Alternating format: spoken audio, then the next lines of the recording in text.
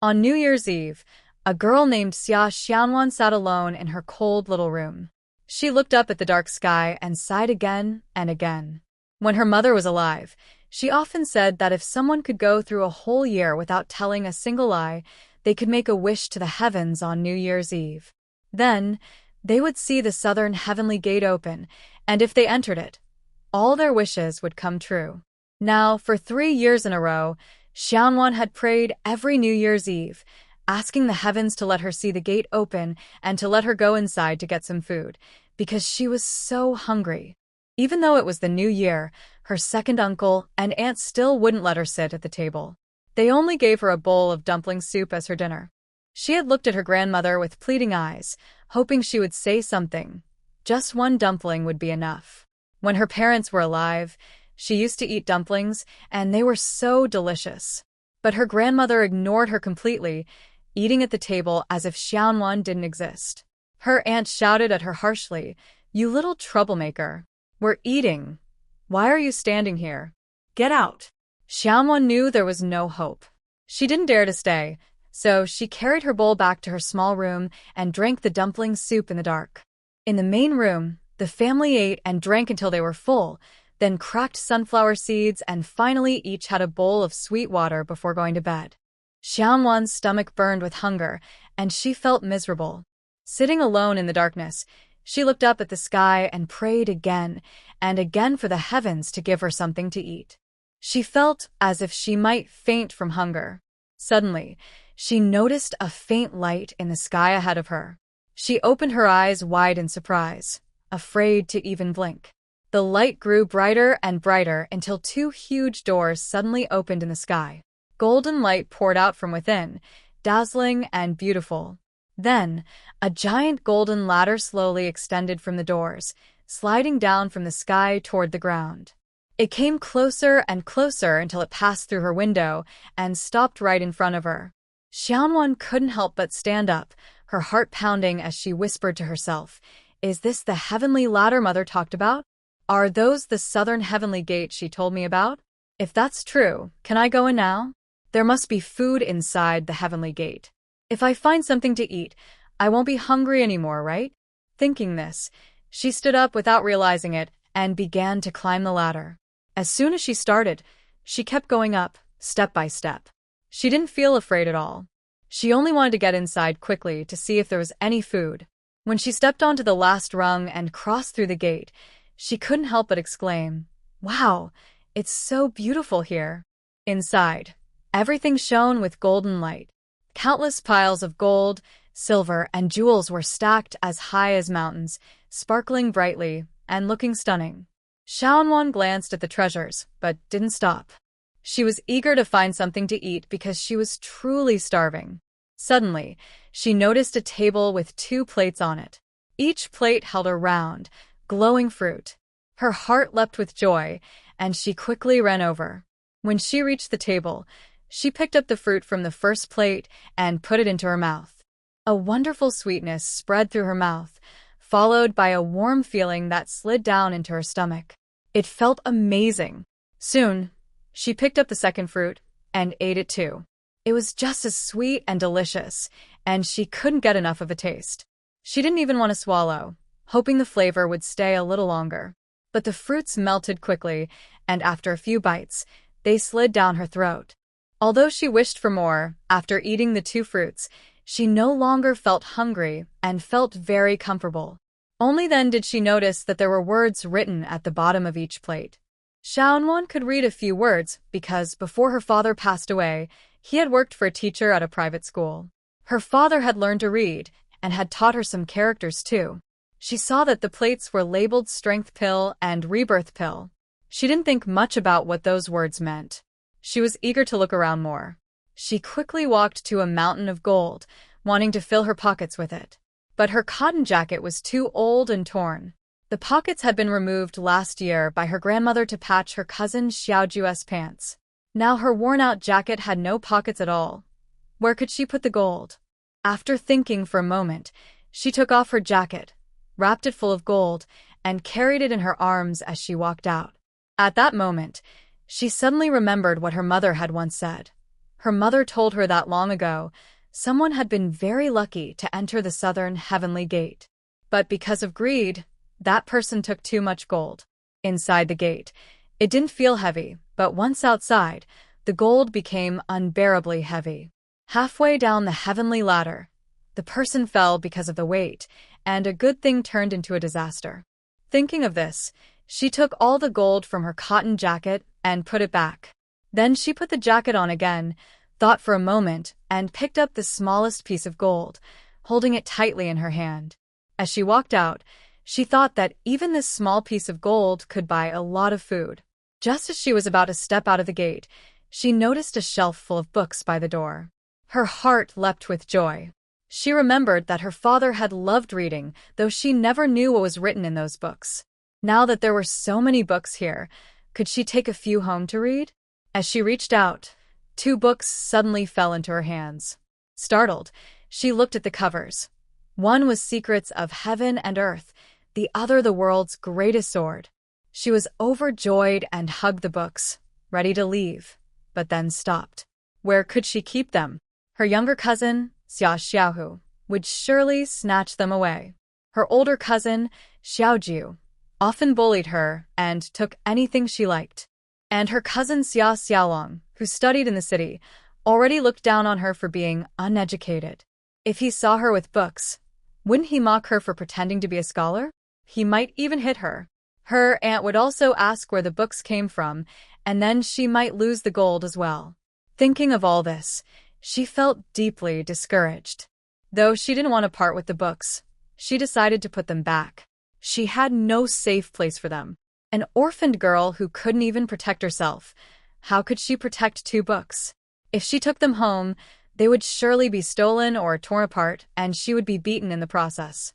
She stood on tiptoe to return the books to the top shelf. Just then, a green jade pendant slipped out from one of the books and fell to the ground with a soft clack at her feet. She was startled and picked up the plaque.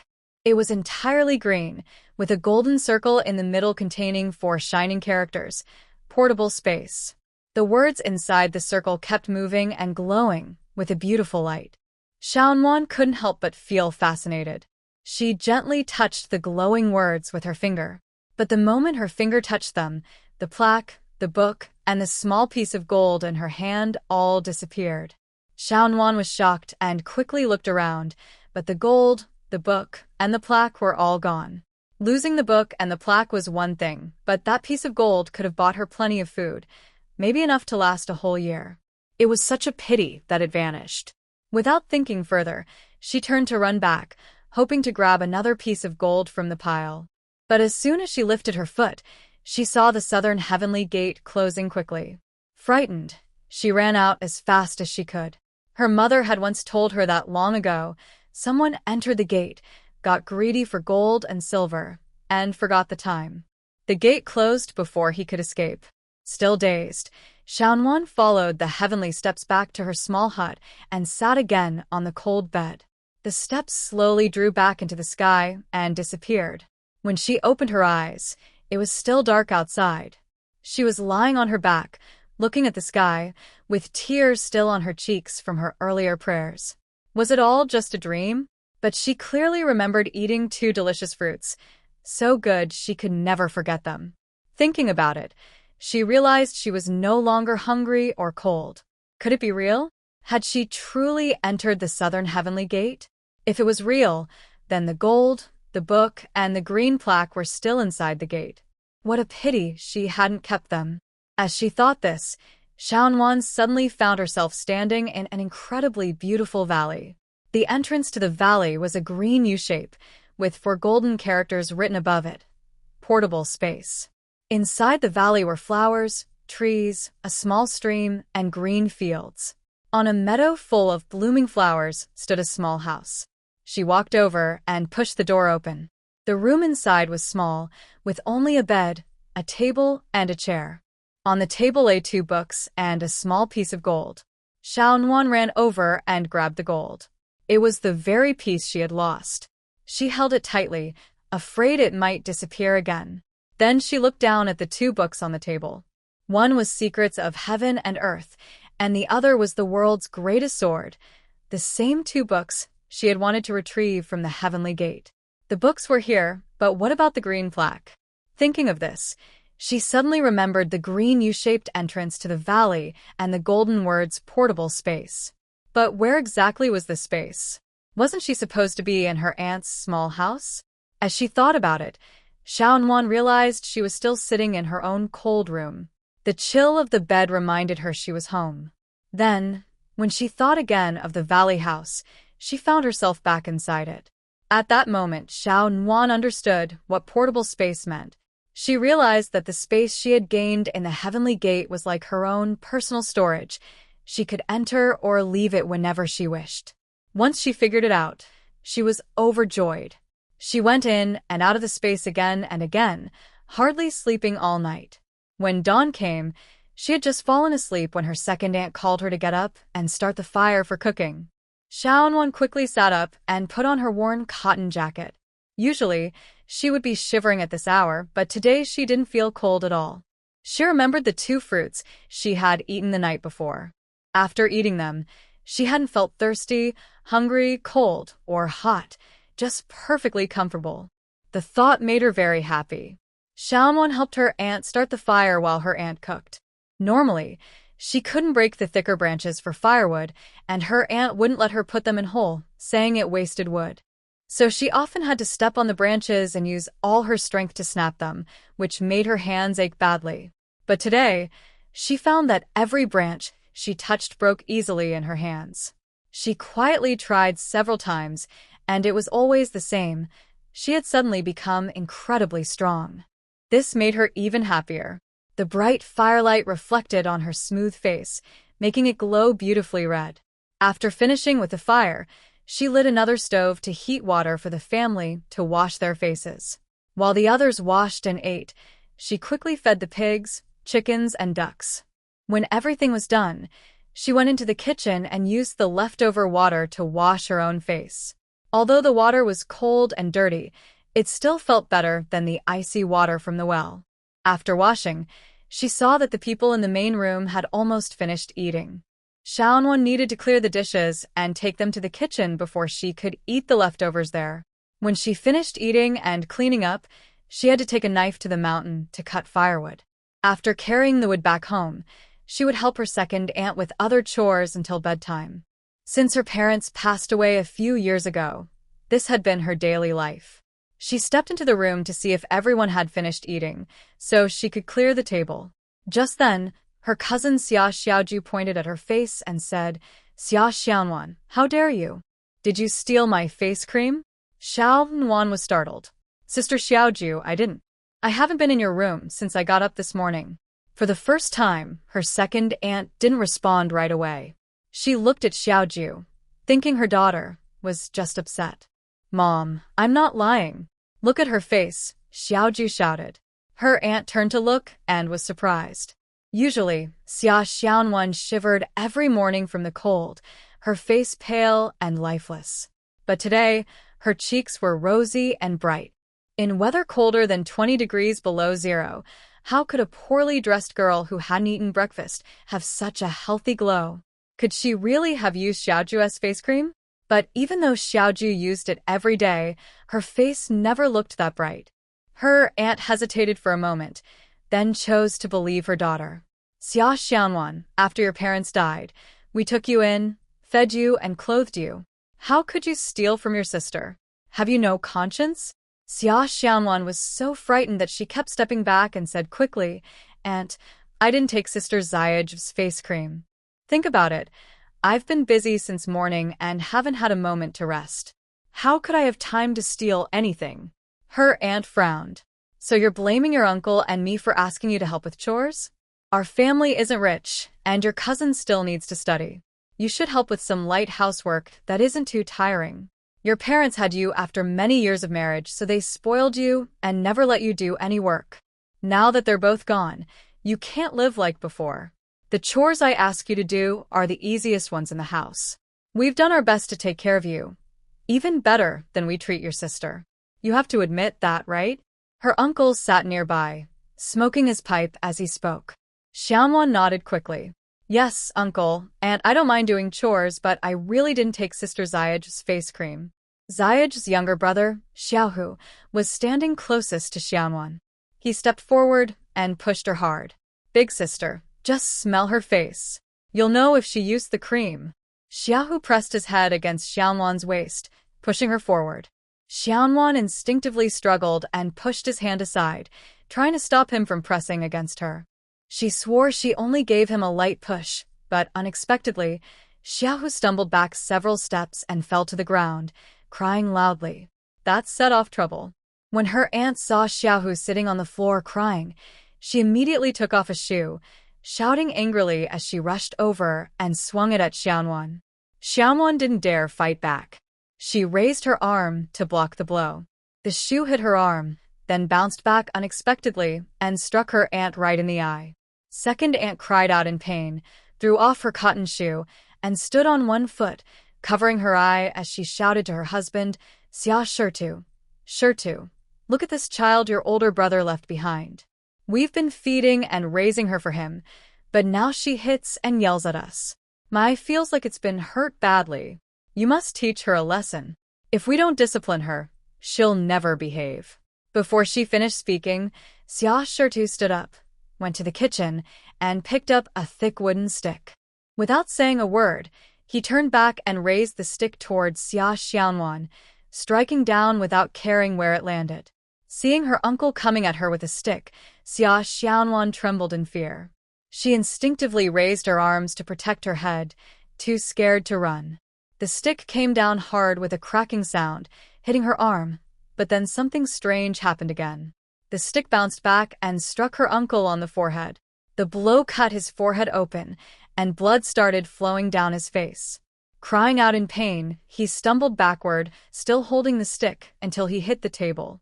With a loud crash, the table overturned, dishes and bowls fell to the ground, and several broke. He fell onto the overturned table, blood running down his face.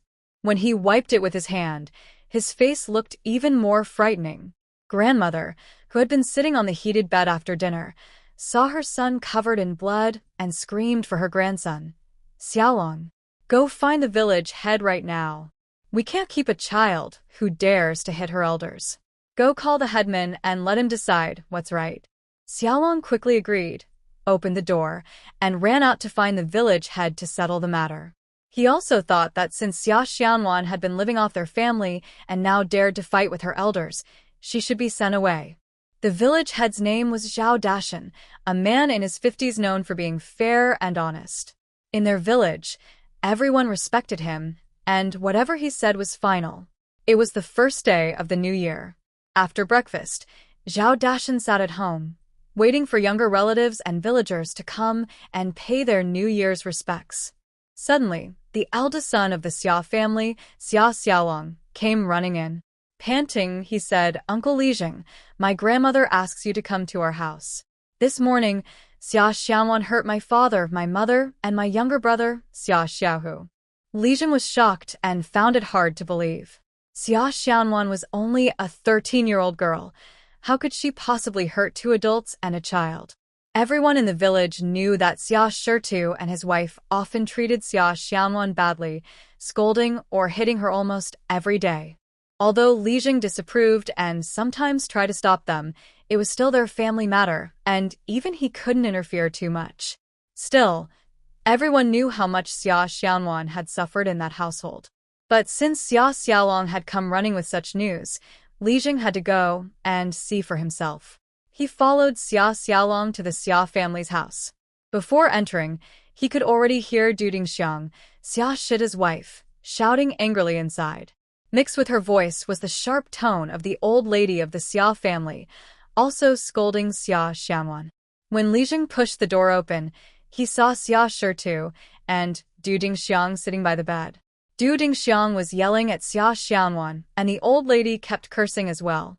Xia Xianwan, with her head lowered, quietly picked up the overturned table and leaned it against the wall. Then she crouched down to gather the bowls and clean up the broken pieces.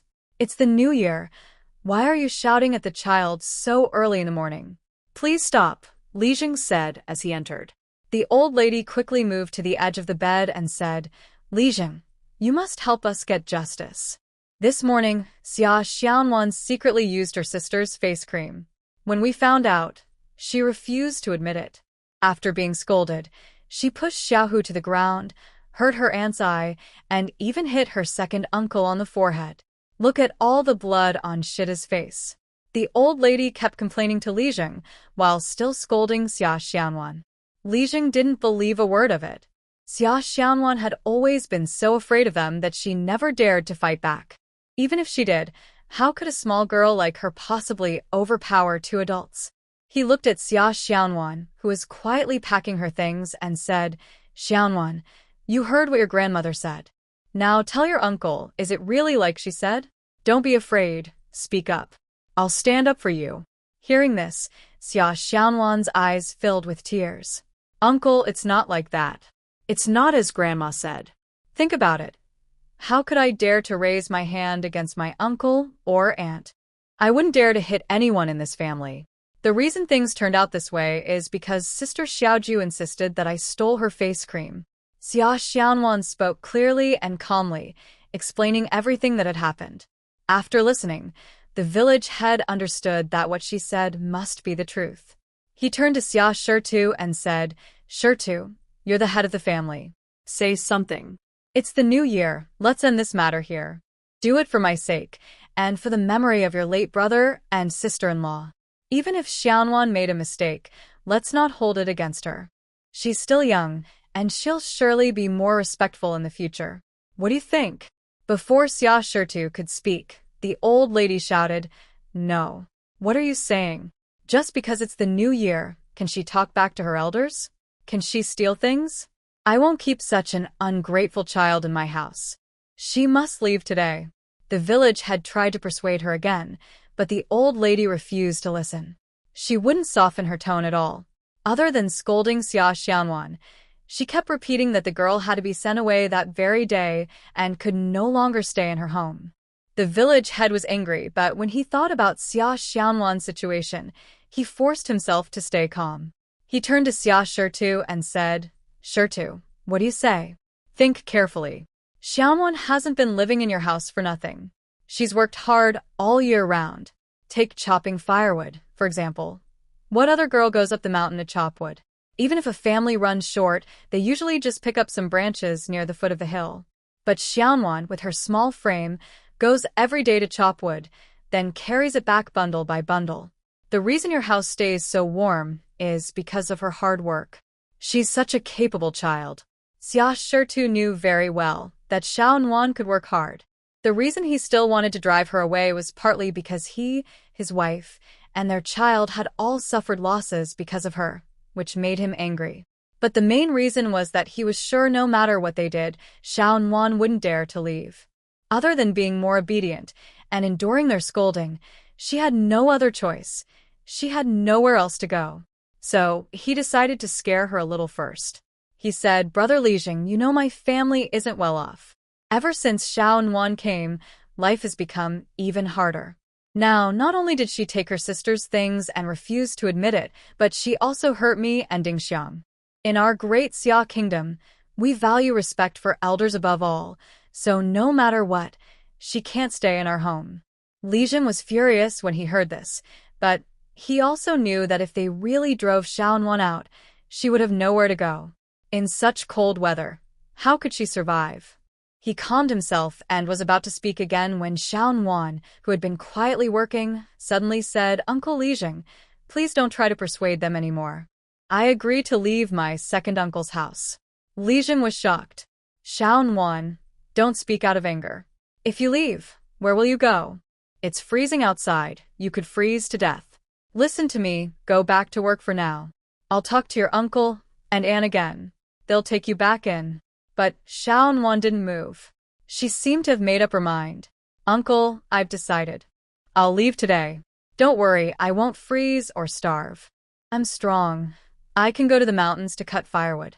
I'll keep some for myself and sell the rest at the market. With the money, I can buy food. 1 meal a day is enough for me. I'll survive. At my uncle's house, I worked just as hard, but I still often went hungry. Yesterday was New Year's Day, but they didn't even give me a dumpling. Because I had half a corn bun in the morning, my aunt said I'd already eaten my share for the day. So, at night, all I got was a bowl of dumpling soup for the New Year's dinner. Li Jing was stunned. Xia Shirtu, is what Xiaonan said true? How could you be so cruel? Although none of our families are rich, when the New Year comes, even the dog gets a few dumplings because it has worked hard guarding the house all year and deserves a little reward. How can you be so heartless? You didn't even give the child one dumpling? Are you still human? Du Dingxiang, you really have no conscience. The village head shouted angrily. When Du Dingxiang heard Xia Xianwan expose her in front of the village head, she rushed over, wanting to slap Xia Xianwan. Du Dingxiang, stop right there. If you dare to hit Xianwan today, I'll take away the seeds meant for your family this spring. Try me if you don't believe it. Hearing this, Du Dingxiang raised her hand several times but didn't dare to strike. Instead, she pointed at Xia Xianwan and shouted, "Just you wait. I'll deal with you tomorrow." Xianwan then said, "Uncle Li Jing, before my parents passed away, our family had land. For the past few years, my second uncle's family has been farming it. Now that they want to drive me away, shouldn't they return my family's land to me?" Du Dingxiang put her hands on her hips and yelled, "What? Give the land back to you? You've eaten our food for years, and I never asked you for money. Now you still dare to ask for land? Fine, if you want it, pay for it. You've stayed in my house for 3 years, 30 taels of silver a year for food and lodging. Give me 100 taels, and I'll return your 2 acres of land." The village head grew furious. Du Dingxiang, are you trying to rob her? Your whole family doesn't spend more than a few taels a year, and you dare say Xiaonan costs 30 taels a year?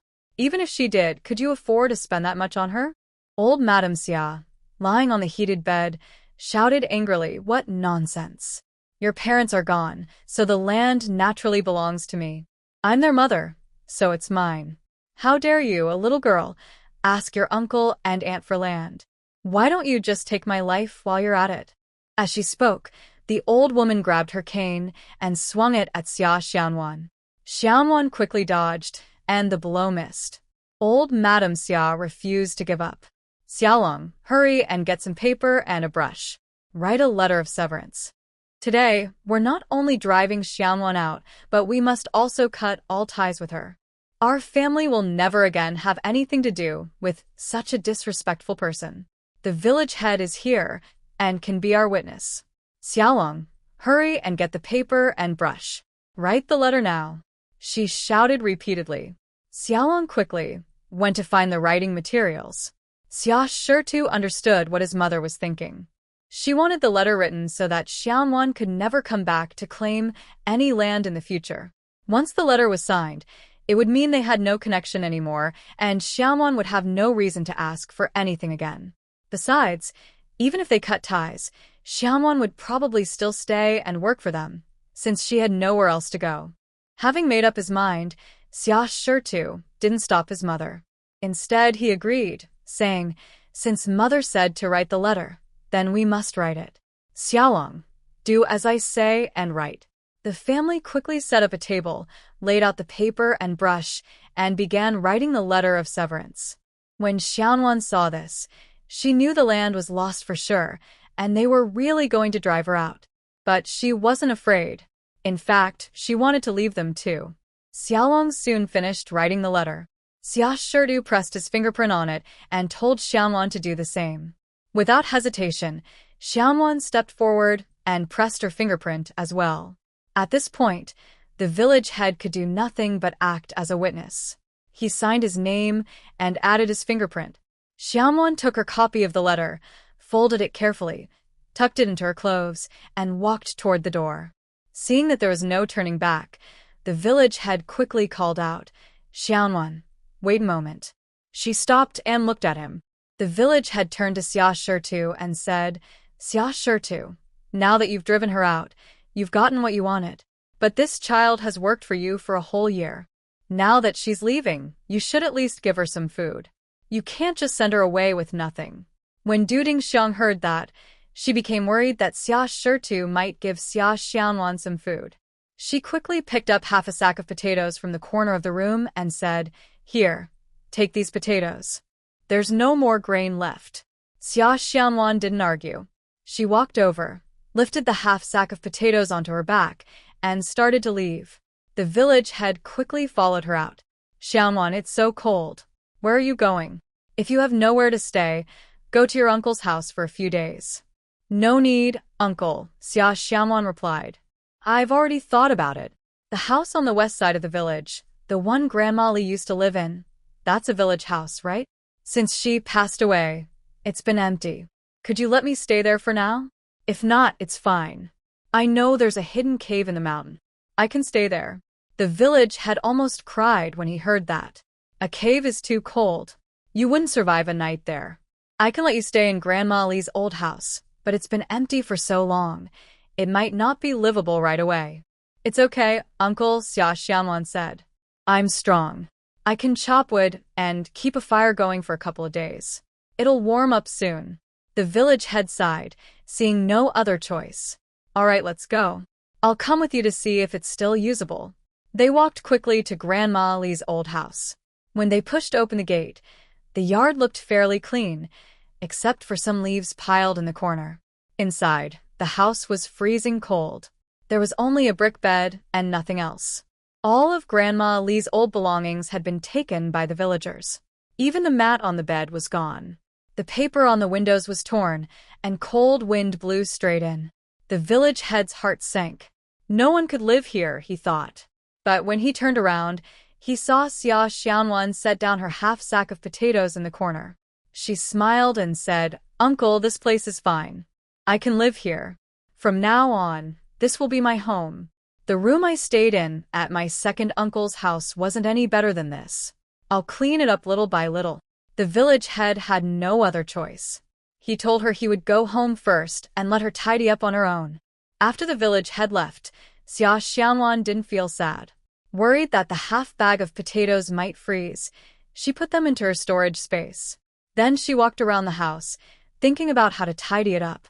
After a while, the village head's eldest son, Zhao Feng, came pushing a cart full of firewood, followed by the village head's wife, Xiao Mei, carrying a small bag. Xia Xianwan was inside, planning what to do, but when she saw them arrive, she quickly came out. Seeing her, Xiao Mei sighed quietly, feeling sorry for the poor girl, and said, "Xianwan, your uncle asked me to bring you this cart of firewood. Light the stove and warm the bed platform. Once it's heated, the house will feel a bit warmer." Then she handed over the small bag. "This is 10 pounds of cornmeal. Eat this first. When it's gone, go to your uncle's house for more, or I can bring it to you. Here's a firestone for lighting the stove, and this is a chopping knife and some rope. Your uncle told me to give them to you. Just use them. No need to return them." Xia Xianwan accepted everything, thanking her again and again. Xiao Mei didn't stay long. After saying a few more words, she left with her son. After they left, Xia Xianwan carried some firewood into the yard. Since the villagers had taken away the kitchen pot, lighting the stove there would only fill the room with smoke. So she brought the firewood inside and lit the small stove under the bed platform instead. That stove was specially made to heat the bed quickly. Most families had one. After burning 2 large bundles of firewood, she added some thicker branches, cleaned up the area, and then put the 10 pounds of cornmeal into her storage space. Seeing there was nothing else to do, she took the chopping knife and rope, locked the gate, and went up the mountain to cut more firewood. She soon cut 2 huge bundles and didn't feel tired at all. After eating 2 strange fruits the night before, she had discovered that she had become incredibly strong. The realization filled her with joy. Sitting beside the firewood, she wasn't tired, but she was a little hungry. She had only eaten half a corn cake yesterday morning. If not for those 2 fruits last night, she would have been starving by now. Leaning against the pile of firewood, she knew that in such cold weather, there was nothing to eat in the mountains. So she entered her secret space and looked around, but there wasn't much food there either. Just as she was feeling disappointed, she suddenly noticed many trees in the distance. Outside, the world was covered in snow, yet the trees here were lush and green. Maybe there were wild fruits on them? Thinking of this, she quickly ran toward the trees. When she got closer, she saw that the branches were full of fruit, but they were too high for her to reach. Luckily, many ripe fruits had fallen into the grass below. She hurried to pick up a bunch of them, holding them in the front of her worn cotton jacket, then sat under a tree and ate several. She didn't know what kind of fruit they were, but she only hoped they could fill her stomach. After eating a few, she no longer felt hungry. She stood up, ready to go out and carry the firewood home. Suddenly, an idea came to her. Why not cut as much firewood as possible and store it in her space? She could keep chopping until dark and only carry one bundle home each day. That way, she could gather a lot of wood in one day. The thought made her happy. She left the space and began chopping wood with all her strength, throwing each bundle into the space as she worked. She kept going until the sky turned completely dark, then carried the last bundle down the mountain. She only carried one bundle to avoid questions from the villagers and walked home with it on her back. When she arrived, the fire in the stove had already gone out. She dragged the bundle inside, crouched down, and lit the fire again. There was no lamp, so she sat in the dark by the stove. The firelight made her small face glow warmly, looking especially lovely. The heated bed slowly grew warm, but since there was no mat on it, and it was made of clay, she couldn't sleep there. She added the last few sticks to the fire, then went into her space and slept there. That night, she slept soundly. When she woke up in the morning, she felt refreshed and cheerful. She ran quickly to the small stream, bent down, and washed her face with the cool water. It made her feel awake and full of energy. Then she scooped up a few handfuls to drink. The water tasted slightly sweet and very pleasant. Xia Xianwan decided that from now on, she would wash her face in this stream every day because the well water outside was too cold to touch unless it was heated. But right now, she didn't have any pot or kettle to boil water, so she couldn't make any. Even if she wanted to use cold water, she had nothing to hold it in. So, not to mention washing her face, she didn't even have anything to drink from. For now, there was no water in the house at all. After leaving the space, she picked up a machete and some rope, ready to go up the mountain to cut firewood. Xia Xianwan decided to skip breakfast because she only had 10 pounds of cornmeal and half a bag of potatoes left. She needed to save them. She planned to cut firewood until noon, then go into the space to eat some fruit that had fallen from the trees. In the evening, when she came back to heat the bed, she would roast a potato for dinner. If she got thirsty, she could just go into the space and drink a few sips of stream water. When Xia Xianwan pushed open the door and stepped into the yard, she froze. Last night, when she got home, she had taken the firewood from her space and stacked it neatly on top of the wood that the village had sent, right by the wall. But now, not a single bundle was left.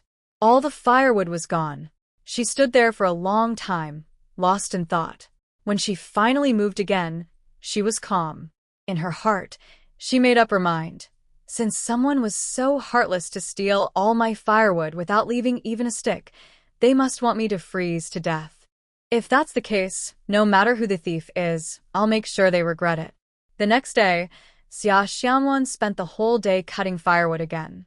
It was already dark when she carried a bundle down the mountain and returned home. Once home, she placed the bundle of wood by the same wall as before, then went inside. She took some firewood from her space, lit a fire, and started heating the bed. After burning for a long time, she finally stopped feeding the fire. Then she took out a potato, buried it in the warm ashes, and sat quietly waiting for it to cook. That would be her dinner. After about half an hour, she used a stick to move the ashes aside, revealing a golden brown potato. She gently pressed it with her fingers. It was soft, which meant it was ready. She picked it up quickly, but it was too hot, so she tossed it from one hand to the other, laughing as she did. Her heart was full of simple happiness. After turning the potatoes back and forth for a while, they finally cooled down enough to touch. She gently brushed the surface, didn't peel them, and ate them with the skin on. When she finished, she went into her space, drank a few sips of stream water, and quickly came back out. Quietly, she jumped onto the heated bed, placed a wooden board in the corner by the wall, sat on it, and leaned against the wall without moving. The night wind rustled the torn window paper, and the temperature in the room dropped quickly. But because the bed was heated so well, she didn't feel very cold. Just as she was about to fall asleep, she suddenly heard a noise at the gate. She listened carefully and realized someone had entered the yard and was heading toward the pile of firewood. She instantly became alert, jumped off the bed, grabbed a large tree branch she had prepared earlier, pushed open the outer door, and rushed out. She saw two figures by the wall, with a handcart beside them. They were trying to lift a big bundle of firewood onto the cart, but it was too heavy. After a few tries, they finally managed to get it on, and were about to leave when Xia Xianwan came out holding the big branch. She didn't ask who they were or why they were stealing her firewood. She simply raised the branch and started hitting them hard. The branch struck them sharply. "Ouch! Ouch!" One of them cried out. It was a woman. Hearing the voice, Xia Xianwan realized she had guessed right. Anger and old resentment surged up, and she swung the branch even harder. The woman kept shouting, "Stop! You're hurting me!" while running around the yard. The man stayed silent at first, trying several times to grab the cart and leave, but each time he was forced to let go under her blows. Finally, unable to bear it any longer, the man shouted, "Xianwan, stop. It's me, your second uncle." Yesterday, after Grandma Xia made her eldest grandson write a letter cutting family ties, Xia Shitu thought Xia Xianwan would beg him to let her stay, since she had nowhere else to go. But to his surprise, Xia Xianwan took the letter, carried half a bag of potatoes, and left with the village head without looking back once. By the afternoon, she still hadn't returned to ask for forgiveness. No one had fed the chickens, ducks, geese, or pigs, and no one had gone to the mountain to cut firewood. After just one day, Du Dingxiang was already complaining. So, she quickly sent Xia Xiaoju to find out where Xia Xianwan had gone.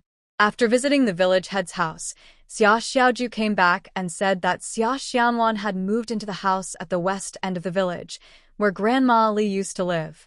That night, Du Dingxiang took her eldest son, Xia Xiaolong, to Xia Xianwan's new place. Her plan was to pretend to be a ghost and scare Xia Xianwan so she wouldn't dare stay there. Then, Xia Xianwan would have no choice but to come back and beg them to take her in again.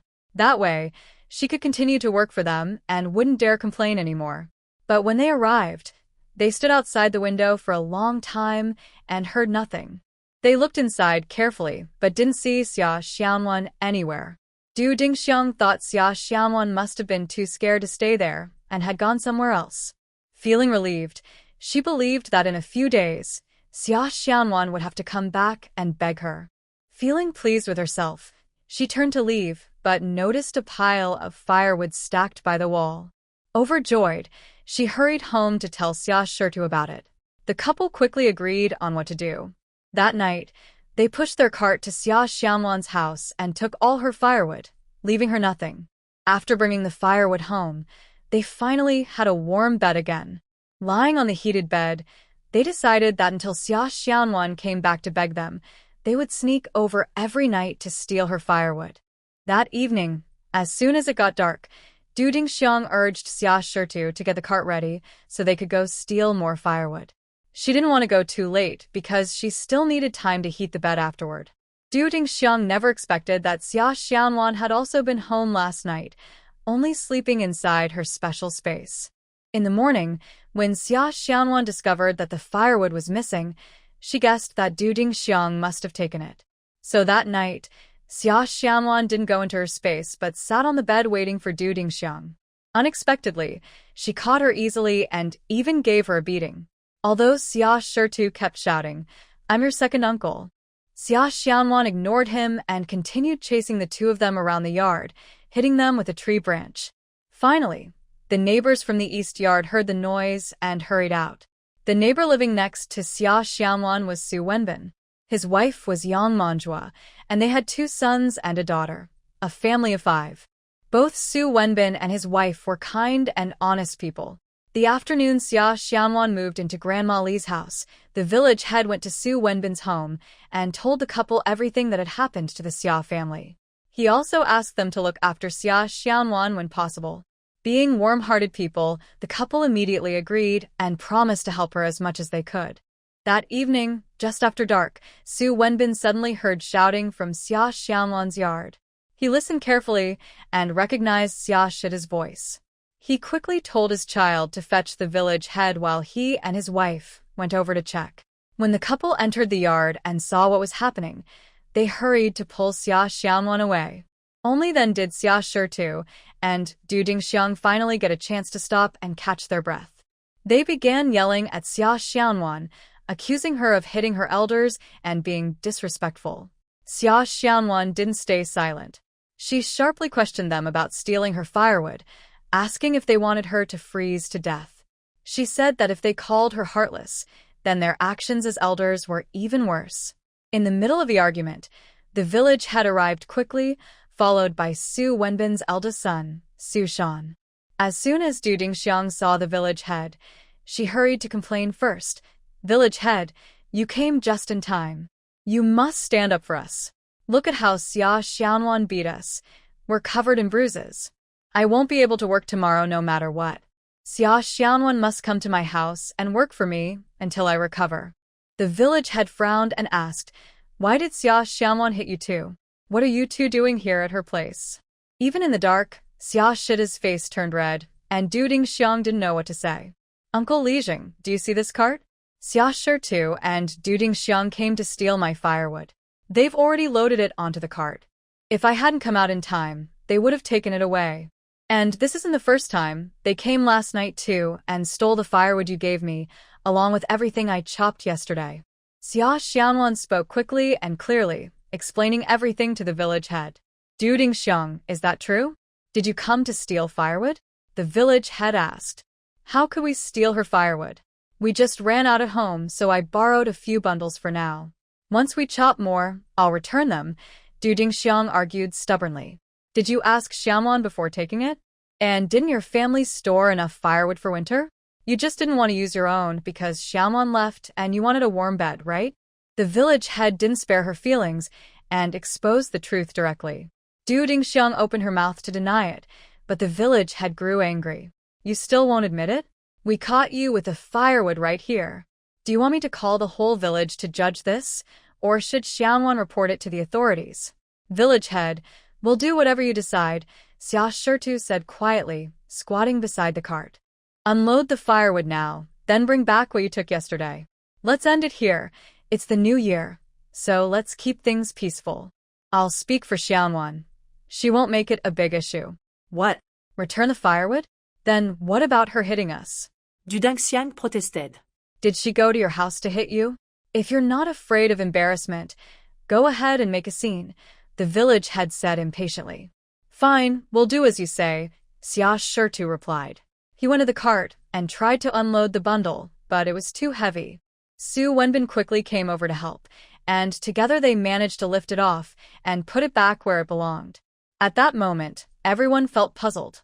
Two grown men couldn't lift that bundle of firewood, so how did Xia Xianluan carry it back all by herself? And it was tied so neatly. After all that moving around, it still hadn't come loose. Xia Shitu said nothing and pushed the cart outside. After a while, his eldest son, Xia Xiaolong, came back pushing a cart full of firewood. Xia Xianluan told him to stack it in the same place as yesterday. The village head and Su Wenbin comforted Xia Xianluan for a bit, then followed Xia Xiaolong to his house. As soon as they entered, they were shocked to see Xia Shitu and Du Dingxiang sitting by the bed. Their faces and hands were covered with cuts, and blood was everywhere. It looked like they had wiped it earlier, which only made their faces look even more frightening. "There are so many cuts on your faces and hands. Why didn't you treat them? If you go out to work in the cold, they'll take longer to heal," said the village head. "We don't know how to treat them. We can't afford the clinic, and we don't dare wash them. You can't really bandage your face either. We already wiped them with clean cloth, so we can only wait for them to heal on their own. Tell me, who would hit their elders like that? It's worse than being an animal." Du Dingxiang shoutait d'Angrélie. Su Wenbin turned to Xia Shida's eldest son and said, "Xiaolong, bring the fire basin here.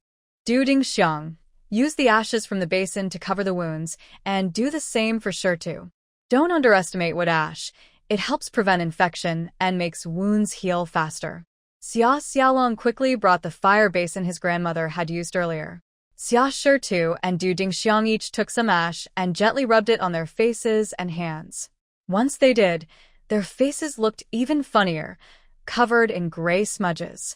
The village head and Su Wenbin tried hard not to laugh, but Xia Xiaoju couldn't hold it in. She squatted down and laughed so hard that tears came out, even though the old lady kept scolding her to stop. After sitting for a while longer, the village head and Su Wenbin saw that Xia Shitu and his wife were badly hurt. They didn't want to criticize them anymore, so they said a few comforting words and went home. After everyone left, Xia Xianwan gathered the firewood in the yard and stored it in her space. Then she went inside the space and slept there again. The next day, she didn't go to chop wood. Instead, she decided to visit the city. The nearest city to their village was Yuzhou, which was several dozen miles away. Xia Xianwan planned to exchange the small gold pieces she had taken from the Nantian Gate for silver and buy some daily necessities. Since it was a long trip, she set out early. The villagers who saw her thought she was going to the mountains to chop wood, so no one asked much. Not long after sunrise, Xia Xianwan arrived in the city. She walked slowly along the street, looking up at the shop signs on both sides. Fortunately, she soon spotted a money exchange shop. It had just opened, and the clerk was removing the wooden boards from the windows to start business. Xia Xianwan stood by the roadside for a while, hesitating, then finally gathered her courage and went inside. When the clerk saw that the visitor was a young girl, poorly dressed but with a pleasant face, he treated her politely. He asked kindly what she needed, and his friendly tone made Xia Xianwan feel more at ease. She hesitated for a moment, then took out her piece of gold and said she wanted to exchange it for silver. The clerk weighed it. It was a bit over 3 taels, so he exchanged it for more than 30 taels of silver. Holding the silver tightly, Xia Xianwan walked out of the shop, her heart full of excitement. Seeing her expression, the clerk guessed it was probably her first time seeing so much money, so he kindly reminded her to keep it safe. Xia Xianwan nodded in thanks and quickly walked to a quiet place, then entered her space. Sitting on the grass inside, she placed the silver beside her and touched each piece, her eyes curved like a crescent moon with joy. She left 25 taels of silver in the space and took 5 taels and a few strings of coins with her. In the big city, Xia Xianwan bought a basin, a bowl, a pound of coarse salt, some paper for window repairs, a pound of white flour, 20 pounds of millet, and after visiting several blacksmith shops, she finally bought an iron pot. She had already spent all the silver she had taken out, but it still wasn't enough. In the end, she went back into her space and took out another 5 taels of silver. She bought herself a set of coarse cotton clothes, since the ones she was wearing could no longer keep out the cold. Standing by the road, she thought for a moment, then turned back to buy a straw mat for the bed and a lock. Only then did she prepare to go home. She put everything into her space and walked back empty-handed. When she passed a steamed bun shop, she looked at the hot buns longingly. Though she was very hungry, she resisted the urge to buy any. Money was too hard to earn, and she couldn't afford to spend it on food.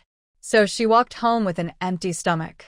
When she couldn't bear the hunger anymore, she went into her space and ate some fruit. After resting under a tree for a while, she came out again and continued walking home. By the time Xia Xianwan got home, it was already completely dark. She quickly took out some firewood from her space and lit the stove. Then, feeling her way in the dark, she spread the straw mat on the bed. At last she could sit on it. She took out the new iron pot, filled it with water, and started to boil it. Normally, a new pot should be seasoned with some fat or oil, but she had neither. So she simply washed it with water and boiled a pot of hot water. When the water boiled, she used her new bowl to scoop some out. Sitting by the stove, she drank the hot water as she fed the fire. The warmth spread through her body, and she felt very happy. The next morning, Xia Xianwan got up early and boiled more hot water. She tore off the old, broken paper from the windows and cleaned the frames, leaving them to dry. She planned to paste new paper once the sun came up, so it wouldn't freeze and fall off.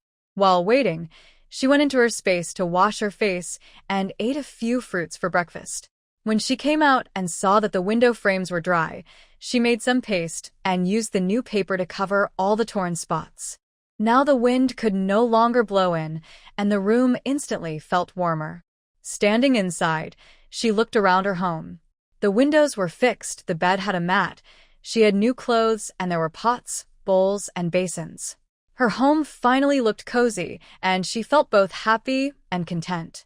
In the afternoon, she took a machete and some rope to the mountain to gather firewood. Before leaving, she put the bowls, her new cotton-padded clothes, and some millet into her storage space. Finally, she took out the big lock she had bought the day before, locked the door carefully, and then went up the mountain with peace of mind. From that day on, Xia Xianwan finally settled down in her new home. Every day, she went out to cut firewood. Although she couldn't use it herself, she didn't dare to take it out, so she stored it in her space. One day, Xia Xianwan carried 2 large bundles of firewood to the village head's house. The village head and his wife, Xiao Mei, at first refused to accept them, but Xia Xianwan insisted, saying they had saved her life. She had nothing else to repay them with, but she had plenty of strength and could easily cut a lot of wood, so she insisted they keep it. In the end, the couple accepted the firewood, though they were curious about why Xia Xianwan was so strong. She thought for a moment and shook her head, saying that on the morning of New Year's Day, she suddenly found herself stronger and healthier. That was also why Xia Xiaoju accused her of secretly using her face cream. As for the real reason, Xia Xianwan said she didn't know. She didn't mention anything about the South Heaven Gate. She had decided that no one else should know about it. From that day on, Xia Xianwan would bring a load of firewood to the village head's house every few days. And from that day on, news of her great strength began to spread through the village. When Xia Shitu and Du Dingxiang heard about it, they slapped their thighs in regret. Du Dingxiang especially was full of remorse. If only they hadn't driven Xia Xianwan away, she could have done all the housework, and Du Dingxiang could have lived a life of ease. No other woman in the village would have been as comfortable as her. The couple quickly agreed that they couldn't let Xia Xianwan live outside any longer.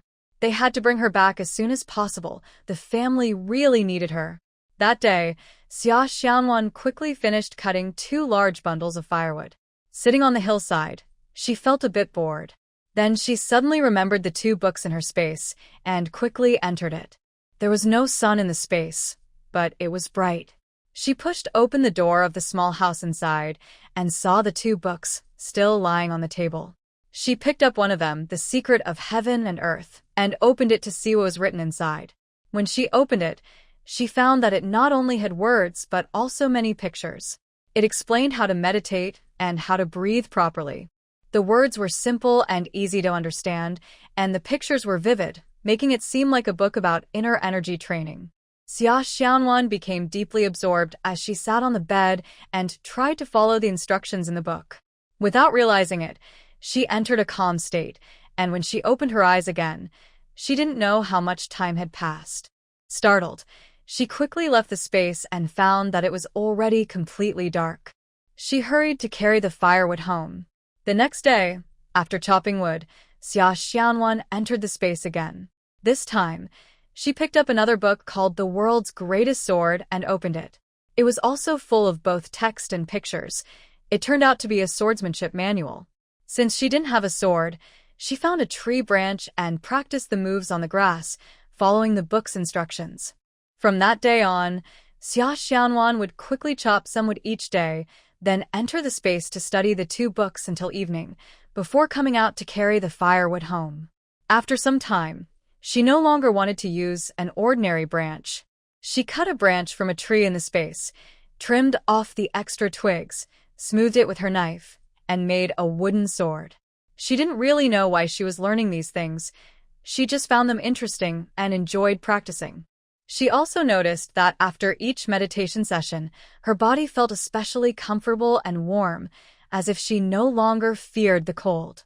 One evening, after finishing her practice, Xia Xianwan came out and saw that it was already very late. She wasn't in a hurry, so she picked up the firewood she had chopped that morning and started walking down the mountain. As she walked, she suddenly heard a sound coming from the forest nearby. She stopped to listen carefully, but the sound disappeared. Thinking she had imagined it, she continued walking. After a few more steps, she heard the sound again. This time, she was sure it was real. She stopped, put down the firewood, and turned to look quietly in the direction of the sound. Xia Xianwan wasn't afraid. She believed that in such a quiet night, there couldn't be anything frightening. She was simply curious about what was following her.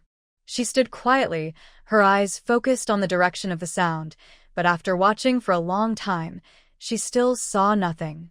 She lifted the bundle of firewood onto her back and continued down the mountain, glancing carefully at the bushes beside her from the corner of her eye. The rustling sound came again, and this time she finally saw it clearly. Two glowing green eyes were staring at her from the bushes. A large wild boar was following her. Xia Xianwan didn't panic.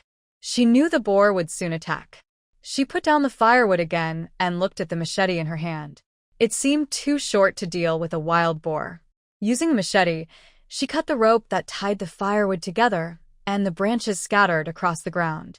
She bent down and picked up a thick branch, gripping it tightly.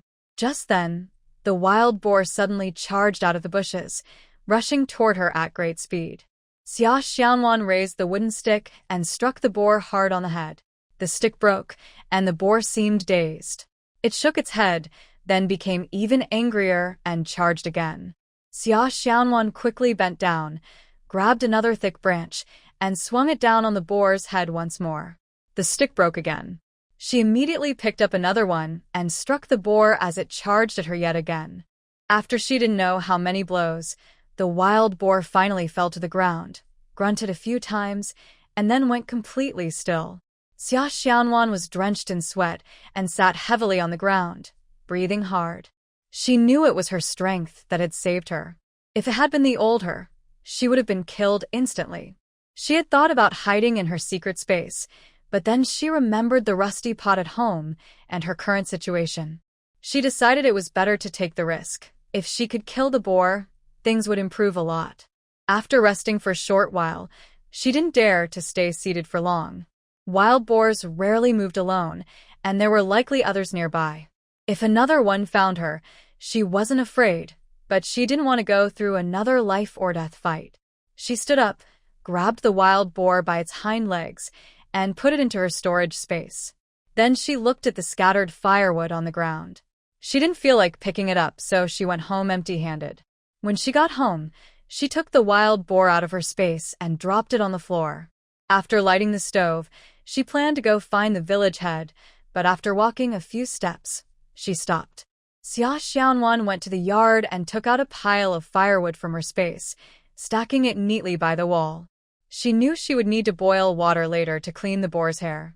Everyone knew she chopped wood every day, so if someone came and saw she had none, they might start wondering. The wild boar had to be cleaned tonight. If it froze overnight, it would be too hard to handle tomorrow. Then she thought about water. She didn't have a water jar, so there was no way around it. She would have to borrow some water from her neighbor, Su Wenbin, and think later about how to return the favor. After arranging the firewood and figuring out the water problem, she opened the gate and went to find the village head. When the village head heard that she had killed a wild boar by herself, he was so shocked he could hardly speak. "Xiaomon, is that true? How could that be possible? A wild boar weighs hundreds of pounds. How could you kill it alone? I not only killed it, but also carried it home. The boar is lying in my outer room right now. I'd like to ask you, Uncle Village Head, to help me deal with it. I don't know how to do it myself, but we'll need more people. 1 or 2 won't be enough. Maybe you could ask Su Wenbin and his son from the East Yard to help. Of course, I'll share some meat with them afterward. We're all neighbors. Of course they'll help. No need to give them meat. Just cook a pot and let everyone have a meal together. You can sell the rest in town and buy some grain." After saying that, the village head took his eldest son, Zhao Feng, and followed Xia Xianwan home. When they reached her yard, the village head said, "You two go in and start boiling water. I'll go tell Su Wenbin." Xia Xianwan agreed and led Zhao Feng inside. The fire was already burning. They just needed to add more wood. Soon, Su Wenbin arrived with his son, Su Shan, and his wife, Yang Mantable, followed behind. When they entered and saw the wild boar lying on the ground, they were so shocked they almost fainted right on top of it. The village had looked around and said, "Don't be surprised. Let's get to work. Xia Xianwan has plenty of firewood here." Then he turned and saw the pot. He was startled but didn't have time to ask more, so he continued, "There's a pot, but no water, and nothing to carry it with. Yang Manhwa, lend your water bucket to Xianwan. Let Su Shan and Zhao Feng take turns fetching water from the big well." Yang Manhwa quickly said, "My water tank is full. Let's bring some from my house first. If it's not enough, we'll go to the well." After that, Yang Manhwa led Su Shan home to fetch water.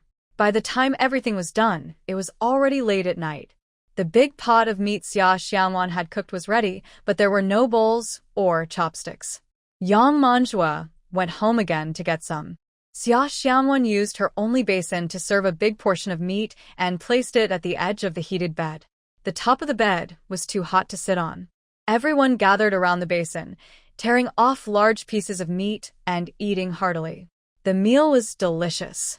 6 people finished the whole basin of meat. Xia Xianwan then used her basin to pack a large piece of cooked meat for the village head and another for Su Wenbin's family. She also gave each of the 2 families 30 pounds of fresh wild boar meat, thanking them repeatedly before sending them home to rest. In their modest village, 30 pounds of meat was a huge gift. The 2 families thanked her again and again before heading home with the meat. After everyone left, Xia Xianwan saw that dawn was approaching. She decided not to sleep yet and to clean up first. The village head, being a responsible man, worked while instructing Xia Xianwan and Yang Manhwa to clean up the pig hair and other remains, then told Zhao Feng to take the waste outside. He did this so Xia Xianwan wouldn't have to clean everything alone until morning. They also cleaned and divided the pig's head, feet, and other parts. Xia Xianwan didn't want the organs, so the 2 families took care of those themselves. Now, Xia Xianwan still had over 200 pounds of meat and 2 racks of ribs. They had been left outside in the yard for most of the night and were already frozen. She put all the meat and ribs into her storage space, along with the leftover cooked meat and several dozen pounds of lard. Yang Manhwa gave her a grain sack, and she used it to pack the lard before storing it all away. After checking that nothing else needed to be done, Xia Xianwan finally lay down on the edge of the bed and fell into a deep sleep. She woke up after a short rest. After thinking for a while, she decided not to chop firewood that day, but to go to the city instead. She still had some wild boar meat. Whether she could sell it or not, she could use it as an excuse to buy a new water bucket. Otherwise, the neighbors might start wondering how she got her water. Xia Xianwan washed her face, put on her new cotton jacket and pants, and left home to sell the wild boar meat and buy some things in the city. She had never sold meat or anything else before, so she had no idea how to do it. When she arrived in the city, she hesitated for a long time before going to the same money exchange shop she had visited before. The young clerk from last time happened to be there. When he saw her standing outside, he quickly came out and asked, "Miss, you're here again. Do you want to exchange money?" Xia Xianwan shook her head. "Do you know where I can sell wild boar meat? I'd like to sell some." The young man looked at her empty hands and asked, "Where's the meat?" Xia Xianwan lowered her head and said, "It's on the cart I came with from the village. I wanted to ask first. If someone wants to buy it, I'll go get it." The clerk thought for a moment, then pointed to the restaurant next door. "They might buy wild boar meat. Shall I go ask with you?" Xia Xianwan quickly nodded. After asking, the restaurant manager said they could buy it, but they needed to check the meat first to make sure it was fresh. Xia Xianwan was very happy. She borrowed 2 baskets and a carrying pole from the clerk, saying she would go get the meat. When she reached a quiet place, she took the meat out from her secret storage space, put it into the baskets, and carried it back. In the end, she sold 200 jin of wild boar meat and a rack of ribs for 20 taels of silver. She held the silver tightly against her chest, returned the baskets to the clerk, and gave him a piece of wild boar meat weighing about 2 jin as thanks. The young man was delighted and told her that if she ever came to the city again and needed help, she could come find him. This time, Xia Xianwan bought a basin, a bowl, a kettle for boiling water, a water bucket, and a large jar. She had dozens of jean of wild boar fat at home, and she planned to render it into oil. The jar would be perfect for storing it. After buying all these things, she also bought herself a comb. She hadn't combed her hair for a long time. Every day, she just casually gathered her hair with her hands. Now, she finally had her own wooden comb. After buying the comb, she thought for a moment and then bought 10 jean of white flour and 20 jean of cornmeal. After much hesitation, she also bought a quilt because she hadn't used one these days. She would just lie down and sleep at night. Finally, she bought a few yards of cloth. She wanted to make herself a pair of shoes because her current shoes were so worn out they almost fell apart. Looking at these things, she felt very happy. She put everything into her space and happily went home. At home, she quickly organized her things, lit the stove, and then checked the space to see the remaining several dozen jean of pork. She found that the raw meat she froze inside was still frozen, and the cooked meat was still slightly warm. This discovery made her very happy, because it showed that her space had a preservation function. Whatever she put in, it stayed the same and wouldn't spoil or go bad. When she came out of the space, she was holding a potato. She washed it, sliced it into strips, and put the potato strips into a pot with water. She also took a handful of cornmeal, diluted it with cold water, and poured it into the pot. Then she tore a few pieces of wild boar meat and added them to the pot. She cooked a pot of corn porridge. When the aroma filled the house, she served the porridge, putting one bowl into the space to eat tomorrow, and sat on the kong, a traditional bed, with another bowl to eat herself. After finishing a big bowl of porridge, she felt warm all over and even started to sweat a little. She felt so comfortable. Suddenly, the courtyard gate made a creaking sound as it was pushed open. Xia Xianwan was a bit surprised. Usually, no one came to her house. Now that it was almost dark, who could be visiting her? She quickly jumped down from the kong and wanted to go outside to see who had come. As she pushed open the door, she saw her cousin, Xia Xiaoju, standing in the yard, about to reach out and pull the door. Seeing her come out, Xia Xiaoju stopped and said, "Xia Xianwan, I heard you caught a wild boar that weighs hundreds of jean? Is that true?" Hearing this, Xia Xianwan guessed that she probably heard it from Su Wenbin's daughter, Su Guohua. Because Su Guohua and Xia Xiaoju are about the same age, they often do needlework together or go mountain climbing to pick wild vegetables. They are good friends. Yesterday, they only finished skinning and gutting the wild pig very late. Xia Xianwan's home is on the far west side of the village. Only her neighbor, Su Wenbin, in the east courtyard, could hear any noise.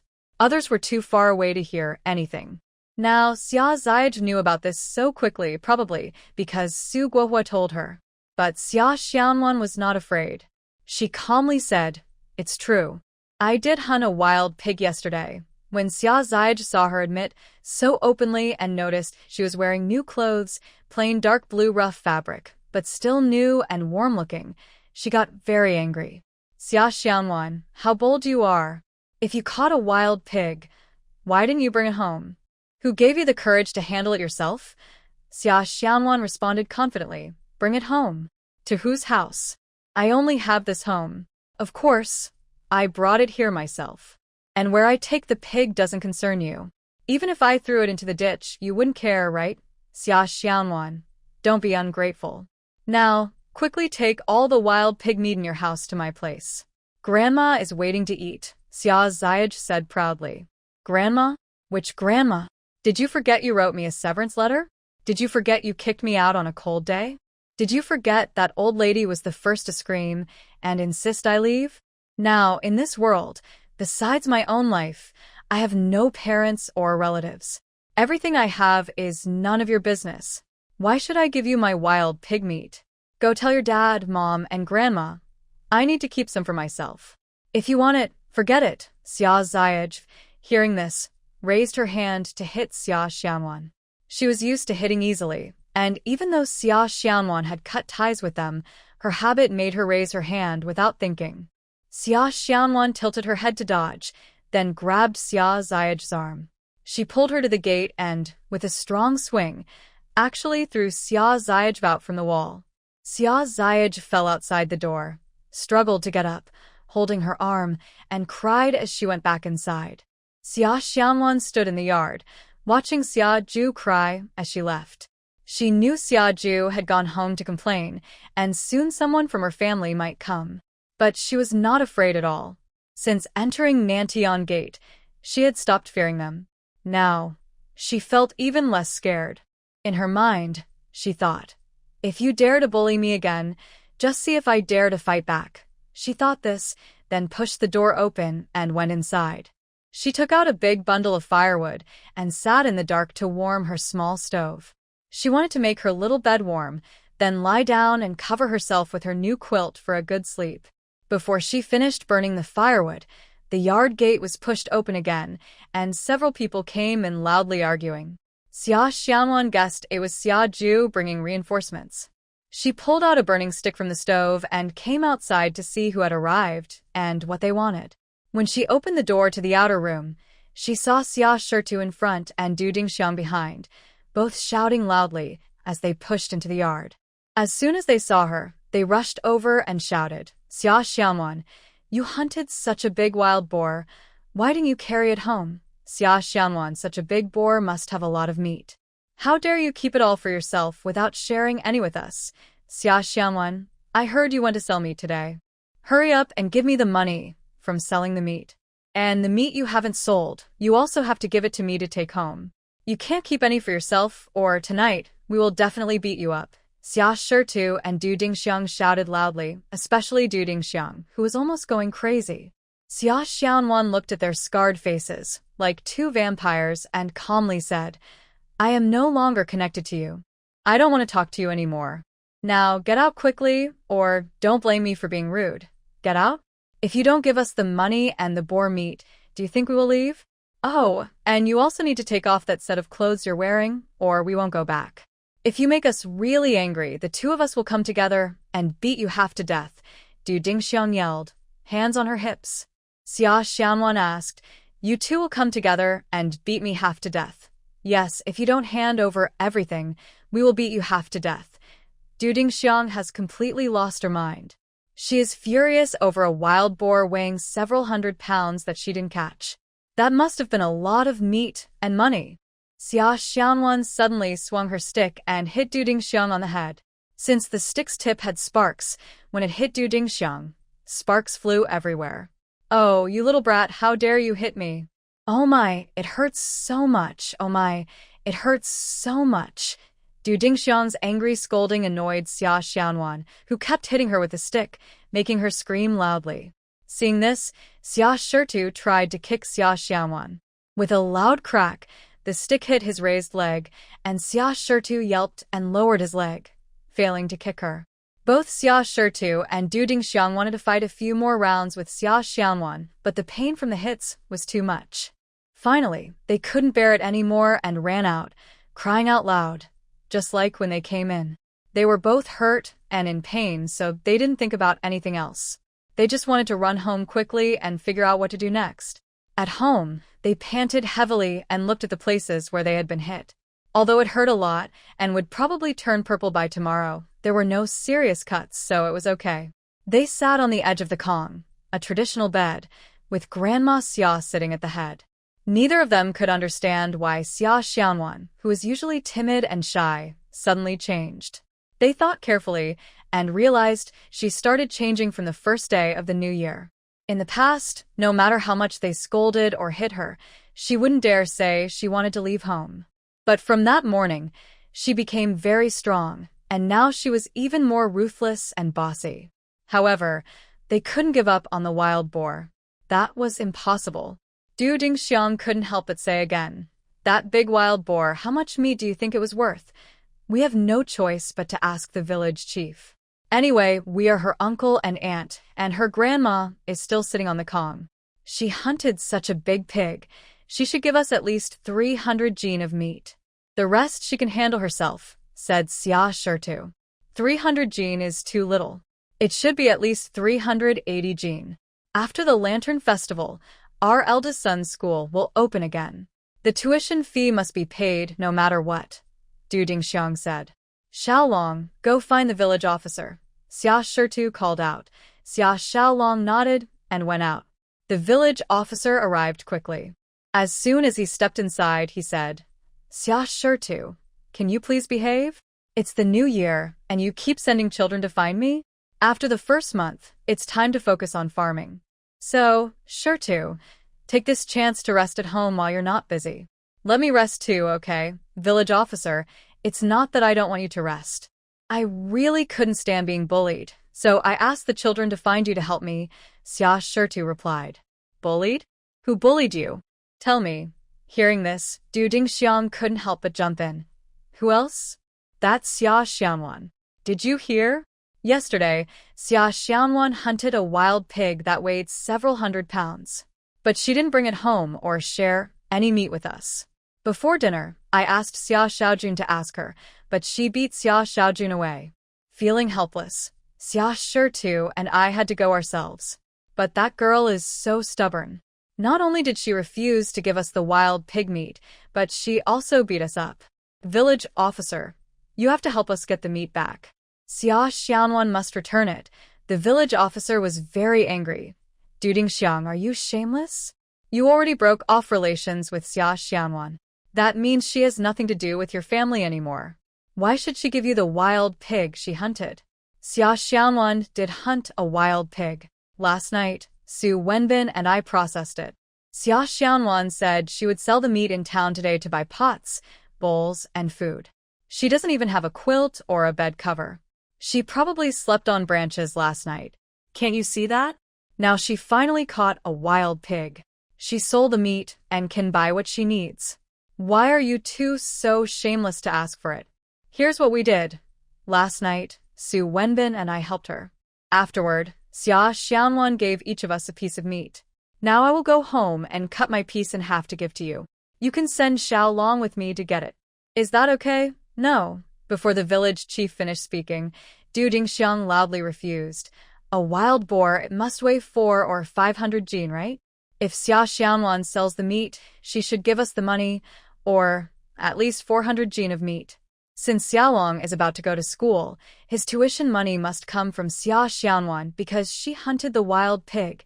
Hearing this, the village chief was furious. Du Dingxiang, do you even know what shame is?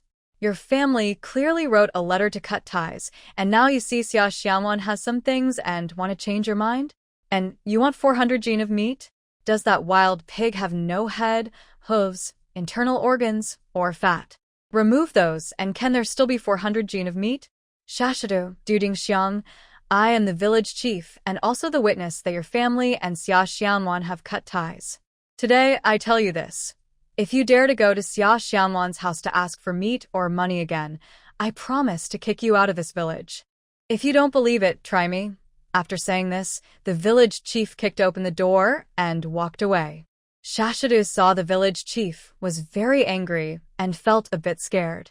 The village chief is very respected in the village, but this family didn't want to give up on this matter from the bottom of their hearts.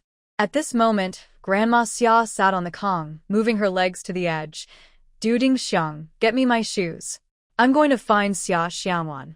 I don't believe she can turn the sky upside down. Du Dingxiang was stunned for a moment, then quickly reacted. Yes, mother.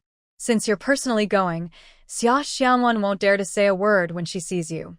After saying this, Du Dingxiang hurriedly fetched Grandma Xia's shoes. Grandma Xia put on her shoes and also wore Xia Shitu's dogskin hat. Supported by Du Dingxiang, Xia Shitu, Xia Xiaolong, Xia Xiaohu, and Xia Xiaoju followed behind. The whole family went together to Xia Xianwan's house to ask for pork. On the way, neighbors saw the family walking neatly toward the west end of the village. They asked what was going on. Du Dingxiang didn't hide anything. Loudly and clearly, the whole half of the village heard and knew they were going to Xia Xianwan's house to ask for pork. During the day, villagers had heard that Xia Xianwan hunted a wild pig, but no one believed it. They thought it was impossible. Not to mention a girl. Even a grown man, if he saw an adult wild boar, it wouldn't be enough to impress. Now, seeing the Xia family going to ask Xia Xianwan for meat, Everyone couldn't help but wonder, could what they heard earlier really be true? So, they started spreading the news, passing messages back and forth, until soon a large crowd gathered behind the Summer family to watch the excitement. Xia Xianwan chased away Xia Shitu and Du Dixiang, then went back inside to warm the bed. After a while, she reached out and felt that the bed was already warm, so she stopped the fire. She tidied up a bit, then lay down on the bed.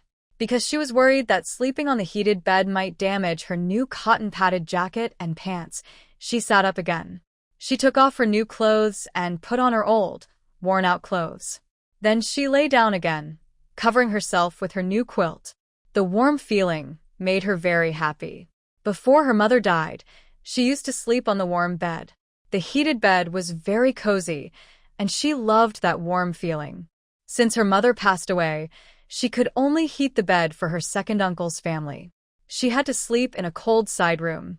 Although there was a bed there, her second aunt didn't allow her to light a fire. The bed was just covered with straw, with no warmth at all.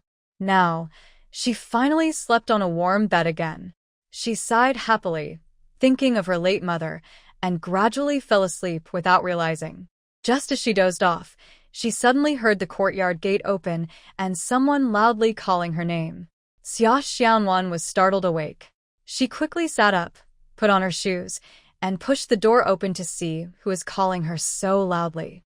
When she looked outside, she was shocked. There were people all over the yard. At the front was Grandma Xia. Standing to her left was Du Dixiang, and to her right was Xia Xiaoju. Xia Xiaoju was shouting her name loudly, telling her to come out quickly. Xia Xiaoju, what are you yelling about? Are you telling me to come out quickly? Come out for what? Xia Xianwan asked. Xia Xianwan, don't talk nonsense. Can't you see your grandma is here? You caught a wild boar, right? Now, you need to give us the money from selling the wild boar meat and the remaining meat you haven't sold. If you do, we won't bother you. Otherwise, you better watch out. Not only will we beat you tonight, but every day after that, we'll come to beat you again. If we keep hitting you, we might even hurt you badly, Du Dixiang shouted. I did catch a wild boar and sell the meat, but why should I give you anything? Because I am your grandmother, because they are your second uncle and second aunt, because they are your older brother, sister, and younger brother. Just because of this, you must give it to me. Grandma Xia shouted loudly. Xia Xianwan almost laughed in anger. The whole family is here? Truly shameless. Grandma Xia, on the first day of the new year, you encouraged your son and daughter-in-law to drive me out of the house, and made Xia Xiaolong write a letter breaking off the relationship, proving that the village chief was involved. Did you forget? Now you say you are my grandmother? They are my uncle and aunt? These people are my older brother, sister, and younger brother? Let me tell you, I have no grandmother, no uncle or aunt, and no brothers or sisters. After my parents died, you occupied my house and land and made me work hard for 3 years. But not only could anyone in your family hit or scold me at will, you also only gave me 1 meal a day, and how much I ate depended on how much you left in your bowls after eating. The most I ever ate was barely enough to fill half my stomach. On New Year's Eve, I didn't get a single dumpling. Du Dingxiang only gave me a bowl of dumpling soup, then cursed and drove me out. Du Dingxiang, tell the people in our village, is everything I said and did true? Did you do all this? When you drove me away, you didn't give me a single grain of rice. Later, Uncle the village chief couldn't stand it anymore and spoke up. Then I was given half a bag of potatoes. Xia Shitu, is that true? Now, I finally caught a wild boar, sold most of the meat, and bought some rice, flour, and cooking oil, but you guys quickly caught wind of it? Want money? Want meat? No way. Xia Xianwan spoke clearly and firmly. The villagers listened to her words and started whispering among themselves. Grandma Xia, upon hearing this, was furious. Du Dingxiang, go inside and search. Take out all the meat and silver you find. If she dares to refuse, beat her. Isn't this window newly glued? Xiao Ju, break it all with a stick. Du Dingxiang heard this, raised her leg to go inside, but Xia Xianwan quickly stood in front of the door and looked at her coldly. Seeing Xia Xianwan's gaze, Du Dingxiang didn't dare to force her way in. Xiao Long, go break the window, smash everything. Grandma Xia saw that Xiao Ju didn't dare to move, and then ordered Xia Xiaolong. Xia Xiaolong nodded in agreement, then looked around. He picked up a thick wooden stick from the ground and ran toward the window of Xia Xianwan. Xia Xianwan quickly rushed over and grabbed the stick from Xia Xiaolong's hand, using both hands to forcefully break it in half with a cracking sound. Then she broke each half into smaller pieces, and suddenly, she swung them at Grandma Xia's face. Grandma Xia instinctively dodged backward and sat down hard on the ground, crying out in pain. Xia Xianwan's action completely shocked everyone in the yard. The stick Xia Xiaolong held was very thick. No one, not even a strong man or any other person in the yard, could break it with just 2 hands. But Xia Xianwan broke it as easily as peeling a cucumber, snapping it into several pieces. Everyone in the yard was stunned. Recently, they had heard that Xia Xianwan had become incredibly strong, but no one truly believed it. A little girl could be that strong? Today, they saw that her strength was beyond their imagination. What was going on? People in the yard started talking loudly. Grandma Xia, see this stick? If they try to break my window again, I'll break their arms like this. Try it if you don't believe me, Xia Xianwan said firmly, moving aside from the window and glaring at the Xia family members with a very confident attitude. She was not afraid of the 6 people in the Xia family at all. Grandma Xia was a bit stunned. She really didn't dare let Xia Xiaolong go over again. What if Xia Xianwan really broke her grandson's arm? Wouldn't that ruin the Xia family's hope? Xia Xiaolong was a scholar, and the family was counting on him to carry on the family name. But if they went back now, they would lose face, and they also needed to take some of the meat back. Thinking quickly, she leaned back and lay on the cold ground, covering her chest with her hands. Xia Xianwan, you wicked girl, you bastard. You've made me so angry I feel chest pain. Heal me now. After saying this, Grandma Xia gasped for breath, clutching her chest. Xia Xianwan looked at her disdainfully. Grandma Xia, if you have the guts, just lie there. Whoever gets up is the grandson. Xia Xianwan, shut up. How dare you rebel and curse your grandmother? Is there no law anymore? Xia Shirtu shouted. Xia Shirtu, you shut up. Do you still have the nerve to talk about law? When you took over my house and land, did you have any regard for the law? Xia Shirtu was speechless for a moment. He rushed forward to hit Xia Xianwan. Xia Xianwan kicked out with her foot, causing Xia Shirtu to fly out of the door. He flew 2 or 3 meters away and then hit the ground with a loud thud, crying out in pain. When Du Dingxiang saw Xia Xianwan kick Xia Shirtu out, she was glad because Xia Xianwan was facing away from her at that moment. She quietly picked up a stick from the ground, raised it high, and rushed forward. Her plan was to surprise Xia Xianwan and hit her down so she could go inside and look for money and pork. Just as she raised the stick above her head and was about to strike, Xia Xianwan suddenly turned around and saw her raised stick. Xia Xianwan dodged to the side, and the stick hit the ground with a loud bang, missing her. Dingxiang was momentarily stunned. She wanted to strike again, but her hand hurt. Xia Xianwan quickly grabbed the stick from her hand and threw it aside. She grabbed Dingxiang's arm, swung it forward, then raised her foot and kicked Dingxiang hard in the backside. Dingxiang immediately stumbled forward, trying to run, but she kept falling.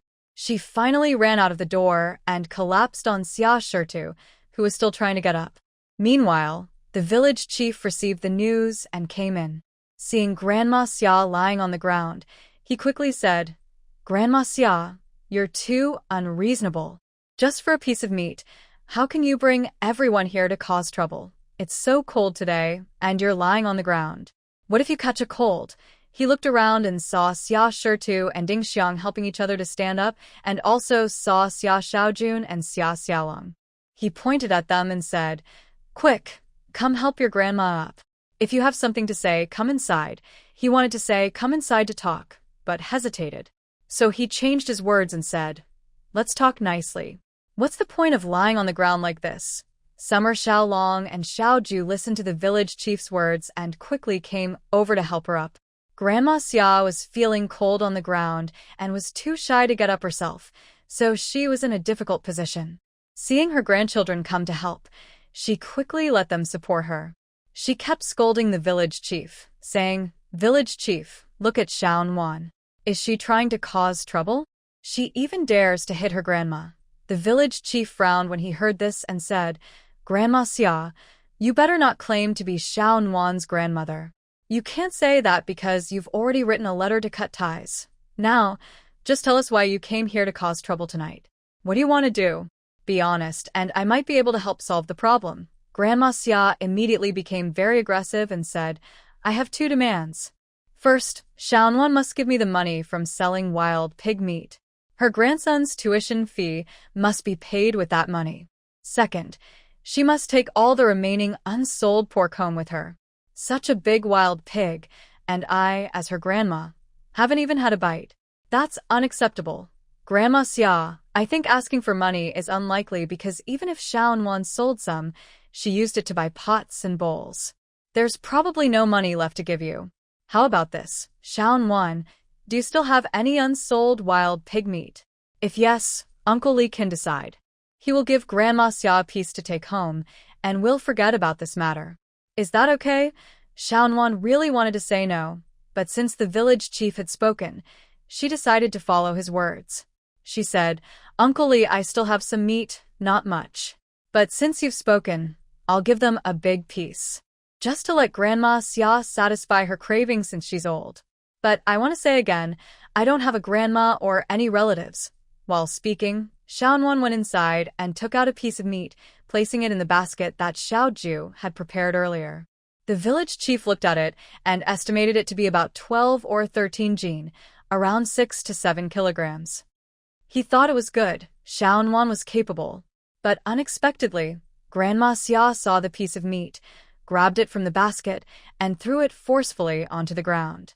She shouted, Xiaowan, are you trying to send a beggar away? You hunted a wild boar weighing about 400 or 500 jin, and you only give your mother such a small piece of meat? This is absolutely not acceptable. You must go back inside and get all the meat. You need to take everything, including the silver money, or I won't forgive you. The village chief was about to stop her, but Xiaowan bent down to pick up the piece of meat on the ground. She turned around and took the meat into the house. When she came out again, she quickly grabbed the basket that Xiaojun was holding, kicked it flat, and casually threw it out of the yard. Without stopping, she also snatched Xiaojun's handheld basket and swung it, throwing Xiaojun out of the yard for the second time tonight. Then she lifted Xiaolong and threw him out as well, and after that, she grabbed Xiaohu, who was trying to run away, and threw him out too. Finally, she went to Grandma Xia and said nothing. She grabbed Grandma Xia's arm and swung her out, causing her to fall on Xiaolong and his sister. Xiaowan stood at the gate and said, Xiaoshitu, Dudingxiang and Grandma Xia, listen up. From now on, anyone in your family who enters my yard, no matter who it is or what the matter is, I will beat them. Try me if you don't believe it. The 6 members of the Xia family, each holding a basket, were all thrown out by Xiaowan. 6 against 1. She completely defeated them. She even sacrificed one basket. After saying this, Xiaowan wiped her hands together, then opened the door and went inside. She jumped onto the Kong bed and snuggled into her quilt to sleep. In the yard, villagers were talking and laughing. They had watched Xiaowan grow up and never expected her to become so fierce now. It seemed that if Grandma Xia's family dared to bully Xiaowan in the future, they would definitely suffer. The village chief saw Xiaowan's decisive and straightforward attitude and secretly praised her. This girl is capable. Grandma Xia was too ungrateful. The Xia family was too greedy. Seeing that all the villagers had left, the village chief was the last to go out. He closed the yard gate from the outside, then reached in and fixed the door for Xiaowan and left as well. The Xia family was left standing outside the yard. They tried several times to rush in and catch Xiaowan off guard, but in the end, they didn't dare. They muttered and cursed quietly outside the gate for a while before helping each other and going home. Grandma Xia was quite old, and tonight she fell twice. When she got home, she felt pain all over her body. She lay in bed, groaning from the pain, and still scolded Xiaowan. Xianwan chased away everyone from the Xia family and then lay back on the warm Kong bed, feeling very comfortable. When she woke up, she felt refreshed and not tired at all. She thought for a moment and decided to get up. She lit the stove, then went to her space to take out wild pig fat, cut it into big pieces with a knife. She added a little water to the bottom of the pot, poured in the pig fat, and started the fire to melt the fat. Soon, the oil in the pot increased, and the smell became very fragrant. Xiaomuan stood by the pot, filling the stove with firewood while stirring the oil with a spoon. When she saw there was too much oil, she took out a jar she bought and carefully scooped the pig fat into the jar, one spoonful at a time. By dawn, Xiaomuan had made a whole jar of oil and a big bowl of oil residue, which made her very happy. She carefully stored the oil, then took out yesterday's bowl of corn porridge from her space. Although it was still warm, just like when she first made it, she poured the porridge into a pot. She wanted to use the porridge to soak up the oil at the bottom of the pot so nothing went to waste. She cleaned the bottom of the pot thoroughly, then poured the remaining porridge back into a big bowl. After tasting it, she found it smelled very good. She finished a big bowl of porridge and ate a few pieces of oil residue, feeling full and happy. She felt very lucky. After finishing her meal, she washed the dishes. She originally wanted to go to the mountains to chop firewood, but she was worried that people from the Xia stone house might come and mess up her home. So she decided not to go. There was plenty of firewood at home, so she decided to burn it first. If she ran out, she would get more. It was not yet fully dawn, and she didn't want to light a lamp because it used too much oil. She thought for a moment and entered her space. Although there was no sun inside, it was very bright. She took out those 2 books and sat on the grass to read. As she read, she gradually got deeper into the story. When she looked up again, several hours had passed. Xiaomuan felt thirsty. She put down her book and walked toward the trees, wanting to pick some fallen fruit to eat. When she reached the trees, she saw that there were very few fruits in the bushes today, hardly any. She looked up at the fruits on the trees. Their colors were especially tempting, much more beautiful than a person's face. Xiaomuan tried to reach out and see if she could grab the fruit, but she was clearly a bit short. She eagerly jumped up again, hoping that jumping might help her reach higher. To her surprise, she jumped and suddenly soared past the fruits she wanted to reach, landing on the top of the tree. Startled, she froze for a moment and then quickly jumped down. After landing, her heart was still pounding fast. She couldn't understand why she could jump so high with just a small leap. Could it be because of practicing from those 2 books? She wasn't sure if it was just a coincidence or if she could really jump that high from now on. She stood calmly under the tree, then jumped again, this time easily reaching the top branches. This time, she was certain she could jump very high. This discovery made her more surprised than happy. She sat under the tree, eating fruit, and thinking, even if she practiced for a few months, could she really become this good? Or was it because she entered the South Sky Gate, and from that day, the heavens had started to favor her? She thought for a long time but couldn't figure it out, so she decided not to think about it anymore. She stood up, picked up her peachwood sword, and began practicing her moves seriously on the grass. 2 more hours passed, and she felt it was almost evening outside. She quickly left the space and saw that it was indeed getting dark. She took some firewood and lit the stove, then sat by the warm bed. Although she could stay in the space, she preferred sleeping on the warm bed. That cozy feeling made her feel very comfortable all over. In the morning, she ate a big bowl of corn porridge, and at noon, she had a few fruits. She decided not to eat dinner that night. Before, she ate only 1 meal a day and still felt hungry. Now she had already eaten 2 meals, so she couldn't eat more. She needed to save her food. After heating the bed, she climbed onto it and lay down. Just as she was about to sleep, she heard the gate being gently pushed open again. She thought it was the Xia family coming back, so she quickly got up. She grabbed her large wooden stick, kept nearby for protection, and opened the door. "Xiaonuan, it's me." As she pushed the door open, she saw a thin, timid figure standing nervously by the gate. Xiaonuan looked carefully and recognized it as Su Hohot, the daughter of her neighbor in the east courtyard, Su Wenbin. She leaned her wooden stick against the wall and asked, Sister Ho-Hot, do you need something? Su Ho-Hot hesitated and didn't speak, seeming unsure how to start. Sister Ho-Hot, just tell me what you want directly. After a long pause, Su Ho-Hot finally said, Xiaonuan, we're both girls and neighbors. Can you tell me where you bought the snow cream? Hearing this, Xiaonuan couldn't help but laugh. Sister Ho-Hot, do you think I have money to buy snow cream? But she hesitated and added, my sister Zyaj said that you secretly bought snow cream when you were at her house, but she didn't know where you bought it. Sister Ho-Hot, think about it. I stayed at my second uncle's house for 3 years. I was so hungry, I almost starved. You know that. Do you really think I have money to buy snow cream? If I had money, I would spend it on food because I was too hungry back then, Xiaonuan said with emotion. But if you didn't use anything on your face, why does it look so smooth and rosy? If you say you didn't use snow cream, who would believe it? Actually, Xiaonuan wasn't lying.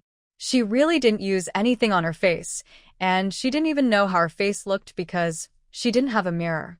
However, when Su Ho-Hot saw she wouldn't tell, she secretly resented her and grew more convinced that Zyaj was right, that Xiaonuan was selfish and unkind, hiding good things for herself. Su Ho-Hot stood by the yard gate, silent and unwilling to leave. Sister Ho-Hot, why don't you come inside and sit for a while? If you don't come in, I'll go back to sleep. It's too cold outside, Xiaonuan said. Hearing this, Su Ho-Hot turned and walked toward the door. When she pushed open the yard gate, she stopped and said, Xiaonuan, I think Zyaj was right. You're too stingy. You won't tell us about such a small thing. No wonder your parents are gone. If Su Ho-Hot had spoken about Xiaonuan herself, Xiaonuan wouldn't have minded, especially for Su Wenbin and Yang Manju's sake. But she not only mentioned Xiaonuan's parents, but also cursed that she deserved to lose them. Xiaonuan's eyes filled with tears. She ran over and kicked Su Ho-Hot. Seeing her rushing toward her, Su Ho-Hot was so scared she forgot to run away and was kicked to the ground, receiving a harsh kick. When Yang Manju heard Su Ho-Hot shouting, she ran out to see Su Ho-Hot being kicked and crying loudly by Xia Xiaonuan. Yang Manju quickly ran over and grabbed Xia Xiaonuan, saying, Xiaonuan, stop it. We can talk nicely with Yang Damao. I will help you, but don't hit anyone. Hearing this, Xia Xiaonuan stopped. Yang Manju took the chance to pull Su Ho-Hot up from the ground and said, Su Ho-Hot, why are you fighting with Xiaonuan? You haven't finished eating the meat at home, and you've already forgotten about Xiaonuan. Tell me what happened. If I don't understand, not only will Xiaonuan scold you, I will too. Su Ho-Hot, crying and sobbing, explained that Xia Xiaojun asked her to find out what Xiaonuan was putting on her face because her skin looked so good. Since Xiaonuan refused to say, Su Ho-Hot scolded her and was then hit. Yang Manju listened and said without hesitation, it's not Xiaonuan's fault. After hearing this, I also want to scold you. She then turned to comfort Xiaonuan. Seeing that Xiaonuan nodded and said she was fine, Yang Manju took the crying Su Ho-Hot back home. Xia Xiaonuan also went inside, lying on the kong, a traditional bed, unable to hold back her tears and sobs. Although she was sharp-tongued in front of others, when she was alone, that loneliness and helplessness made her feel like she couldn't go on. Her future would be so difficult. After crying, she didn't sleep. She got up and went back to her space, picked up the peachwood sword, and started practicing on the grass again. That night, Xia Xiaonuan realized one thing. She had no parents, no siblings to rely on. If she didn't want to be bullied in the future, she had to learn skills so that others wouldn't dare to bully her, or if she was bullied, she would have the ability to fight back. So she practiced day and night, focusing on the contents of those 2 books. That day, after meditating, she felt very comfortable all over her body. She sat under a big tree, looking at her pot of oil residue. She had eaten some of it with her rice these days, but there was still a lot left. She really wanted to make some dumplings, but she had no pickled vegetables or any other vegetables. In their place, winter dumplings usually used pickled vegetables, sometimes cabbage or radish. But she had no vegetables at all, and she couldn't just use oil residue to make dumplings. So she usually fried the oil residue in a pot again and mixed it into her rice, which was very tasty. When Du Dingxiang first gave her half a bag of potatoes, she ate them sparingly, never more than one at a time, but now there were only a few left. She quietly looked at the remaining potatoes and suddenly had an idea. Since it was warm inside her space and there was plenty of empty land, could she plant some potatoes there? The thought made her so happy that she jumped up and began to look around. She finally chose a flat patch of grass where she planned to plant a few potatoes to see if they would grow. If they did, she could eat potatoes whenever she wanted and no longer worry about saving them. After all, even if she kept saving them, one day they would still be gone. She thought about making planting rows but had no tools, and she couldn't borrow any from her neighbors since she didn't own land and had no reason to ask. But that didn't stop Xia Xianwan. She used a hatchet and a thick piece of wood to make a simple rake, which was enough for the job. Soon, she made 2 rows, then took out a few potatoes and began cutting them into pieces. To plant potatoes, you don't need to bury the whole potato, just plant the parts with sprouts. One potato can usually be divided into 4 or 5 sprouted pieces, and the middle part without sprouts can be cooked and eaten. After preparing the seed pieces, she dug small holes with her rake, planted the potatoes, and fetched water from the stream to water the soil. Then she took the remaining potato pieces, without sprouts, out of the space. She lit the stove, washed the potatoes, and cut them into thin strips. She poured a little oil into the pot, stir-fried the potatoes, added water and salt, and covered the pot. Next, she took a bowl of cornmeal, added a handful of wheat flour, and mixed in some finely chopped bits of fried fat. She added water and kneaded the dough. When the potato soup was ready, she served it out, poured some oil into the pot again, shaped the dough into 2 round flatbreads, and cooked them until they were golden. As usual, she set aside 1 bowl of food and 1 flatbread for the next meal, then took the other flatbread and bowl of food, sat on the heated bed, and ate with great satisfaction. At the same time, her second uncle, Xia Shitu, and his wife, Du Dingxiang, were also having dinner.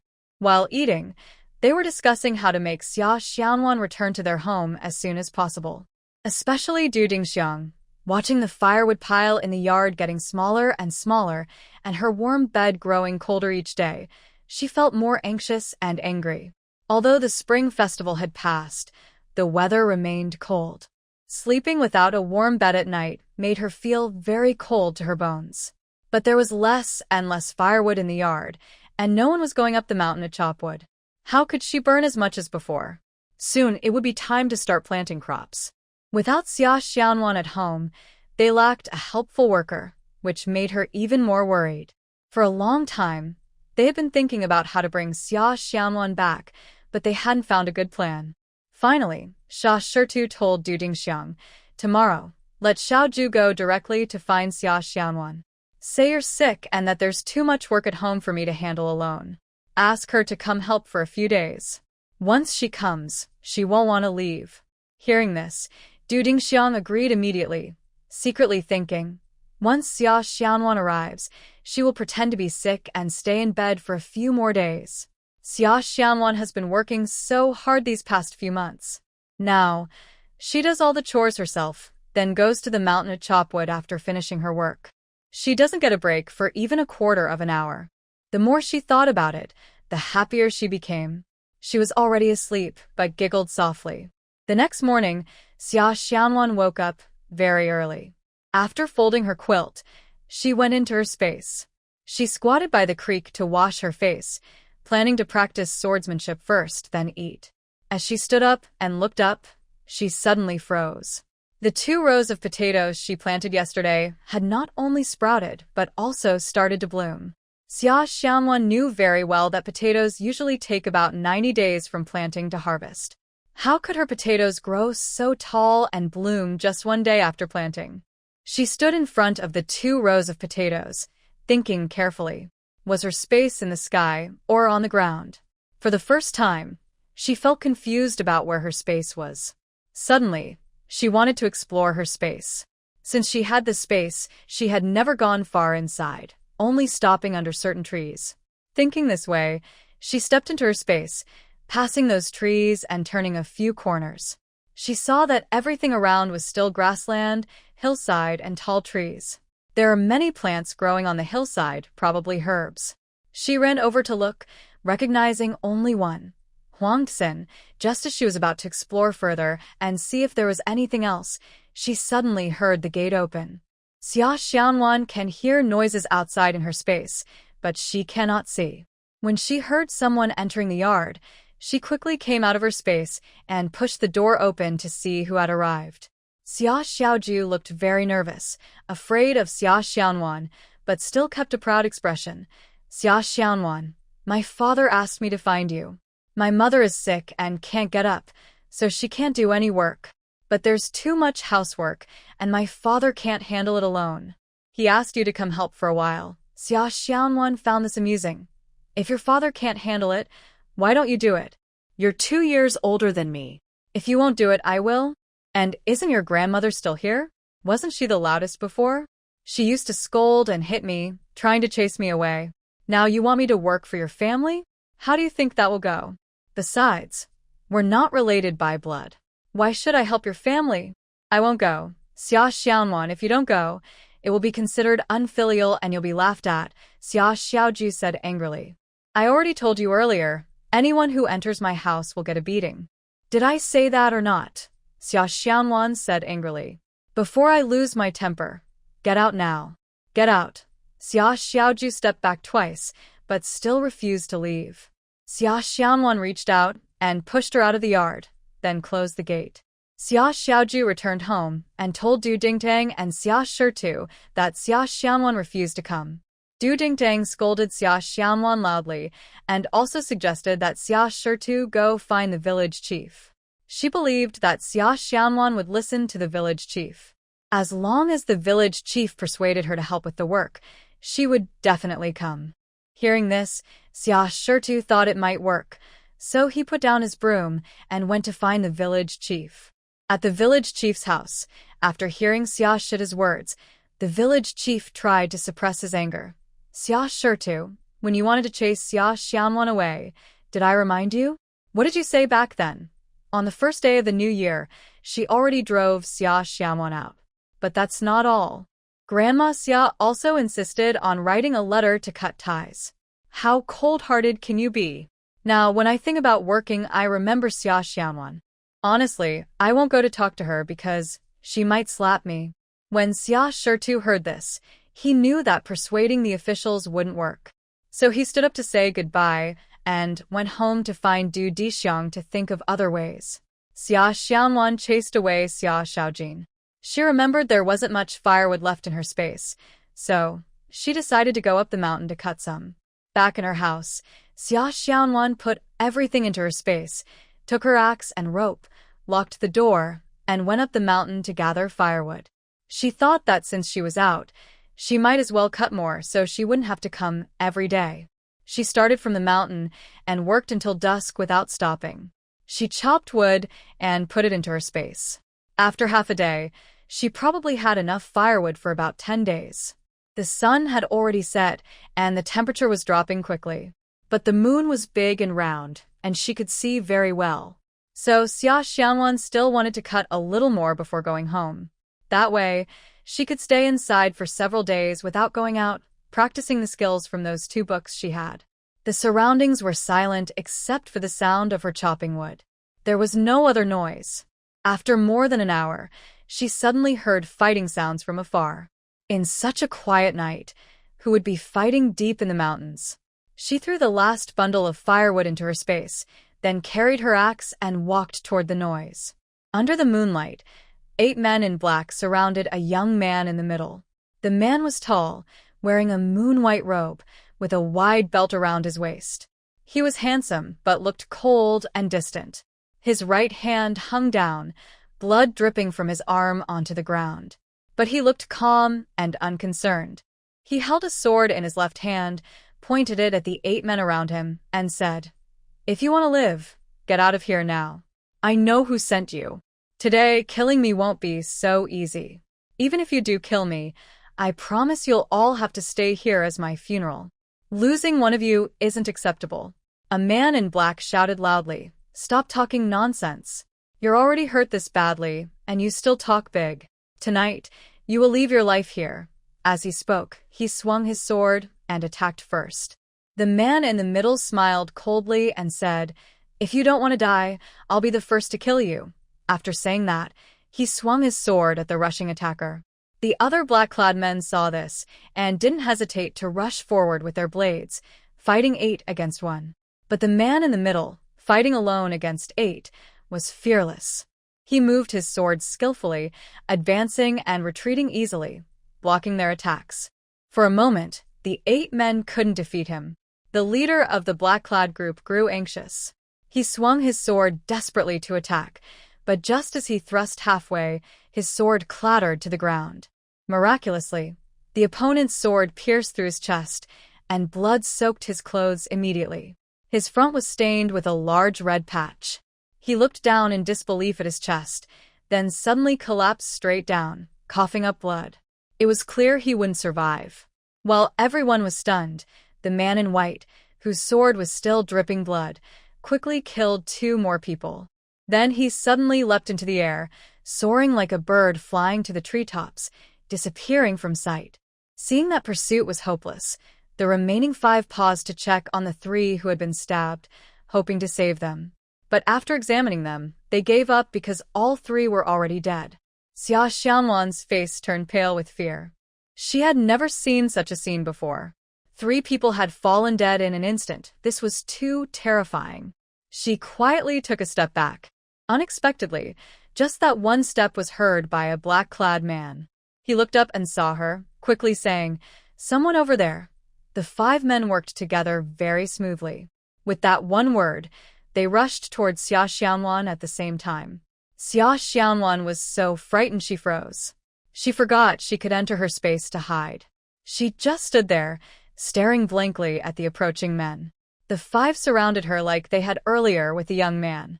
One of them looked at her and said, "You're just a girl. Tell me, are you with the person from before?" When she heard the other person ask her, Xia Xianwan, slightly more awake, replied, "No, I don't know him. I'm just a villager from the foot of the mountain, out here collecting firewood late." "Firewood? Then where is your firewood? Why isn't there a single piece of wood with you?" one person asked. Xia Xianwan was taken aback. How could she tell them her firewood was in her space? But not saying anything wouldn't work either. She hesitated about what to say when one of them spoke up. "Stop asking. Which girl is still out here collecting firewood so late, and she has no wood in her hands? She must be with the person we saw earlier. Let's not waste time. Everyone go." After saying that, he charged forward first. The others also raised their swords one after another. Seeing this, Xia Xianwan stepped aside quickly. Instinctively, she grabbed a thick branch and swung wildly at the approaching men. Surprisingly, her attack blocked them completely. After a few rounds, none of them could get close to her. "Wow, you're pretty capable. Brothers, first cut down her big branch, then see what else she can do," one of them said. In an instant, the big branch in Xia Xianwan's hand turned into a wooden stick. Then the stick kept getting shorter until only the part she was holding remained. Xia Xianwan looked at the short piece of wood in her hand. It was useless now. She let go of the stick and threw the last piece away. Then, with a flick of her wrist, a wooden sword appeared out of nowhere in her hand. "Oh, she's still a magical girl. Brothers, we can't let her go. Attack together. I don't believe we can't defeat her," a man in black said. With the wooden sword in her hand, Xia Xianwan was like a tiger with wings. Facing 5 people, she held her ground confidently. Her peachwood sword was very strong. It often clashed with their swords, but not a single scratch appeared on her sword. However, she lacked experience in fighting. She didn't know how to fight properly. Many times, she had the upper hand and just needed to follow up with one more strike to defeat her opponent. But each time, when it was time to deliver the final blow, she stayed in place instead of finishing the fight. She didn't take the chance to strike again, or knock their swords away. While the other person was unable to defeat Xia Xianwan, and Xia Xianwan was feeling helpless, suddenly, a figure flashed in the tree. The man who had just left returned. He landed silently and did not speak. Instead, he drew his sword and joined the fight. The 5 black-clad men saw that the man had come back and immediately increased their attacks. Xia Xianwan found it strange. He had just left, so why was he back? This man clearly wanted to finish the fight quickly. Although his right arm was no longer bleeding, it hung limply, and he looked much weaker than before. He gritted his teeth and fought desperately. At first, he was able to hold his own alone, but now, with Xia Xianwan also fighting, he gained more advantage. Soon, he defeated all 5 enemies, leaving none alive. Because of the fierce battle, Xia Xianwan's attention was distracted, so she could still participate in the fight. Now, seeing the blood and bodies on the ground, she threw her peachwood sword aside, staggered back, and kept vomiting. When she finally calmed down, the man slowly approached her. "Thank you for your help, miss. You must be very frightened." He was very polite. Although he was alone and the black-clad men couldn't trap him, he still thanked Xia Xianwan for helping. Then, he took out a small bottle, poured out a pink pill, and looked down at his clothes. He tore off a clean piece of cloth, wrapped the pill, and handed it to Xia Xianwan. "Miss, this is a special medicine for my sect, used to treat shock and unsettled spirits. After you go home, if you feel anxious or can't sleep peacefully, you can take this pill. Once you do, you'll feel better." Actually, he wanted to say that it would work even better if she took it now. But since they were alone, at night, deep in the mountains, and she was a young lady, why would she trust him? So, he suggested she take it later that night. Xia Xianwan silently took the pill and put it in her pocket. She looked at the man and asked, "Sir, didn't you leave just now? Why are you back?" The man listened carefully and then said, "I did leave, but when I turned to climb the tree, I think I heard one of the men in black say, 'Someone's over there.' I walked a bit and felt something was wrong. If there really are people, then by leaving like this, I might have put the person behind me in danger. These black-clad men will surely think that the person behind me is with me. I can't just think about escaping myself and leave others in danger." Thinking this way, I turned back and happened to see you fighting 4 against 1. Luckily, I came back, or else the girl might have been killed or captured. Even though she is skilled in martial arts, she clearly has no experience fighting others. And these men are professional killers. How could she possibly defeat them? Xia Xianwan is an orphan girl, never having anyone to care for her. Now, hearing how much this man cares for her, she feels touched and asks, "Are these people professional killers? Why did you get involved with them? Even though they are all dead now, if they had friends, how could you be safe? Wouldn't you still be hunted?" The man smiled softly. "That's not something to worry about. Soon, I will clean up these bodies. Right now, I need to tell you, after you go home, don't tell anyone about tonight's events, or it could cause trouble for you. Of course, as long as you don't tell anyone, no one will come after you, and you'll be completely safe. Later, I will drag these bodies away and throw them into a deep ditch. After tonight, only bones will remain, eaten by wild animals. So, if you come back to the mountain to chop wood, you don't need to be afraid." After speaking, the man went over and picked up the sword Xia Xianwan had dropped.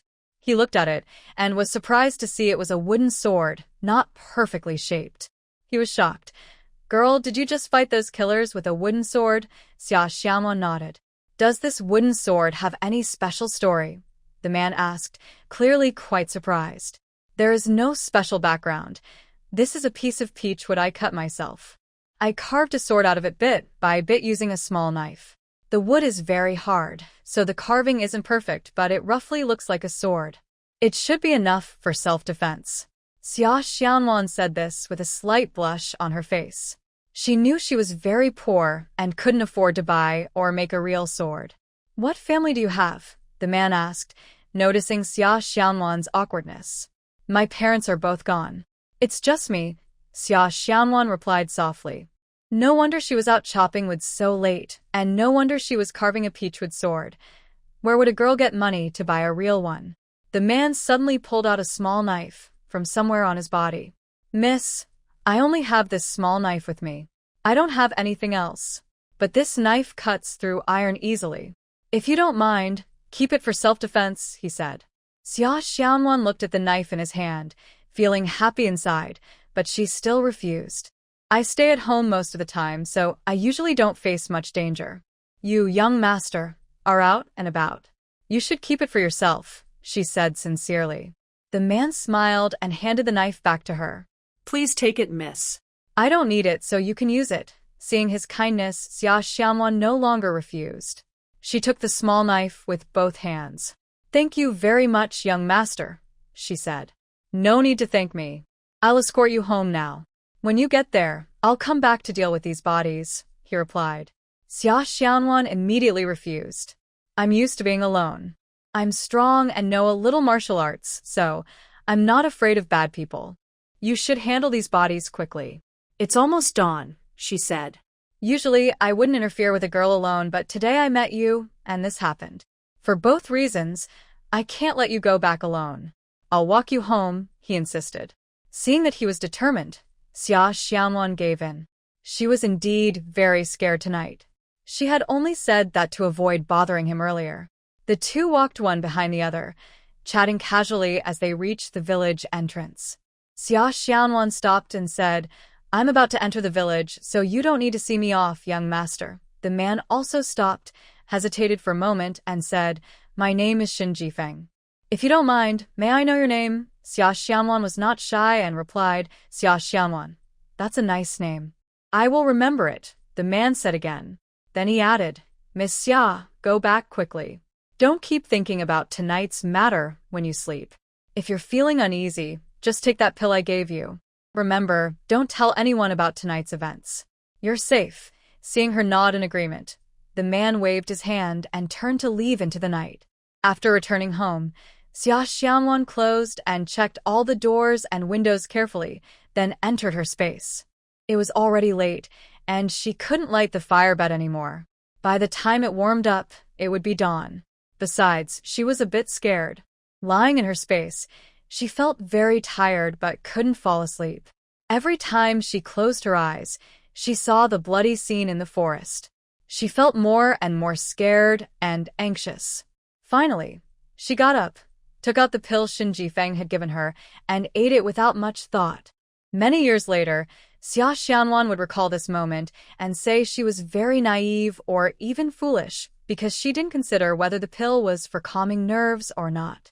She believed that since Shin Jifeng said it was for calming nerves, it must be so. Fortunately, Shin Jifeng didn't deceive her. Not long after taking the pill, she fell into a deep, peaceful sleep. She slept until the second watch of the day, then woke up. When she woke, she felt completely relaxed and in a good mood for no particular reason. Thinking about last night, she no longer felt scared. It seemed the pill Shin Jifeng gave her was very effective. She got up, went to the stream to wash her face, then turned to look at her flowering potatoes. She was so surprised she almost couldn't speak. It turned out that the potatoes that had just bloomed yesterday seemed to be fully ripe. The potato plants were quietly bowing their heads as if they had withered away. After a while, Xia Xianwan finally realized what was happening. She quickly ran over, squatted down, and dug through the dirt to see what kind of potatoes she had grown. When she finally uncovered the potatoes, she couldn't help but cheer loudly. There were many potatoes, and they were all quite large. She grabbed 2 of them and ran away, eager to taste if they were delicious. Actually, tasting here just means cooking the potatoes until they are ready to eat. She heated a pot, added a little oil, and put in some pork fat. Then she added the chopped potatoes, stirred them a few times, added water and salt, and covered the pot. She also started adding firewood to the stove. After 20 minutes, Xia Xianwan lifted the lid and looked inside. The potatoes in the pot were snow-white and shiny, sparkling like tiny stars. She scooped the potatoes into a big bowl, picked up her chopsticks, and took a bite. Suddenly, she froze in surprise. She had eaten potatoes her whole life, so she was very familiar with their taste, but this bowl of potatoes was incredibly delicious. The flavor was rich and sweet, and each bite left a wonderful aftertaste. One potato could taste so amazing. Xia Xianwan held her bowl, almost stunned by her happiness. While eating, She kept thinking about what made these potatoes so tasty. The potatoes came from the space garden, which was just a regular bag of potatoes given by Du Dingsheng. They were ordinary potatoes, nothing special. Could it be that the soil and water in the space were different from usual? Excited, Xia Xianwan entered the space again, pulled out the potato plants from 2 rows, and set them aside. Then she used a rake to gently dig out the potatoes. After half an hour, she had a pile of potatoes beside her, all about the same size and snow-white. Xia Xianwan was so happy, she almost went crazy. She jumped around the pile of potatoes in circles, happily shouting, "Great! I finally have food to eat. No more starving." Now, her happiness was probably the greatest in the world.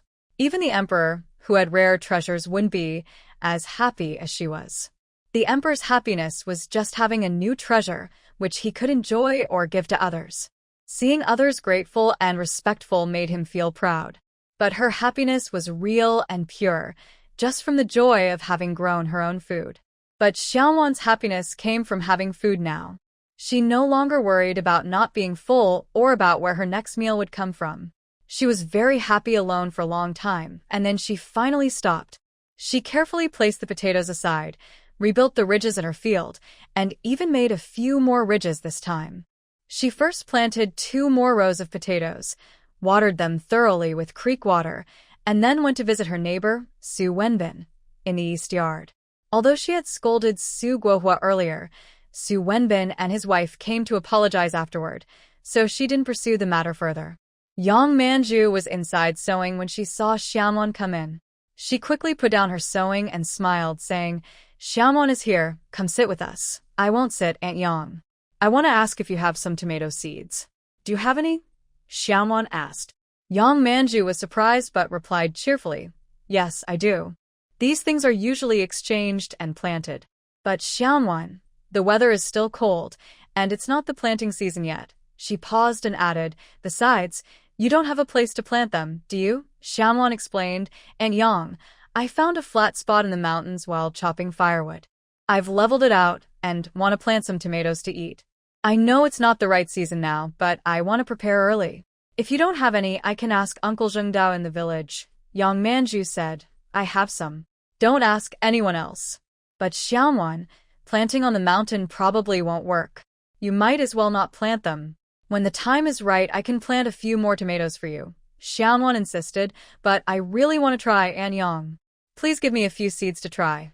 That day, Xiaowan went home holding several small packets: tomato seeds, cucumber, eggplant, and chili seeds. Yang Manju gave her the seeds mainly because she didn't want to discourage the girl, but she believed planting on the mountain would definitely fail. Xiaowan happily returned home, planting 2 ridges of each type of seed and watering them thoroughly with creek water. She also took out a potato sprout from her space to see if she could light a fire with it. When she was young, she saw her mother use potato sprouts to start a fire, but those sprouts had been dried in the sun, much more than hers. After she put the potato seedlings in, she found that not only could they be ignited, but they also burned very well. The flames blazed fiercely, but the seedlings wouldn't burn out.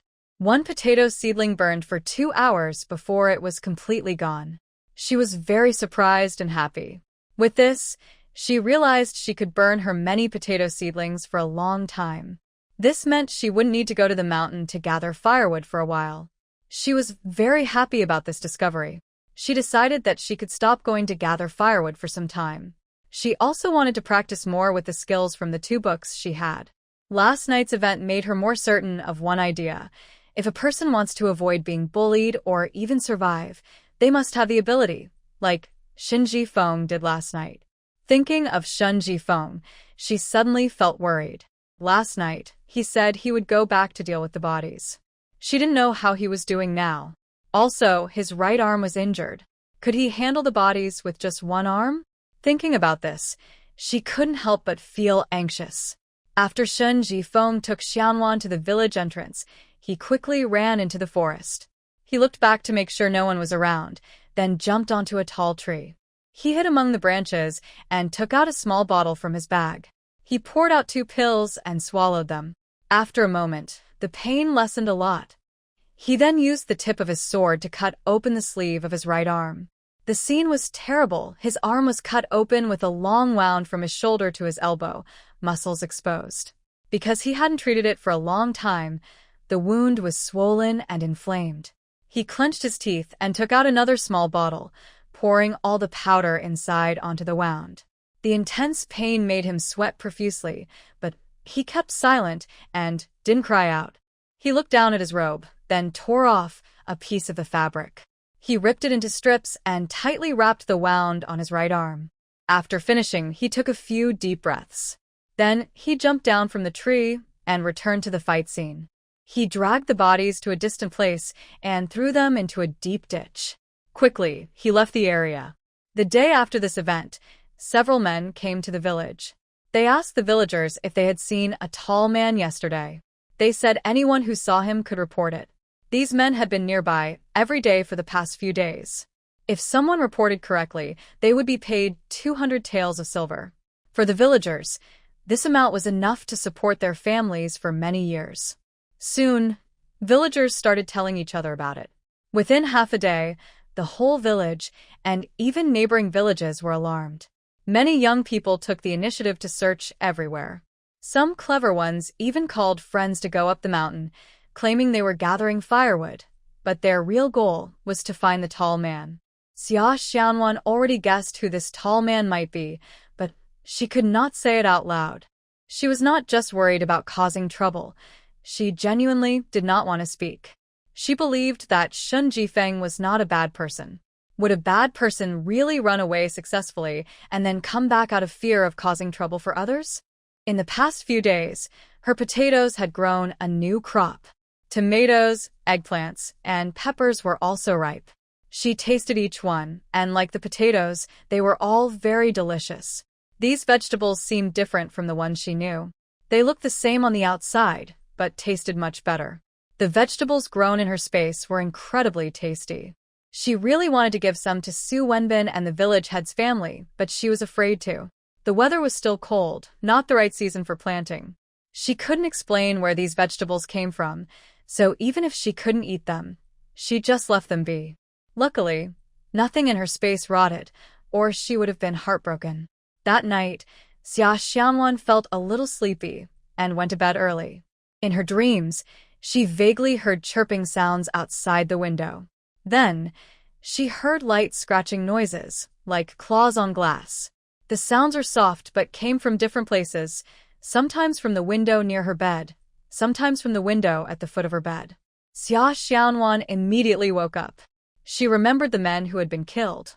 Could it be their spirits, angry at her for helping Shin Jifeng, coming back to seek revenge? Thinking this way, she became even more scared. She quickly got up and entered the space. Inside the space, she could hear the sounds outside more clearly. Xia Xianwan listened carefully. The noise outside was still noisy, but now she could hear two people whispering. Who could they be? Are they the accomplices in black clothes? But how did they find her? Xia Xianwan dared not make a sound and tried to listen to the outside sounds. After a while, she finally heard one person say, "Is there no movement yet? Maybe they're asleep." "You can try to wake them up more," said the other person. When Xia Xianwan heard the second person's voice, she immediately recognized who it was. Suddenly, she understood. A few days ago, Xia Shitu and Du Dingxiang asked Xia Ziyaj to go to their house to work, but she didn't go. Now, it was clear that Xia Shitu and Du Dingxiang didn't want her to stay there.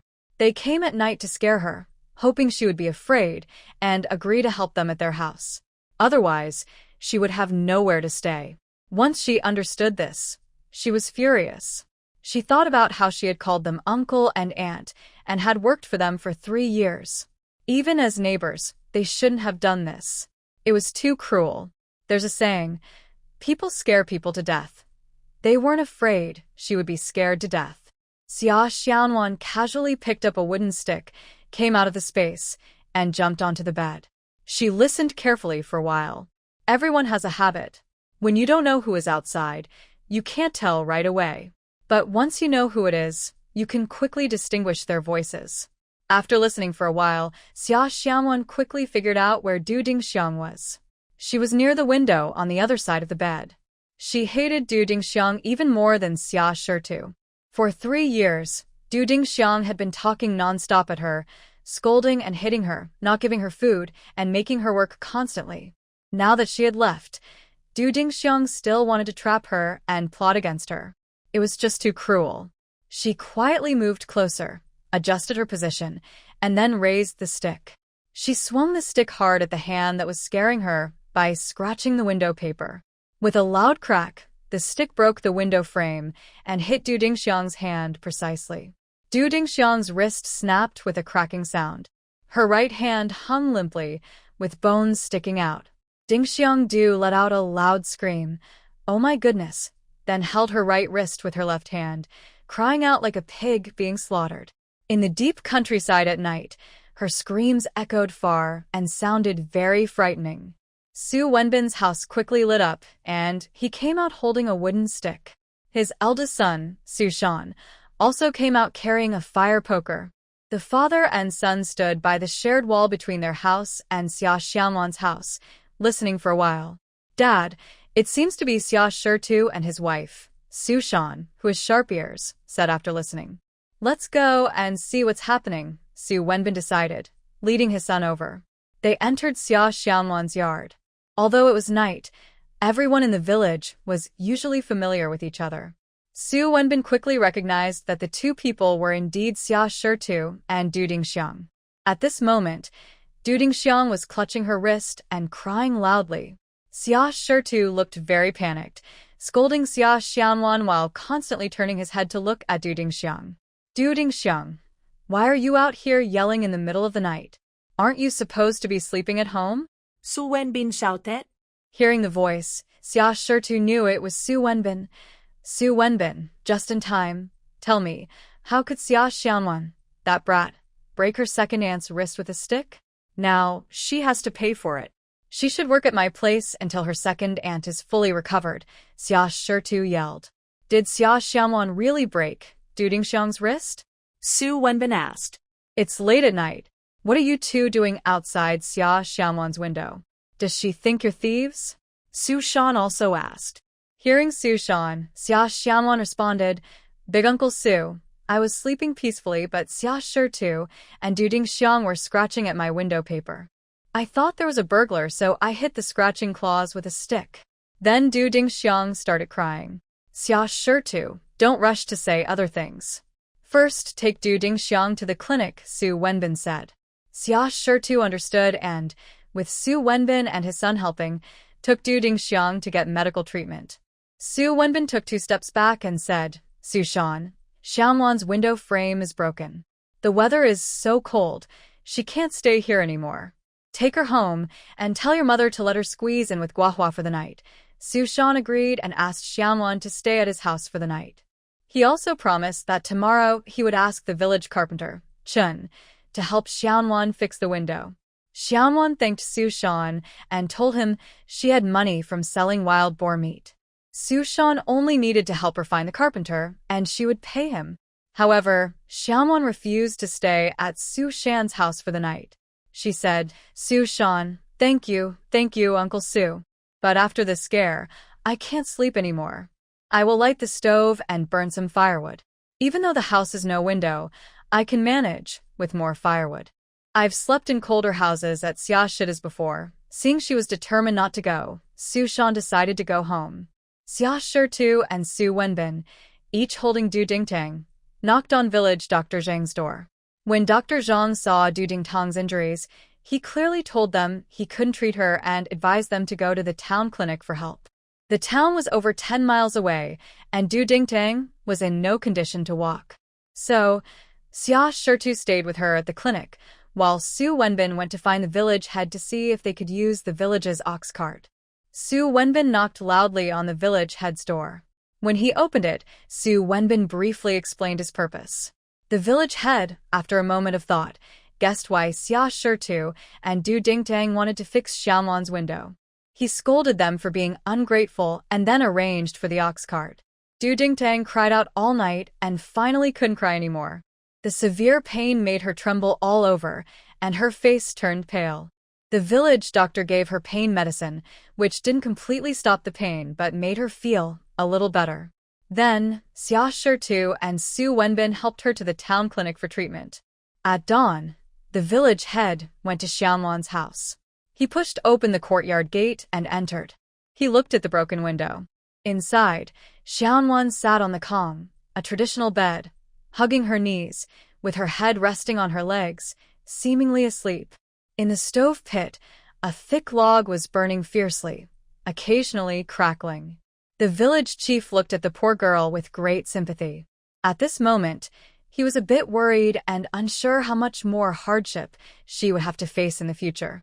Xia Xianwan sensed someone approaching and suddenly looked up. When she saw it was the village chief, tears immediately streamed down her face. "Village chief, I feel I can't live here anymore. I think I should leave and find a quiet place to live." The village chief was startled and said, "Xianwan, you're just a girl. Where can you go to live? In the village, everyone knows each other, and they can help you a little. But if you go outside, will you have a way to survive?" Don't worry about this. "I will handle it." He explained that the couple, Xia Shitu and his wife, had been scaring her in the middle of the night just to pretend to be ghosts and make her afraid, so she wouldn't stay. Their real goal was to make her go to their house and ask to be taken in so they could keep making her work for them. The village chief promised to take care of this matter and told her not to worry. He also said he would find someone to fix her window and encouraged her not to lose hope or think about leaving. Hearing this, Xia Xianwan felt touched. She quickly said, "Su Shan said that once it's bright, he will help me find Shin the carpenter from the village to fix the window. I have money from selling wild boar meat, and I can pay directly. You don't need to worry about this, village chief." The village chief nodded and comforted Xia Xianwan a few more words before leaving. Soon after he left, Su Shan came with Chin the carpenter, who had promised to help. Chun measured the window, went home to get wood, and brought his tools. He worked quickly on the floor, making a new window frame for Xia Xianwan and installing it.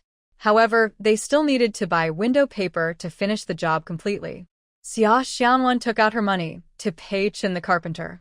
He declined, saying, "In this village, everyone has wood.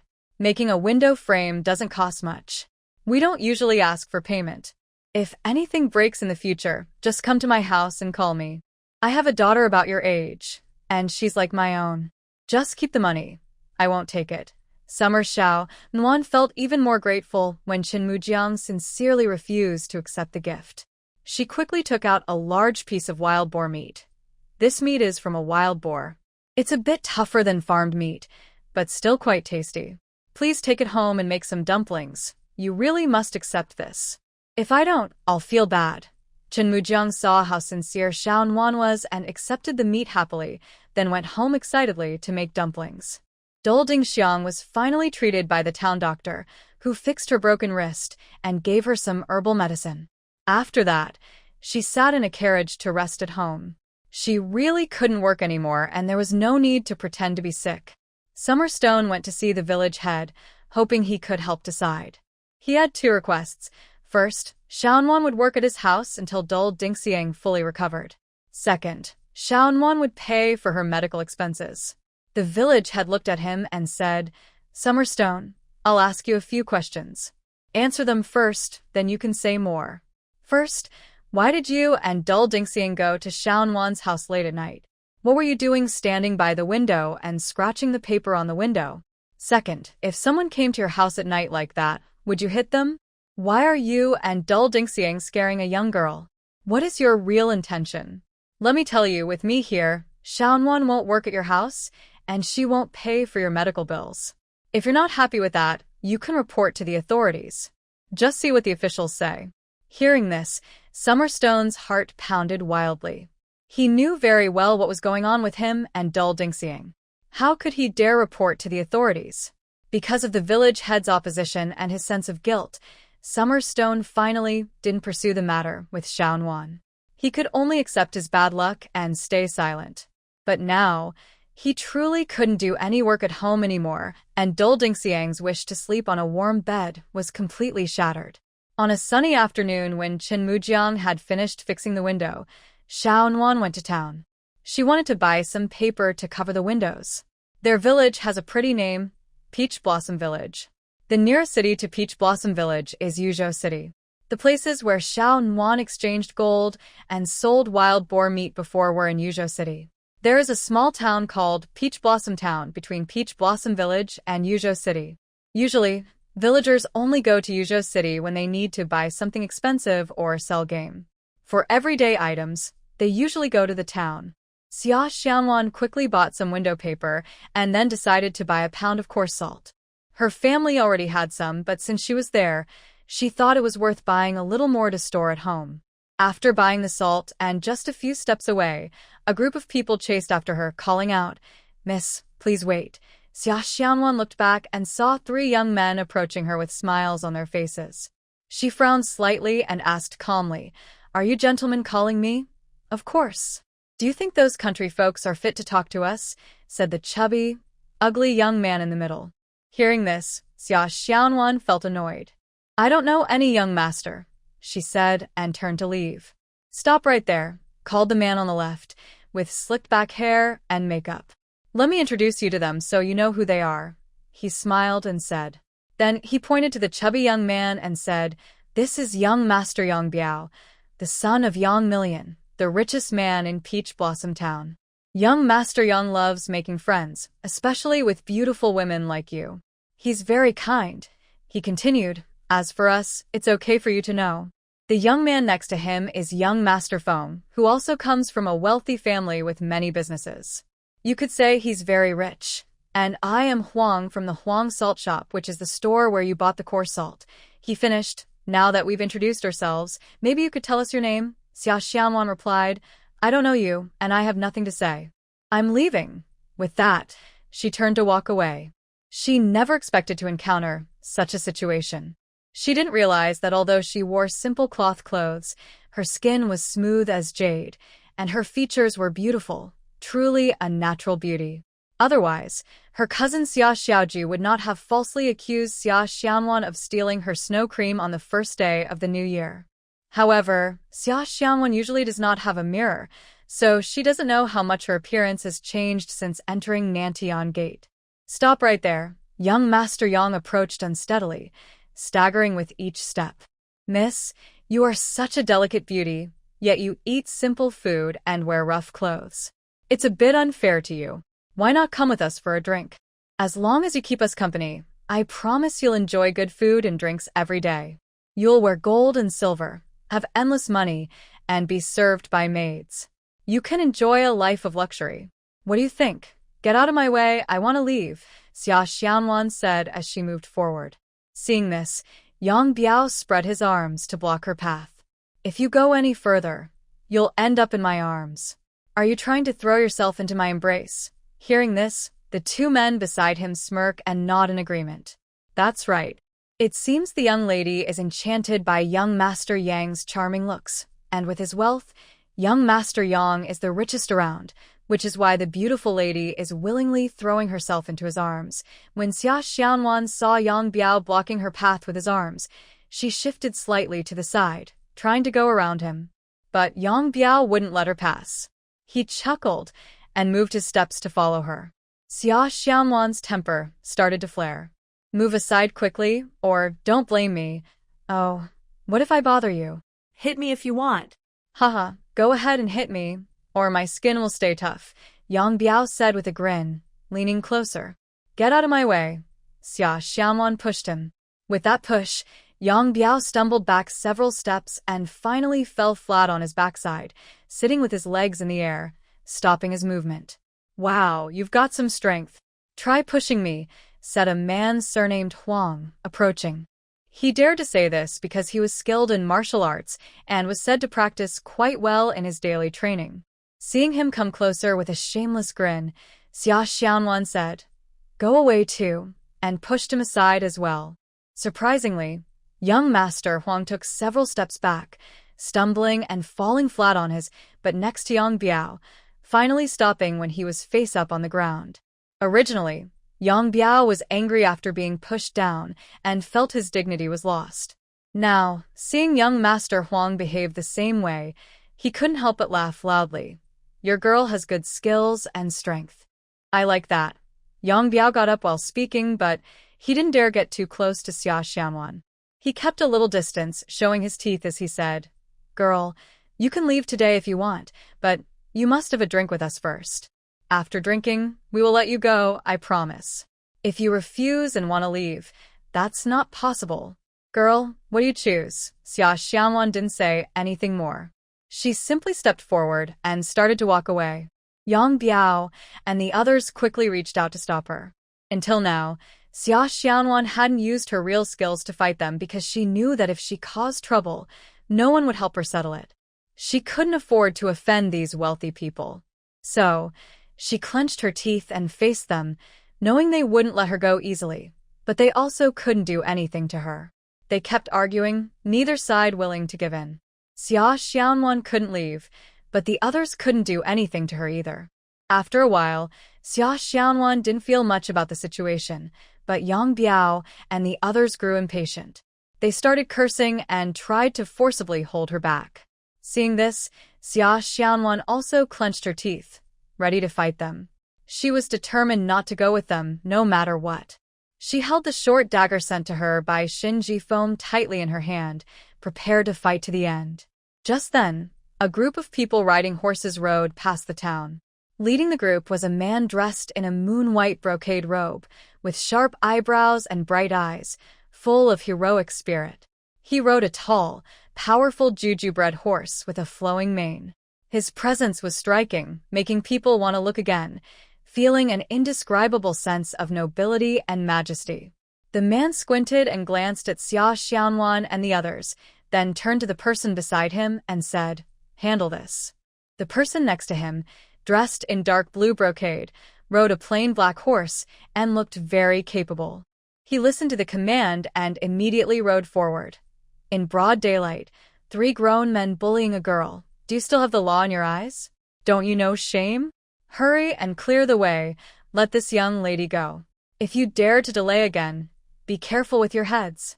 Yang Biao and 2 others were getting anxious because they couldn't catch Xia Xianwan.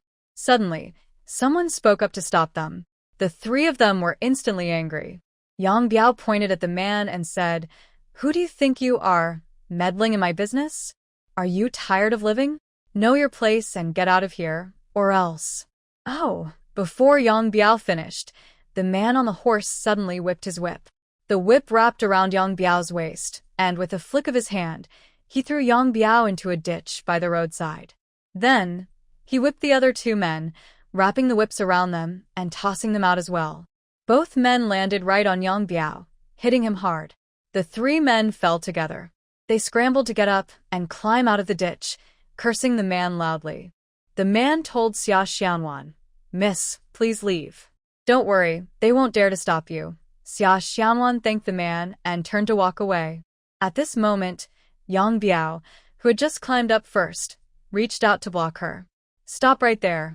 Did I tell you to leave? I haven't spoken yet, and you can't go anywhere." Xia Xianwan took out the small dagger Xin Jifeng had given her and held it tightly. She didn't speak, but quietly looked at Yang Biao. If you looked closely, you would see a sharp light flickering in her eyes. Meanwhile, the man riding the bright red horse saw Xia Xianwan holding the dagger. He seemed surprised for a moment, then quickly glanced at the sheath on her right hand. After a brief thought, he turned to the man on the black horse and said, "This small matter is dragging on too long. Just fight." The man on the black horse immediately swung his whip forward, wrapping it around Yang Biao and the others. Suddenly, the sound of cracking whips filled the air. Yang Biao and the others were whipped to the ground, rolling and crying out in pain. The scene was quite dramatic. The man on the bright red horse suddenly rode forward, bent down, and quickly grabbed Xia Xianwan around the waist, lifting her onto his horse. "Miss, hold on tight," he said. Then he spurred his horse and galloped away. Xia Xianwan was startled. She didn't even have time to react before the horse started running wildly. She sat on the horse, feeling dizzy and unsteady. If it weren't for the man holding her waist, she would have fallen off. The horse ran very fast, covering about 10 miles in an instant. Only then did the man gradually slow down the horse and finally stop by the roadside. The man dismounted and reached out to help Xia Xianwan down from the horse. Xia Xianwan felt very uncomfortable. She immediately crouched down and kept vomiting. The man quietly watched her until she stopped vomiting and stood up straight. Then he spoke to her. Something happened unexpectedly. I apologize for my abruptness just now. Please forgive me, young lady. Now I have a question to ask you. I hope you can tell me the truth. Please go ahead. I will tell you whatever I know, Xia Xianwan replied. She did think the man was abrupt earlier, but after hearing his words, she felt relieved. The man asked, "Where did the short knife in your hand come from?" When she heard him ask about this, Xia Xianwan hesitated a little. If this had been before, she would have told everything immediately. But now, after so many things had happened, she became more cautious. Plus, she remembered Shen Jifeng's advice. So she said, "It didn't come from anywhere. When I was very young, this short knife was in my house. My parents probably bought it." The man listened in silence. He saw Xia Xianwan hesitate just now clearly. He knew she wasn't telling the truth. And he recognized the short knife. He knew it belonged to his good friend Shen Jifeng. 10 years ago, the year he was made Crown Prince of Daxia, to earn some achievements and test his abilities, his father, the emperor, sent him far from the capital to Danyu Prefecture to check on disaster relief efforts and distribute aid to the people. He was very diligent in Danyu Prefecture, handling everything carefully and personally, working hard and caring for the people. Because of this, despite the severity of the disaster, most people had no complaints, trusting the prince very much. His image and influence quickly gained the people's trust. The good news from the capital made the emperor very pleased. He issued a decree rewarding him greatly and promised more rewards when he returned to the capital. When the disaster was finally under control and he was returning home, he unexpectedly encountered many black-clad people chasing him. The emperor of Daxia always valued both civil and military skills, especially martial arts, which he believed everyone should excel in. He learned writing at age 3 and martial arts at age 5.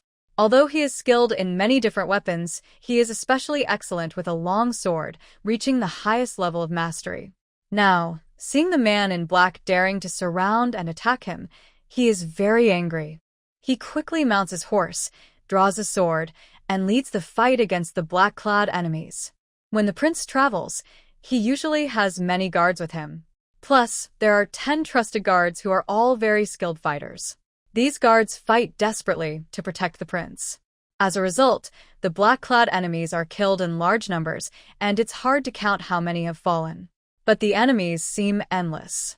No matter how many they kill, they keep coming. Within 800 miles, they have been surrounded 12 times. Several times, he sent people to break through and send messages, but all failed. The enemies keep them trapped tightly, making escape impossible. Finally, the enemies cornered them at the foot of a mountain and attacked again. Everyone fought with all their strength. He watched helplessly as his guards fell one by one around him. In the end, only Yu Hongguang, one of his guards, remained alive. Yu Hongguang was covered in wounds and blood. Some of the blood was his, some from the enemies, and it was hard to tell the difference. He didn't even know how many injuries he had. After repelling the enemy's last attack, they sat back to back on their horses. He whispered, "Hongguang, we might not make it out this time. I never thought I'd die here, caught in that traitor's trap. It's really hard to accept." Yu Hongguang wiped the blood from his face, his voice cold and fierce. "Your Highness, when they attack again, I will do my best to hold them off one last time. Don't let them trap you. Try to break out again. If we can escape, I will avenge you someday. If we can't, it doesn't matter if we die together. In the next life, I want to be your guard again, and together we will protect our homeland." Hearing Yu Hongguang's words, the prince felt very moved. He knew that Yu Hongguang was speaking these words as a loyal vow, ready to sacrifice his life. When the man in black charged again, Yu Hongguang's lips curled into a cold smile, and his face showed no fear.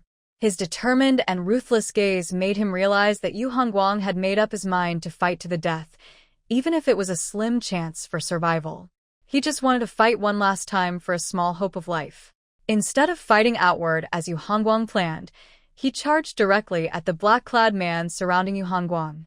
He knew that if he fought outward, Yu Hongguang would die instantly. Yu Hongguang looked back at him without urging him to attack, because they both understood that the chance was only for a moment. If they missed it, there would be no way to escape. Neither of them spoke. Both had made up their minds to die. Their only thought now was to kill one more enemy before they died, then another, until the very last moment. While they fought desperately, suddenly they heard drums from the mountain, followed by a group of people rushing down. Leading them was a young man about 14 or 15 years old, riding a white horse with a silver spear. He shouted at them, "Who is fighting so fiercely at the foot of Yushan? Stop immediately." The leader of the black-clad men was about to succeed and didn't want to stop, hoping to catch his breath. He waved to the other black-clad men and said, "Bandits from the mountains, how dare you shout at us? Lao Yen, take a few men and wipe them out." No need to waste words. His words brought disaster upon himself. Not only did Yu Hongguang and the others fail to be killed, but he also lost his life at the mountain's foot. The young man from the mountain heard the leader's words and his face darkened. "Are you looking down on mountain bandits? Do you want us wiped out? Well, try if you can do it." He waved his hand, and his followers drew their swords and fought the black-clad men. The young man then charged at the leader, his spear blocking the leader's sword as he aimed at Yu Hongguang. Seeing that the young man had ruined his plan, the black-clad man was furious and swung his sword to attack the young man. The young boy raised his spear to block and then spoke to the two men in cold light. "You two are very brave. I admire you. Now I will try to deal with them. Please step back and rest for a moment. If I can't handle it, you can come back and finish them." The boy spoke politely and humbly, but his spear was very fierce, like a silver snake, stabbing quickly at the leader in black. The leader in black didn't hold back either. He raised his sword to fight back. Soon, the two groups fought each other. Cold Light and the Crown Prince took the chance to step back and rest for a moment. At first, the boy on the mountain probably didn't plan to do much to the black-clad men, just wanted to scare them away. But when he saw that someone on his side had been killed, his eyes turned red. He immediately ordered his men, "Leave all these people behind. Don't let any of them escape." After the boy gave the order, the people on the mountain started fighting more fiercely. The black-clad men weren't afraid at first, but they had fought alongside Cold Light and the Crown Prince. Now only two of them remained, but they had paid a heavy price. Many were dead or wounded. The survivors were exhausted and tired. So, the boy and his men didn't take long to finish the fight. After Cold Light and the Crown Prince caught their breath, they joined the battle again. Soon, all the black-clad men were defeated, with no one escaping. When Cold Light swung his sword and killed the last black-clad man, he was so tired that he fell from his horse and fainted. Cold Light was carried up the mountain for treatment. The Crown Prince also went with him. The doctor was surprised when treating them. Both of them had dozens of wounds, large and small. Many wounds were infected and rotting badly. Most other people wouldn't be able to endure such pain, let alone fight in battles. Just suffering from the pain of these wounds was too much for most. Once they were a little better and able to walk normally, one day the boy sent someone to invite them to sit outside. When they met, they hurried to thank the boy for saving their lives. The boy smiled and waved his hand, inviting them to sit down. But to the boy's surprise, only the man in front sat down. The man behind him just stood there, refusing to sit no matter what. The boy guessed that their relationship was probably that of a master and servant. The two sat down and the young man ordered someone to serve tea while he introduced himself first. "My name is Shinji Feng, and I am the leader of this mountain. This mountain is called Yushan, and there is a martial arts group called the Yushan Alliance. Although we are a martial arts group, we are not bandits who occupy mountains and rob people. We do not steal or cause trouble. On the mountain, we farm and live self-sufficiently. We also have legitimate businesses across the Daxia Kingdom, which provide income to support everyone. My father was Shun Xiaotian, the former leader of the Yushan Alliance. Unfortunately, he passed away last year, so now I am the leader, Shun Jifeng." Hearing that the other person was Shun Jifeng, the leader of the Yushan Alliance, the prince was surprised. Although he was in the court as the crown prince, he had to know about all the forces in the martial world. He had heard of the Yushan Alliance before. It was a large organization, not just a small gang. They had many members and branches all over the country, making them a very powerful and feared group. The court had tried several times to contact them, hoping to bring them under the state's control, but all attempts failed. The leaders of the Yushan Alliance had always said they did not oppose the government, did not rob or cause trouble. They promised that all members would follow the law and not do anything illegal. But they preferred to stay independent and not be controlled. At that time, in the Daxia Kingdom, many martial arts groups existed, and as long as they kept a low profile and did not cause trouble, the government allowed them to exist. Of course, to avoid problems, each leader was very discreet. During Shen Xiaotian's leadership over the past decades, the Yushan Alliance grew very large and powerful. It was also rumored that Shen Xiaotian was skilled in the arts of yin and yang, and the five elements. There was a rumor that the Yushan Alliance had a powerful feng shui formation to protect it. Whether true or not, both the prince and Yu Hongguang knew about the Yushan Alliance. After hearing Shen Jifeng's introduction, the prince quickly clasped his hands and said, "So you are Shen Alliance leader of the Yushan Alliance. I have heard of you, and admire your reputation. I am very grateful for your help this time. Let me also introduce myself. I am Zhao, named Zhao Feitian. Honestly, I come from a family with some wealth and influence, which is why I was targeted and chased. To be honest, most of those who were chasing me were actually my family members, mainly because of disputes over how to share resources. My father had several concubines besides my mother. Because of this, my 5 brothers each have their own biological mother, which often causes conflicts among us. This time, I went out to another city to check on my father's business, and on the way back, I was attacked. Almost everyone I brought with me was killed. Now, only one servant is still alive."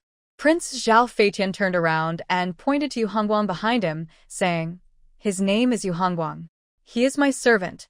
When we left the capital, there were dozens of us, but now only the 2 of us remain. Thanks to Leader Shen for saving us, or we might have died at the foot of Yushan. If that had happened, our entire group would have been wiped out." The prince did not reveal his true identity, but everything else he said was true. His mother is the current emperor's main wife, Lady Zheng, who comes from a powerful family. Besides being the empress, Lady Zheng's father, Zheng Shi, is the prime minister. Zheng Shi is already old and has asked to retire several times, but the emperor has not approved. This shows how highly respected Zheng Shi is in the court. However, the prince is not the emperor's eldest son. He is the second son, named Zhao Fei, and is known as the crown prince. The emperor's eldest son is his older brother, Zhao Feiyang. The emperor's wife was a palace maid. One night, the emperor, drunk, favored her, and she became pregnant with his child. Normally, no other consorts could get pregnant before the empress gave birth to a legitimate heir. But when the palace maid was found to be 5 months pregnant, the baby was already well-formed and in a stable position. It would have been very difficult to have an abortion at that point, and who would dare to insist on ending the pregnancy? So, after 10 months, the palace maid gave birth to the eldest son, Zhao Feiyang. Lady Zhang, a palace maid, was unusually promoted to a concubine after giving birth to the emperor's son. This Lady Zhang was very clever.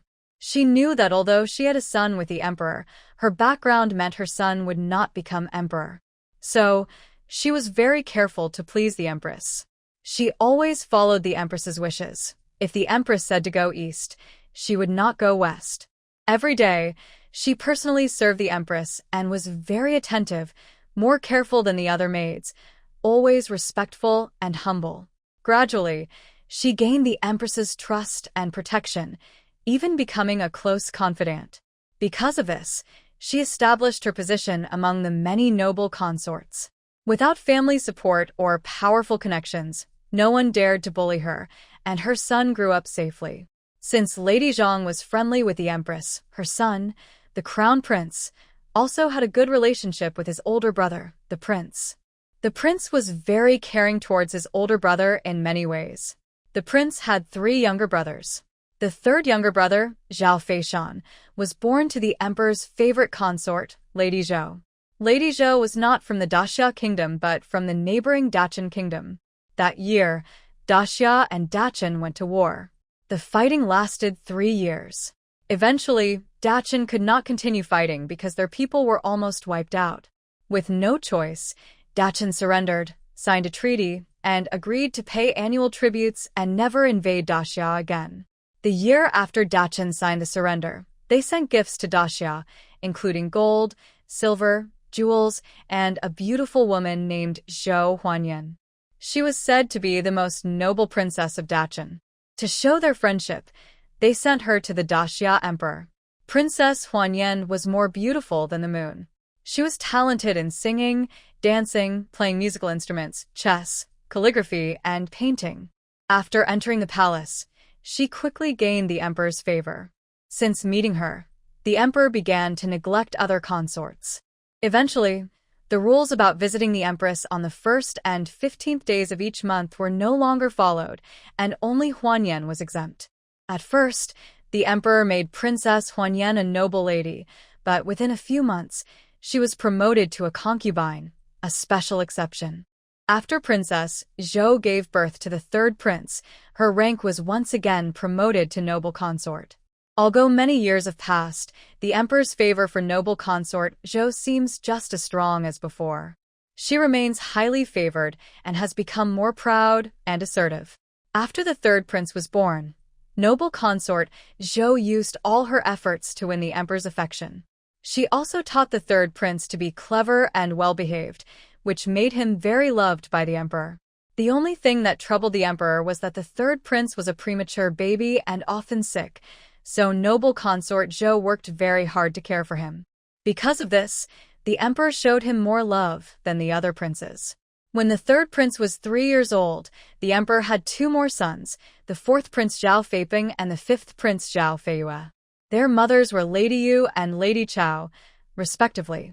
As the princes grew older and preparations were made to crown the heir, noble consort Zhou repeatedly suggested to the emperor that the heir should be someone capable, not just the oldest or the firstborn.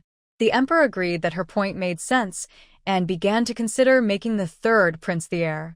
However, when the emperor proposed in court that the 3rd prince should be considered for the throne, he faced strong opposition from the court officials led by Prime Minister Zheng. The laws of the Great Xia Kingdom stated that if a prince's mother was from a different tribe, that prince could not compete for the throne. Also, the heir should be the legitimate son of the empress, and only if there was no such son could other princes be considered. No matter how they thought about it, princes whose mothers were from outside tribes were not eligible. These rules were set by ancestors to protect the country, and no one was allowed to break them. Although the emperor wanted to make the 3rd prince the heir and noble consort Zhou had planned for this for a long time, in the end, they did not succeed. The heir was the legitimate son of the empress, Zhao Feitian. Noble consort Zhou was furious and bitter. Just as she was about to lose her temper, news came from the court reminding her to stay calm and control her emotions. It didn't matter that the 2nd prince was made the heir. As long as he was not yet crowned emperor, there was still hope for her to achieve her goal. Seeing her father's instructions, her heart finally calmed down. She decided to fight again. Calming her mind, she remembered her years of patience and sacrifice. Suddenly, she couldn't help but cry. The nearby chief eunuch, He Gonggong, saw this and hurried over to comfort her softly. Empress Zhou couldn't help but sigh.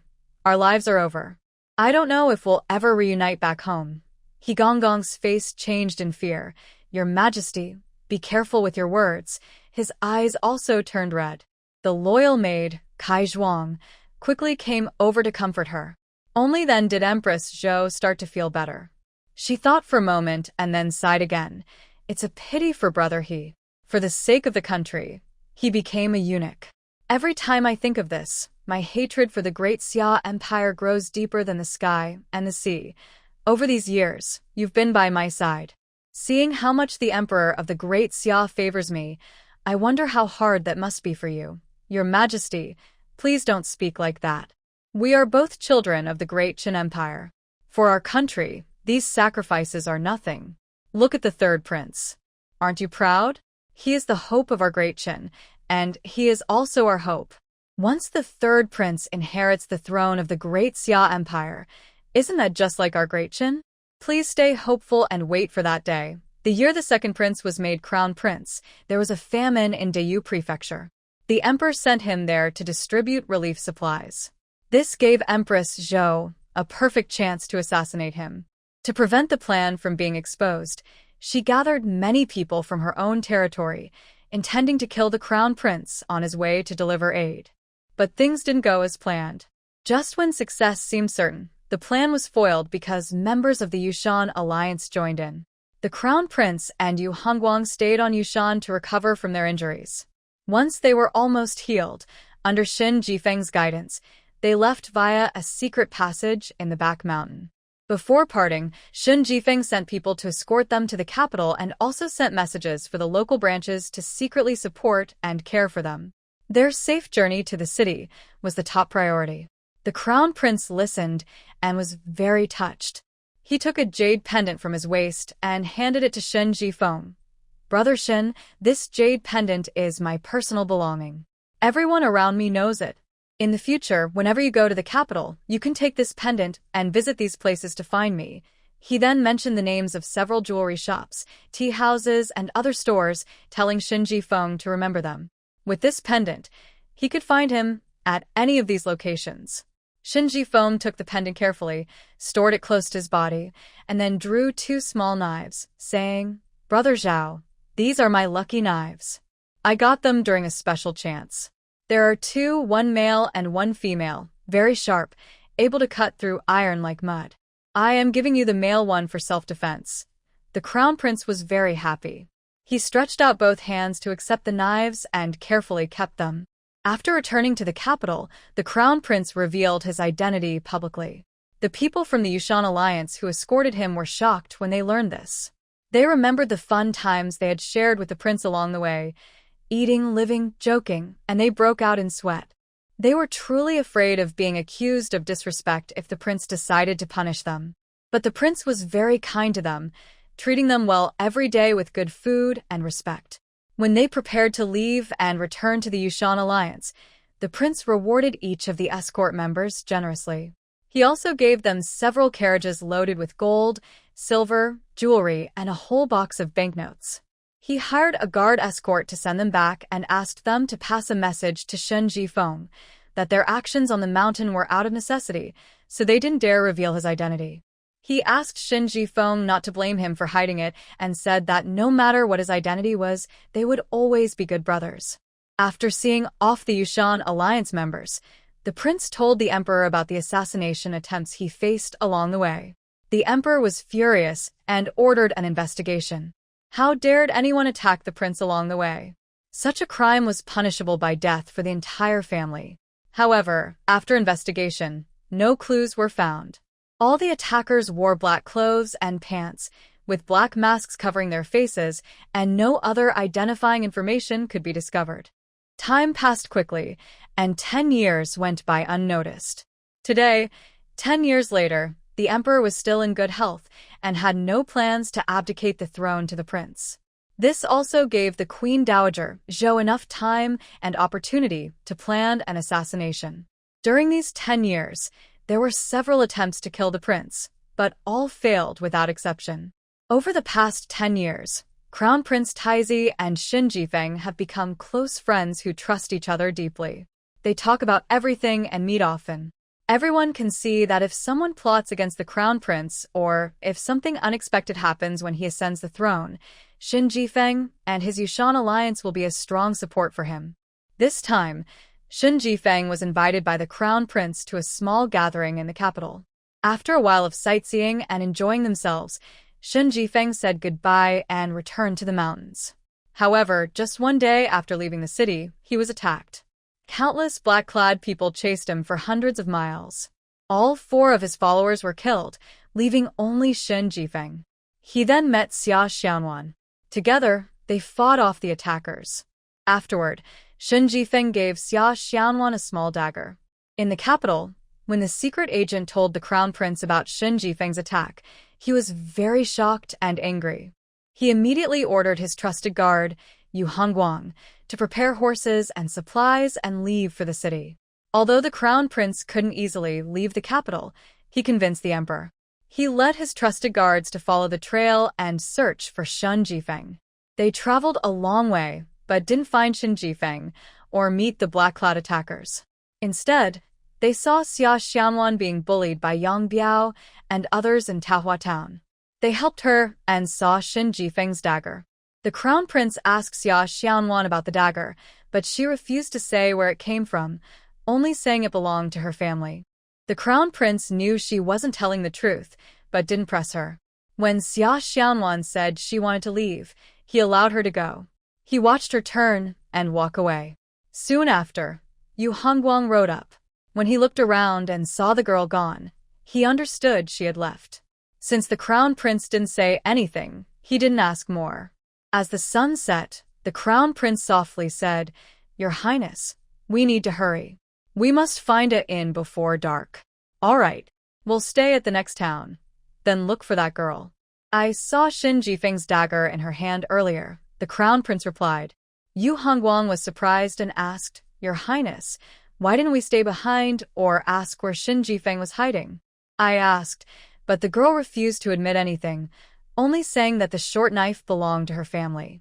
However, she lives not far from the village ahead. We plan to go there tonight and find out for ourselves." When Yu Hongguang heard this, he found Shen Jifeng's trail and felt happy because the crown prince really shouldn't be too far from the capital.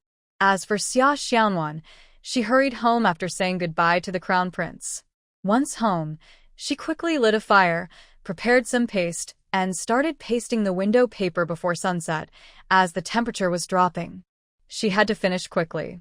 After finishing everything, she felt very tired. She took several potato seedlings and stuffed them into the stove to burn on their own, then lay down on the bed. She fell asleep quickly, exhausted from the day's events. In her sleep, she seemed to hear someone gently knocking on the window. She suddenly woke up, alert. Could it be that Xia Shitu and his men are up to no good again, trying to scare her? At that moment, there was another soft knock outside, accompanied by a faint calling sound. She listened carefully and realized that someone outside was calling her softly. Specifically, it was Shen Jifeng, the one who had given her the short knife. She was no longer sleepy. She immediately sat up, jumped down from the bed, and hurried to open the door to see what was happening. She saw Shen Jifeng leaning against the wall near the window. Even at night, she could see he looked very tired and haggard. When she came out, Shen Jifeng said, "Miss Xia, I'm very sorry to trouble you." His voice was weak, and he looked extremely exhausted. Xia Xianwan quickly went over, helped him up, and said, "Young Master Shen, come inside first. It's too cold outside." She supported Shen Jifeng into the house, helped him sit on the edge of the bed, and then lit a lamp using the fire from the stove. Under the light, Xia Xianwan was shocked when she saw Shen Jifeng. His hair was messy, his clothes tattered, and there were many bloodstains on his face and body. His injured right arm was still hanging limply, indicating serious wounds. "Unfortunately, my right arm is badly injured. I have met the enemy several times, but I haven't been able to break through. Instead, my arm's injury has worsened. I had already treated my wound the night I met Miss Xia. However, due to repeated fights recently, my wound reopened and started to get seriously infected. I know that if I keep going like this, I might not be killed, but I could die from the infection. So, I had no choice but to trouble Miss Xia. I don't ask for anything else, just for her to help me treat my wound. I can't do it myself anymore because it's very cold outside and I have nothing to bandage it with. I promise I will leave before dawn and won't cause trouble for Miss Xia. Young Master Shen, there's no need to say you're a burden. Don't worry, I will help you treat it," she replied. "But how do you know I live here?" That night, young Master Shen only took me to the village entrance and didn't know where I lived. Hearing this, Shen Zifeng laughed loudly. "Miss Xia, for me, I can find someone not just within a village, but within 100 miles. Xia Xianwan nodded slightly and thought for a moment before asking, "But I don't have any medicine. Do you have any, young Master Shen?" Shen Zifeng took a breath and managed to say, "I have some internal medicine in my pocket." I have no more ointment for external use, but it's okay. Just help me bandage my arm properly. Hearing this, Xia Xianwan quickly went out and brought in some hot water. Young Master Shen, first take your medicine, then I will bandage your arm. Shen Zifeng nodded and tried hard to reach into his pocket with his left hand. Seeing this, Xia Xianwan couldn't help but step forward. She decisively reached into Shen Zifeng's pocket and pulled out a small porcelain bottle. Is this the medicine? She asked. Shen Zifeng nodded and gasped. For pills. She poured out 4 pills for him to take. Then she came over to treat his wound. She unwrapped the cloth, and the wound was already bloody and gruesome. Very frightening. Many parts were stuck to the bandage and couldn't be removed. When she pulled slightly, Shen Zifeng trembled with pain. Beads of sweat rolled down his face, but he clenched his teeth and said nothing. At this moment, Xianwan's hands trembled. She didn't know what to do. The cloth wrapping her wound couldn't be removed without sticking to the injury, and even if she managed to take it off, if she didn't treat the wound properly before rewrapping it, it wouldn't heal well. In that case, her arm might be permanently damaged, or worse, she might not survive. Xianwan tried to calm herself down. She paused and thought carefully about her next steps. Suddenly, she remembered seeing Huangxin in her space some time ago. Huangxin has anti-inflammatory and pain relief properties. In the past, when her father was injured while chopping wood, he crushed Huangxin's roots and applied them to the wound, which was said to work very well for pain relief. When her mother had chest pain, her father boiled water and let her drink it, and her mother said it helped. There was also the stream water in her space, which made plants grow very quickly after watering. Maybe using it to clean the wound would work? Would the wound heal faster with it? Thinking of this, she felt more at ease. Water was not a problem. The water in the kitchen was the water she brought from her space. But Huangxin was in her space, so she would need to dig it out and crush it before use. However, looking at Shen Zifeng's current state, he was already groggy. It wouldn't be hard to hide her plans from him. She quickly thought of a plan and said to Shen Zifeng, Young Master Shen, you can't just bandage this wound directly. I remembered we have some Huangxin at home. If I crush it, I can apply it to reduce inflammation and relieve pain.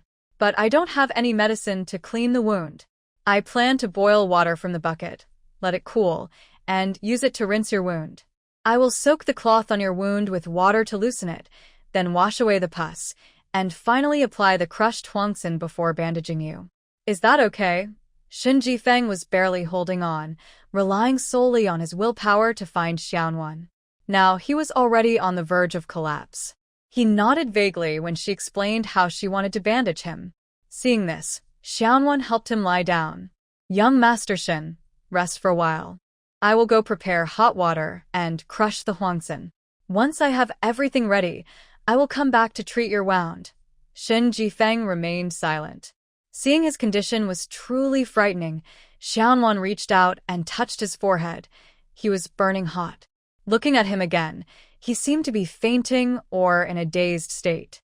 Without further questions, Xianwan hurried into her space and quickly headed toward the hillside where Huangxin was growing. She used a wooden sword to dig up several fresh yellow herbs, then carried them to the stream to wash them clean. After leaving the space, she took out a large bowl, intending to crush the herbs.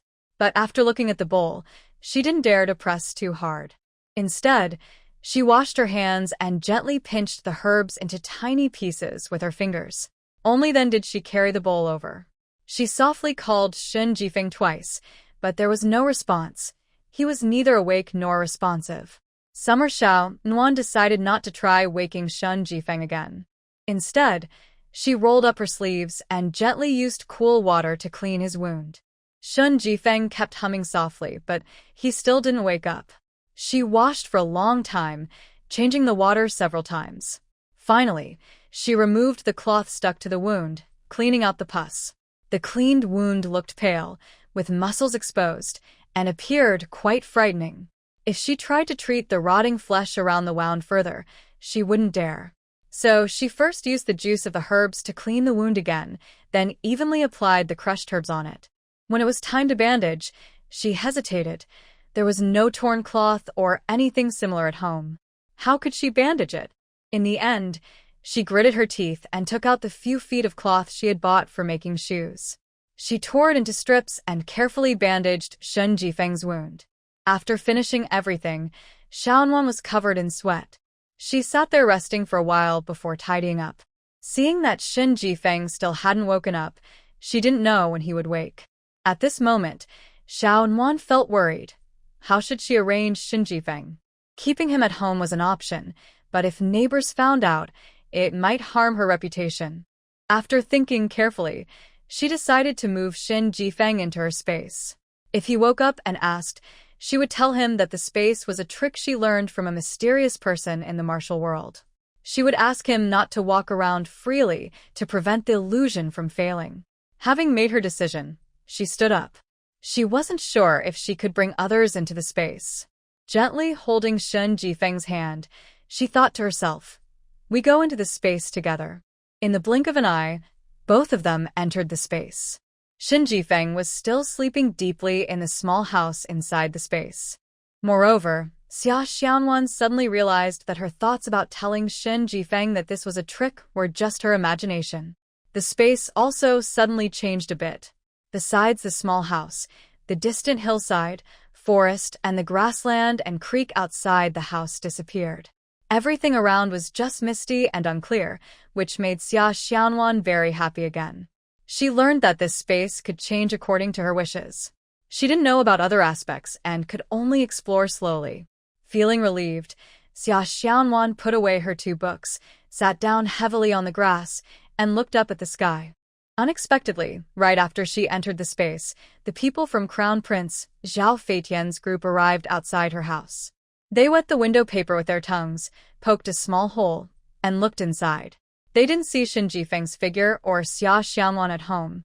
Then, these people quietly left one by one to report to the Crown Prince. The others scattered around, secretly watching from the roof and nearby. In the morning, Xia Xianwan woke up from meditation. She went into the small house, touched Shen Jifeng's forehead, and found he had no fever anymore, so he should be better. Xia Xianwan was very happy. She left the space, lit a fire, and took out a bowl of millet she had been reluctant to eat, cooking a pot of porridge. When the fragrant millet porridge floated out, she saw Shen Jifeng move slightly when she entered the space. She thought he had woken up and ran over to check, but he only moved a little and was still sleeping. By dawn, the people guarding around Xia Xianwan's house began to withdraw. They returned to the inn and reported to the Crown Prince, but everyone was very confused. Last night, Xia Girl was not at home, but in the morning she suddenly appeared inside, busy lighting a fire and cooking porridge. No one saw when she entered the house, and no one noticed when she left.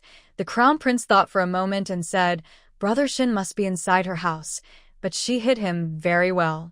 "Let's stay one more day and continue investigating tonight. We must find Brother Shen. He is probably injured, and if too much time passes, this girl won't be able to protect him." Everyone agreed and left to prepare for the evening's action. Meanwhile, Shen Jifeng had slept the whole day and only woke up slowly at dusk. He looked around and asked, "Miss Xia, where are we?" "We're still at my house. I used a simple disguise spell just in case," she replied. "This magic was learned from a martial artist my father studied with. Before he passed away, he taught me how to use it. He said that as a girl, learning this could help me protect myself if I ever faced danger." Shen Jifeng nodded, though he wasn't sure how much he believed.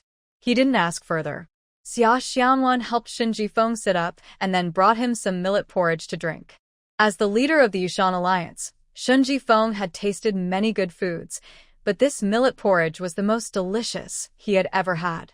After eating, Xia Xianwan checked Shen Jifeng's wound. She was surprised to see the rotten flesh around the wound had fallen off and stuck to the cloth, and the wound itself had closed up and looked much better. She was very happy. She quickly washed the cloth in the creek water and laid it out to dry on the grass. Then she used cooled boiling water to clean Shen Jifeng's wound again, followed by a rinse with a yellow root extract.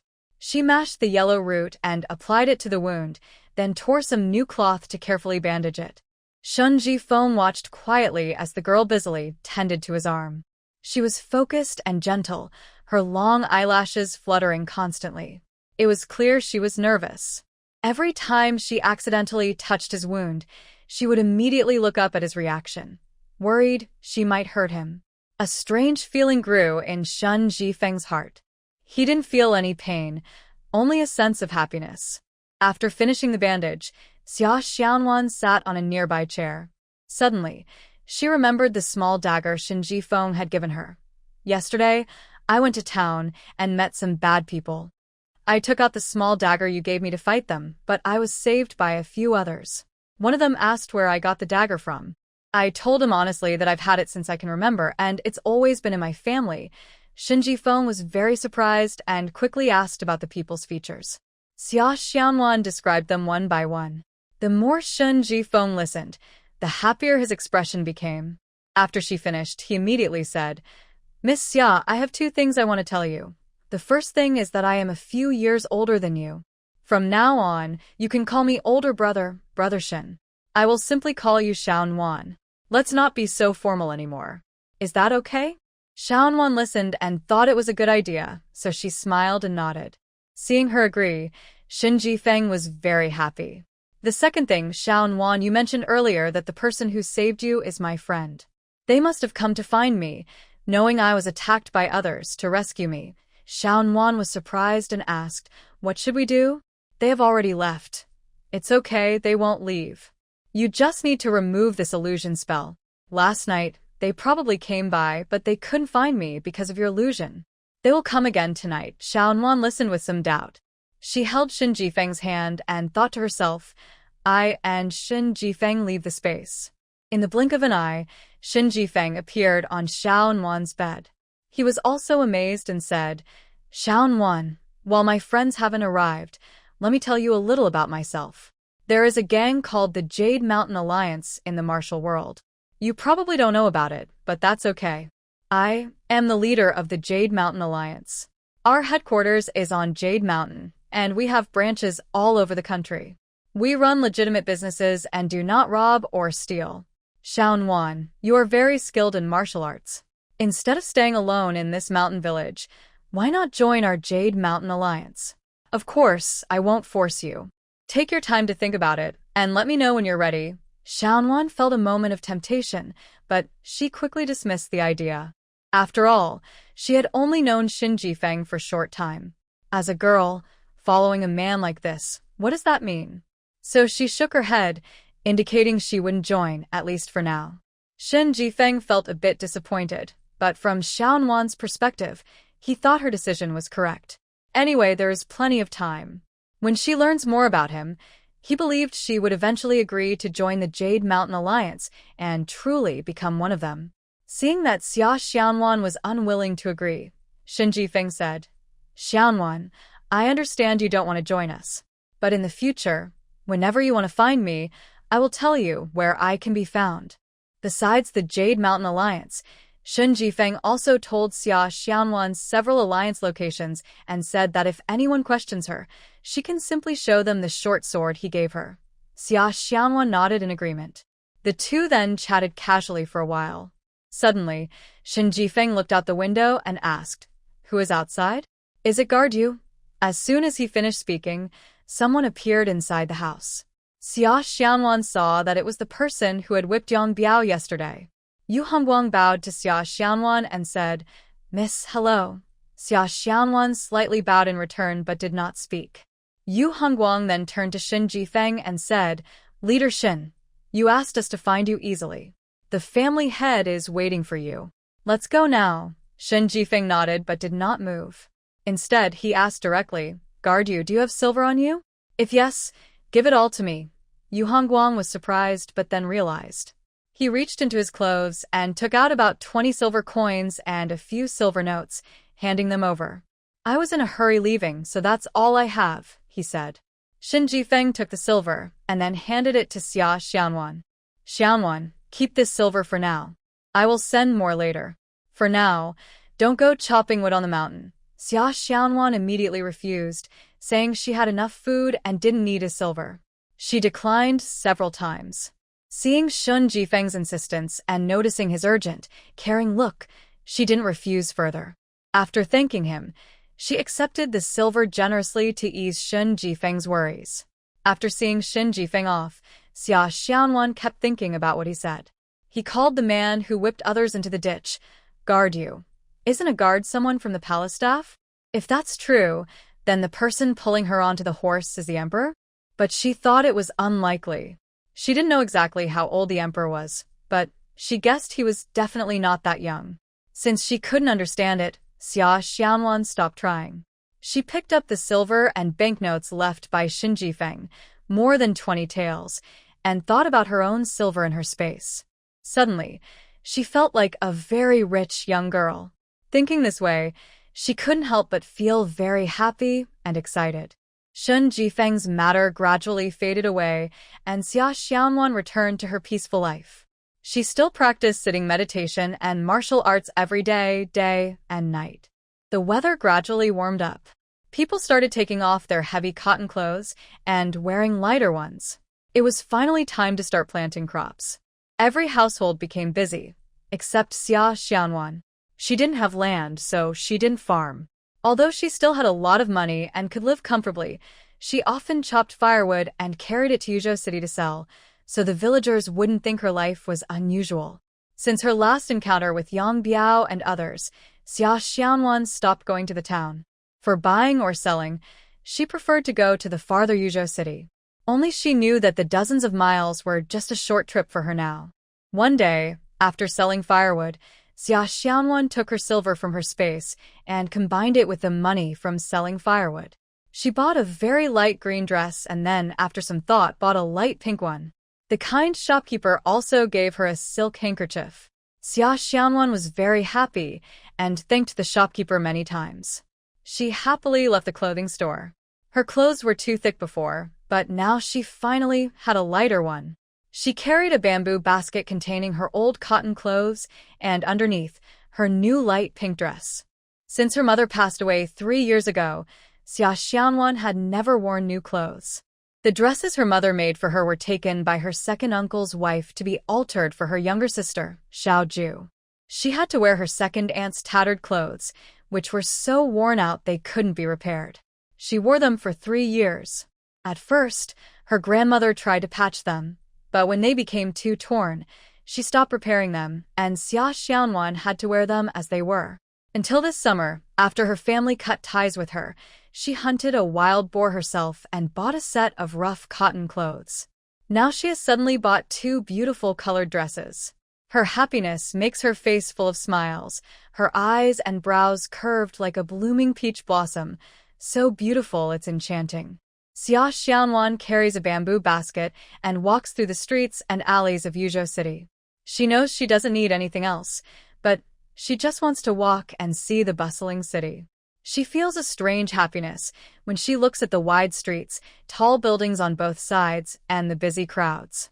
But what Xia Xianwan didn't expect was that, as she looked up to see a very fancy restaurant on the roadside, someone inside the restaurant sitting by the window noticed her. This person is in his 60s, wearing a dark blue long robe with subtle patterns and a black vest with a continuous pattern of symbols. His hair is all white, tied up in a bun on top of his head, held in place with a jade hairpin. He is sitting at a dining table, eating, surrounded by 4 maids. One maid is serving him food, another is making tea, a third is removing fish bones, and the last is gently fanning him with a fan. Behind them, a little farther away, stand 4 men dressed identically, likely guards or attendants. The old man's surname is Chun. His son is the highest-ranking official in Yuzhou City, the prefect Chen Quan. Because of this, old Master Chen can walk around Yuzhou freely, and no one dares to say anything. Old Master Chen lives a luxurious life, full of gold and silver, and is quite comfortable. But he has a big hobby. He likes women, especially young, handsome, and lively women. So, he has many wives and concubines. Chen Quan is known as a filial son. Although he knows it's wrong for his elderly father to be so flirtatious, he doesn't stop him. Instead, he has a separate courtyard in his house for old Master Chen and his concubines, connected by a few moon gates. This way, It's convenient for the servants to come and go when needed, and it also keeps old Master Chen's pleasures from disturbing others in the house. In Yuzhou City, once a young girl or wife catches old Master Chen's eye, very few can escape. Now old Lady Chen, along with her maid and attendants, just left her residence. They planned to finish their meal and then visit the largest brothel in Yuzhou, called Yichun Court, to see the new girl. Although it was daytime, old Lady Chen heard that a new girl had arrived at Yichun Court, and she was eager to see if she liked anyone. If she did, she would bring her back to the house for her own enjoyment before sending her back. While eating slowly, old Lady Chen casually looked down and saw Xia Xianwan looking up at the restaurant. Old Lady Chen was stunned and couldn't look away. The girl outside looked about 14 or 15 years old, wearing a light green dress. She had her hair in 2 simple buns with hairpins, and her face was fair and rosy, with big, bright eyes like stars in the sky. Old Lady Chen was amazed and even wondered if the girl was a fairy fallen to earth. Even the basket on her back seemed to be used to decorate her beauty. Old Lady Chen shouted repeatedly, "Come here, quickly, come here." One of the 4 attendants behind him hurried forward and asked, "Old lady, what are your orders?" Old Lady Chen pointed at Xia Xianwan downstairs and said, "See that girl? Go invite her up. Tell her I want to invite her for a drink." "Yes, old lady. I'll go right away." After speaking, the attendant quickly turned and hurried downstairs to invite her. Meanwhile, Xia Xianwan was still admiring the building, quietly marveling at the large golden characters, "Blooming Flower Grand Tavern," on the roof. What a beautiful name. A man quickly approached her and stopped, saying, "Miss, our old lady wants to invite you for a drink. Please come upstairs." Xia Xianwan was peacefully admiring the name of the tavern when she heard this man's words. She was startled. "Who is your old lady? I don't know her and I don't drink." "I won't go." She turned to leave. The guard saw her trying to leave and became anxious. He quickly reached out to stop her. "Miss, being invited by our old lady is an honor. Please don't refuse. If you do, I must tell you, the consequences could be very bad for you." The young lady immediately followed me. As long as she served the old master of my family well, she would be rewarded. "Please, young lady, come upstairs." The guard spoke while making a polite gesture. "I don't know your old master, so I won't go," Xia Xianwan said again, and tried to walk away. Seeing her want to leave, the guard quickly reached out to stop her. "Young lady, do you know who the biggest official in Yuzhou City is?" he asked. Xia Xianwan looked at him without answering or showing fear. She was no longer the same Xia Xianwan from before. After some experiences and practicing martial arts day and night in her space, her skills had improved greatly. She felt more confident each day. As the saying goes, the more skilled you are, the braver you become. Now her courage was growing stronger. Seeing she wouldn't respond, the guard continued. "The governor of Yuzhou is Lord Chen Quan. Do you know that? And my old master is Lord Chen's father. Now you understand, right? So, my old master invites you to have some wine. Isn't that an honor? Shouldn't you go upstairs quickly and have a drink with old Master Chen?" the guard said excitedly. "Get out of here. I want to go home," Xia Xianwan said firmly and started to walk away. The guard stepped back while reaching out to block her, still trying to persuade her. Upstairs, old Master Chen saw the scene below and quickly ordered 3 other guards, "Go down quickly and carry this young lady upstairs. If she refuses to come up, we will carry her forcibly. It's a matter of honor. Prepare the carriage too, so we can take her back to the estate later." The guards agreed and hurried down. The previous guard, seeing the others come down, was sweating with worry. He understood that old Master Chen's orders were serious. He gathered his courage, stopped retreating, and pointed at the 3 guards coming down. "Young lady, do you see? These are my companions. If we use force, do you think 4 men can carry you upstairs? It wouldn't look good for either of us. So please don't refuse. Just come upstairs quietly with us, okay?" Seeing the situation, Xia Xianwan knew she had to show some strength. She simply gestured with her hand, and a wooden sword appeared out of nowhere. She pointed the wooden sword at the others and said, "This is the last time I tell you, move aside." The 4 guards were used to bullying others and often acted arrogantly.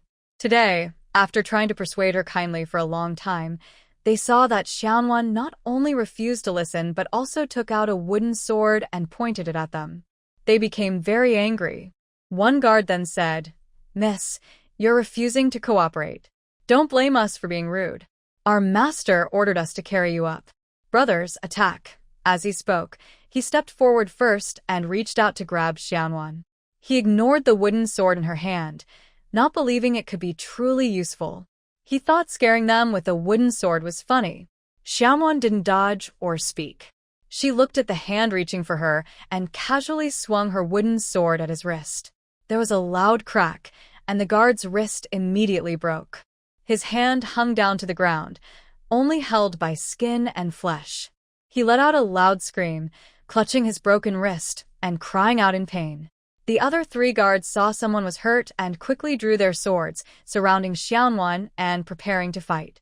Xianwan stood calmly in the middle, looking at the 3 men around her with a peaceful expression. She didn't move her body or speak.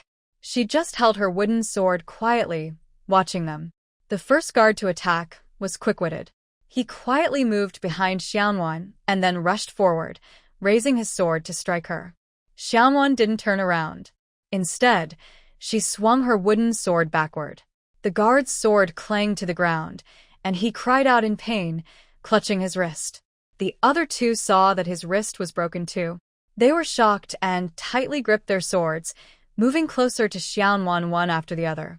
They were about to attack again, but their wrists also broke at the same time, only skin and flesh remaining. Faced with 4 men clutching their broken wrists and crying out, Xianwan remained calm. She didn't hesitate and kept walking forward confidently. The old lady Chen upstairs saw this and was so angry she trembled all over. She kept saying, "Rebellious. This wicked servant is clearly trying to rebel. Hurry back to the mansion, send someone to find out where she is. We must catch her and bring her back to the house. Then I will see how I deal with her. I guarantee she won't be able to escape or seek help, and she will wish she were dead." Old Lady Chen scolded angrily, then helplessly went downstairs to call people to her side. The commotion downstairs was seen by one person. His name is Feng Yuanxing.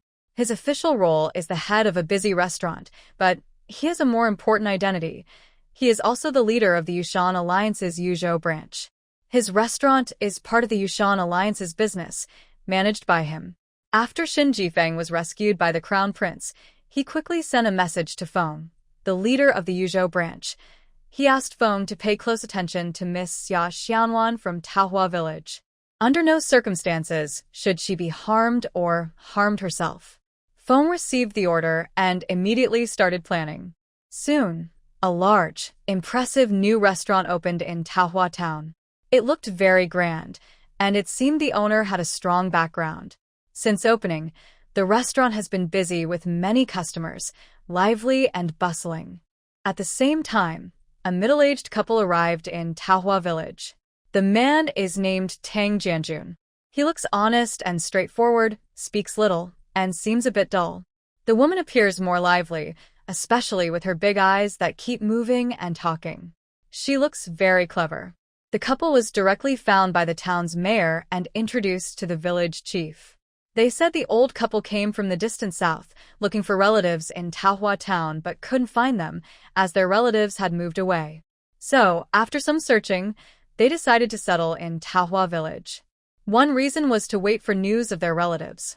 Another reason was that they liked the place and wanted to stay for a year or so to rest and recover before returning south. Traveling from south to north was very tiring, so they couldn't go back immediately. Since they were unfamiliar with the area, they asked the village chief for help in buying a house in Taohua village. Since the town's mayor personally asked, the village chief didn't hesitate. He quickly bought a house behind Xia Xianwan and moved in. After moving in, the woman quickly became friendly with her neighbors. She was skilled at many tasks and helped her neighbors with farming, so they got along very well. Summer Xianwan also knew about this. The woman neighbor in the backyard even brought her some fruit, saying she was new to the area and wanted to visit her neighbors. Xianwan thought that the old couple was just as they appeared, unlucky in love and hoping to rest at their place for a year or so. She never expected that these two were sent by Shun Jifeng to protect her. They were members of the Jade Mountain Alliance. Now, Xiaowan had overpowered for guards of Old Lady Chen. As she walked home, she wondered how she should respond if Old Lady Chen kept sending people to catch her. As soon as Xiaowan left, shopkeeper Feng immediately sent people to protect her along the way and also informed Tang Jianjun and his wife in Peach Blossom Village. They were told to keep Xiaowan safe and ensure she was unharmed. If anyone caused trouble for her and the situation got out of control, they were to kill them. Even with this plan, a messenger quickly sent a message to Shin Jifeng. Since the other side was the father of Magistrate Chen, who represented the government, if Magistrate Chen used an excuse to order her arrest, it could cause trouble for the Jade Mountain Alliance. They couldn't openly oppose the government. Meanwhile, Old Lady Chen was furious when she returned to her house. She hadn't seen anyone dare to be so arrogant in front of her for a long time. Not only did she refuse to drink with him, but she also injured 4 of his guards. How could this be? It was like a slap in her face. Fuming, she ordered loudly, "Find out where that little brat is. Report to me immediately once you do." Soon, the investigators returned with news.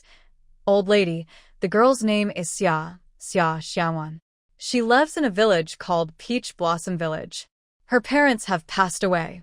She used to live with her uncle and aunt, but earlier this year, for some reason, her uncle and aunt drove her out.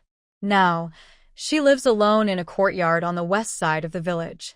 According to the villagers, this young girl named Xia was quite normal a few years ago, but since last year, she suddenly became incredibly strong. She once single-handedly killed an adult wild boar and even carried it back from the mountains alone. No one knows why she suddenly gained such strength, except herself. Old Madame Chen listened and frowned. Hearing about Xia's great strength made him feel a bit scared. He thought that if he sent people to forcibly take her back, her strength might cause trouble. If she faced him alone, she could hurt him easily.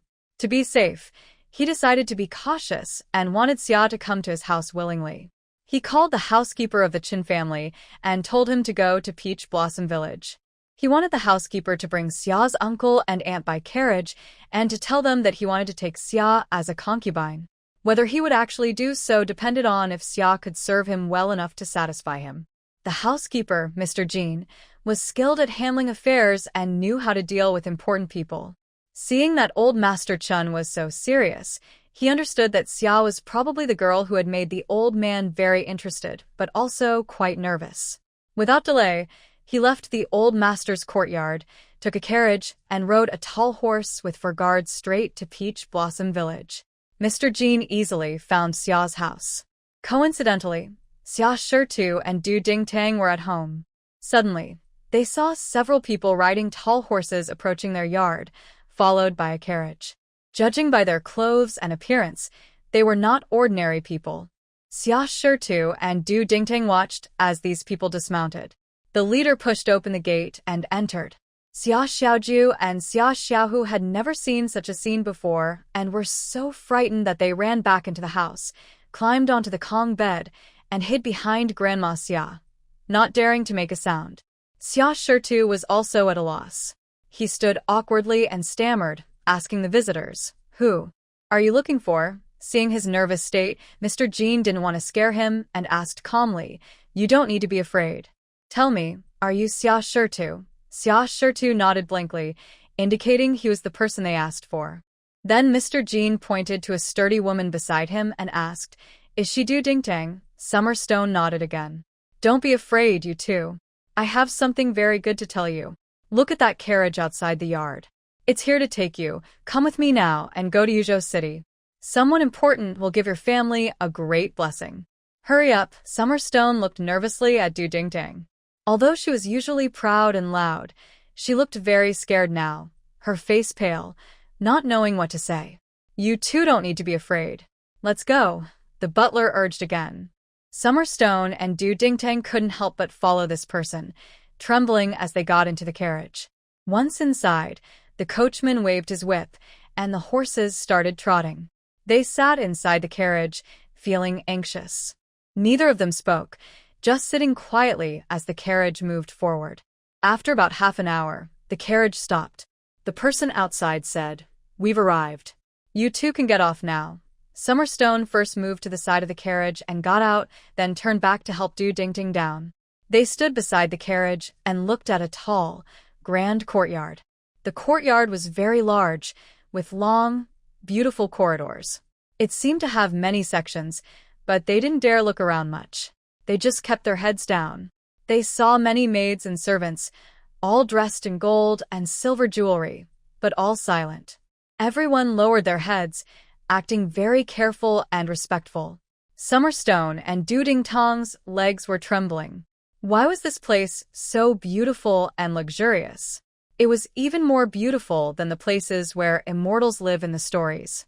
At that moment, the person who brought them said, "Come with me." He took a step toward a house. They quickly followed him. When they entered, they saw that the inside was even more splendid than outside. In front of them was a large, ornate chair, and sitting on it was an old man dressed richly. He looked to be over 60, with a rosy face, but he had a very serious and commanding presence. The person who led them in stood beside him. Then he said, "Do you know who is sitting here? This is the father of our Yuzhou city magistrate, Mr. Chen. This is old Master Chen." Kneel down and bow quickly. Hearing this, they were so scared they immediately knelt on the ground, knocking their heads loudly, not even sure how many times they bowed. Old Lady Chen looked at the nearby butler Jean and nodded in understanding. Jean immediately said, "Xia Shitu, you have a niece named Xia Xianwan, right?" Xia Shitu nodded repeatedly. "Your niece Xia Xianwan caused trouble this morning in Yuzhou City. She unexpectedly injured 4 of our old master's guards. Originally, we planned to punish her, but our old master saw that Xia Xianwan is quite pretty and wanted to take her as a concubine. Since Xia Xianwan has no parents as her uncle and aunt, do you agree? Today, we brought you both here because the old master wants to hear your opinions face to face. Do you agree or not? If you agree, go back and talk to Xia Xianwan about this, persuade her, and bring her here.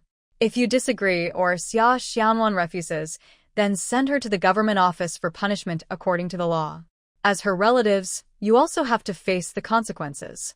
How do you choose?" Although Du Dingtang was very scared, she immediately thought that making Xia Xianwan the old master's concubine was a good thing. The old master was the father of Governor Chen from Yuzhou City. If Xia Xianwan became the old master's concubine, they would become close relatives of Governor Chen. Moreover, they were the elders of Governor Chen, which was a big deal. Their family's future would be bright, and Xia Xiaolong and Xia Xiaohu's prospects would be limitless. Thinking of this, before Xia Shitu could speak, Du Dingtang hurriedly said, "If she can become the old master's concubine, it's a blessing for Xia Xianwan and our Xia family. It's a rare fortune, and there's no reason to refuse. We are very willing and will ensure Xia Xianwan agrees. We will go back immediately to inform Xia Xianwan and send her here right away." At this moment, Xia Shitu also realized that although old Lady Chen was quite old, he felt happy when he thought about the potential benefits. He immediately said, "If Xia Xianwan catches the old master's eye, it's her good fortune. We agree wholeheartedly. We will go back now to inform Xia Xianwan." Grandmother Chen, sitting on the grand chair, was very pleased with their reactions. However, she knew that Xia Xianwan might not be easy to persuade, so she spoke slowly. "Go back immediately and tell Xia Xianwan about this matter. If it works out, I will reward you with 500 silver coins. If you speak kindly and persuade her, even if she disagrees, it's none of your business. But if you don't say anything or let Xia Xianwan escape, your whole family will go to jail and never get out." Hearing this, Xia Shitu and Du Dingxiang kept saying, "We dare not, we absolutely dare not." At the same time, they pounded their chests to promise, "We will take responsibility for this. Now go back immediately, dress Xia Xianwan nicely, and bring her here." Grandmother Chen was very happy and turned to Steward Jean, saying, "Take them downstairs. After they eat, send them back." Steward Jean nodded in agreement. Hearing this, Xia Shitu and Du Dingxiang expressed their thanks repeatedly, bowed, and followed Steward Jean to eat. The meal consisted of 4 dishes and 1 soup, with plenty of steamed buns. Xia Shitu and Du Dingxiang looked at the delicious food on the table. At first, they were very cautious, swallowing saliva but not daring to pick up their chopsticks. Steward Jean came over and said, "Old Xia, eat freely. There are plenty of buns and meat dishes. Eat your fill, and I will send someone to take you back." Hearing this, they finally picked up their chopsticks and ate eagerly, especially Du Dingxiang, who ate 2 plates of pork belly. While eating, she thought to herself, "Steamed pork belly really smells good. Once Xia Xianwan became the concubine of Grandfather Qin, wouldn't she be able to eat pork belly anytime?" Thinking this way, she became even more determined to have Xia Xianwan become Grandfather Chen's concubine. After eating and drinking their fill, they rubbed their stomachs and got on the carriage back to Peach Blossom Village. Steward Jean sent someone to escort them back and told them that Grandfather Chen was waiting for news and to hurry and finish the matter. They both promised to do so. As soon as the carriage left, they didn't have time to rest at home and ran one after the other towards Xia Xianwan's house. Dingxiang ran quickly to Xia Xianwan's house gate. She pushed open the gate and called out repeatedly, "Xianwan, come out quickly. Second aunt has big good news for you. This is really great news. Xianwan, come out. Our family's ancestors are doing well, and that's why we have such good news." Shirdu Xia followed behind, also loudly calling from inside, "Xianwan, are you home? Come out quickly. Second aunt has big news for you." Xianwan was in her space, picking tomatoes she had grown.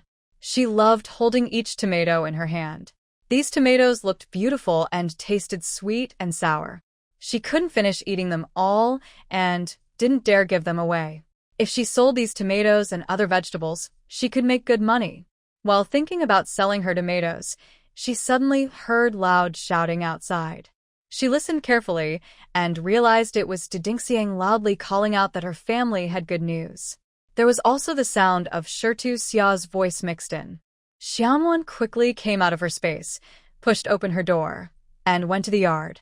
She saw Dingxiang trying to push her door open to come inside. "Dingxiang, why are you shouting? What does your good news have to do with me? Why are you running here to tell me?" Get out. I don't want to see you, she said. Dingxiang didn't care about Xianwan's scolding. She smiled happily and said, "Xianwan, look at you. Why are you talking to elders like that? I am your second aunt. By the way, Xianwan, this big good news is related to you. My husband and I agree that you can get it. When you become rich and successful, don't forget your aunt and uncle." Seeing Xianwan's cold stare, Dingxiang felt a little scared. But when she thought about the benefits she could get if Xianwan went to serve old Lady Chen, her courage grew stronger. So she couldn't wait and said, "Xianwan, my good niece, this morning, your second uncle and I were picked up by a carriage sent by Magistrate Chen's father from Yuzhou City. Old Master Chen said that he unjustly injured 4 of his guards' wrists. He should have had you arrested and put in jail, but old Master Chen said that since you look decent enough, he would give you a chance. If you agree to become his concubine, you can eat whatever you want, wear whatever you like, and he won't pursue the matter of you hitting someone. Old Master Chen also said that if you agree, he will give your uncle and aunt 500 taels of silver. That's a lot of money. We, in our whole lives, have never imagined what it would feel like to have 500 taels. And that's not all. With this connection, won't your older brother and younger brothers have bright futures? Your older sister could also find a wealthy family to marry into as a proper wife. Tell me, isn't this the biggest good fortune for our Xia family?" Dingxiang kept talking excitedly, her eyes shining with hope. She really hoped Xianwan would agree immediately. If she did, our family in Peach Blossom Village would become the richest, unmatched by anyone. "Shut up!" Seeing Dingxiang still talking non-stop, Xianwan shouted loudly. "Old Master Chen is already in his 60s or 70s. You want me to become his concubine? Why don't you go be his concubine? Little Jew, why don't you go be his concubine? Besides, you two have already cut ties with me. I am not your uncle or aunt. Whether I agree or not has nothing to do with you. Dragging me into such a lowly thing as becoming an old man's concubine and saying it's because the ancestors' graves are blessed. If our ancestors knew, they'd be ashamed and furious, and they'd get up and slap you. Now, you and Xia Shitu, get out quickly. Don't make me hit you. When Du Dingxiang heard that Xiaonan refused, her hopes were dashed. This made her furious. If she lost such a big benefit, she couldn't accept it. So she yelled at Xiaonan. Xiaonan, don't be shameless. Since ancient times, girls' marriages are decided by their parents. Whoever heard of a girl deciding whether to agree or not? We are your uncle and aunt. If we say yes, then it must be yes. Hurry up and pack your things. We will send you to the Chun residence right away. Old Master Chun is waiting for you. Xia Xianwan was furious when she heard this. She turned around and grabbed a large branch by the door, then swung it at Du Dingxiang and Xia Shitu. Du Dingxiang reacted quickly. As soon as she saw Xia Xianwan turn around, she knew Xia Xianwan was probably trying to hit them. She immediately stepped back, turned around and ran out while shouting, Shitu, run! Xia Xianwan chased out of the yard with the branch in hand. Xia Shitu and Du Dingxiang ran ahead, while Xia Xianwan followed behind. Since Xia Shitu was a man, even though he was slower than Du Dingxiang, he quickly caught up and ran towards the house like an arrow. Du Dingxiang was left behind. She couldn't outrun Xia Xianwan, and before long, Xia Xianwan caught up. Xia Xianwan swung the branch and started hitting her face and head. Du Dingxiang didn't care about the pain and kept running forward. In the end, Xia Xianwan hit her more than 10 times with the branch, making her dizzy. Only after Xia Xianwan stopped did Du Dingxiang scream and run home, stumbling along the way. Du Dingxiang's hair was messy, and her face and hands had many cuts. Still, she didn't dare stop and kept running back to her house. She pushed open the gate, kicked open the door, and hurried inside. She then sat down heavily on the kong, a traditional bed, took a deep breath, and sighed, "Oh my goodness, I've been beaten to death. Xia Xianwan is really a beast. She's so cruel, swinging that big branch and chasing me like crazy." Old Lady Xia, who was sitting on the kong, had just seen Xia Shitu run back. Before she could ask what happened, she saw Du Dingxiang also coming back, gasping for breath.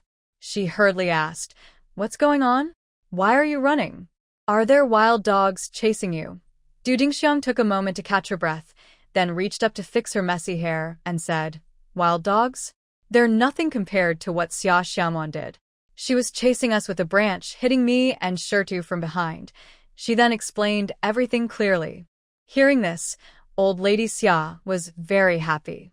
She couldn't believe that a big city noble, Old Master Chen, was interested in Xia Xianwan and wanted to marry her as a concubine. And if it worked out, they would give her family 500 taels of silver? 500 taels? She confirmed it again and was overjoyed.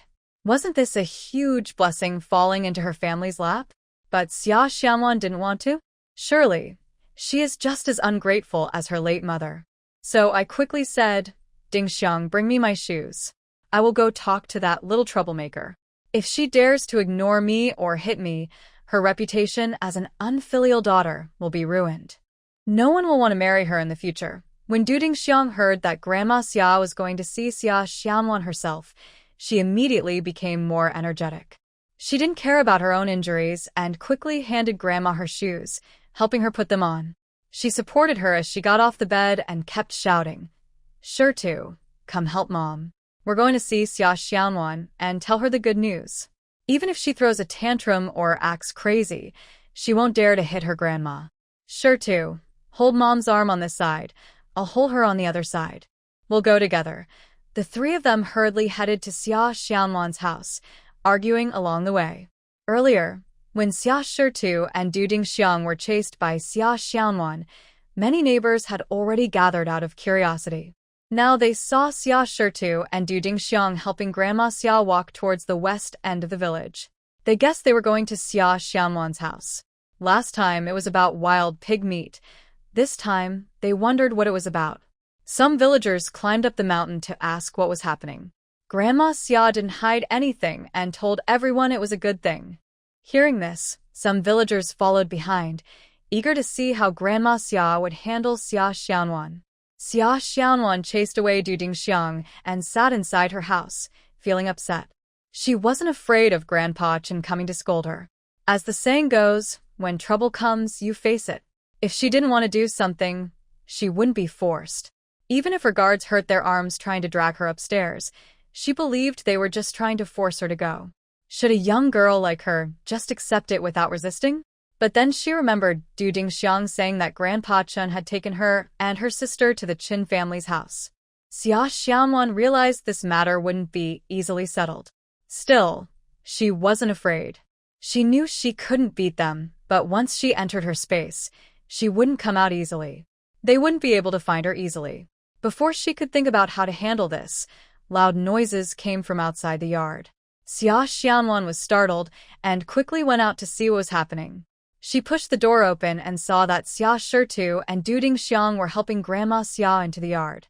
Grandma Xia saw Xia Xianwan and asked, "Xia Xianwan, I want to ask you, the old Master Chen from the city wants to marry you as a concubine. Why don't you agree? This is a matter that will bring honor to our family. Do you understand? If you become a concubine, your second uncle and second aunt will receive 500 taels of silver. Our Xia family will become wealthy. Do you know that?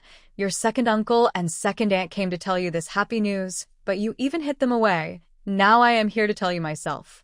Pack your things quickly and go to the city to serve old Master Chen today." Xia Xianwan was so angry she almost laughed. "Grandma Xia, I have already cut ties with you. Why are you still talking nonsense? While I still have control over my temper, get out of here now, or don't blame me for being rude. Oh, Xia Xianwan, you really are rebellious. We did write a letter to end the relationship, but can it be ended just like that? I don't want to cut ties anymore. You're still my granddaughter. Don't be ungrateful. Pack your things and go to the Qin family. Dingxiang, go inside and pack whatever useful things we have and take them to the Qin residence." Xia Xianwan took a step forward, frightening Du Dingxiang and Xia Shitu, who both let go of Grandma Xia and stepped back. Xia Xianwan quickly walked up to Grandma Xia. Before she could react, Xia Xianwan grabbed her collar and threw her out instantly. Xia Shitu, Du Dingxiang, and the villagers all saw Xia Xianwan throw Grandma Xia out, but no one saw where she was thrown. Everyone turned their heads to look, but there was no movement. This time, Du Dingxiang was upset. "Where did you throw Grandma? I don't see her." Xia Xianwan looked expressionless and very calm. "I threw her into the well." Xia Shitu was shocked. "Threw her into whose well? Tell me now." Xia Xianwan looked at him with a mocking expression but said nothing. After a while, everyone heard Grandma Xia's voice. "Shitu, Dingxiang, I'm here. Come quickly and help me get down." Everyone searched for a long time along the sound and finally found Grandma Xia on a pile of firewood next to the neighbor Su Wenbin's house in the east yard. Suddenly, everyone burst into laughter. Xia Xianwan was really impressive. After laughing, everyone quickly went over to help Aunt Xia out of the firewood pile. When Aunt Xia finally stood on the ground, she still wanted to come in and talk to Xia Xianwan about becoming a concubine. Xia Xianwan stood calmly at the gate and said, "Old Lady Xia, if you dare come in again and talk about me becoming a concubine, I promise to throw you into the well. As for how you get out, that depends on whether Xia Shitu and Du Dingtang can fish you out. If you don't believe me, try coming in." Hearing this, Aunt Xia felt both unwilling and scared that Xia Xianwan might really throw her into the well. She knew that since Xia Xianwan said it, she would definitely do it. She stood outside the yard, afraid to go in but unwilling to leave, cursing under her breath. Xia Xianwan stared at them from across the yard gate for a while, then grew tired. She pointed at Xia Shitu and the others and said, "Any one of you who comes in, I will deal with. If you think I dare not, then come in and try your luck." After saying this, Xia Xianwan turned and went inside, closing the door. The Xia family members looked at each other, hesitant to go in or leave. They whispered among themselves for a long time, but finally dared not enter. In the end, Xia Shitu and Du Dingtang helped Aunt Xia back home. Back at home, Aunt Xia climbed onto the bed to rest, while Du Dingtang ordered Xia Shitu to hire a carriage. They couldn't stay at home. They had to hurry to Yuzhou City to report to old Master Chen and see if he had other ideas. Soon, Xia Shitu returned with a hired carriage. The two of them got in, and headed straight to Yuzhou City. Xia Shitu and Du Dingtang knelt before Old Master Chen, kowtowing and admitting their mistake. Du Dingtang spoke, "Old Master, forgive us. We immediately went home and told Xia Xianwan about this good news. But she not only refused, she also used a branch to beat the village woman until her face was bloody and full of cuts. When my mother-in-law saw this, she was very angry.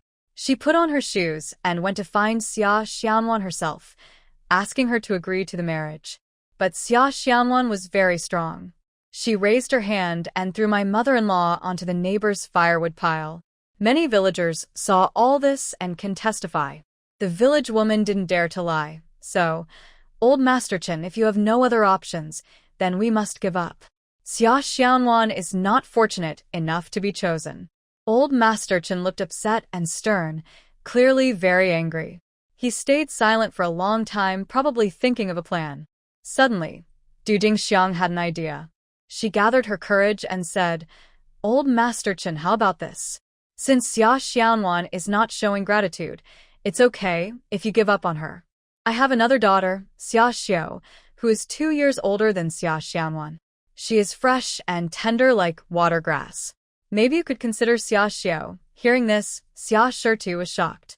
He quickly nudged Du Dingxiang to stop her. Xia Xiao is only 15, and the old man is over 60. He could be her grandfather. How could they push Xia Xiao into trouble? Unlike Xia Xianwan, Xia Xiao is their own flesh and blood. Du Dingxiang pretended not to see Xia Shitu's warning and ignore him. She had already made up her mind. Old Master Chen was rich. Although he was older, Xia Xiao would have a good life with him. The Chen family's jewelry and treasures could be easily transferred to Xia Xiao. Such a good opportunity should go to Xia Xiao, not Xia Xianwan. Girls, after all, will marry someday. Even if she married a handsome man, their poor family's life was hard. No food, no clothes, always saving and struggling. Better to find someone like Old Master Chen. He was older, but had everything else: gold, silver, jewelry, and servants. Living like that would be like living in heaven. She decided in her heart to send Xia Xiao to be Old Master Chen's concubine. Old Master Chen raised his eyebrows, clearly interested. "All right then, let Steward Jin go with you to see her. If he thinks Xia Xiao is suitable, the benefits will naturally come to you."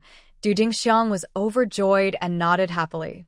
So, housekeeper Jin took people on horseback, while Xia Shitu and Du Dingxiang rode in the carriage they came in. The group then headed back to Peach Blossom Village to visit Xia Xiaoju. Although Xia Xiaoju was also in her late teens, she looked plain and ordinary. Recently, she had been working in the fields, and the wind had darkened her skin. Her thick lips had cracked, making her look simple and slow. When she saw strangers in the yard, she ran into the house in a flash and climbed onto the Kong bed, hiding behind her grandmother. Du Dingxiang struggled hard to pull her out from behind old lady Xia. When housekeeper Jin saw Xia Xiaoju, he pointed his whip at Du Dingxiang and scolded, "Foolish woman! How dare you mention such an ugly maid in front of Old Master Chen?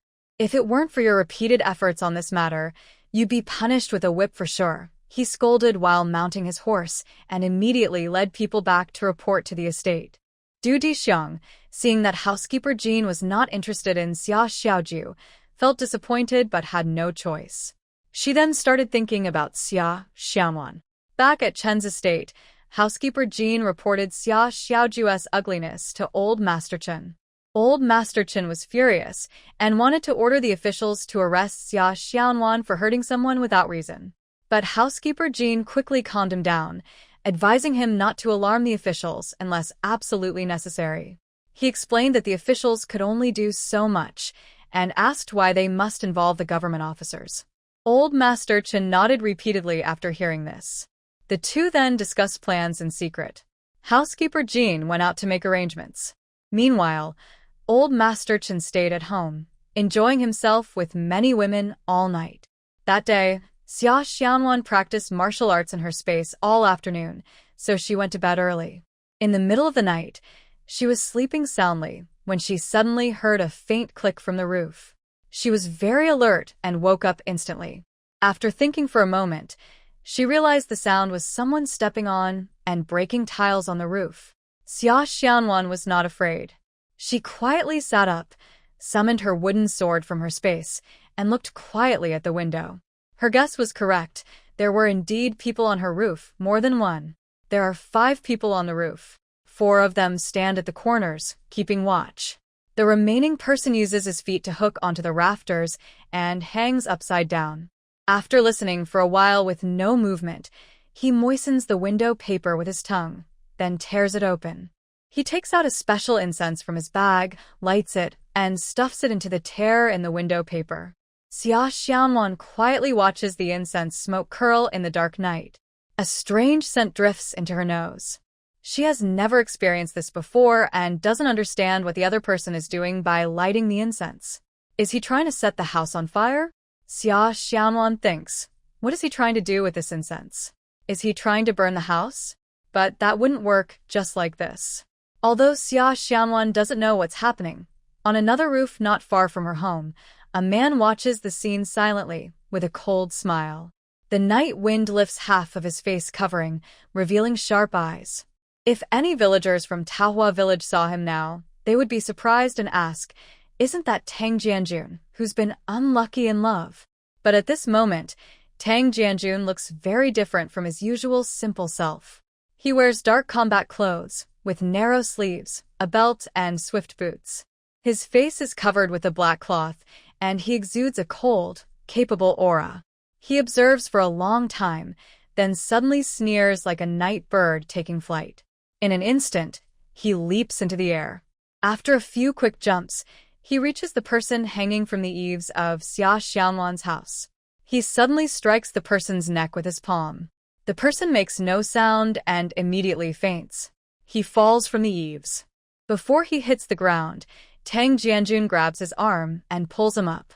With a sudden force, he swings him onto the roof, knocking into a guard there.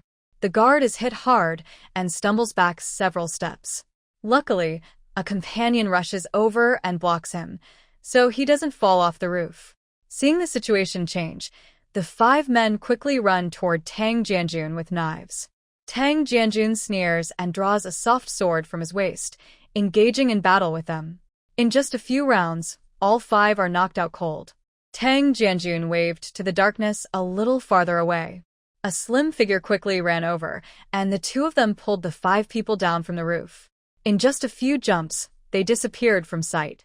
Xia Xianwan did not come out to see what was happening, but she heard everything clearly. She knew that 5 people had tried to scheme against her earlier, but then another person arrived. That person quickly took all 5 bad guys away. It seems that this person was there to protect her. Who could it be? Shen Jifeng? He is the only person she can think of who might help her, but she was wrong this time. However, she was not entirely wrong. The person who saved her was not Shen Jifeng himself, but someone acting on his orders to protect her. At the same time, Old Lady Chen was in her room playing with many women all night. But she was old, and as dawn approached, she finally couldn't stay awake and fell into a deep sleep. When she opened her eyes again, it was already afternoon. Suddenly, she remembered Xia Xianwan and the night before, when she sent people to Peach Blossom Village to use a special scent to make her faint and bring her back. Now, more than half a day had passed, and she wondered if they had already brought her back. Thinking this, she felt very happy and called out repeatedly to summon the butler, Jean. The butler quickly came in. Old Lady Chen, with half-closed eyes, asked, "Jean, did the people you sent out last night come back? How did things go?" "Bring them to me immediately."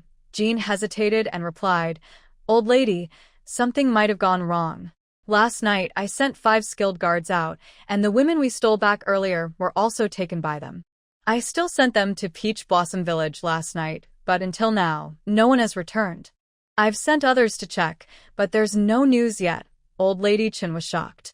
Xia Xianwan is really hard to deal with. Could a girl really fight off 5 of my guards? Over the next 2 days, Jin's team kept sending people out one after another. The reports kept coming back, but they all said the same thing. They couldn't find those 5 people. It was like they vanished without a trace, as if they had disappeared completely. Now, housekeeper Jean and old Master Chen were both very upset. After Xia Xianwan injured 4 people, the 5 men sent to catch her had completely disappeared. Could Xia Xianwan really be a wicked girl? Thinking about her, old Master Chen suddenly shivered. For some reason, he felt a little scared, but his fear made him confused. He had known fear for many years. He was used to others being afraid of him, not the other way around. He didn't want to wait any longer. He ordered housekeeper Jean, go to the government office and file a report against Xia Xianwan for causing trouble in the street and injuring 4 people. Have the officers arrest her first. Once she's in the government office, she won't be able to do as she pleases. Housekeeper Jean agreed, thinking the same, and went out to do as told. That evening, Xia Xianwan was sitting on a small stool in the yard, eating from a bowl. Suddenly, 4 officers arrived outside. They confirmed that the girl in the yard was Xia Xianwan and immediately took her away. After her initial panic, Xia Xianwan quickly calmed down. She chose not to resist or hide in her space. She told herself, if she fought back or hid, the officers wouldn't be able to catch her. But if she did that, she would be guilty of hurting people and escaping. From then on, to avoid being caught, she couldn't show herself in public anymore. She would have to live in constant fear for the rest of her life. She absolutely couldn't let that happen. She naively believed that going to the government office wasn't a problem. Wasn't it the place where officials made decisions for the people? It was the perfect place to explain why she had broken those 4 men's wrists. So, she didn't resist and cooperated fully, allowing the officers to take her away. Tang Jianjun saw Xia Xianwan being taken. During the day, he had returned to being an ordinary man, bowed his head, looked gentle, even slightly hunched, completely different from the brave and confident man he was at night. He stood among the crowd, watching the officers take Xia Xianwan away. For a moment, he wanted to rush forward and fight the officers to save her. But after hesitating, he gave up. Dealing with the authorities was very dangerous. It was better to wait and see. Anyway, Leader Shen had already arrived in Yuzhou City. After the officials took Xia Xianwan away, Tang Jianjun immediately set out for Yuzhou City.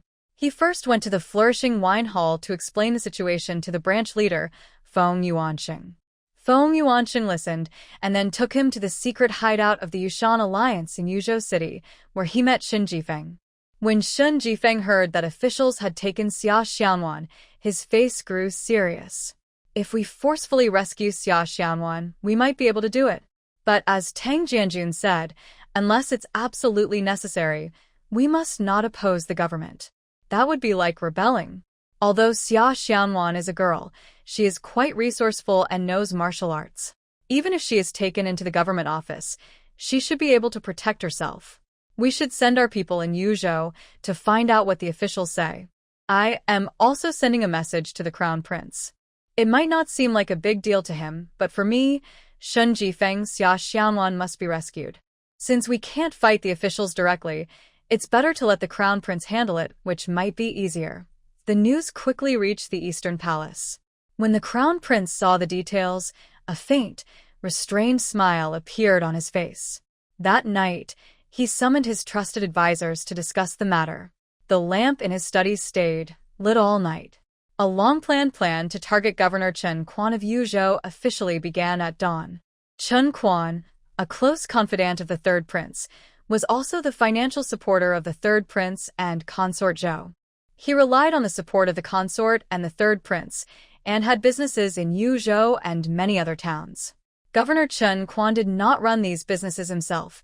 They were managed by trusted subordinates, and the money flowed like water into the pockets of the consort and the Third Prince, supporting their grand plans. Governor Zhou naturally wouldn't work for free. Besides gold and silver, his strength was growing daily. The Crown Prince had long been planning to eliminate him and had prepared many strategies. But he needed a good opportunity to strike. Attacking such a powerful official like Governor Chen Quan required a decisive blow. Any hesitation could give him a chance to fight back, which would be very dangerous. The news Shen Jifeng brought completely triggered the Crown Prince's plan to eliminate Chen Quan. Early in the morning, Emperor Xia, one of the Great Summer Kingdom, was presiding over court. As soon as he sat down, Minister of Justice Sunday appeared and reported, "Your Majesty, 10 common people from Yuzhou have come forward to accuse Governor Qin Quan of abusing his power. They say he allowed his father, Old Man Qin, to forcibly take women from the local people. When the women resisted, they were beaten or killed. Some women were taken by force because they refused to submit, and their families are unaware of their fate. Several others resisted fiercely and were killed during the process. The victims' families have petitioned the court, and the complaint has been submitted to the Ministry of Justice. Since Governor Qin is an official appointed by the court, the ministry cannot decide on the matter alone. They ask Your Majesty to make a decision." The emperor was shocked upon hearing this. Just as he was about to ask questions, someone beside him became furious. It was Prince Rui Zhao Feishan. He was outraged to hear that someone dared to accuse Governor Qin and even brought the case directly to the emperor. To him, it seemed like an obvious attempt to target him. The arrogant prince, used to acting recklessly, forgot his position in front of the emperor and his duties as a subject. He immediately interrupted and said, "How dare the wicked people of Yuzhou accuse Governor Qin? He has always been diligent and loyal, working hard for the country and the emperor. There is no way he would condone his father's actions. Besides, Old Man Qin is 67 years old. At that age, how could he be indulging in such behavior? This must be slander. Sunda, take these troublemakers back to the Ministry of Justice and imprison them. Punish them severely so they never dare to falsely accuse officials again." After the prince finished speaking, the court fell silent. He looked around curiously. The ministers all lowered their heads, looking fearful. Only the crown prince, sitting at the front, showed a faint, strained smile. He then looked up at the emperor, who sat with a stern face, full of anger. The prince felt a shiver and immediately knelt down. "Father Emperor, I was so angry that I lost my composure in front of the court. Please forgive me." The emperor asked coldly, "Tell me, why are you so angry about the common people's accusations against Qin Quan, regardless of whether they are true or false? I ask you again, what is the exact age of Qin Quan's father? As a prince, if you have not interacted with Lord Qin, how do you know he is 67 years old? Even if you have some contact, what kind of relationship allows you to know his family so well? So well that you can casually state his precise age. I also ask you, whether Lord Sun's statement is true or not, I need someone to verify it. Why did you immediately order Lord Sun to suppress the complaining common people?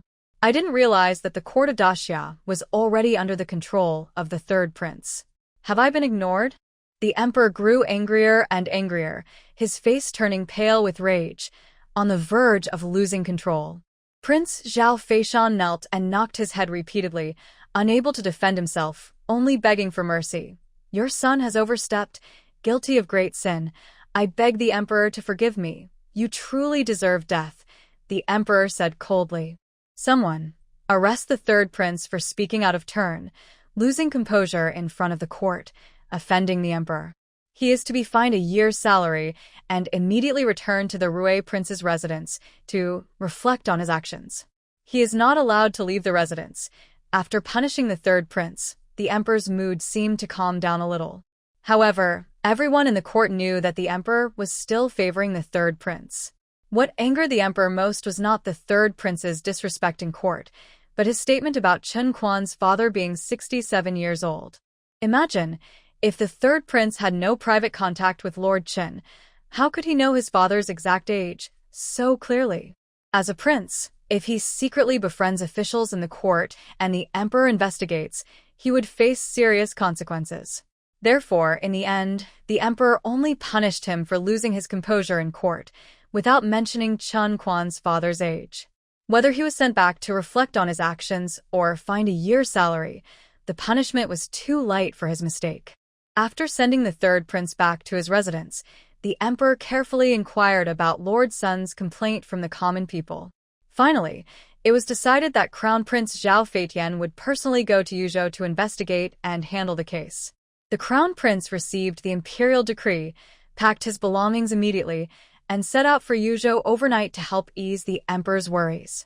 Meanwhile, Xia Xianwan, who had been imprisoned in the county jail the day before, was interrogated again.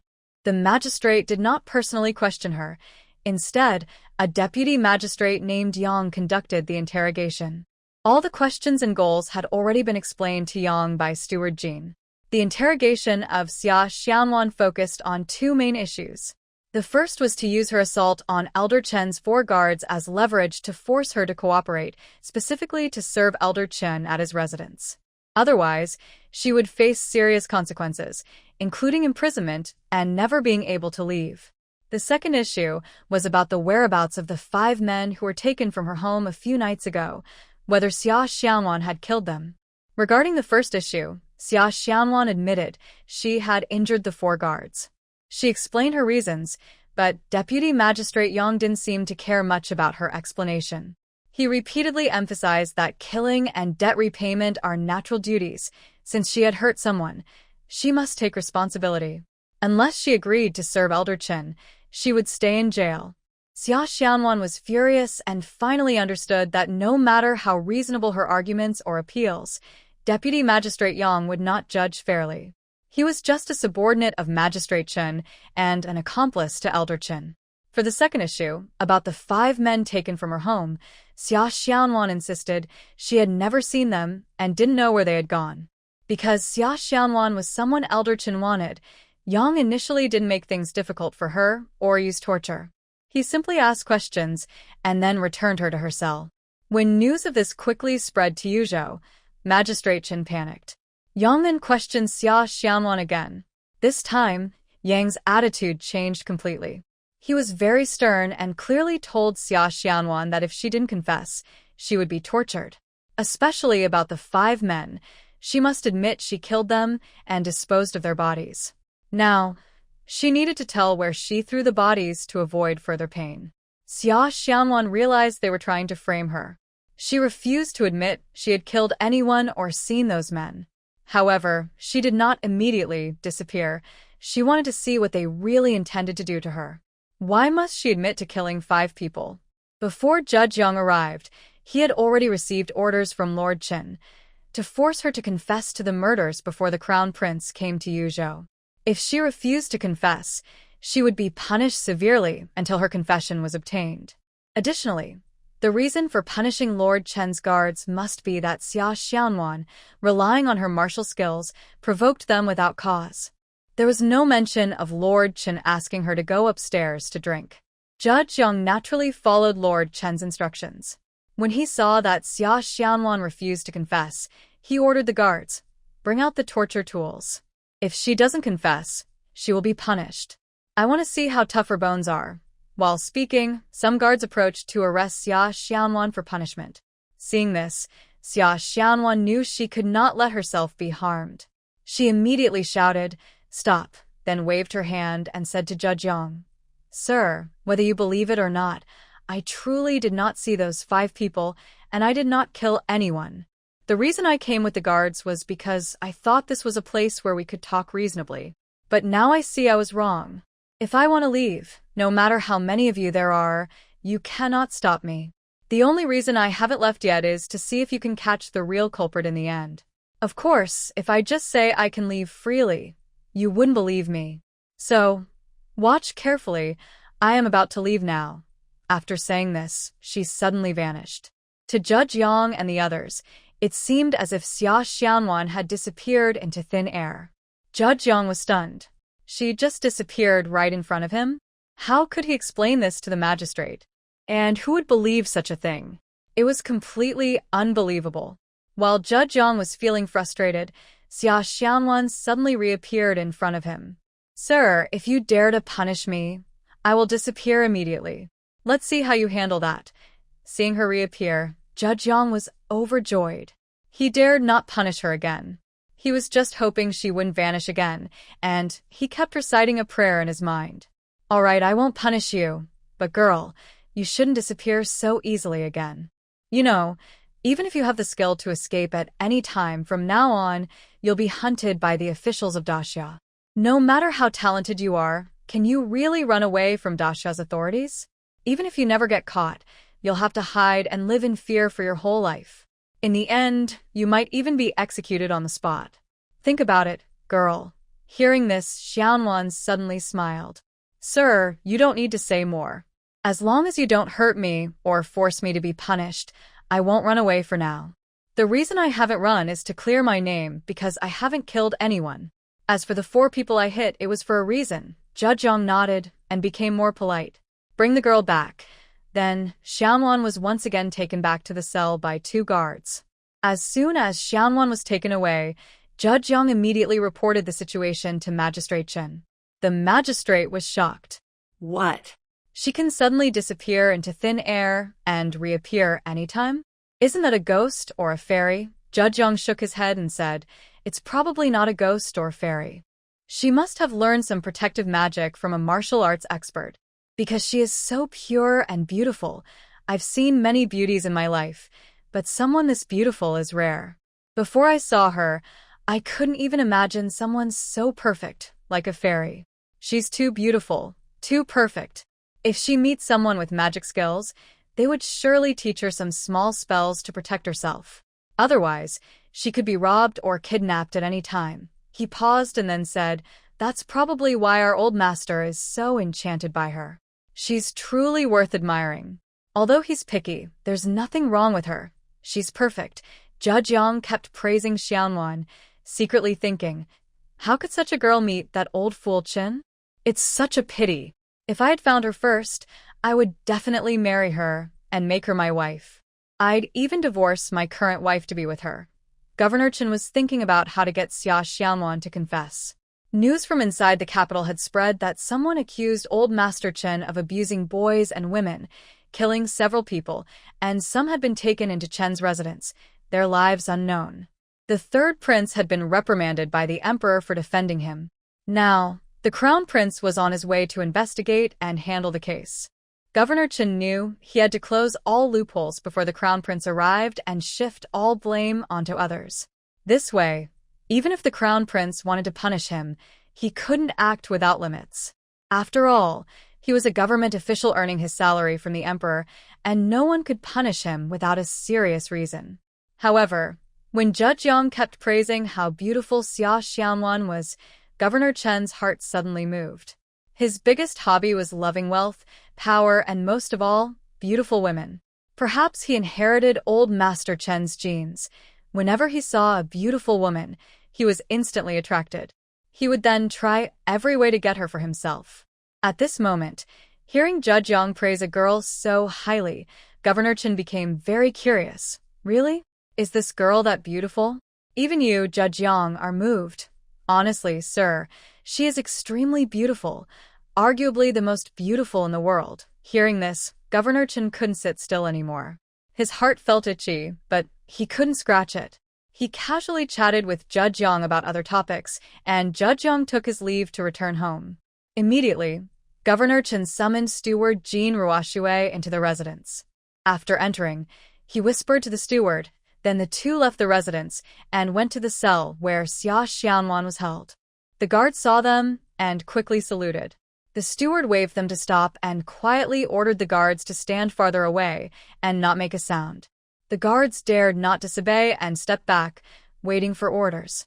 Governor Chen and Steward Jean peeked through the door of Xia Xianwan's cell. They saw her sitting against the wall, hugging her knees, resting her chin on them, staring blankly ahead as if lost in thought. In that moment, Governor Chen was completely stunned. This girl was far more beautiful than Judge Yong had described. Judge Yong Tongpan, this old man, spoke so casually that it seems he is truly a blind and foolish old man. He paused, then thought that such a beautiful girl clearly was not a bad person. As for the 5 missing people on his father's side, there must be other reasons. Moreover, with his father being so old, how could he match this flower-like girl? Governor Chen quickly sorted out the situation in his mind, then said to Steward Jean, "Steward, go to the East Courtyard and tell the old master that Xia Xianwan is an important suspect. Do not let her serve the old master. Have him choose another girl instead. Then come back quickly. I will wait for you in the study." The steward agreed and hurried off to inform the old master in the East Courtyard. Governor Chen returned to the study and sat there blankly. He was a little impatient. Just now, he took a quick look at Xia Xianwan in the prison. He became fascinated with her and decided that from now on, He must have her with him. Having been an official for a lifetime, he had eaten, drunk, played, and used many things. It seemed that nothing or no one could move his heart anymore. But just that one glance earlier made him realize he still wanted something. So, he must get it. Actually, Xia Xianwan was naturally beautiful, with clear eyebrows and bright eyes. But a few years ago, she wore ragged clothes. She only did chores every day, her face often covered in dirt, and she lacked nutrition. That's why no one paid much attention to her beauty. Since the New Year's Eve when she entered Nanny Gate, ate the fruit inside, and drank the creek water from the space, her skin improved day by day. Now, her small face is as smooth as silk, and her big eyes are full of water, making anyone who looks at her feel like their soul is lost. For example, Governor Chen only took one look and immediately lost his soul to Xia Xianwan. The steward quickly returned. Governor Chen did not hide anything from him and clearly expressed his desire to keep Xia Xianwan by his side. Steward Jean thought for a moment and said, "Actually, everyone knows that this girl has done nothing wrong. She's just had bad luck, caught up in complicated matters, and she can't solve them herself. If an adult wants to bring this girl back and keep her by their side, it's not too difficult. However, the old master really likes this girl, and in the future, if he sees her with the adult, there might be trouble." Governor Chen knows that the housekeeper's words are true, but he is not afraid. He says, "Even if the old master causes trouble later, so what? By then, the girl will already be mine. Does he think he can take her back from me? If he tries, don't blame me for being unfilial." The housekeeper knows what Governor Chen might do, so he doesn't dare say much. He just listens quietly and can't help but think that the saying, "Heroes often face the test of beauty," is very true. Although Governor Chen and his son are not exactly heroes, it's quite shameful if they would turn against each other over a woman. Then, the housekeeper hesitates and says, "And the lady? We should also tell her. Otherwise, she might be unhappy later." When mentioning his wife, Governor Chen feels like he's been hit hard and remains silent for a long time. Governor Chen's wife is considered the pillar of the family. Her family name is Yi. Her father, Lord Yi, held the official position of Dao Tai, a fourth-rank official. From a young age, she received good education, mastering music, chess, calligraphy, and painting. She is also well known for her skill in managing accounts. She is good at socializing. Although they don't live in the capital, many noble families invite her to top banquets. No matter how busy her household is, she always happily takes her children to attend. Governor Chen's wife is generous and popular in social circles. They have 2 sons and a daughter. The sons are not yet married, but their daughter married into a noble family in the capital, making her a very successful mother. If Governor Chen wanted to take a concubine, he would need his wife's approval. Secretly doing so would never be allowed. When talking about his wife, the 2 men discuss for a long time. They agree that if they first tell the wife about taking a concubine, she might allow it. But during the formal process, would Xia Xianwan cooperate? Both of them believed that Xia Xianwan would not cooperate and would definitely resist. To prevent any problems, they decided to take action first and make the situation happen naturally. Even if Xia Xianwan was unwilling, a girl who had lost her innocence might not be able to marry again or stand confidently in front of others. At that time, they could explain everything to the lady, who would naturally understand and agree. After planning everything carefully, Steward Jean pushed the door open to prepare. When he pushed the door, he saw old Master Chen standing by the door with a stern face, leaning on his cane. It was clear he had been there for a while. Although Steward Jean and the others spoke quietly, old Master Chen's expression showed he had heard some of their conversation. How much he heard was uncertain.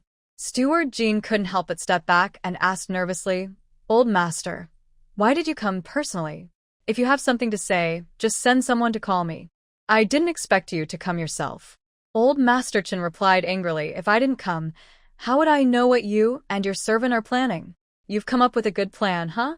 Why not just plan to kill me first, so I won't find out later and have to be careful all the time?" Hearing this, Steward Jean immediately knelt down and said, "Please forgive me, old master. I dare not. Dare not? How dare you just now? Jean Ruoshue, don't think that because Chun Quan is backing you, you can do whatever you want.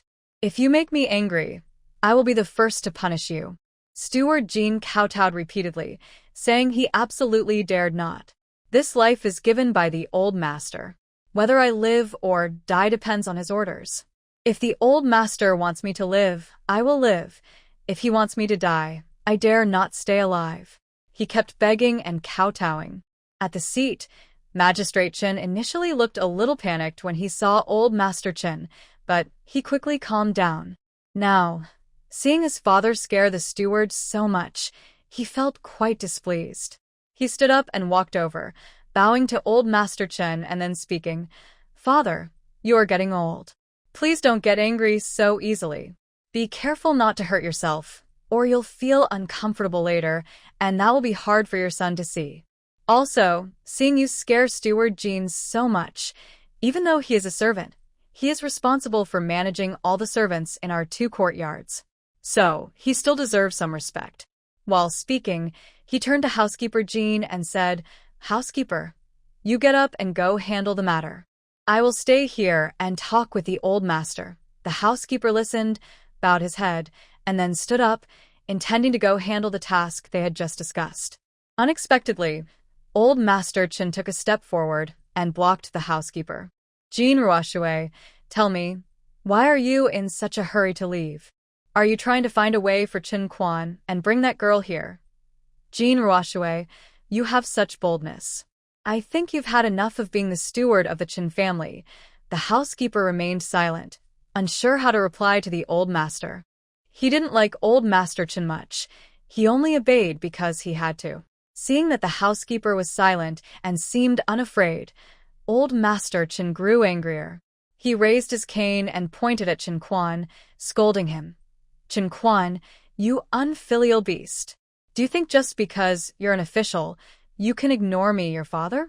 You think being an official outside means you're also an official at home? You even dared to steal the girl I liked. That's rebellion, do you understand?" As he spoke, he raised his cane and struck Chen Quan hard twice. Chen Quan endured the pain without resisting or making a sound, but he didn't show any fear. Seeing old Master Chen hit Chen Quan, the housekeeper knew he was furious. He wanted to go find his wife, but he knew that if he moved now, old Master Chen would become even angrier and would definitely come after him. He didn't dare to move but looked up at Xiao Tianzi, the servant standing silently at the door.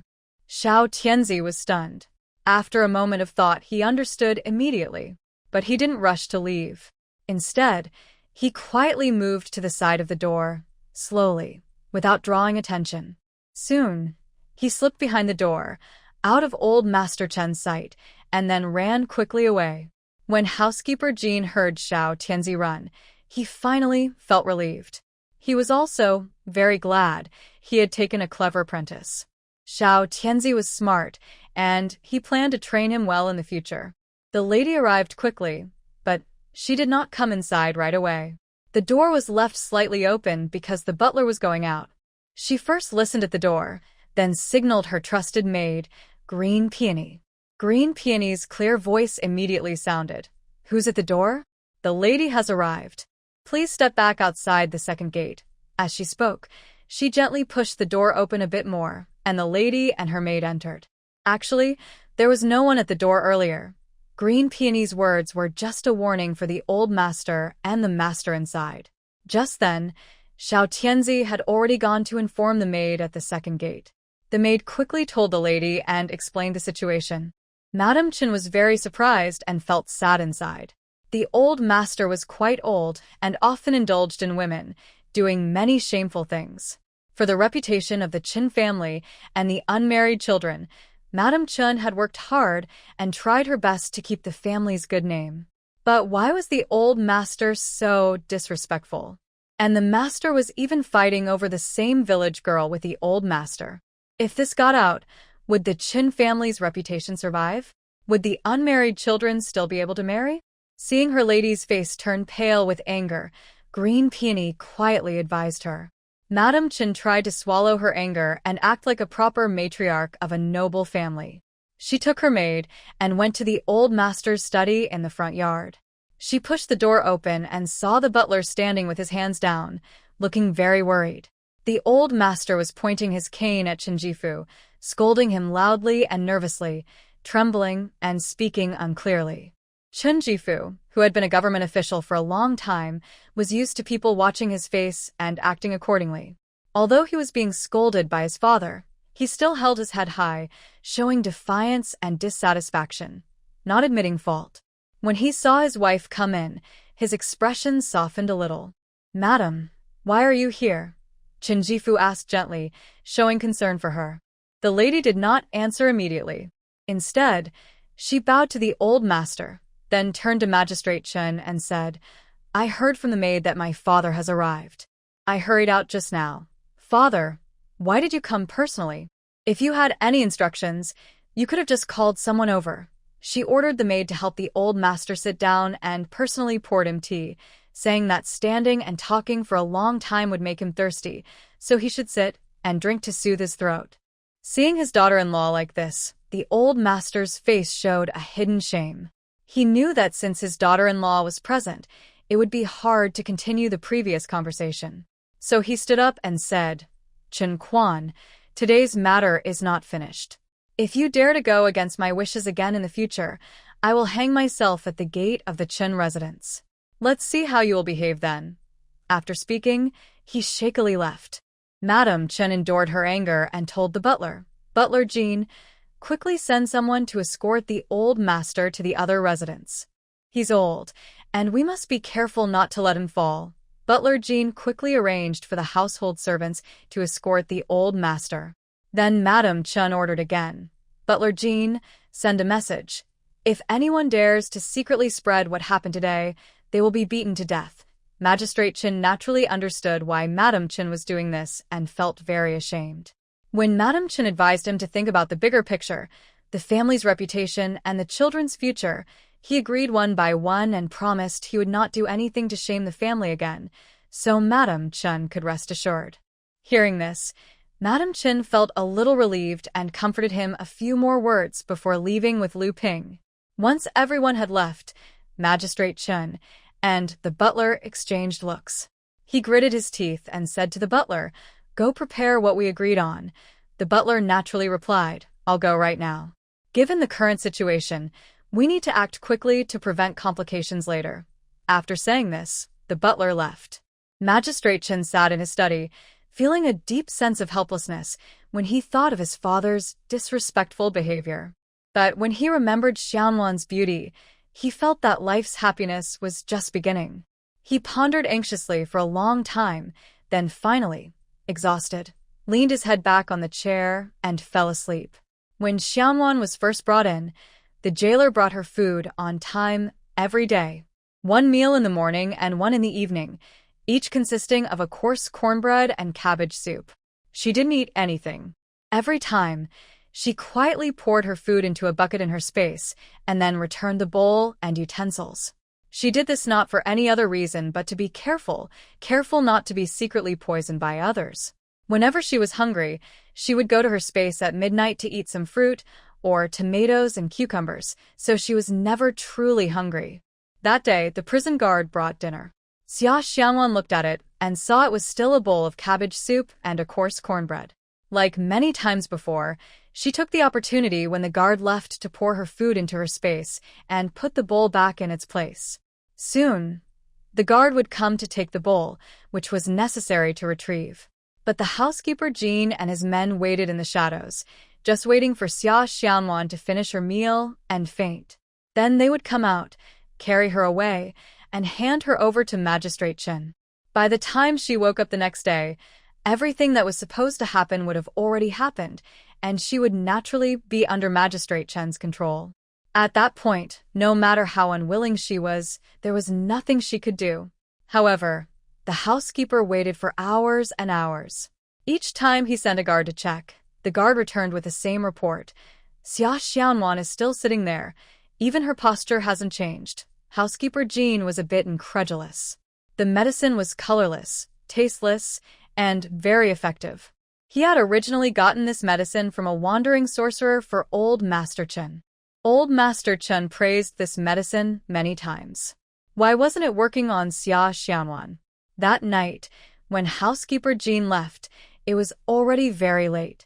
But Xia Xianwan was still sitting there unmoving, as if meditating or deep in concentration. Magistrate Chen naturally hadn't slept either. He was waiting for the housekeeper to bring her back, hoping for a night of pleasure. But it wasn't until the third watch that the housekeeper finally returned. And he came back empty-handed. The person Magistrate Chen wanted was not brought back. The housekeeper carefully explained what had happened. Although Magistrate Chen felt frustrated, he had no solution. For 2 days straight, despite increasing the dosage, Xia Xianwan remained awake every day and was never hypnotized. Housekeeper Jean repeatedly confirmed with the guards, "Did the girl eat the food they brought?" The jailer always replied, "Yes, I ate it, and I ate it all clean, not a bit left." This time, housekeeper Jean was no longer calm. It was simply too unbelievable. He quickly went back to report the details to Magistrate Chen. Both of them agreed that this girl had some skills. So, they decided to change their approach and try a different way to investigate. One evening, another girl was brought into Xia Xianwan's cell. She looked about 14 or 15 years old, very pretty, with clear eyebrows and bright eyes. But her body was covered with many scars, and her back had several whip marks, making her look very pitiful. After the guards threw her in, she curled up in the corner and stayed still. Xia Xianwan was sitting quietly on the ground, meditating. Seeing this, she crawled over and softly asked, "Big sister, why are you also here?" The girl sobbed and choked as she spoke. "A few days ago, I went to the street to buy medicine for my mother. I don't know why, suddenly a group of people forced me into a carriage. I struggled hard, but inside the carriage were 2 strong women. They twisted my arms, tied me up, and stuffed my mouth with torn cloth. I called out for help, but no one heard me. I was taken to a big house. The house was very large. An old man with white hair sat on a grand chair. There were many women around him, all very beautiful. When they saw me, they laughed and said I was pretty and that they had a new sister. Later, 2 women took me to another room and scolded me. They said the old man on the grand chair was Old Master Chen. They told me I was brought to his house because he liked me. They said it was my good fortune, and I should obediently become his concubine, at least until he decided to let me go. If I refused, I would be thrown into prison and never be released. The girl paused here, gasping for breath, then continued after a long while. I was already engaged, and my wedding was scheduled for autumn. How could I agree to such a ridiculous request? They saw that I firmly refused, so they really took me to the government office and even tried to punish me. But no matter what, I absolutely would not agree. The worst case would be death, and I wasn't afraid. As I spoke, I started to cry softly, looking very pitiful. Xia Xianwan was both angry and helpless at the moment. She had no choice but to say some comforting words to soothe the girl.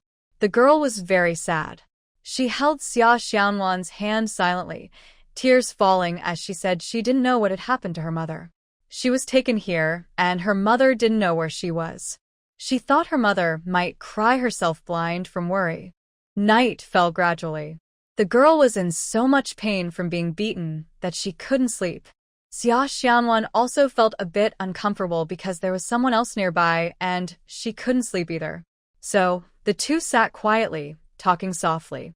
The girl said her name was Yu, and she also had a pretty name, Yumarin. She was very upset and kept saying she doubted she could get out. She repeatedly asked Xia Xianwan, when she was free, to visit her home and tell her mother that she was in jail. Although they had only just met that day, she had no other options. She dared to entrust her to Xia Xianwan, crying as she told her home address. At first, Xia Xianwan listened to Yu and comforted her. But gradually, she felt something was wrong. Since she came in, the girl kept pretending to be pitiful, talking about her hardships. They had been talking for several hours, but she never asked Xia Xianwan why she was imprisoned. Instead, she kept begging Xia Xianwan to go to her home and tell her mother. She didn't know how Xia Xianwan got in or how she might get out. Did she know she could disappear into thin air? Thinking of this, Xia Xianwan felt uneasy. In the morning, a guard came to deliver food. The food was identical, but the guard handed her one bowl and pointed to Yumarin, saying, "This bowl is hers. You take it first." Xia Xianwan saw this and thought for a moment. She said, "Since the food is the same, it doesn't matter which bowl I take. I'll carry both and bring them over." The guard glared and said, "Just carry one bowl first. The food is the same, so don't get it wrong. This bowl belongs to her. Bring it first." Summer Xiao Nuan felt even more suspicious after hearing this. She carried the bowl of soup, and as she turned around, she poured the soup into the space. Then she quickly used her mind to transfer the soup from the space into the bowl. Only then did she give it to Miss Yu, who was still lying on the ground and unable to get up. She helped Miss Yu sit up and said, "Elder sister Yu, get up and eat something. Only then will you have the strength, and your body will recover faster." Summer Xiao Nuan supported Miss Yu to sit up, handed her the steamed bun and the bowl of soup, and watched her start to eat slowly. Only then did she turn around to fetch the remaining soup.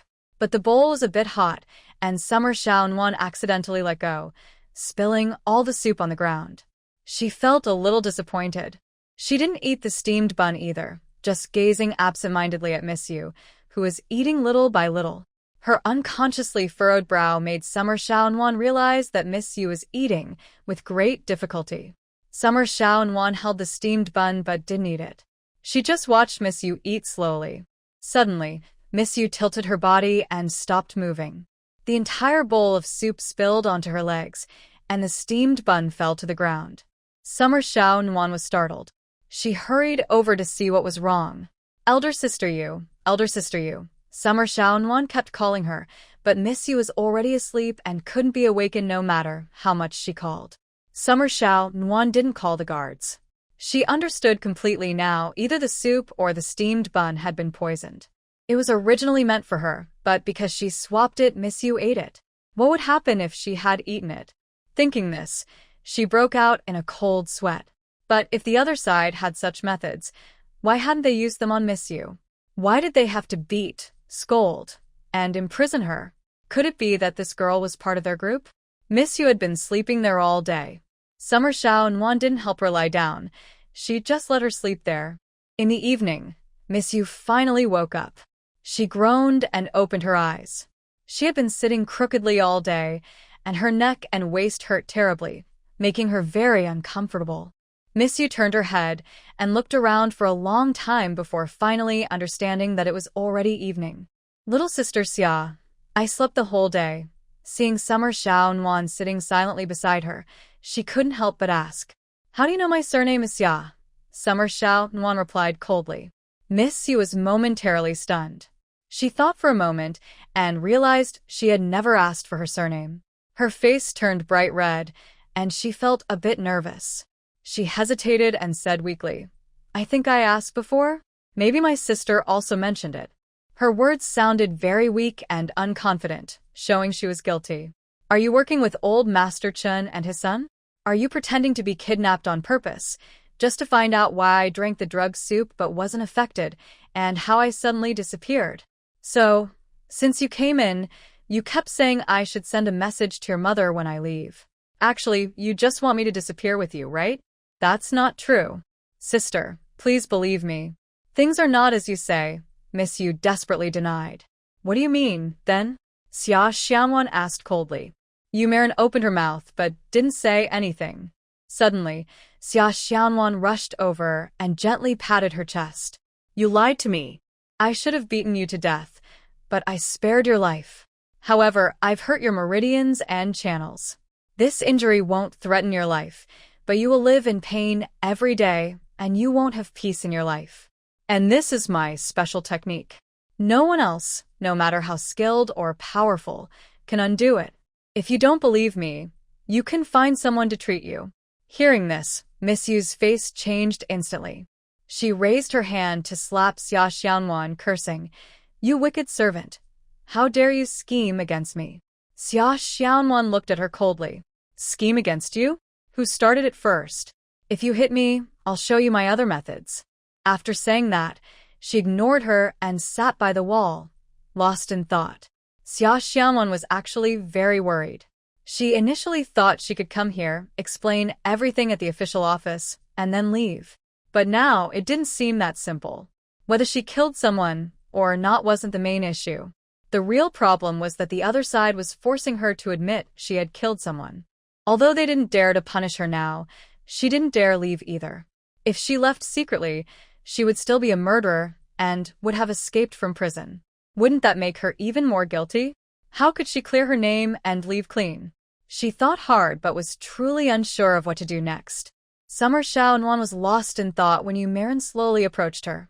Little sister Xia, since you've guessed my identity, I don't want to hide anything from you. To be honest, you've only guessed half right. I am not related to old Master Chen, and I didn't come here for you to serve him. Xianwan lifted her eyelids and looked at her. No matter who you are, you're not a good person. You're just a servant who is called around by men. Vile servant, don't be shameless. Do you really think you have 3 heads and 6 arms, capable of flying to the sky and catching dragons? In the end, you'll just be obedient and accept your fate like I did. I'll only say this once. Shut up.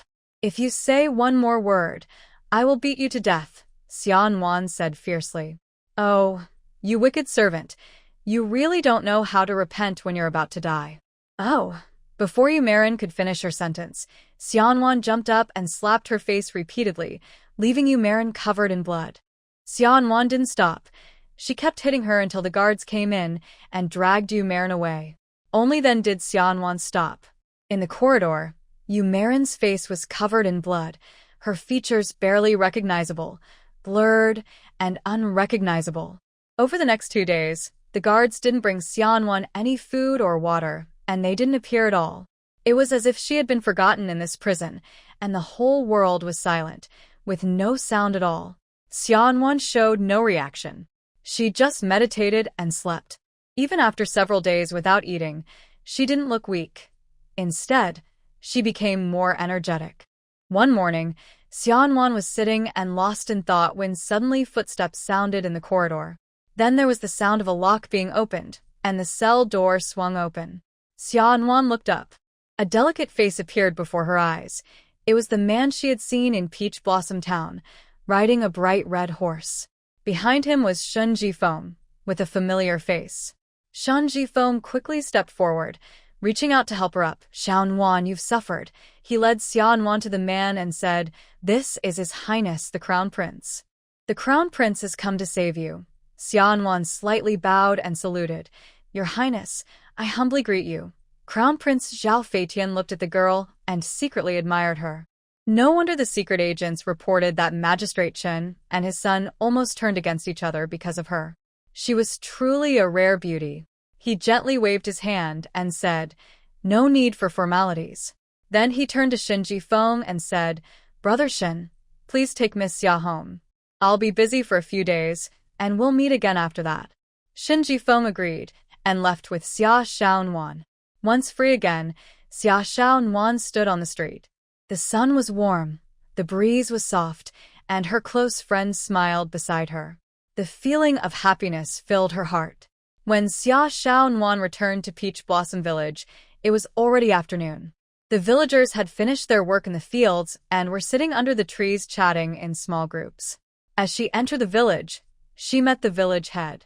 When he saw her, his eyes grew moist with emotion. Xiaonan, you're finally back. I've been worried about you and tried to find out where you were, but no one knew anything. Now that you're back, that's all that matters. As he spoke, he quickly wiped the corners of his eyes. The village head spoke with Xia Xiaonan for a while at the entrance of the village. The villagers sitting under the trees saw them, and soon the news of her return spread quickly from house to house. Before long, everyone knew she was back. As soon as she reached home, villagers began to visit her one after another. Some came straight into the house to ask questions, while others lingered outside the yard, curious but hesitant to enter. Xia Xiaonan busied herself cleaning the house, which was covered in dust.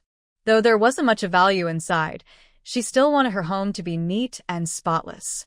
After a while, the crowd slowly dispersed, but whispers began to spread again, this time about Shen Jifeng. Many guessed that he was the one who had rescued Xia Xiaonuan, and some even said she might marry him. Everyone had their own version of the story. When the house was finally clean, Xia Xiaonuan boiled some water. She had no tea, so she served plain hot water to Shen Jifeng. He took the cup and drank eagerly, saying that he was indeed thirsty and that the water was refreshing. Xia Xiaonuan knew he was thirsty, but she also knew part of the reason the water tasted so good was because it came from a spring in her secret space.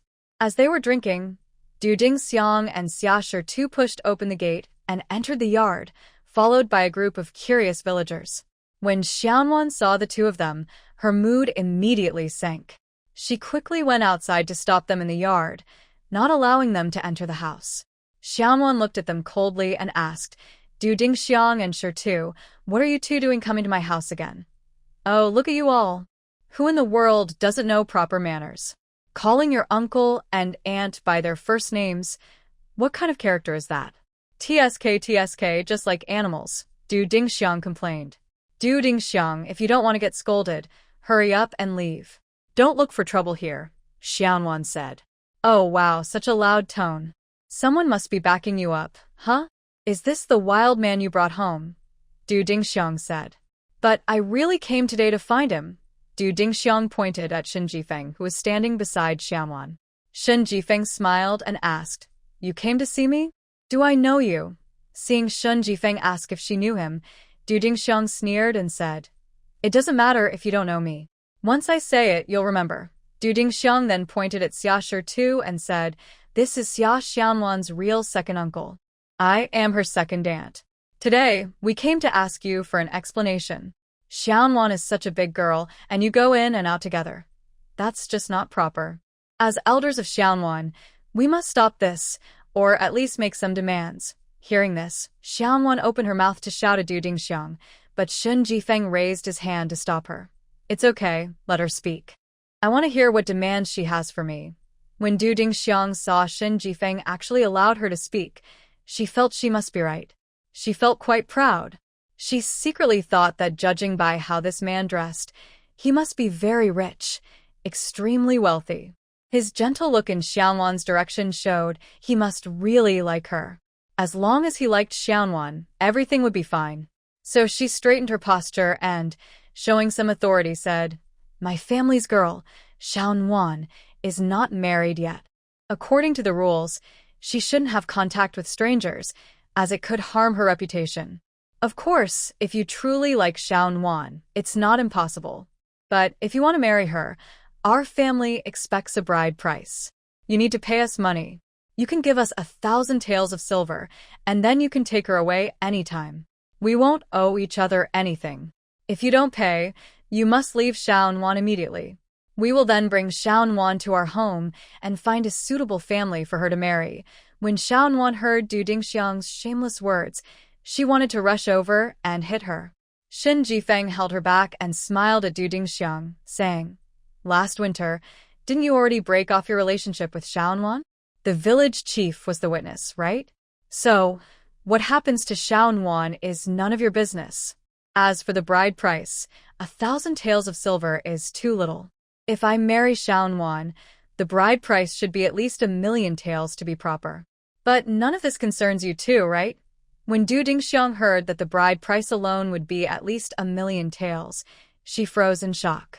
She didn't even have a clear idea of how much 1,000,000 taels was. After thinking for a while, she opened her mouth in surprise, almost forgetting where she was. Xiao Shitu saw Du Dingxiang was stunned and hurriedly said, Since that's the case, you can pay the bride price today and marry Xiaonuan as soon as possible. Then he turned to Xiaonuan and said, Xiaonuan, you should go back with us now. Once this man pays the bride price to my family and gives it to your grandmother, you can leave with him. Xiaonuan almost laughed in anger. Xiao Shitu, are you daydreaming in broad daylight? I will never step foot in your house again. I don't want to say another word to you. Get out of here. She pushed Xiao Shitu and Du Dingxiang out of the yard, and the villagers had to follow outside. Shen Jifeng looked at Xia Xiaonuan and said carefully, Xiaonuan, Having such uncles and aunts is almost worse than not having them. They might suddenly come out to bother you. Living alone as a girl is not easy. You might as well come with me to Yushan. Don't worry. You don't need to join the Yushan Alliance if you don't want to. You're just a guest of the Alliance. When you get to know us better and agree to join, you can do so. Or, you can choose never to join and just stay in the Alliance until you get married. What do you think? After these events, Xia Xianwan felt a bit cold inside. She thought living alone was too hard, so she decided to go with Shen Jifeng to Yushan. At least there would be more people around if something happened. She nodded and said, "Brother Shen, I agree to go to Yushan with you.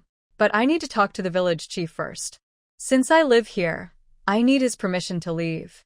I can't just leave quietly." When Shen Jifeng heard that Xia Xianwan agreed, he was very happy and jumped with joy. In the end, they decided that Xia Xianwan would stay behind to handle her family affairs, and Shen Jifeng would come tomorrow to take her to Yushan. That evening, Xia Xianwan packed all her pots and bowls into her space. She took out a large amount of firewood stored there and piled it in the yard. Then she went to the village chief's house. "Village chief, I'm leaving now. There's still a lot of firewood in the yard. Can you ask Zhao Feng to push it back and keep it for firewood?" She also put down the 20 jin of millet and 10 jin of white flour she carried. This small amount of food was bought by her, and she was leaving it for them. The village chief and his wife wanted to refuse, but Xia Xianwan said, "I'm leaving. How can I carry all this food on the road?" Hearing this, the village chief and Xiao Mei accepted and thanked Xia Xianwan many times.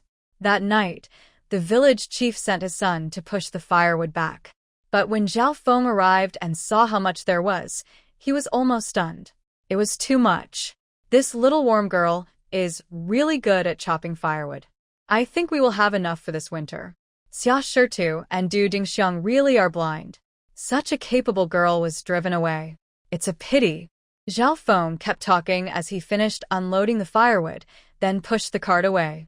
The village chief was stunned after hearing this. He had visited Xia Xiaworm's house many times. With so much firewood piled in the yard, how could he not notice? But he remembered that Xia Xiaworm's yard didn't seem to have that much firewood. He couldn't figure it out, and felt Xia Xiaworm was a bit strange, but he couldn't quite say what was odd. When Zhao Feng pushed the last cart of firewood, Xia Xiaworm also came along. Inside, she handed her house key to the village chief, along with 25 taels of silver. "Uncle, I will leave with my friends tomorrow. I am going to a place called Yushan. But I don't know what will happen when I get there. I feel uncertain." The 25 taels of silver are savings from selling wild boar meat and firewood. 10 taels are for my current rented house. The village chief, please try not to let others move in. Of course, I won't stay in this house forever. The rental period is 3 years. If I return within 3 years, I will still live here. If I don't come back, let someone else live here. Also, these 10 taels are saved with the village chief, to prevent me from being left with nothing if I return, like when I moved out from Shitta's house. Having this money gives me peace of mind. But this money is also for 3 years. If I don't come back after 3 years, it means I have settled somewhere else, or maybe I've died and can't return. Whatever the case, if I haven't come back in 3 years, the money is for you, uncle. Use it for the family.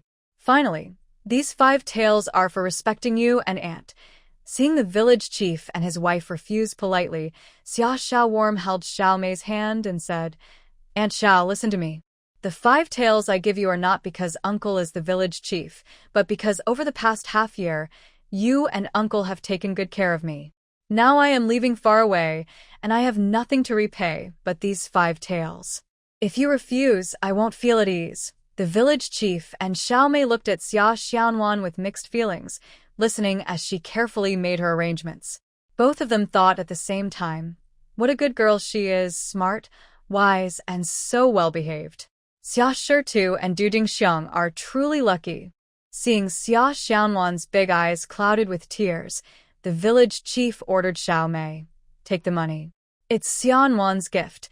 Xiao Mei heard this, took the silver, and tears fell onto the coins. The village chief looked at Xia Xianwan and said, Xianwan, this house is reserved for you until I stop being the village chief. Rest assured. If you're unhappy outside, remember to come back. Your uncle, aunt, and everyone here will take care of you. Always remember what your uncle said. Xia Xianwan nodded and replied a few more words before turning to leave. The village chief and Xiao Mei saw her off from behind. After leaving the village chief's house, Xia Xianwan returned to her own home. She stood in the middle of the room, looking at her almost empty house, feeling very sad and reluctant. This house held many happy memories and secrets for her. Looking at the paper on the window, she thought that besides the paper, she couldn't take anything else. Everything else had been put into her space or given away, so now there was nothing left. Even the mat on the bed, when morning came, she would roll it up and put it into her space. So, in this house, there was no trace of her at all, as if she had never lived here. On her last night at home, Xia Xianwan didn't go into her space. She still heated the bed and slept there, on the bed. She wanted to remember this feeling of sleeping on a warm bed deep in her mind, never to forget it, not even when she leaves this world. The next morning, Xia Xianwan woke up very early. She swept the floor one last time, wiped the windowsill repeatedly, and finally put everything into her space. Just then, Shen Jifeng arrived. Xia Xianwan locked the door, then turned back and carefully closed the courtyard gate. She looked at her home one last time, took a deep breath to hold back her tears, and then followed Shen Jifeng out of the village. Shen Jifeng was riding a horse, but Xia Xianwan insisted on walking out of the village herself. So Shen Jifeng didn't ride, but walked with her outside the village. Not far from there, Xia Xianwan heard someone calling her. She quickly turned around and saw Xiao Mei running out of breath. Xianwan, I didn't expect you to leave so early. I just went to your house and found you had already gone. I hurried to catch up with you, and luckily I did. As she spoke, Xiao Mei handed her a small bundle. There's not much at home, just a dozen eggs I boiled. Keep them for the road. Xia Xianwan looked at Xiao Mei and understood her feelings of reluctance and attachment. She reached out to accept the bundle. Thank you, ma'am. I'll take it. Xiao Mei hadn't left yet when Qin Mujiang's wife, limping, also came over. Because her legs were not good, she hurried along, walking unevenly, which made people worry she might fall. Xianwan, Annie baked some pancakes for you. Keep them for the road if you're hungry. During the stop, several villagers came one after another, giving Xia Xianwan some food. It wasn't much and wasn't valuable, but she accepted each gift gratefully. She knew it was their kindness, not the value of the items. As she walked along, villagers who knew she was leaving came to see her off, some giving her food, others just watching her go. Everyone's face showed feelings of longing and reluctance. At the village entrance, Xia Xianwan paused again, turned around, knelt down in front of the crowd and bowed 3 times. She didn't say anything, but her tears during the kneeling moved everyone present. They all sighed inwardly. This unfortunate girl. After saying goodbye to her neighbors, Shen Jifeng mounted his horse and reached out to help Xia Xianwan onto the saddle. The horse trotted rhythmically along the country road, and Peach Blossom Village grew farther behind. On horseback, Xia Xianwan couldn't help but think, goodbye, Peach Blossom Village, where I was born and raised. Goodbye, my fellow villagers. I am setting out on a new journey. I hope everything goes smoothly. Soon, Yuzhou City appeared before them. Shen Jifeng took Xia Xianwan to the secret hideout of the Yushan Alliance. He ordered Feng Yuansheng, the leader of the branch, to arrange the best room for Xia Xianwan and insisted she stay right next to him. This was to prevent any accidents and to allow him to protect her at any time. Feng Yuansheng quickly made the arrangements. After settling Xia Xianwan, Shen Jifeng told her to rest well. They still needed to stay in Yuzhou for a while before returning to Yushan. Because the Crown Prince was reviewing the case of Governor Chen in Yuzhou, Shen Jifeng couldn't participate in the case itself. But since the Crown Prince was in Yuzhou, Shen Jifeng couldn't leave either. Even though the Crown Prince brought many guards, security personnel were still necessary for his safety. Shen Jifeng arranged some security measures around the Crown Prince with his team. After Shen Jifeng left, Xia Xianwan didn't eat lunch. She lay on the bed and quickly fell asleep. The recent experiences had exhausted her physically and mentally. Now that everything was over, she felt very tired and relaxed, so she slept very peacefully and soundly. In the past few days, Crown Prince Zhao Feitian was extremely busy. After arriving in Yuzhou and issuing an imperial decree to Governor Chen, he immediately ordered the governor's residence to be sealed off. He also placed Governor Chen under house arrest in his study, guarded at the door by guards, unable to move freely. Outside, people were also stationed to prevent anyone from wandering around. The Crown Prince personally led his men to the residence of the old master in the east courtyard. At that time, the old master Chen was in his room, playing with many women. The women were dressed scantily, laughing and shouting, which was quite improper. The old master Chen sat among the women, happily embracing them on both sides. Suddenly, a group of unfamiliar guards with swords burst into the room. At first, he thought they were men sent by his son, Governor Chen, and he was furious. "You dogs, who let you in? If you don't want to die, get out immediately. Silence. The Crown Prince is here. Do not speak nonsense," ordered the leading guard Yu Hongguang. Before he finished speaking, a group of guards pushed a young man into the room. The man wore a moon-white brocade robe, with eyebrows like ink paintings and eyes like peach blossoms, but he looked very serious and cold. Hearing that this person was the Crown Prince, old Master Chen was instantly frightened. He hurriedly knelt and kowtowed. "Greetings, Your Highness." Zhao Feitian didn't say much. He waved his hand and said to Yu Hongguang, "Tie him up and take him to the official's custody. All the women inside stay here and are not allowed to move freely. They will be summoned at any time." When old Master Chen heard this, he was terrified and shouted loudly, "Your Highness, this is a mistake. A terrible mistake. Your Highness, what crime have I committed to deserve this?" "The noise." The Crown Prince said just 2 words. Immediately, old Master Chen fell silent. It wasn't because he was particularly obedient, but because the guards nearby heard the Crown Prince's words and quickly grabbed his collar, covering his mouth tightly. Old Master Chen was taken away by the guards, while others began searching the entire governor's residence. Perhaps not searching would have been better, but during the search, they found a basement in the backyard. The basement was quite large, with about 10 rooms, each locked with iron chains, holding 1 or 2 women. It was clear these women were kidnapped by old Master Chen and refused to submit.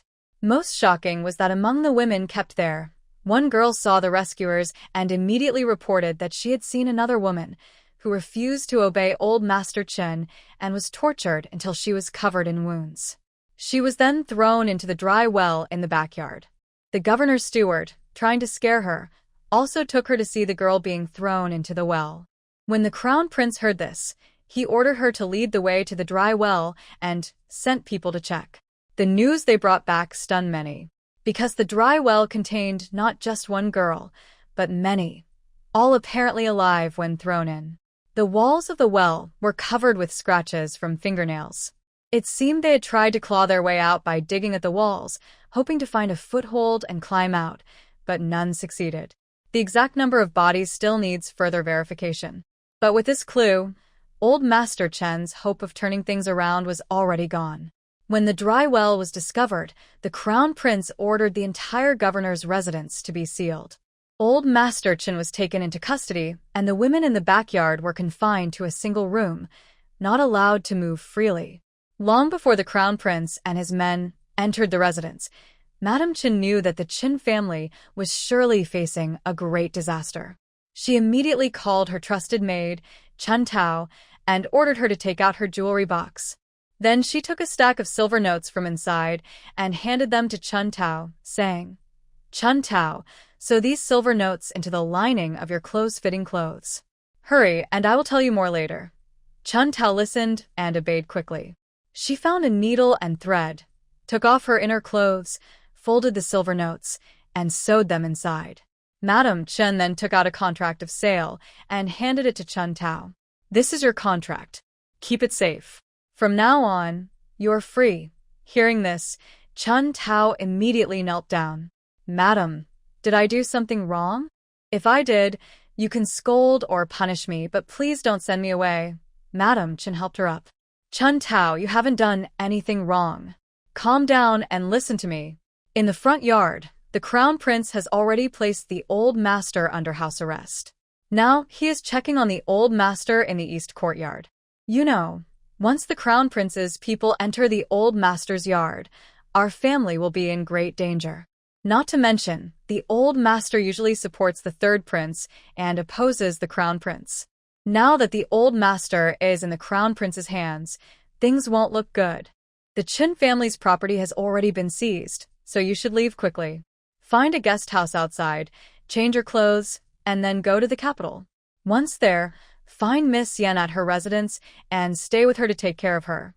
If our family is seized, the Yen family might also face trouble because of it. If it's just some minor hardships, we must endure. A woman without her family's support can't stand against her in-laws. I worry that if our Chen family is punished too harshly and cannot recover, the Yen family might decide to divorce my daughter. If that happens, how can she live? So, while the Chen family is not fully sealed off and still able to leave, you must go now. If Miss Yen is divorced, stay with her and live together.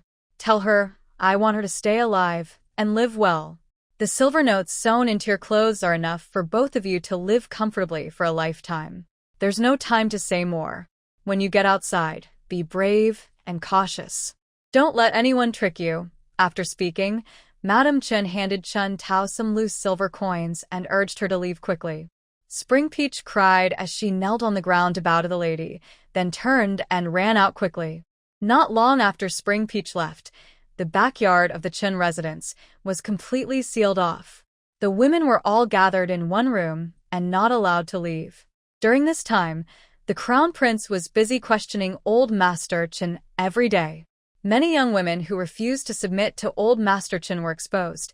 15 of them had been beaten to death or thrown alive into dry wells. Others were sent to jail for various reasons and died there. The crown prince had long wanted to punish Magistrate Chen but lacked the chance. Now that he finally had a reason to arrest him, he wouldn't let go easily. He conducted strict interrogations day and night, even changing people to question in shifts. At first, Magistrate Chen refused to admit any of the accusations. But after several days of torture, denied water, food, and sleep, he broke down emotionally and wanted to die quickly to escape the suffering. He confessed to corruption, embezzlement, and immoral acts. However, there was one thing he refused to reveal. No matter how much the crown prince threatened or tortured him, his relationship with the third prince. Chen Magistrate openly admitted his crimes, but did not mention the third prince at all. He also insisted that the money he seized was spent on food, drink, and entertainment, with no other purpose. In the end, Chen Magistrate's corruption and embezzlement were exposed and made public. The questioning became smoother, and more questions were asked. By the time the case was closed, the crown prince knew that even if Chen Magistrate didn't die, these issues would be enough to ruin him. The interrogation finally ended. The crown prince had all the evidence against Chen Magistrate in hand. These proofs made it impossible for the third prince to save him, even if he kneeled before the emperor. The crown prince was very pleased with the result. He had completely defeated Chen Quan, the third prince's loyal supporter, and he would never be able to rise again. One day, the crown prince told Xin Jifeng to bring Xia Xianwan out in the evening. We all gathered at the Flourishing Flower Grand Restaurant. Recently, we've been busy with cases and haven't had a chance to meet together. Now that the case is settled, we can finally relax. Xin Jifeng agreed and told Xia Xianwan at their lodging. He also informed Feng Yuansheng that the crown prince would dine at the Flourishing Flower Grand Restaurant tomorrow. He asked Feng to serve attentively and avoid any mistakes. Feng Yuansheng heard this and went overnight to the restaurant to gather fresh ingredients and dishes so they wouldn't be caught unprepared the next day. Xia Xianwan has 2 sets of summer clothes. She prefers this light green one. She wore a light green dress, her hair casually tied up, with no hair accessories. Her small face was smooth as jade, her smile like a flower, and her eyes charming. Her beauty was breathtaking like a fairy tale. Xin Jifeng silently watched the girl in front of him.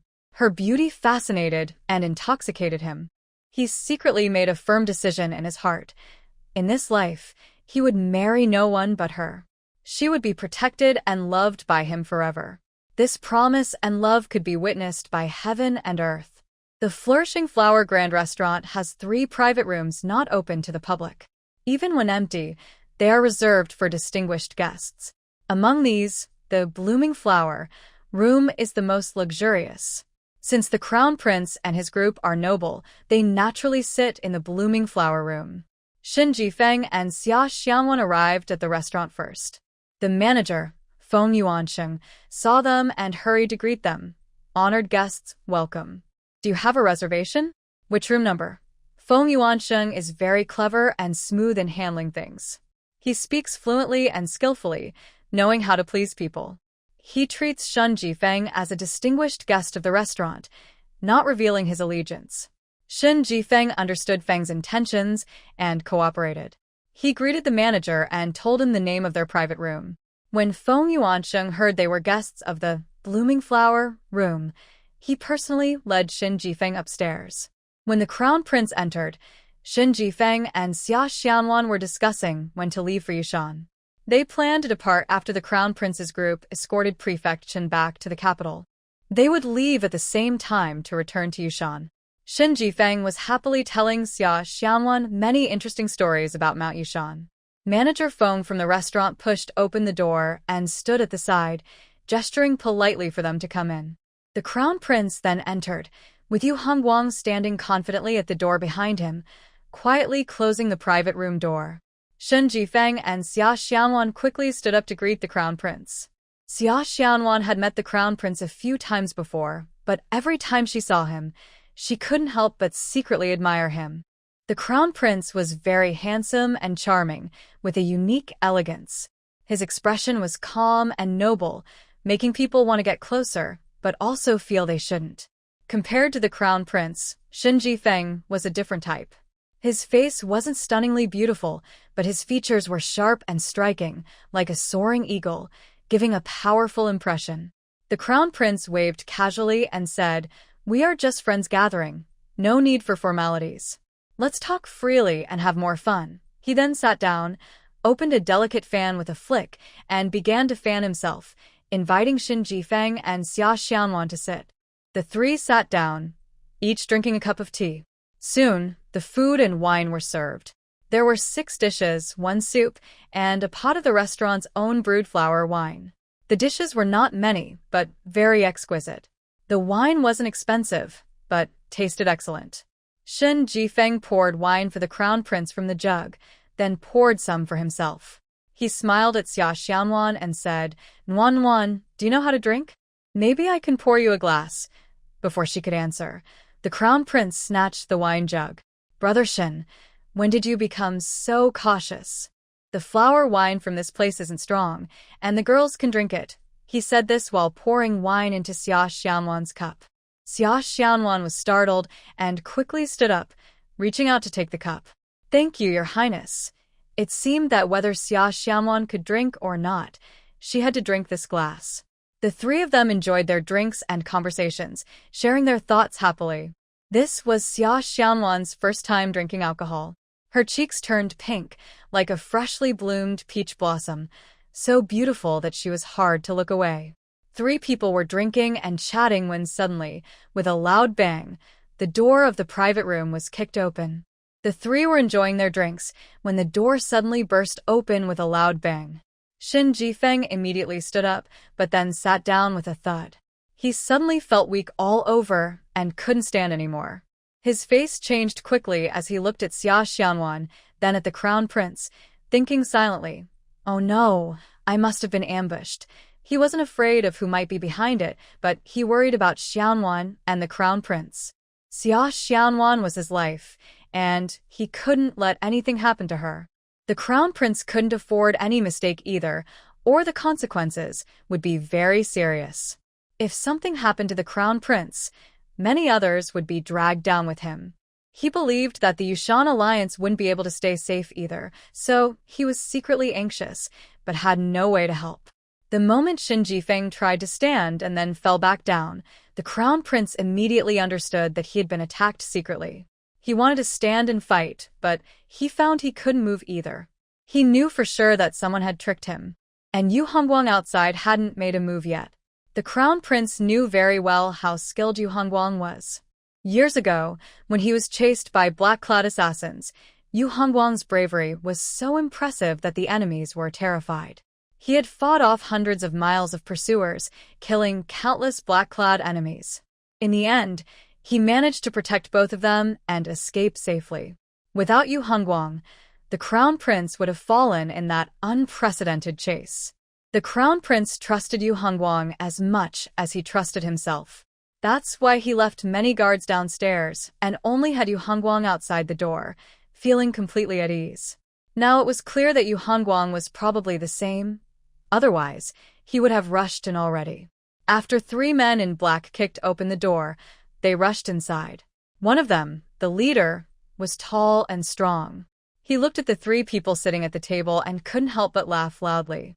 He pointed his sword at them and said, "This is Crown Prince Zhao Feitian, and next to him is Shin Jifeng, the leader of the Yushan Alliance and the Crown Prince's close friend, right?" He looked at Xianwan again and said, "This young lady is quite unfamiliar, but it doesn't matter. Soon, I will kill these 2 people. As for this girl, she's so beautiful. Killing her would be such a waste. Take her away, keep her for myself tonight, haha. Haha." After saying that, he looked up and let out a proud laugh. The crown prince remained calm and asked, "Who are you guys?" The leader repeated, "Who are we?" "No matter who we are, do you think you can punish us? Zhao Feitian, I tell you clearly, today even if a god comes, he can't save you. You must die here." Then he turned to another person nearby and said, "Attack." That person, hearing the order, grabbed his sword and rushed toward the crown prince. "Stop right there," Xianwan, who had been silent, spoke. "Oh, little beauty, why are you in such a hurry? Wait until we kill these 2 men, then I'll take you back to enjoy yourself. What do you say?" "Haha, haha." His laughter suddenly stopped. Suddenly, a wine cup appeared in his mouth, sealing it tightly so he couldn't make a sound. The crown prince and Shin Jifeng were shocked. They both turned to look at Xianwan. They saw her sitting calmly, with a gentle smile on her face, showing no sign of nervousness. The other 2 men in black, seeing their boss suddenly had a wine cup in his mouth, were startled. They hurried over to help remove it. The leader waved his hand, pointed at the crown prince, and told his men not to interfere. Then he ordered them to attack. The man who had just rushed toward the crown prince with his sword came again, aiming to kill him. "How dare you offend the crown prince? Stay still." Xianwan casually threw a chopstick. The chopstick hit the man and fell to the ground. But surprisingly, the man was only poked once and then stood there, unable to move. Everyone in the room was stunned. Both sides looked at Xianwan in shock. She looked calm and said lightly, "You 3 dare to rebel and try to assassinate the crown prince. Today, none of you will leave here alive. Not only will you all die, but your families will also pay the price." The leader, who just took a sip from his wine cup, wiped the blood from the corners of his mouth, which had been cut by the glass, and said, "You worthless servant, I really misjudged you.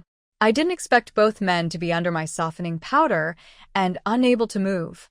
But you didn't fall for it, which truly surprises me.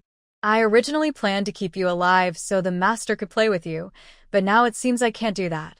After speaking, he turned to another man in black and said, "Kill this servant."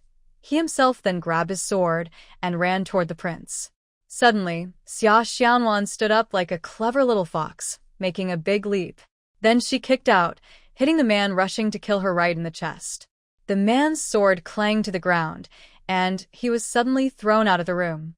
After a moment, everyone inside heard a loud thud downstairs. It was clear that the man had been kicked from the 3rd floor to the 1st floor. There was noise coming from downstairs, and it was likely that even if the man wasn't dead yet, he wouldn't survive much longer. The leader in black froze for a moment, stunned. But he reacted quickly, raising his sword and stabbing toward the prince, completely ignoring that his back was turned to Xia Xianwan. It seemed he was determined to kill the prince, even if it meant risking his own life. Xia Xianwan and Shen Jifeng were with the prince, and both of them consciously did not bring weapons. Although the prince wouldn't mind or even notice if they had no weapons as officials, they still needed to be careful. Seeing the black-clad man raise his sword again to attack the prince, Xia Xianwan was alarmed. She waved her hand, and the sword that the man had dropped after being kicked downstairs was surprisingly in her hand. Without hesitation, she grasped the sword handle and swung it at the man trying to kill the prince. When the sword was only a few centimeters from the prince's chest, Xia Xianwan's sword arrived, flashing with light. In an instant, she cut off the man's entire arm below the shoulder. The arm fell to the ground, still clutching the sword. Blood sprayed out wildly, splattering everywhere. The man groaned and took a few steps back, accidentally crashing into the restrained person, causing him to fall to the ground. Summer Xiaonan calmly looked at him. This girl, after experiencing many things and gaining some skills, has changed a lot. She has become colder, braver, more decisive, and unwilling to suffer losses. The leader of the black-clad men was also a tough guy. Although his face and body were covered in blood and he was trembling from pain, he did not hesitate. He clenched his teeth, bent down, and picked up his sword with his left hand. Suddenly, he slashed at a fallen companion. While everyone was stunned, he raised his sword and cut his own neck. The cut was so fierce that only a small piece of flesh remained attached, and everything else was severed. Blood spurted out from his neck. He seemed to grin and then collapsed, dying. The door to the private room was pushed open again. Feng Yuanqing hurried in looking pale. He quickly looked around and saw that the crown prince and Shen Jifeng were safe and sound, still sitting at the table. He let out a breath of relief. Manager Feng stepped forward to the crown prince, clasping his fists. "Your Highness, you've been frightened. I, a humble servant, am to blame. Manager Feng, don't worry too much. It's not your fault that an accident happened. And now is not the time to talk about this. Both Shen and I have been poisoned. Although we seem fine sitting here, we actually can't stand up. Manager Feng, please arrange for someone to take us back quickly." Manager Feng was shocked. Before he could speak, many guards rushed in, surrounding the crown prince. These guards had probably heard about the trouble upstairs and came to protect him. But they didn't realize that without Summer Xiaonan, even if they rushed in quickly after hearing the news, they wouldn't be able to save the crown prince. At this moment, Manager Feng finally turned to his leader, Shen. "Leader Shen, how are you feeling? Hang in there. I will send someone to treat both of you immediately." Shen Jifeng smiled and shook his head, indicating he was fine. "Manager Feng, organize your people and go personally. Make sure the crown prince is safely taken back to his residence. Also, Yu Hongguang was outside the door, but he has not moved for a long time. Please go and check on the situation of the guards outside." Master Feng listened and said, "When I went upstairs just now, I saw the guard you by the door, sitting half-leaning against the wall. He probably can't move now, but his life is not in danger. Soon, he will be sent back with the prince for treatment. Rest assured, leader." Master Feng then ordered his men to quickly prepare the carriage to send the prince and others back home. While waiting for the carriage to be ready, Master Feng finally had a chance to speak with Xia Xiaonan. "Miss Xia, did you kill these two men in black?" "Not me. One was killed by an accomplice, and the accomplice committed suicide." Hearing this, Master Feng was very surprised. He wanted to ask more, but the people escorting the prince and the doctor arrived, so he quickly changed the subject. He asked the doctor to check if the prince and Shen Jifeng had been poisoned. The doctor came with the prince's team. He was the palace's top doctor and very skilled. He carefully checked the prince's pulse and said, "It's nothing serious. This isn't a deadly poison, just a soft muscle relaxant. People who are poisoned like this only need to rest well. Once the medicine's effect wears off, they'll be fine. This medicine isn't meant to kill or harm. It just makes the whole body weak, losing all strength. Whether beaten, scolded, or even attacked, they can't move." After checking Shen Jifeng's pulse and finding the same symptoms, the doctor also examined Yu Hongguang and confirmed they all had the same condition. Master Feng quickly organized people to send the prince back, and he had to go with them. Before leaving, He was worried that Shin Jifeng wasn't protected by capable guards, so he said, "Master Shin, you should be careful. Protect the prince, and as for me, Wan is enough to watch over me." Master Feng was half convinced but knew that protecting the prince was their top priority. Everything else had to give way to this task. The prince was escorted back amid cheers and cheers. Shin Jifeng was carried into a carriage, with Xia Xianwan sitting beside him. Outside, the brothers from a Yuzhou branch followed to escort Shin Jifeng home. When Shin Jifeng arrived, he was already a little dazed, probably because the medicine was at its strongest. He forced himself to stay awake and said to Xia Xianwan, "Nuan, today was really shocking for you. Luckily you're here. Now go get some rest. When you wake up, I'll be fine." Summer Xiao Nuan nodded in agreement and helped him pull up the blanket. When Summer Xiao Nuan was about to leave, Shin Jifeng was already deeply asleep. The next morning, Shin Jifeng slept until late morning before waking up. Feng Yuansheng returned very late last night. When he arrived home, Shin Jifeng was already asleep, so he went to his own room to rest. In the morning, he arrived early outside the Alliance leader's room, ready to report everything that happened yesterday. When he heard Shin Jifeng invite him in, Manager Feng gently pushed the door open and entered. Manager Feng first reported on the situation after the Crown Prince returned. It is said that after arriving at his residence, the Crown Prince drank some water and then fell asleep.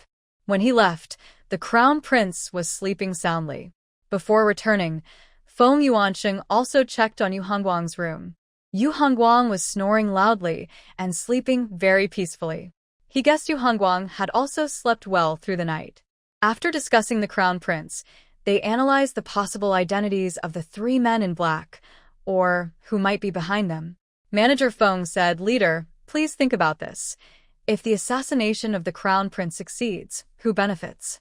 If the assassination of the Alliance leader succeeds, and the Crown Prince loses his strong support, who benefits then? The person or group that benefits is the mastermind behind it all." Shin Jifeng nodded and said, "Manager Feng, your analysis makes perfect sense. It seems these assassins are still aiming for the throne." Then they talked about Summer Xiaonuan. Feng Yuansheng listened carefully as Shin Jifeng recounted the whole story. Finally, he said, "Leader, don't you think that girl, Summer Xiaonuan, is not just capable? I feel she has some unusual skills." Although Shin Jifeng also found Summer Xiaonuan very strange, he decided not to discuss or analyze her with others. No matter what this girl's situation is, one thing is certain: she is his lifesaver and a good person. That's enough. As for everything else, Shin Jifeng decided to get to know Summer Xiaonuan slowly himself, without sharing with others. In the afternoon, the Crown Prince sent word that tonight they would gather again at the Prosperous Flower restaurant to have a drink of the Prosperous Flower wine. They would also be escorting Chen Quan, Old Master Chen, and the other criminals back to the capital. Shin Jifeng and Zhao Xianwan smiled at each other. This Crown Prince is really brave. He almost lost his life yesterday, and today he's out again for a gathering. But the Crown Prince isn't afraid, and Shin Jifeng and Xianwan are even less afraid. From what happened last night, Xianwan has realized that she is now immune to many poisons. Maybe it's because she ate 2 fruits from Nantian Gate, or perhaps because she drank water from the Space Creek. She's not sure which, but either way, she has gained a lot from it. Crown Prince Zhao Feiyong stood by the window for a long time, lost in thought. After being saved by Xianwan and Shin Jifeng, his feelings for her changed a lot. Before, he just thought she was pretty and pleasing to look at. But what kind of beautiful women are there in the palace? To someone used to seeing many beauties, her looks didn't excite him much. However, yesterday, he truly felt that Xianwan was more attractive than just her beauty. It was her calmness in emergencies and her quick, decisive, and fierce way of handling things. These qualities, she is all of. Someone like her by his side would not only be pleasing to look at, but also bring joy in critical moments. There's also Yu Hongguang. Both of them are capable of fighting against many opponents alone. But he also knew that Shin Jifeng was deeply fond of Xianwan, and it seemed he was already very attached to her. Since that's the case, It wouldn't be proper for him to suddenly ask Xianwan to follow him, given his relationship with Shen Jifeng. After thinking for a while without a clear idea, he looked at the time and decided it was almost time. He ordered someone to help him change clothes and prepare to go to the Fanhua wine house to meet Shen Jifeng and Xianwan. Back at another elegant room in the Fanhua Grand Restaurant, the three of them felt a bit emotional. What happened yesterday seemed almost unreal, yet it was so thrilling. After the crown prince thanked Xianwan, he handed her a sword. Xianwan, I saw you didn't have a sword yesterday. You used the sword of the person you kicked away. Such a beautiful girl. How could she use that stinky man's sword? This is my sword, which I've carried for many years. It's a very handy and good sword. To repay your life-saving kindness, I give you this sword today as a small token of my feelings. Please accept it, Xianwan. The crown prince finished speaking and handed over his sword. He surprisingly said that Xia Xianwan shouldn't use a sword belonging to a smelly man, but he forgot that no matter how noble his status is, he is still a smelly man in terms of gender. When Xia Xianwan heard that the crown prince wanted to give her his sword, she was very shocked. His personal sword must be very valuable, and she didn't dare to accept it. She respectfully said, Your Highness, yesterday because the soft tendon powder didn't work on me, I saved your highness and brother Shen. Since I was in your place, if I had been affected by the powder, I believe you and brother Shen would have come to help me. Our bond is already very deep. As for the sword, it's too precious. I absolutely can't accept it. Please take it back or it will scare me. The crown prince laughed when he heard this. Anything I give you, I won't take back. I said I was giving it to you, so you must accept it. What I give you won't scare you. Xia Xianwan felt that neither accepting nor refusing was right.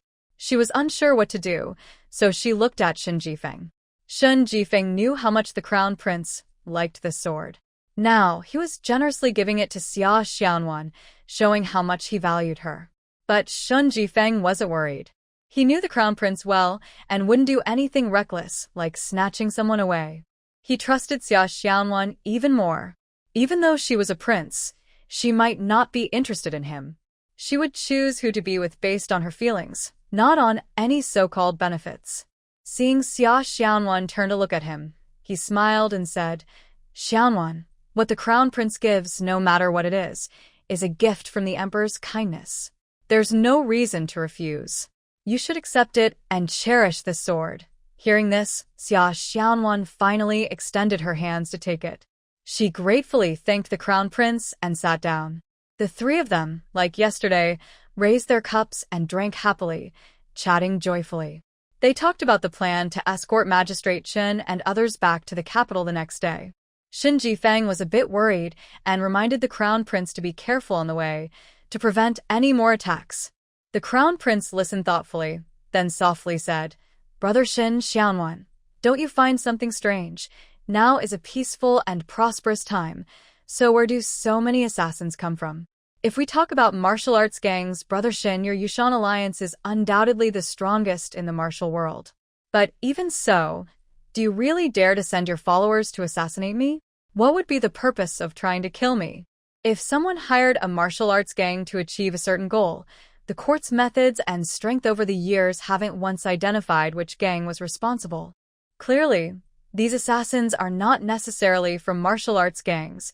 There must be another source. But where does that source come from? Is it a secret disciple secretly supported by some power? But whoever they are, supporting a secret disciple is dangerous. Who would dare do that? Maybe the assassins are sent by another country, too, Summer Warmth said. Hearing this, the crown prince was stunned. Sent by another country? For whom would they be sent? He fell into deep thought. After a while, he finally nodded. The question that has puzzled me for so long was finally answered by Warmth today. If it's another country, it must be Great Chen, without a doubt. Because our Great Xia's noble consort is from Great Chen, and the third prince, Zhao Feishan, who was born to the noble consort, is the only one among the princes who has been secretly competing with me for the throne. What I overlooked before is that, after the noble consort came to Great Xia many years ago, they still seem to have such influence in Great Chen, which is very intriguing. When the three finished their meal, the crown prince and Shen Jifeng had already decided. Shin Ji-fong and Summer Warmth's original plan to return to the Yushan alliance had changed. They decided to first escort the Crown Prince back to the capital, then return to the Yushan alliance from there. Although the Crown Prince has his own guards, and officials manage the carriage with Qin Quan and others, since they suspected the assassins might be sent by Great Qin, they had to be extra careful. These assassins are likely secret disciples supported by some power. This makes it even more worrying because these people usually have only one option. If they succeed, they regain their freedom. If they fail, they will commit suicide to atone.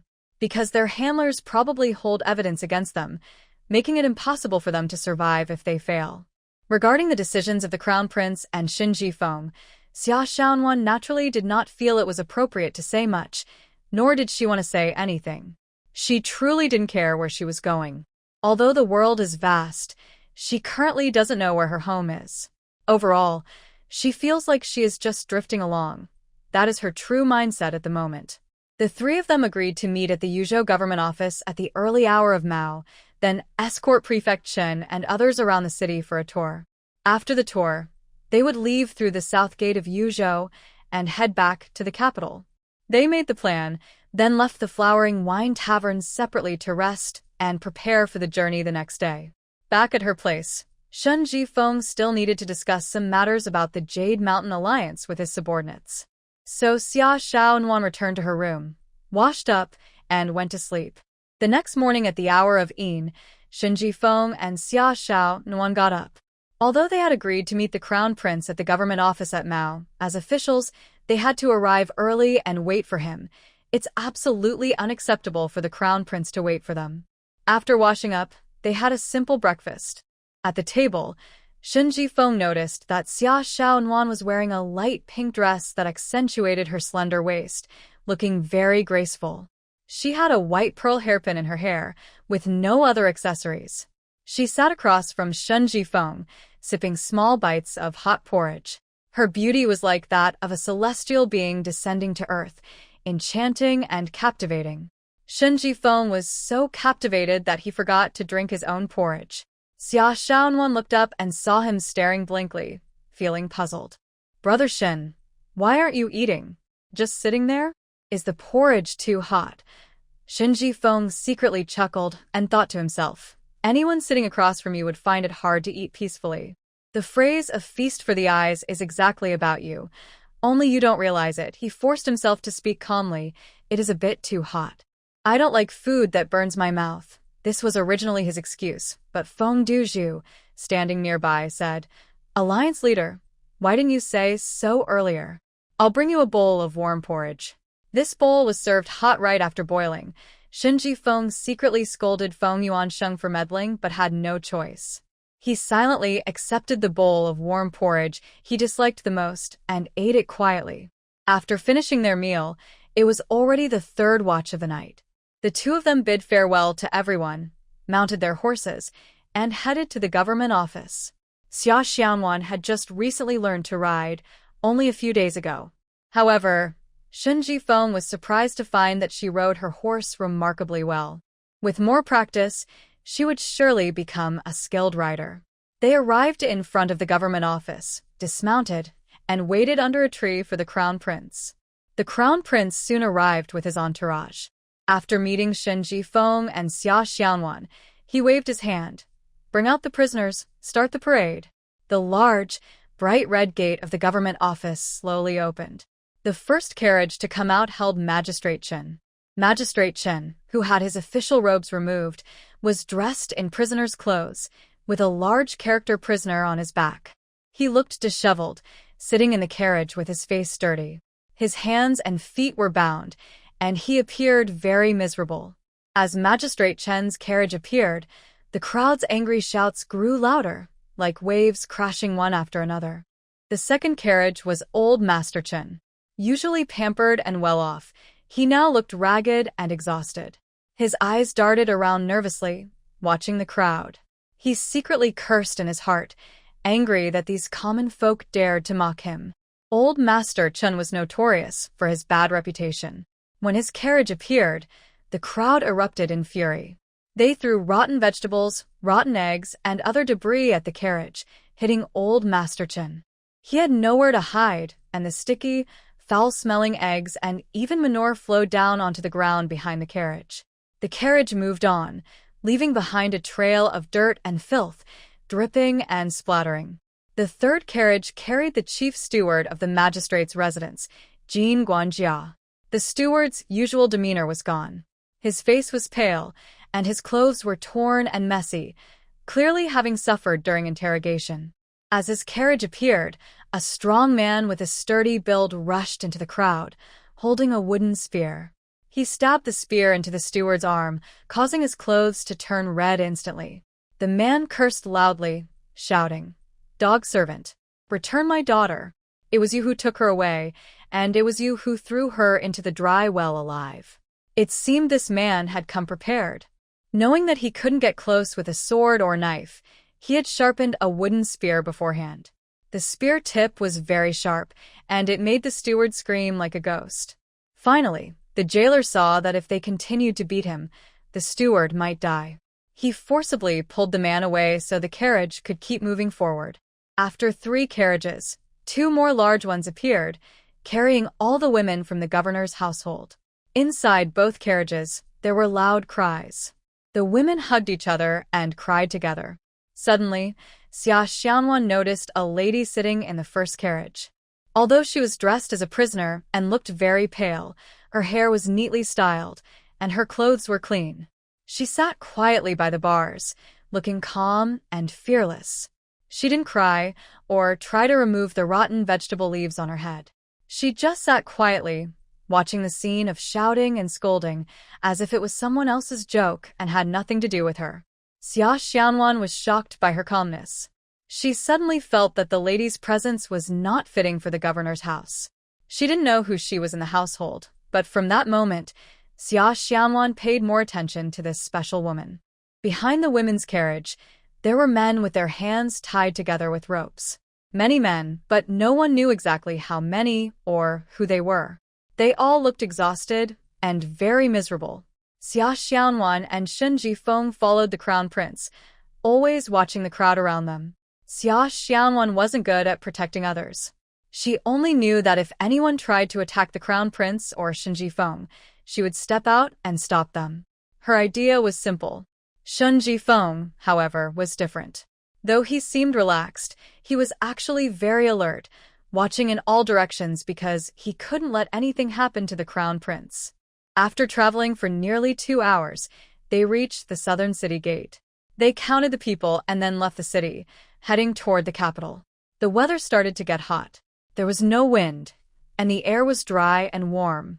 Inside the carriage, the women's muffled crying sounded very sad.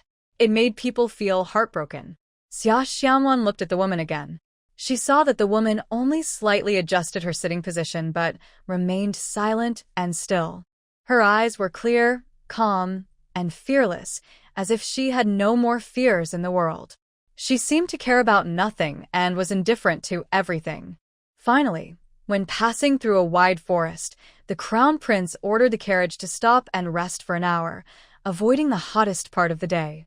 After an hour, they set off again on time. The male and female prisoners were each taken into the woods by guards to relieve themselves. Meanwhile, Xianwan, Shen Jifeng, and the crown prince sat under a large tree, preparing to eat some dry food. Although the crown prince was traveling, he paid close attention to his diet and did not neglect it. After resting, Hehuan took people to guard the surroundings and personally chose this big tree for the crown prince to rest under. He laid out a beautiful mat under the tree, helped the crown prince sit down to rest, and went to fetch the food the crown prince liked. At the great Xia Palace, the third prince Zhao Feishan hurried into Empress Dowager Yikuan's palace. He was originally punished to reflect alone in his own residence, but since his mother, Consort Zhou, was very favored by the emperor, and despite being in the palace for many years, her favor remained strong, it was easy to get him released. The third prince respectfully greeted his mother and looked very annoyed as he said, "Mother, Governor Chen of Yuzhou was captured by the crown prince. Not only was he taken, but all his properties and businesses are being investigated or sealed. This is still ongoing, and by the time they finish, there might not be much left. This isn't the worst part. At most, we lose some money. But since Governor Chen was arrested, it's like losing an arm. There's also news that the Crown Prince's carriage with Governor Chen inside is heading to the capital. Once they arrive, the Court of Judicial Review will re-examine the case. They have many methods and no one can withstand them. If Governor Chen says anything, Mother and I will both be implicated. So, Mother, what should we do? Consort Zhou was startled, but quickly calmed down. Don't panic. You don't need to worry about this. I will handle it. But from now on, you must be careful with your words and actions. Never touch the Emperor's bottom line, or he might punish you in anger. The third prince nodded and agreed. He stayed a while longer talking with his mother before standing up to leave and return to his Rue Wang residence. Consort Zhou hurriedly asked her trusted palace maid, Kai Zhuang, "Why didn't I see Master He today? Was he not on duty?" The makeup artist said, "Your Majesty, Lord, he is not on duty today. Send someone to call him and tell him to come quickly," Empress Zhou said. The makeup artist responded and went out to give the order. Empress Zhou was lying on the noble consort's bed, with a young palace maid sitting nearby, legs hanging down, eyes half closed, waiting for Lord He. Soon Lord He arrived. "Your Majesty, did you call me?" Empress Zhou sat up, waved her hand to dismiss everyone else, leaving only her and Lord He in the room. Even the makeup artist had left, closing the door carefully and standing guard outside. Just now, the third prince came by. He said that Governor Chen of Yuzhou was captured by the Crown Prince and is now on the way to the capital. Once Governor Chen reaches the city, the Court of Judicial Review might question him harshly and find out about us. So, I called you here to discuss. Lord He thought for a moment and said decisively, "If that's the case, we can't let Governor Chen enter the city. How can we stop him?" Empress Zhou asked. "The Crown Prince is personally escorting him. You know the guards around the Crown Prince, strong fighters, fierce and clever. Plus, there are officials escorting him. How can we stop them?" The Empress looked a bit discouraged. "We can't use the people we trained in Daxia. If they get caught alive, it could cause big trouble, maybe even ruin everything. We need to gather people from our own country, Dachin." She continued, "Soon I will send a message by a pigeon to the assassins, telling them to chase after the convoy. The Crown Prince won't be moving too fast. We can catch up with them. Killing the Crown Prince is an option, or killing Governor Chen. Either way is fine. If we fail, everyone involved in the attack should commit suicide, just like before.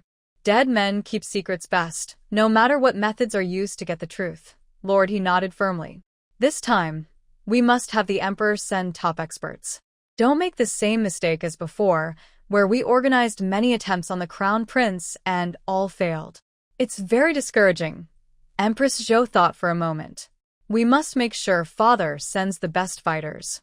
We can't keep failing like this. Please consider that a Crown Prince of a country is the heir to the throne and the future Emperor. If he can be easily killed, can he really govern the country well in the future? Moreover, I must say, the Crown Prince of Daxia is talented both in literature and martial arts, clever and resourceful, someone fit to be emperor." After finishing, the old official suddenly realized he had spoken too much. He quickly glanced secretly at the noble consort and saw her face dark and angry, clearly very upset. However, compared to the Crown Prince, our third prince is not inferior at all. If he can replace the Crown Prince in the future, it shows that he is very capable and strategic, surpassing the current Crown Prince. Hearing this, the noble consort's anger turned into joy. She said, "The third prince has a hard life. Originally, he should have been a noble young man from your family, the He family. But unfortunately, for the sake of Dachin, he had to accept the villain as his father, take the surname Zhao, and become the so-called Prince of Daxia. But since he bears the title of prince, he must not do so in vain. The throne of Daxia will eventually belong to my son, and also to Dachin. When that time comes, I will ask the Emperor of Daxia face to face, with scorn, 'Old man, you defeated Dachin so badly that we couldn't fight back. But now, what's left? You have to hand over the land and the nation to Dachin, and you even raised a son for us. From now on, Daxia will cease to exist, and everything of Daxia will belong to Dachin.'" The noble consort's words became more and more excited, and she couldn't stop herself from speaking. Old official, he knew that if he tried to persuade her now, she would be even angrier. So he listened nervously, hoping she would finish quickly and shut up, to prevent trouble from speaking out. Just as he was hoping she would stop, a voice came from outside Ikuan Palace. The emperor has arrived at Ikuan Palace. Noble consort, please come to greet him. This was the voice of the chief eunuch, Li Rugua, who was close to the emperor. Then, the sound of makeup being applied quickly followed. Your servant greets the emperor. Clearly, the emperor had already arrived at the palace gate. Old official, he was terrified and almost fainted. He immediately lowered his voice and said, "The emperor is here. Madam, quickly go to greet him." Before he finished speaking, the emperor pushed open the door and entered. The emperor of Daxia was in his early 40s. At this time, he had shed his elaborate crown and only used a jade hairpin to tie his hair. He wore plain black robes. His face remained exceptionally handsome, even more so than the young prince's. The mature aura that came with years added to his presence, giving him an unassailable dignity and perfection as a ruler. Consort Zhou knelt and bowed to greet him, saying, "Your Majesty, I humbly pay my respects." Behind her, eunuch he quickly knelt and bowed as well, saying, "Your Majesty, I pay my respects." The emperor reached out to help the consort up, then waved his hand to dismiss eunuch he. Eunuch he bowed his head, and only then dared to stand. He slowly retreated to the door, unconsciously wiped the sweat from his face, and then turned to leave. What eunuch he didn't expect was that his actions were seen clearly by Li Gonggong, the chief eunuch and head of the palace servants, who was standing nearby. Li Gonggong had seen all kinds of people in his years serving the palace. His experience could be described as having seen countless individuals. Only someone with sharp eyes and keen judgment could be the chief eunuch in the palace. Seeing eunuch he so nervous, Li Gonggong's mind was suddenly stirred. What was he so anxious about? Years ago, Li Gonggong had found eunuch he somewhat strange.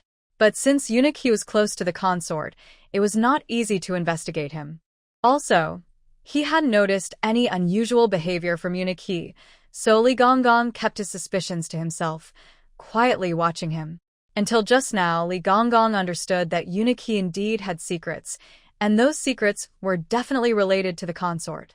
Why would the chief eunuch of Ikuan Palace, who was often close to the consort and responsible for her daily escort, be so nervous when seeing the emperor? Clearly, eunuch he was plotting something with the consort. The sudden appearance of the emperor caught him off guard, making him nervous because he wasn't prepared.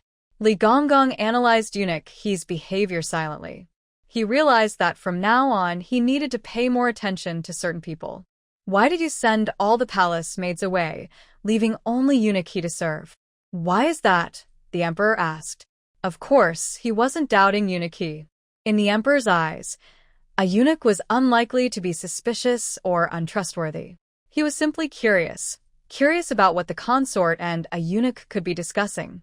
There is no special reason. I haven't seen the emperor for 2 days, and I feel anxious and lonely. I heard that the emperor has been staying in the empress's palace with my sister these days. Although I miss the emperor, I am afraid of the empress's scolding, so I dare not visit her. Luckily, I overheard Gung Gonggong talking with Kai Zhuang about his travels in many places when he was young. I listened to his stories to pass the time, but I am glad the emperor came. Gung Gonggong's stories were not very good and didn't interest me. The emperor heard this and laughed loudly, then seriously said, "You haven't seen the emperor for just 2 days and already feel anxious. Do you know how many women in this palace, even though they are my consorts, haven't seen me for months or even years? Are you being a little too sentimental?" Consort Zhou smiled softly and said, "I can't speak for others. I only know that if I don't see the emperor for a day, I can't eat or sleep well." Hearing her bold words, the emperor didn't blame her. Instead, he took her delicate hand and sat on the bed, talking kindly about family matters.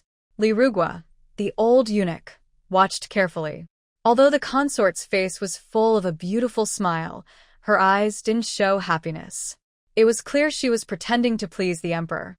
While the consort was chatting with the emperor, Gung Gonggong quietly returned to his residence. He wrote a secret letter in code and ordered a young eunuch to leave the palace quickly. He told him to go to their secret pigeon-raising place and send the letter by carrier pigeon. The prince and his group traveled for 2 days and only covered about 100 miles. During these days, although the women in the carriage were sitting comfortably, they were used to a luxurious life. Suddenly experiencing hardship, they initially cried out and begged for mercy. After 2 days, their crying gradually stopped. All the women looked tired and listless, sitting in the carriage like dry, water-starved seedlings, barely breathing. Only one woman sat quietly, drinking water and eating very little food. She hardly spoke. That day, the group stopped in a forest to rest and prepare lunch. On this journey, to avoid accidents, the prince rarely stayed at inns. They traveled at irregular times, stopping wherever they wanted and leaving quickly when they decided to move. This seemingly chaotic arrangement made people confused and even angry. Everyone began to eat lunch. Xia Xianwan saw that the woman was holding a small steamed bun, eating very slowly, one bite at a time. Every bite she took required many chews before she could swallow. Suddenly, Xia Xianwan stood up, walked over, and through the prison bars, handed her a steamed bun. The crown prince and Shun Jifeng naturally saw this, but no one stopped her. They all thought that Xia Xianwan had her own reasons and judgment about people and things. Since she wanted to give that woman a bun, let her do it. It wasn't proper, but it wasn't a big deal or against the rules. The woman looked up in surprise at Xia Xianwan, then at the bun in her hand. She didn't say anything, took it, and started eating slowly, one bite at a time. She didn't eat hurriedly, but ate carefully. After finishing, she drank some water, wiped her mouth, and softly said, "Thank you." Xia Xianwan smiled, but didn't say anything. "Miss, are you Xia Xianwan?" the woman suddenly asked. Startled, Xia Xianwan, who was about to turn away, was surprised by her words. "Madam, how do you know my name is Xia Xianwan?" she asked. "Just guessed," the woman smiled, showing a set of clean, white teeth. "You must be wondering how I guessed. It's not hard to understand. You don't know me and I've never seen you, but I know about you. One day, I heard the old master, Steward Jean, and Chun Quan talking about you. The reason for the house being searched this time was also because of you. Looking at your face, how could I not know you are the girl called Xia Xianwan as the old master mentioned?" Xia Xianwan was speechless. She didn't know how to respond to this woman's words.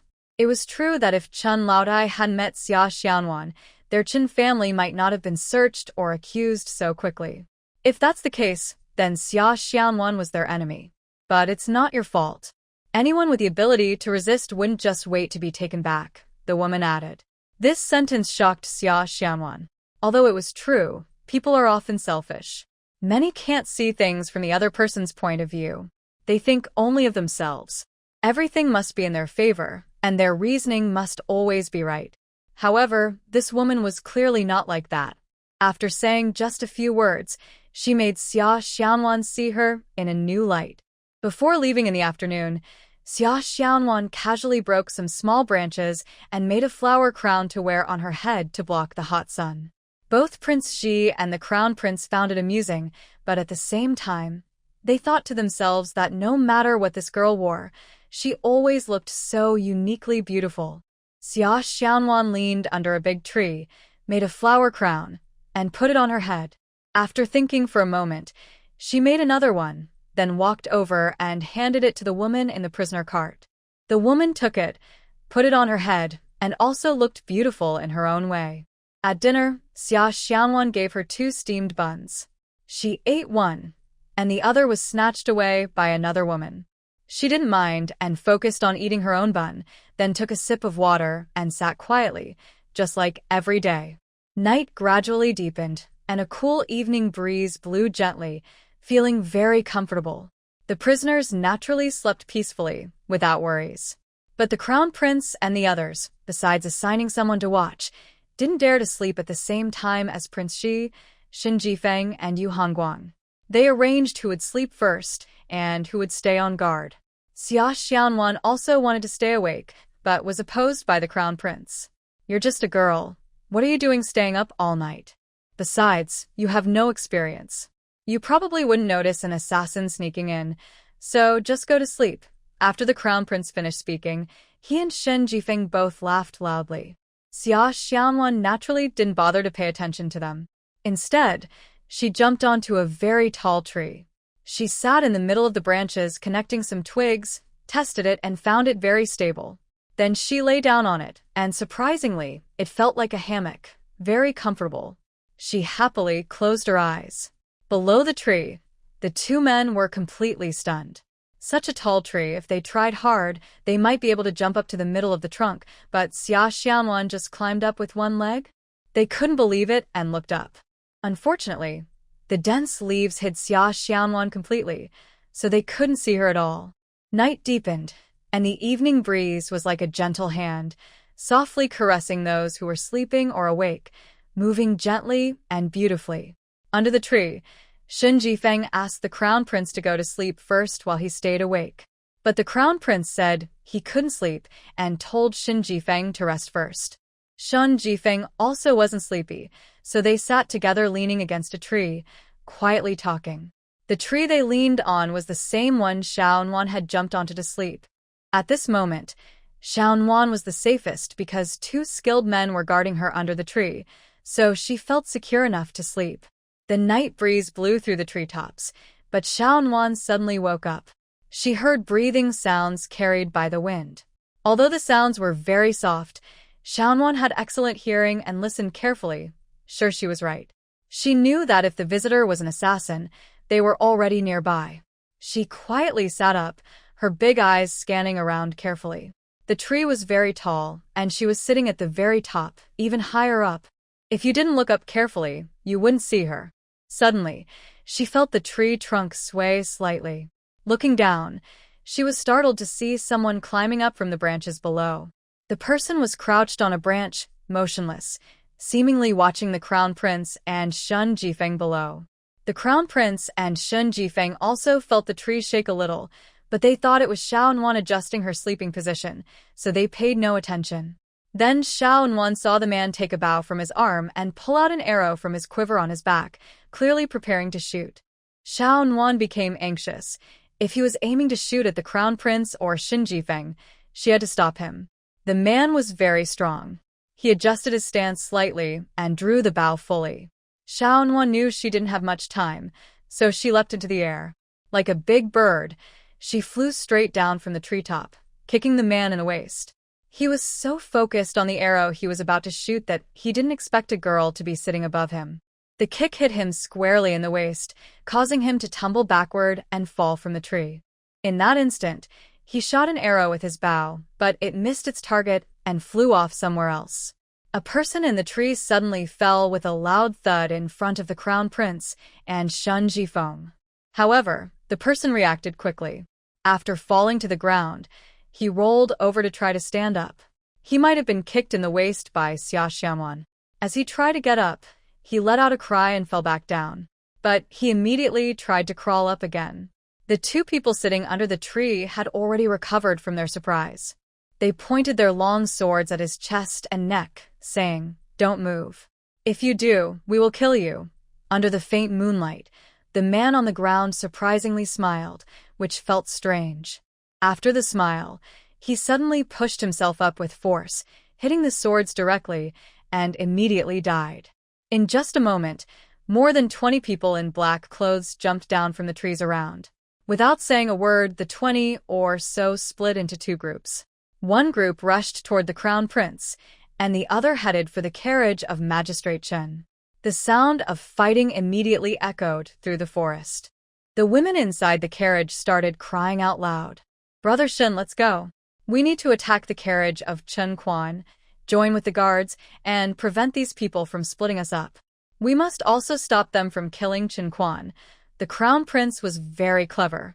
Seeing how the assassins were arranged and their stance, he quickly understood that these people were after him and Chen Quan. Killing either of them would be considered a success. The crown prince believed no one could easily kill him, but Chen Quan was different. He was limited in the carriage and not skilled in martial arts, so it was easier for the assassins to target him. But the crown prince absolutely could not let Qin Quan die. Qin Quan was a criminal of the great Xia dynasty. He must undergo the review by the court of justice, even if he died. He would only die after being sentenced and questioned by the court, along with his accomplices. Brother Shen, take care of Xianwan. You, the guard, and I will go ahead. Xianwan stays in the middle. Brother Shen, stay behind and protect us. They agreed and followed the crown prince toward Qin Quan's carriage. Although there were only 4 of them, they still fought off more than 10 black-clad men, causing chaos.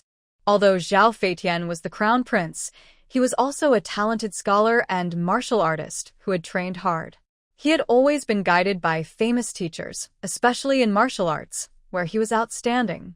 Yu Hongguang need not be mentioned. Over many dangerous situations faced by the crown prince, he always protected him and escaped unscathed. His martial skills are already extraordinary and very impressive. As for Xia Xianwan's martial arts, no one really knows how good she is, not even herself. But she knows she has no trouble fighting these assassins. She swings the sword given by the crown prince, attacking from all sides. All the swords aimed at her are either knocked away or broken in two. If she didn't want to kill so many people, almost everyone blocking her would have been killed by her sword.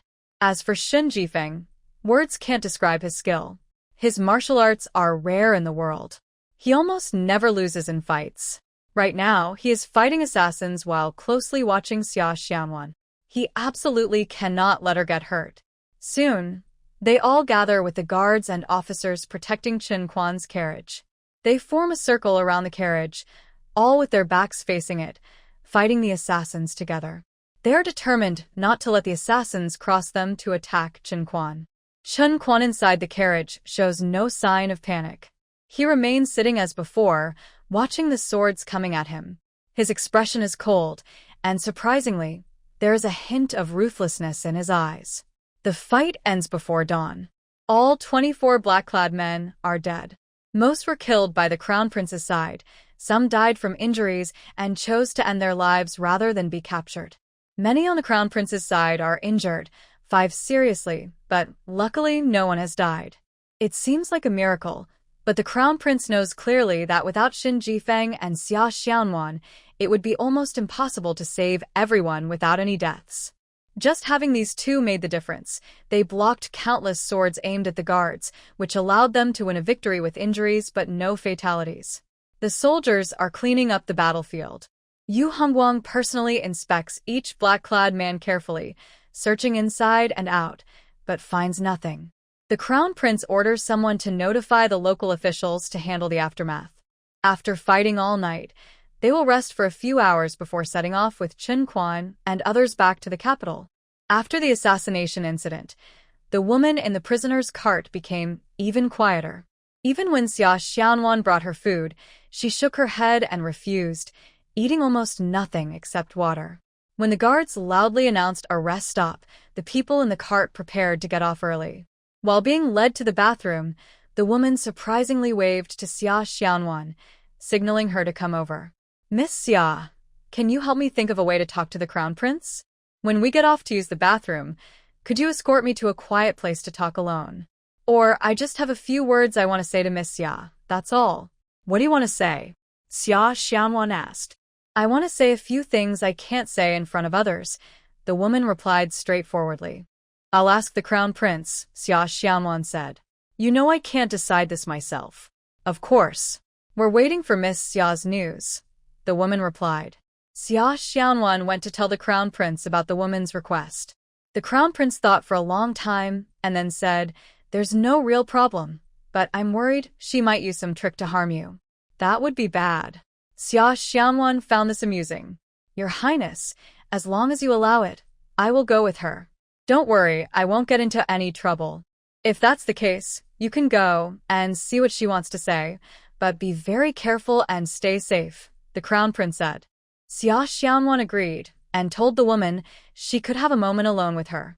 When Xia Xianwan accompanied her to a quiet, grassy area, the woman stopped and whispered, Miss Xia, time is short, so I'll be brief. Seeing Xia Xianwan nod, she continued, "My name is Yi. I am Chen Quan's first wife. I gave birth to 2 sons and a daughter for Chen Quan. You saw the 2 sons. They are in the prisoners' area behind us. Only the daughter married into the Yen family in the capital. After Chen's family was seized, her life will probably become difficult. She can endure some hardship, but she's worried that the Yen family will think her family's power is gone and won't support her anymore. Because of that, they refuse to give her face and keep making things difficult for her, even making excuses to dismiss her. Today, I want to tell Miss Xia that I fear I may never see my daughter again in this life, whether in life or death. I only ask that if Miss Xia ever meets her in the future, please help her a little, considering my plea today. Of course, I won't let Miss Xia help for nothing." Over the years, Chen Quan has held official power and relied on the support of the third prince and the empress. Because of this, he has accumulated a lot of wealth. Some of this money was sent to the capital and into the royal prince's residence, used by the third prince and the empress for their plans. Chen Quan is quite clever.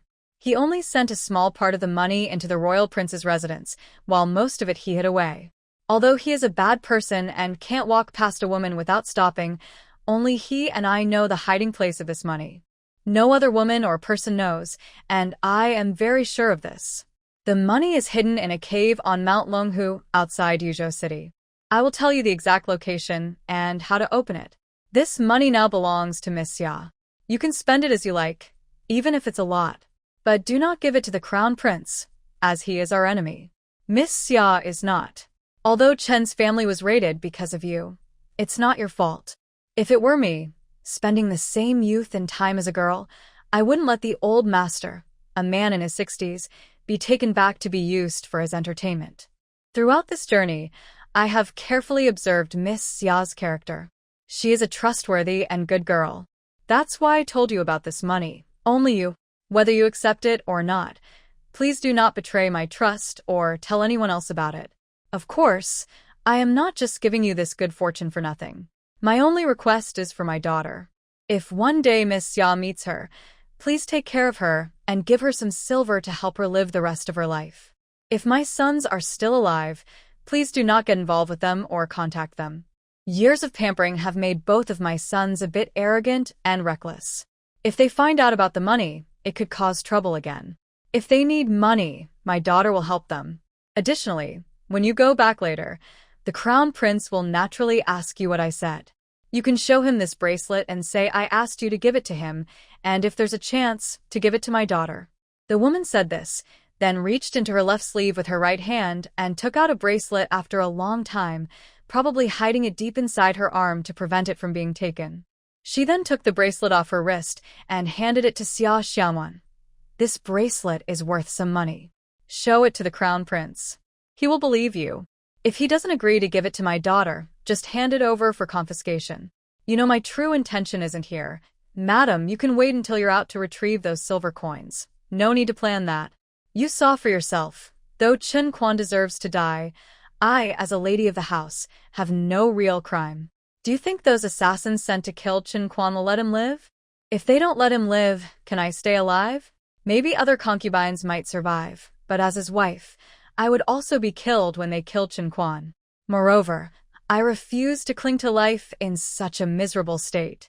Even if I survive, I won't be able to get that money. Although the money is technically mine, I lack the ability to take it. Who knows if I'll be killed later? So I only told Miss Xia. Let her decide. The rest is up to fate. Time is urgent. Let's go back now. After speaking, the woman turned and walked away. Madam, Xia Xianwan called out. The woman looked back at her. No matter whether your daughter is dismissed or not, I will do everything I can to see her. If I find the money you mentioned, I will give her a lot of it. And, in short, rest assured, I will keep my promise. Xia Xianwan originally wanted to say she would do her best to save her, but after thinking carefully, she wondered what she could do to save her. So she changed her words to reassure her. After some thought, feeling it was too painful to bear, she said, Madam, do your best to save your life.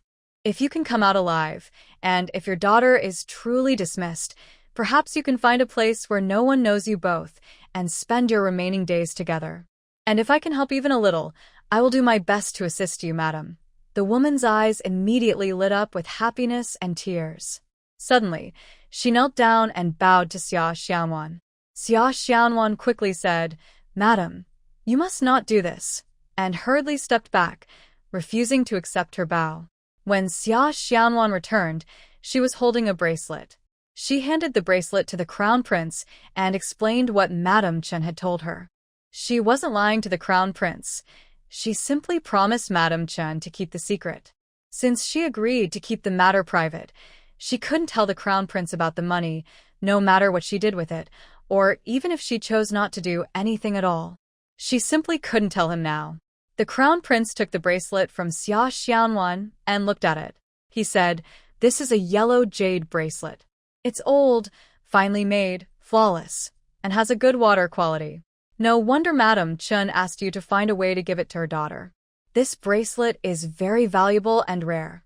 Xia Xianwan quickly replied, "Your Highness, Madame Chen didn't ask me to hide it for myself and secretly give it to her daughter later. I couldn't do that. It would be like secretly sharing with a criminal. She asked me to bring it back and ask your Highness for permission. If you agree, I will keep it here for now and give it to her daughter when the time is right.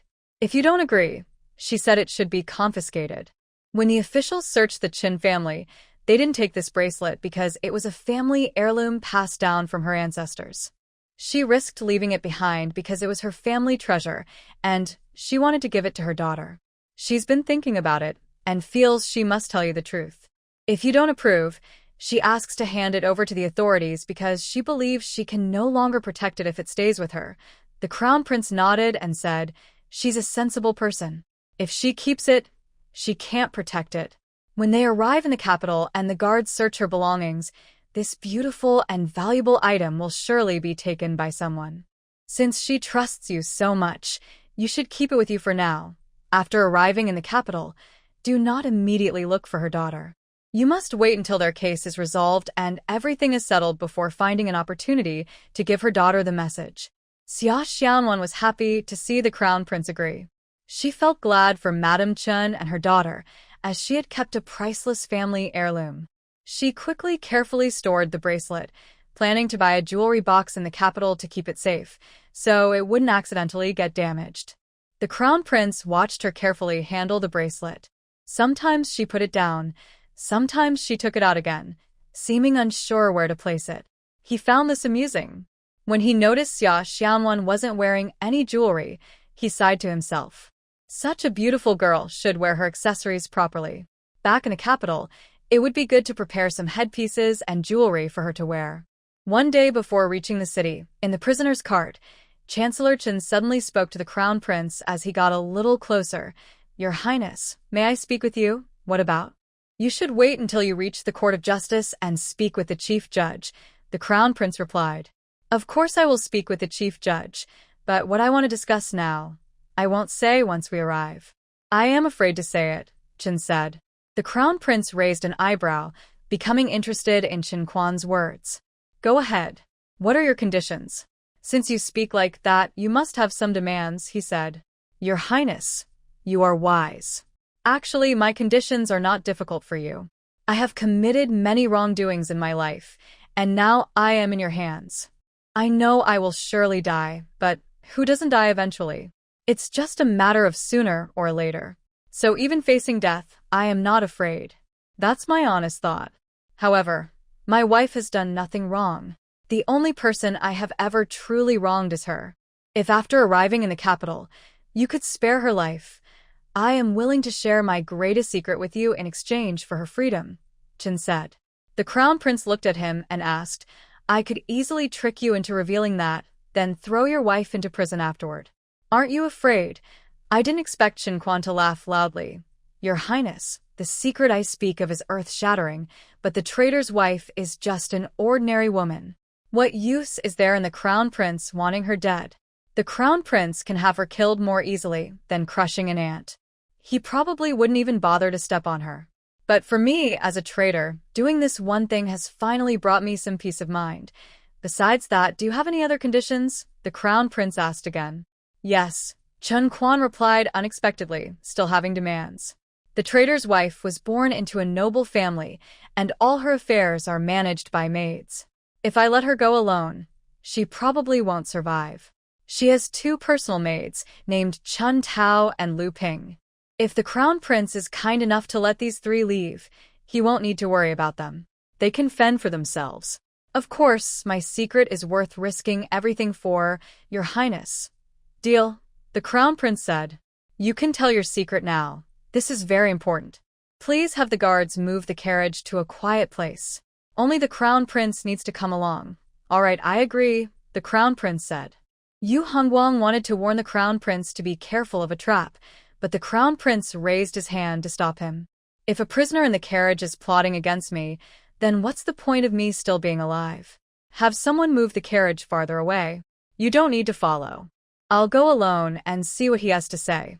The crown prince said this and followed the carriage to a distant spot. The carriage stopped, and everyone else returned. He stood beside the carriage. Speak. I want to hear your secret that interests me. If it's true, I promise to release your wife and two maids. I can do this easily. Your Highness, I originally wouldn't have told anyone this, even if I kept it inside. But a few days ago, the assassins saw clearly that those people intended to kill you, Your Highness, but they also came for me. Please think, who would want to kill both you and me? They want to kill you to fight for the throne, and they want to kill me, because I know too many of their secrets. They're afraid I'll withstand torture in the Dali court and reveal everything. Am I right? You said I know all this, so it's not a secret. The crown prince felt he had been tricked and grew angry. Chun Quan was calm and said, But what you don't know, Your Highness, is that these assassins are not from our great Xia country. The ones who tried to kill you before also weren't from our country. These are not secrets. The real secret is that the people who sent these assassins are not from our great Xia either. The crown prince was surprised by this last statement and asked, What? Who do you mean isn't from great Xia? Our noble consort. She is our noble consort of great Xia, but her heart is not with us. She married the emperor on a mission. Over the years, she has worked hard to make the third prince replace you as the heir. But it's not just about making the third prince emperor of great Xia. If the third prince really became emperor, our country might have to change its name to Dachin. He paused and continued, Why do I say that? Because I suspect the third prince's identity. I have no proof, but after working with the noble consort for so long, I believe I am right. When we defeated Dachin, she was sent as a gift from Dachin to the emperor. Think about it. If she used her beauty and played a clever game, what could she gain? The crown prince was stunned after hearing Chun Quan. He didn't react for a long time. After a moment of silence, Chun Quan said, Lately I have been thinking. Now that I am in prison and have no value, some people are eager for me to die because they are afraid I will reveal things that are not good for them. I really didn't want to say anything, but since they are so eager to kill me and don't care about my suffering or show any mercy, I might as well use this secret to save my wife's life. The crown prince suddenly asked, Do you have proof of what you're saying? Chun Quan replied, No. Do you think the noble consort would leave evidence with me? All matters are understood intuitively, based on my many years of working hard for them. I have long known that my guesses and judgments are correct, but I have no proof. I wanted to investigate slowly, but now it seems I have no chance. However, Your Highness, perhaps you have never thought about this aspect over the years, so you have not been able to figure out where the assassin came from. Now that you know, I believe that with your ability, everything will soon become clear. Chun Quan, I promised you I would do what I said, and I will. Lady Chen doesn't even need to go to the capital. Tonight, after arriving at the inn, I will send people to take Lady Chen and her two maids away. They are not guilty. They were just caught up in this because of you. After speaking, the prince whipped his horse and rushed into the group. When he saw the guards, he said, Bring the prisoner cart back.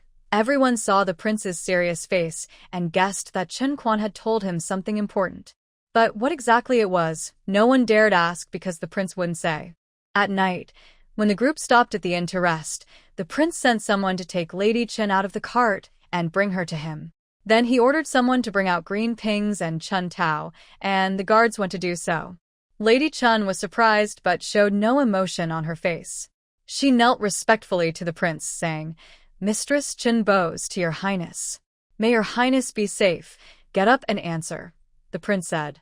Lady Chen bowed her head, stood up, lowered her eyes, and waited quietly for the prince to speak. She looked calm, neither humble nor proud, an experienced woman. "Lady Chen, Chen Quan asked me to release you and your two maids." "I have agreed," the prince suddenly said.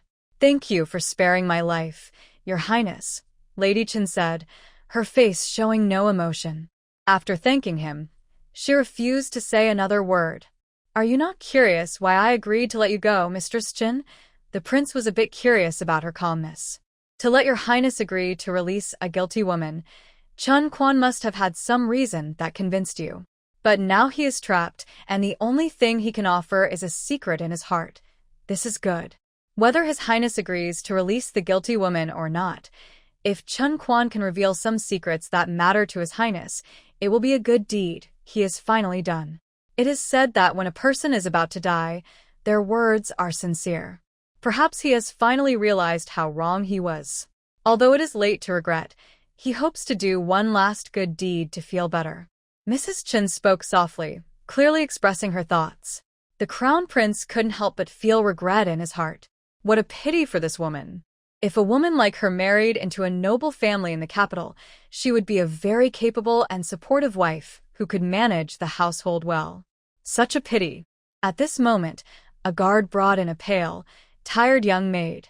When the maid saw her mistress, she knelt down with a thud, called out, "Madam," and then couldn't speak further, crying softly.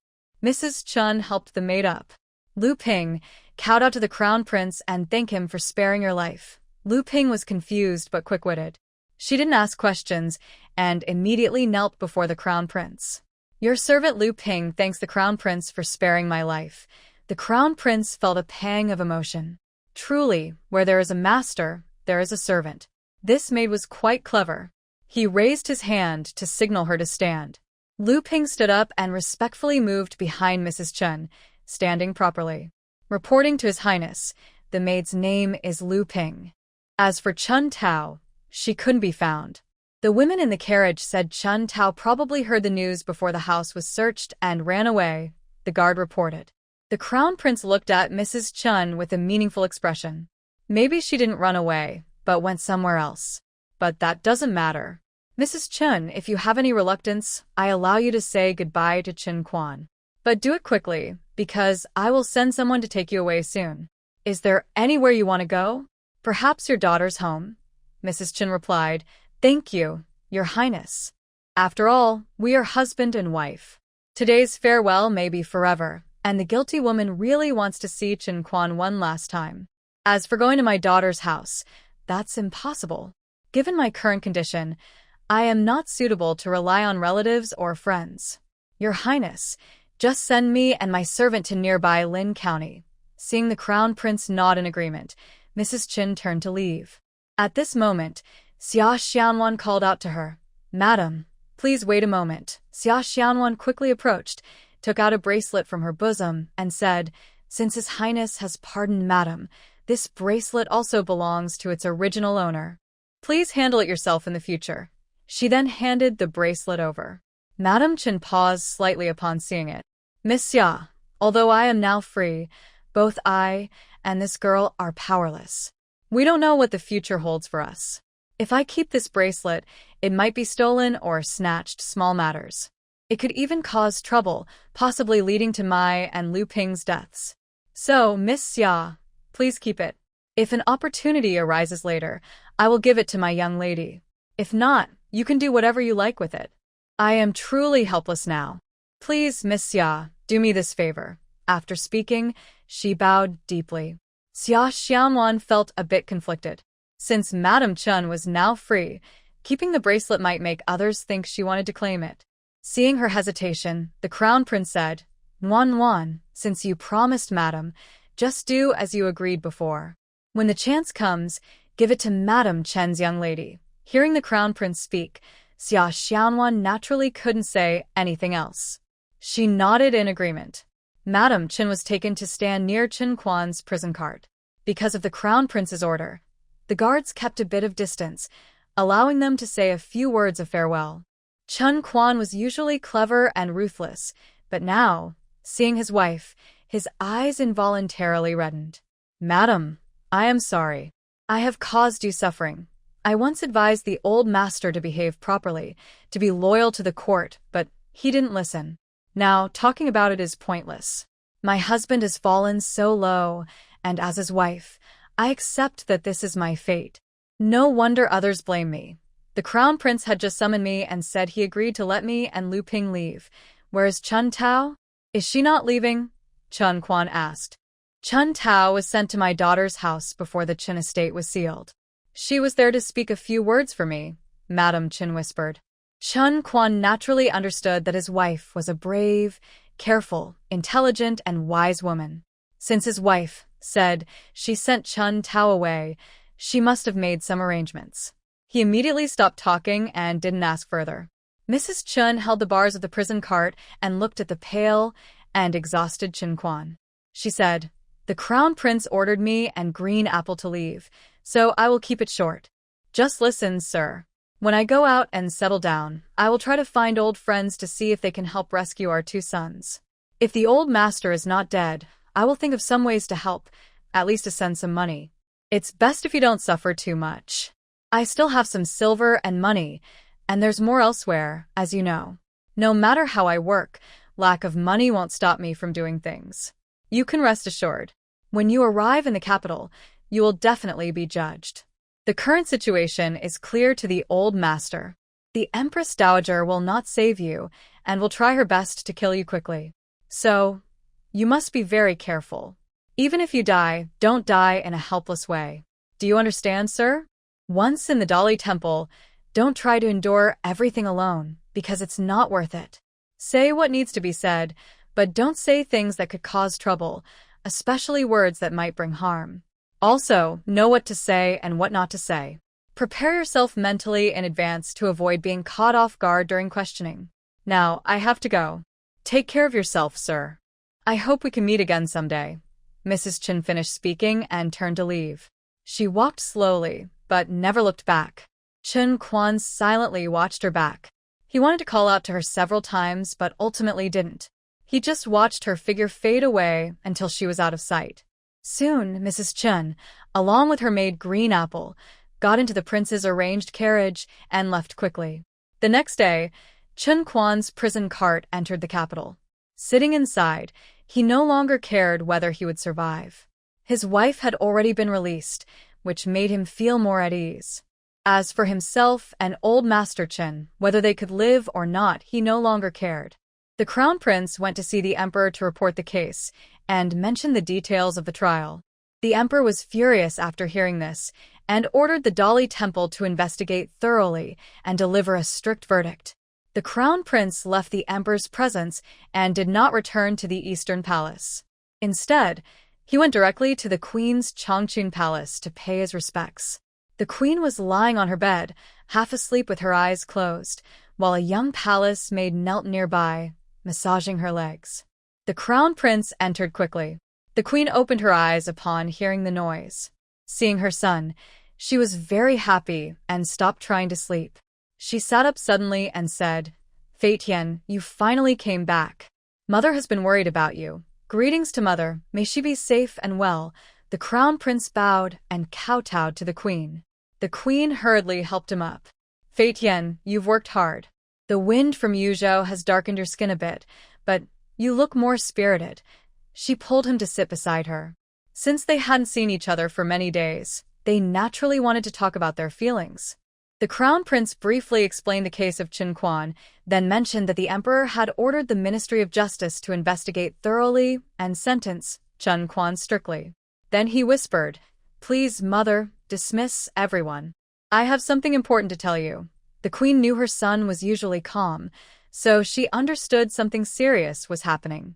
She waved her hand, telling the eunuchs and maids to leave the palace chamber, and ordered her trusted maid, Zijing, to stay outside the door. No one else was allowed to approach. When the chamber was empty except for mother and son, The crown prince quietly told her about his suspicions that the noble consort might be a spy from the Great Qin Kingdom and that the identity of the third prince was also questionable. The queen was shocked and stood up suddenly, knocking over the teacup on the table. The cup shattered on the ground, spilling tea everywhere. Zijing heard the noise, quickly came in to sweep away the broken porcelain and wipe the floor, then quietly left. How dare she? Did she come into the palace pregnant? If so, how did she deceive the emperor during their first night together? The queen whispered angrily. Just the noble consort alone couldn't fool the emperor. I fear that if she really is a spy from Great Qin, then the kingdom must have found a skilled doctor or used some special method to help her deceive the emperor. That's how she has gained the emperor's favor for so many years, the crown prince said. Does Qin Quan have any evidence? No. He said he just felt that he had been working tirelessly for the noble consort all these years. According to the law, what would happen to Qin Quan? The empress asked. According to the law, he should be executed, but she added, however, this Qin Quan seems hard to kill. At least for now, he shouldn't die. She immediately ordered someone to go to the Dali Temple prison to prevent him from being harmed secretly. She also suggested that the prince should personally visit Qin Quan at the Dali Temple, make him write down all the suspicious events involving the noble consort and her children, and have him sign and seal the document. Then, the prince should take this document back to the Eastern Palace and keep it safe. If Qin Quan dies in the future, this document will still be useful. It would be best to protect his life, so that he can be useful later, to help clarify the truth about the noble consort and her children. If he is asked to clarify now, whether he agrees or not is one thing, whether his testimony can be used against a noble consort is another. This is very important, as it concerns the reputation of the royal family. The fewer people who know, the better. After returning to the Eastern Palace, do not even tell the crown princess about this. The prince naturally understood that the empress was right, so he nodded in agreement. The two women then sat and talked about other matters. Only after that did the prince stand up to leave and go back to his own palace to rest. The crown princess's family name is Zheng. She is the niece of the empress. Her given name is Zhengyu. Zhengyu is the most noble woman in the entire Great Summer Kingdom. Her grandfather, Zheng Shi, is the current prime minister, and her aunt, Zheng Rongrong, is the empress. Her husband is the crown prince of the Great Summer Kingdom, and she herself is the crown princess. In the future, once the crown prince ascends the throne and becomes emperor, she will truly become the empress. Such a woman is naturally proud. Not to mention the entire Eastern Palace, even the whole royal family would not dare to offend her easily. After arriving in the capital, the prince returned to the palace to report to the emperor. Before leaving, he reminded Qin Jifeng to stay in the capital and have fun with Xianwan for a few days. He said he would come over once he finished his work, and then the three of them would enjoy various delicious foods in the city. Qin Jifeng agreed, urging him to hurry back to deliver the report, and assured him he would take good care of Xianwan. In the following days, Qin Jifeng accompanied Xianwan as they explored the beautiful sights of Kyoto and enjoyed different tasty foods every day. For Xianwan, who grew up in the countryside, visiting Peach Blossom Town always felt like stepping into a fairyland. Now, seeing this bustling, beautiful city, she was amazed. She thought this must be the heaven she heard about in stories her mother told her when she was young. Only in heaven could such beauty, delicious food, lovely people, and stunning scenery exist. Although she usually has a calm personality, she couldn't help but be captivated by the colorful city. Every day, she enjoyed exploring and never wanted to leave. After a few more days of wandering, Qin Jifeng realized it was time to leave. They should set out now, as Yushan Alliance had many matters that required his personal attention. However, leaving without informing the crown prince was not proper. Since the crown prince had not sent any news after he left, Qin Jifeng wondered how many days he would have to wait for his return. He knew the crown prince was very busy and couldn't come easily. Still, waiting forever was not good either, as he had his own tasks to do. He felt a bit anxious. One day, after another day of fun, the two returned to the inn and found the crown prince's personal guard, Yu Hongguang, waiting there. Guard you, why are you here? Shin Jifeng asked after greeting him. Reporting to Lord Shin, the crown prince has been very busy these days. He's too occupied to come himself, so he sent me to bring some things to thank you for taking care of him on this journey, Yu Hongguang replied.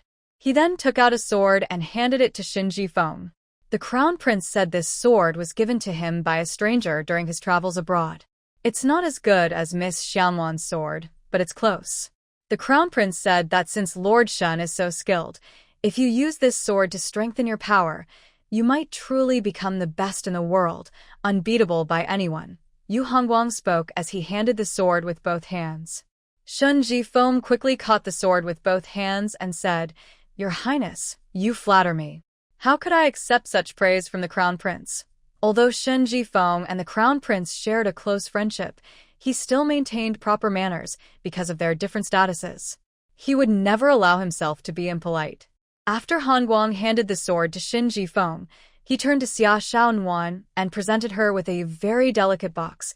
This is a gift from His Highness to thank Miss Xia for her help. Xia Xiaonuan quickly took it and opened it. She was stunned. Inside the box was a complete set of headpieces and jewelry, in soft green colors, each shining like stars. It was truly beautiful. Seeing this, Shun Jifeng couldn't help but admire. The crown prince is indeed very careful with his words. If he had said he was giving it to Xia Xiaonuan, it might seem a bit inappropriate. Although the Daxia dynasty was relatively open, men giving women jewelry outside of marriage was generally not proper. The crown prince had clearly thought of this, so he said it was a reward for Xia Xiaonuan. This changed the meaning entirely. It was now a gift from the crown prince to his subjects. This was very appropriate, and Xia Xiaonuan could not refuse it. Thinking this, Shun Jifeng admired the crown prince even more. Xia Xiaonuan also expressed her thanks and happily accepted the gift. Shin Jifeng then asked Yu Hongguang to tell the crown prince about this. They had many things to discuss regarding the Yushan alliance, and he and Xiaonuan planned to leave for Yushan the next day. They hoped to visit the crown prince again in the future when the opportunity arose. Yu Hongguang had traveled with them for many days and had grown close to them.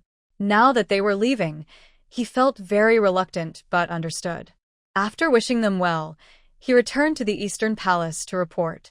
The next morning, just before dawn, Shin Jifeng and Xiaonuan set out. They rode quickly along the main road, and as the weather grew warmer, Shin Jifeng stopped the horses and took a rest at an inn for a few hours to avoid the strong sun. When the sun set and the evening breeze blew gently, they continued their journey. After traveling for a while, they were less than a day from Yushan and expected to reach home before dark. Both of them were very happy, so they slowed down their horses to a gentle trot. As the sunset faded and the cool evening wind blew, Yushan appeared before them in the glow of the setting sun. Shun Jifeng rode ahead, leading his beloved girl up the mountain. Just after passing the first checkpoint, a disciple from the Yushan alliance quickly ran up the mountain to report, Master Shin is back. Master Shin is back. Master Shin is back. Xia Xianwan rode her horse beside Shin Jifeng. She noticed that Yushan was very tall and wide, with countless houses hidden among the green trees on the hillside, only the red-tiled roofs showing. From afar, it looked like a group of red-headed parrots with colorful feathers, very beautiful. The higher up the mountain they went, the more land there was and crops were planted in the fields. Turning a corner, a group of about 10 people rushed toward them loudly. Shin Jifeng was very happy to see the approaching people. He turned to Xia Xiaonuan and said, Nuanwan, these are the people from our mountain. They are like family and are easy to get along with. Before Xia Xiaonuan could answer, the group had already come close. Master, you finally returned, said an old man dressed in a blue cloth robe, full of energy and bright eyes. He knelt down as he spoke. Welcome back to the Yushan Alliance. Seeing the old man kneel, everyone behind him also knelt down immediately. Welcome back to the Yushan Alliance. Shun Jifeng dismounted, helped the old man up, then raised his hand to the others, telling everyone to stand. He then turned around with a smile and said, I want to introduce a new friend to everyone. He gently pulled Xia Xianwan to his side and said to the crowd, This young lady is named Xia Xianwan. She is my good friend. From now on, Nuan will be a member of Yushan. Everyone should do their best to take care of her and make her feel the warmth of our Yushan alliance. After speaking, he turned to a neat and clean middle-aged woman and said, Chiogu, from now on, you'll take care of Miss Xia's clothing and daily needs. Once I finish my work in the next few days, I will assign her a capable maid. Then he turned back to Xia Xianwan and said, Nuan, everything on the mountain has been taken care of by Chiogu. Now I'm handing you over to her. If you want to eat or ask anything, just ask Chiogu when I'm not around. Before Shun Jifeng finished speaking, Chiogu had already come over and bowed deeply to Xia Xianwan. Miss Xia, I will be responsible for your clothing, food, and living arrangements from now on. If you have any instructions, just tell me. Whatever the matter, I can handle it immediately. Summer Xiaonan quickly returned the greeting, saying, Aunt Xiao, there's no need for such politeness. I don't need anyone to take care of me. I can handle everything myself. If someone suddenly tries to take care of me, I will feel uncomfortable. Hearing Xiaonan speak so sincerely and sweetly, everyone around smiled. But Xiaonan felt like someone was glaring at her fiercely, with eyes full of hostility. She looked directly at the person. The woman was dressed in a bright red dress, with fair skin and beautiful features. Her big, bright eyes looked lively, but her face was expressionless. She stared at Xiaonan without hiding her gaze, and her eyes seemed full of challenge. Xiaonan was a little surprised inside. Who was this person? She seemed to dislike her. Before Xiaonan could think more, Shin Jifeng suddenly spoke with a smile. Kaifeng, why are you so quiet today? Come over. Let me introduce you to Xiaonan. Shun Jifeng happily waved at the girl. No need. The leader already introduced her just now. There's no need to repeat, the girl said and turned to walk away, leaving Shun Jifeng standing there. Shin Jifeng didn't seem to mind at all. He said to Xiaonan, Nuan, that girl just now is young Kaifeng. She's also a member of the Yushan Alliance. Kaifeng can be a bit stubborn, but she's very kind. You'll get to know her better over time, and you'll start to like her too. Nuan, we've come a long way. You must be tired. Let's go up the mountain and rest. After saying that, Shin Jifeng turned to Aunt Xiao and said, Aunt Xiao, give Xiaonan the house on my left. She just arrived at Yushan, so she might feel a bit unfamiliar. Let her stay closer to me so I can take care of her. Aunt Xiao quickly agreed. Miss Xiao, please follow me. I'll show you to your room. Xiaonan nodded and followed Aunt Xiao up the mountain. They walked for a while longer until they finally reached the top of the mountain. There was a large flat area with many houses built on it. All the houses were arranged around a tall building in the center, with a winding path leading from the top of the mountain down to the middle. The biggest and most impressive house had a large sign hanging at the top with 3 big characters, Gathering Hall, which seemed to be the place where the Yushan Alliance held meetings. Everyone followed Shin Jifeng to the meeting hall, except for Aunt Xiao and Xiaonan. Miss Summer, please follow me, Aunt Qi said as she led the way ahead. Xiaonan followed Aunt Qi down the winding mountain path. Passing by a tall, grand courtyard, Aunt Qi said, This is Lord Shun's yard. He usually lives here. The yard on the right belongs to Kaifeng, and your yard is the one on the left. As she spoke, Aunt Qi led Xiaonan past young Kaifeng's yard and Shin Jifeng's yard, arriving at a small courtyard on the left. The houses near the mountaintop, although built in various shapes along the mountain, are all separate courtyards. Living in such a place should be very convenient, which made Xiaonan very happy. When Aunt Qi entered this small yard, she saw it was very clean and tidy. The most delightful thing was a flowering tree in the yard, full of blossoms and fragrant. Around the yard walls, many morning glories climbed up, but since it was night, the flowers had closed. Aunt Qi went inside first and picked up a firestone on the table to light the lamp. The room was also very clean, with a bed, a table, and a chair. Xiaonan suddenly thought of the small house in her space, which looked very similar. Miss Summer, from now on, this will be your yard and your house. Usually, when you eat, family members will cook separately. Those who are not married have a fixed dining hall, and they eat at regular times.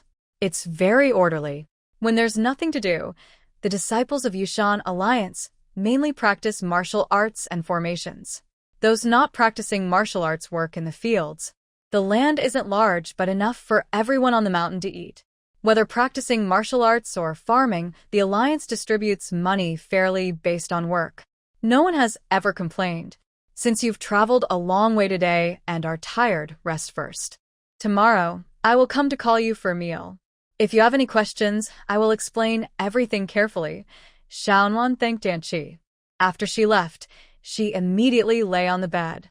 Having traveled for many days, she was already very tired. Today, she finally didn't have to travel at night again. She wanted to rest well. That night, Xiaonan slept very peacefully. When she woke up, she felt completely refreshed and full of energy. A long-standing habit of hers was to get up immediately after waking. So she quickly got up and entered her space.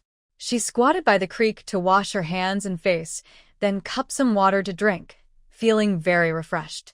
Recently, she had been spending a lot of time with the Crown Prince and Xin Jifeng, so she rarely entered her space. Today, she finally had a chance to be alone. When she stepped into her space again, she felt like she was back home. She picked up her peachwood sword and started practicing swordsmanship on the grass. After finishing a set of sword moves, she was slightly sweaty, but felt very energized and comfortable. She put down her sword and ran to sit under a tree. Like many days before, she picked up some fallen fruit from the ground and leaned against the tall tree, eating bite by bite. Suddenly, she heard a knocking at the door. She had just finished practicing 2 more sets of sword moves. She placed her wooden sword on the grass and quickly left her space to open the door. Outside, Aunt Qi stood in the morning light, dressed very neatly. Her hair was combed perfectly and tied into a bun at the back of her head, secured with a wooden hairpin. Miss Xia, good morning. It looks like you've already gotten up? Did I wake you up by knocking? Aunt Qi asked with a smile. Annie, I get up very early, every day, especially since I went to bed early last night. I've been up for a long time. That's good. The sect has a rule that breakfast must be eaten early. The reason is that the sect leader is worried that disciples might develop lazy habits. So, all disciples on Yushan's sect must get up early. Has the young lady washed her face? I'll go get some water for you, Aunt Qi said as she turned to leave. Xia Xianwan didn't dare say she had already washed her face, so she just let her carry the water bucket. Soon, Aunt Qi returned, holding a wooden basin in one hand and a half bucket of hot water in the other. The hot water is prepared in the dining hall at the front. If there are many people, you'll need to wait in line, but it's quick. For cold water, you can just take a bucket and go to the creek yourself. There are many streams on this mountain, so it's very convenient for everyone. Xia Xianwan nodded in agreement and said, Next time, I'll go get water myself. No need to trouble Aunt Qi. Autumn Auntie listened and smiled. Miss Xia, I am quick and skillful. Pouring water is a small task for me, so don't worry about it, Miss Xia.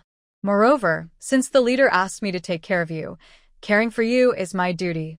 If you refuse, the leader will think I haven't done well and will blame me. So please, Miss Xia, kindly agree. Xia Xianwan listened and didn't know what to do. She truly enjoyed her quiet, solitary days. Having someone else around made her feel uncomfortable and restricted. Xia Xianwan followed Autumn Auntie to the dining hall. Inside, there were many tables and chairs arranged in rows. Many people were already sitting and eating. Shun Jifeng was also there, but not many people sat with him. His table had only 2 or 3 elders, and beside him sat Yang Kaifeng, chattering happily. When Xia Xianwan entered, Shun Jifeng was eating with his head down.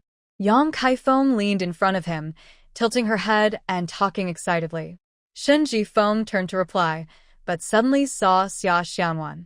He immediately said, Xianwan, come and sit here. Xia Xianwan didn't want to go at first and hesitated. Autumn Auntie saw this and quickly said, The leader asked the girl to sit there. Just go, girl. You go first, and I will bring your food. Then she hurried over to serve the food.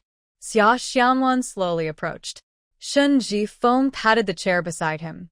Sit here. Not allowed. Just as Xia Xianwan was about to sit, Yang Kaifeng coldly scolded. Shun Jifeng raised an eyebrow. Kaifeng, that's too much. Xianwan is my guest, and also a guest of our Jade Mountain Alliance. You should watch your attitude. Yang Kaifeng ignored Shen Jifeng's reminder and still shouted at Xia Xianwan. Go sit over there. I don't like sitting with you. Seeing you makes me lose my appetite. Xia Xianwan didn't even blink. She quietly sat down and said politely to the elders at the table, Good morning, elders. Everyone saw her humble and polite attitude and nodded in greeting. Autumn Ant brought over the meal carefully and placed it in front of Xia Xianwan. Since this is our first time meeting, I don't know what Miss Xia likes to eat. I'll choose something for you. If it's not tasty, just tell me and I'll get something else. There's no need to trouble yourself, Autumn Ant. I don't eat much and am not picky. Anything that fills me up is fine. You should sit down and eat too. After we finish, how about we go for a walk? Autumn Ant smiled and agreed, saying she would definitely go for a walk with Xia Xianwan after eating. You don't pick your food? You eat everything? Just from that, I can tell you're from a simple background. I bet even the manure from Yushan League smells better than your family's cooking. Enough, Kaifeng. You're being too much. If you dare to behave so rudely again, you don't need to come to the dining hall to eat. Shen Jifeng snapped angrily. Seeing that Shen Jifeng was truly angry, Yang Kaifeng didn't dare to speak anymore. She ate her meal bitterly, as if she was chewing on Xia Xianwan's flesh rather than her food. Xia Xianwan, disturbed by her, also couldn't swallow her food and took only a few bites before getting up to leave. When Autumn Ant saw Xia Xianwan put down her bowl and chopsticks, she immediately set her own aside and left with her. Xia Xianwan and Autumn Ant slowly walked along the mountain path. Xia Xianwan felt a bit down. She had originally come to Yushan League after a difficult life in Peach Blossom Village, hoping that here she could live more easily. But now it seemed, no matter where she went, she couldn't find a place to belong. Autumn Ant, I just arrived at Yushan a few hours ago, and I haven't said or done anything to offend Miss Yang Kaifeng. Why does she hold such a grudge against me? Autumn Ant looked at the stunning girl in front of her. Although they had just met, she could sense the girl's innocence and kindness. She sighed and said, Miss Xia, you really haven't offended Miss Kaifeng. If anything, it's because you're too beautiful. Originally, Miss Yang and Leader Shen were considered a perfect match by everyone in Yushan League.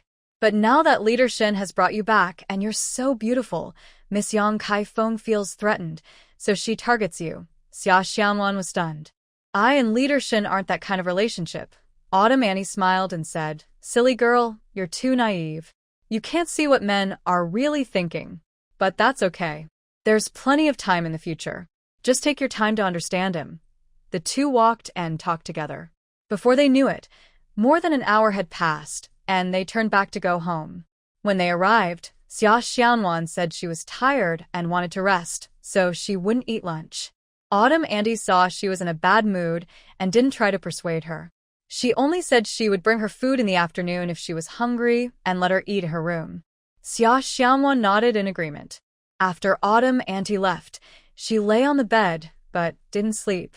Instead, her mind was full of thoughts, and she felt wide awake. In the evening, Shen Jifeng came. Nuan, I just got back, so I've been busy these days. Once I finish, I promise to take you out to see the world. For now, Autumn Auntie will stay with you. Don't be upset, he continued, and Kaifeng is actually a good girl, just a bit spoiled and stubborn. Once you get to know her, you'll like her. I don't need to get to know her, and I don't want to like her. Please, Brother Shen, don't say that anymore, Xia Xianwan replied firmly. Since meeting Xia Xianwan, her mood had always been steady. She had never spoken harshly to Shen Jifeng before. Her firm response surprised him. Nuan, listen to me. Kaifeng isn't difficult to get along with. She's just, he started. Brother Shen, can you please stop talking about this? If you think I can't be friends with young Lady Yang, it will make things difficult for me. I can leave Yushan even tonight, she said. Hearing this, Shen Jifeng was shocked. He knew Xia Xianwan very well. She wouldn't lie. If she said she wanted to leave, she must have truly thought about it. He quickly changed the subject. All right, I won't say anything more. I promise I won't mention it again. But, Nuan, please don't talk about leaving Yushan anymore. It would really hurt me. He added, "It's time for dinner. How about I go with you? I'm not very hungry and don't want to eat dinner," Xia Xianwan said reluctantly. "If you're not hungry, you can eat less. Not eating at all isn't good for your health. Come on, Wan, just to give Brother Shin some face." When Xianwan heard this, she felt she should be polite and give Shin Jifeng face when inviting her to eat. Shin Jifeng's words made her feel a bit guilty, so she followed him to the dining hall. In the dining hall, Yang Kaifeng was holding her food, ready to eat at her table. When she turned around and saw Shin Jifeng and Xianwan coming in together, she immediately became unhappy. "Brother Shin, I've been looking everywhere for you. I didn't know you were taken by a fox spirit." "Shut up. Yang Kaifeng, I told you clearly if you dare to talk nonsense again, you don't need to come to the dining hall to eat. Also, from now on, call me Shin Mengzhu. Everyone calls me that, not Brother Shin." "What kind of manners is this? But why can others call you that?" Yang Kaifeng said, feeling unfair. "Who are others? Do you mean Xianwan? She is not a disciple of Yushan League. She is my guest and my friend, so she can naturally call me that. Besides, she calls me Shin Xiong. When did you ever hear her call me like you do? When someone is sneaky, who knows how they call you? Since ancient times, when fox spirits seduce people, they are always so shameless." "Oh." Before Yang Kaifeng could finish her sentence, she suddenly cried out in surprise. She wobbled and nearly lost her footing, causing her to spill all her food onto the ground. She stepped on the spilled food and then plopped down onto the floor. "Oh no! Help me up quickly. I've fallen to death," Yang Kaifeng shouted. The people nearby hurried to help her up, but as soon as she stood, she tumbled back down with a thud. Everyone tried to hold back their laughter and helped her again. It was clear she had managed to stand upright before they let go, but as soon as they released her, she fell again, this time directly into the messy food on the ground, looking extremely embarrassed. "Who pushed me? Who pushed me over?" Yang Kaifeng loudly demanded. Under everyone's watchful eyes, no one pushed her. So, they had no choice but to help her up again. Shin Jifeng cast a meaningful glance at Xianwan. He had always known that this girl had some mysterious skills. Xianwan didn't even glance at them.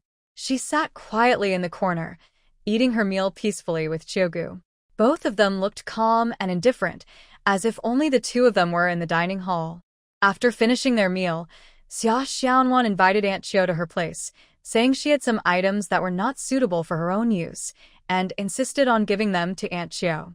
Although they had only spent one day together, Aunt Chio could already see Xia Xianwan's personality. Whatever she said was truly her honest feeling. So, she didn't hesitate and followed Xia Xianwan to her yard. Aunt Chio went inside first and turned on the light. She saw two pieces of silk on the bed, one light green with large peony flowers and one light pink covered with small, scattered flowers that looked charming and beautiful. These fabrics were truly stunning. "Aunt Chio, these were gifts from the Crown Prince when I was in Kyoto. I don't think I can wear these colors, so I want to give them to you to make a dress," Xia Xianwan said. Aunt Chio was a bit surprised and flattered. But Miss Xia, these are so precious," she stammered. "Who says they don't suit you? I think they do. But I don't know how to sew," Xia Xianwan replied sadly. "So, I can only ask you to take the fabric home and make something yourself."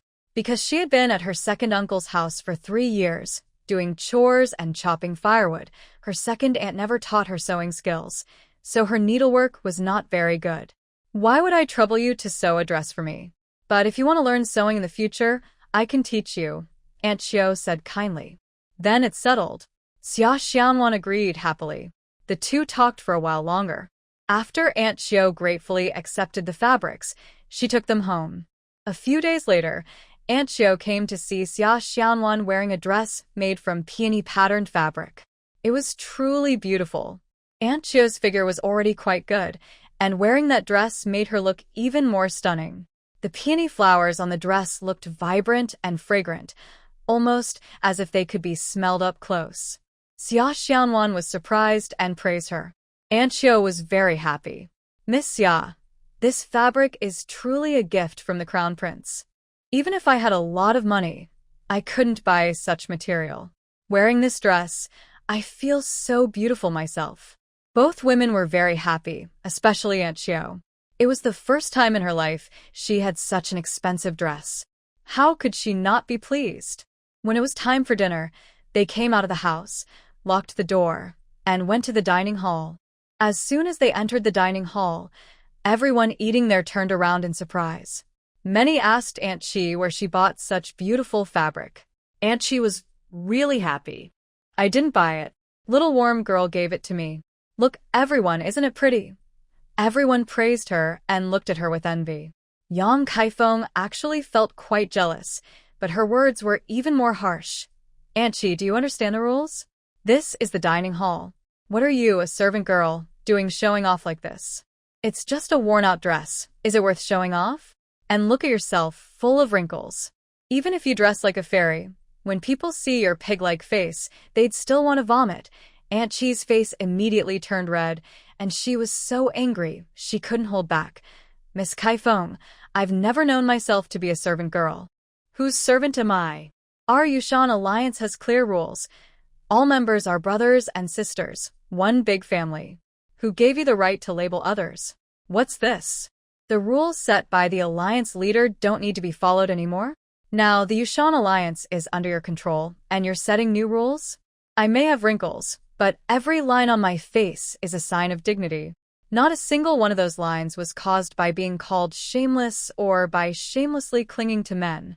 Miss Yang, you're noble. Today, tell everyone, where is your nobility? Are you too high and mighty? Or are you pure and self-respecting? You often call others dirt poor folks. As far as I know, your father was also a dirt poor man before joining the Yushan Alliance. And you farmed the land too. If farming makes someone lowly, then where are you more noble than others? Is it because you're high up on Yushan? That you've gained face and dignity because of Yushan? That everything about you has become noble? If so, then do something noble. Keep the modesty of an unmarried girl. Don't roll around and curse every day. Why do you always scold others for no reason? Ask everyone here. Who doesn't understand the reason in their heart? Who isn't laughing at you inside? Show some dignity, Miss Yang. Even if you're pretending, try to hide your tail in front of others so they don't see that you're different from everyone else. Autumn Ant's words were very serious, and Yang Kaifeng was so humiliated that she ran over and raised her hand to hit Autumn Ant. Autumn Ant calmly smiled and said, Miss Yang, I work on the mountain doing miscellaneous chores. I don't know martial arts. But today, if you dare to hit me, try it. I will make sure you can't show your face or stay on this mountain anymore.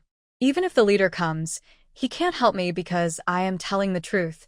Yang Kaifeng hesitated, raising and lowering her hand, but in the end, she didn't dare to hit Autumn Ant. She knew that if Autumn Ant truly turned against her, her secret about flirting with Shen Jifeng would be exposed. Although everyone might suspect it, some things are still hidden.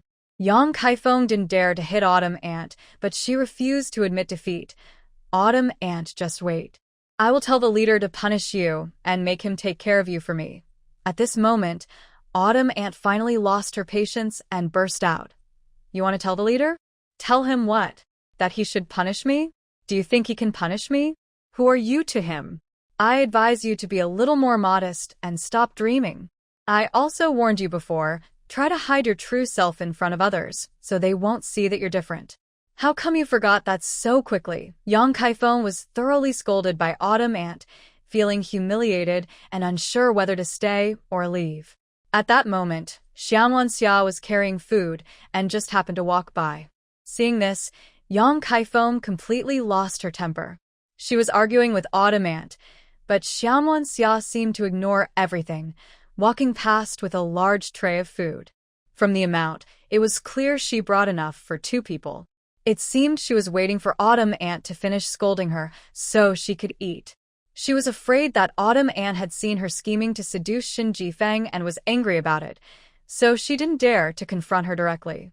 But she wasn't afraid of Xianwan Xia, a new servant girl. She relied on her good looks to flirt with the leader, and she hadn't even settled accounts with her yet. Now, seeing Xianwan Xia act so boldly in front of her, Yang Kaifeng couldn't hold back her anger anymore.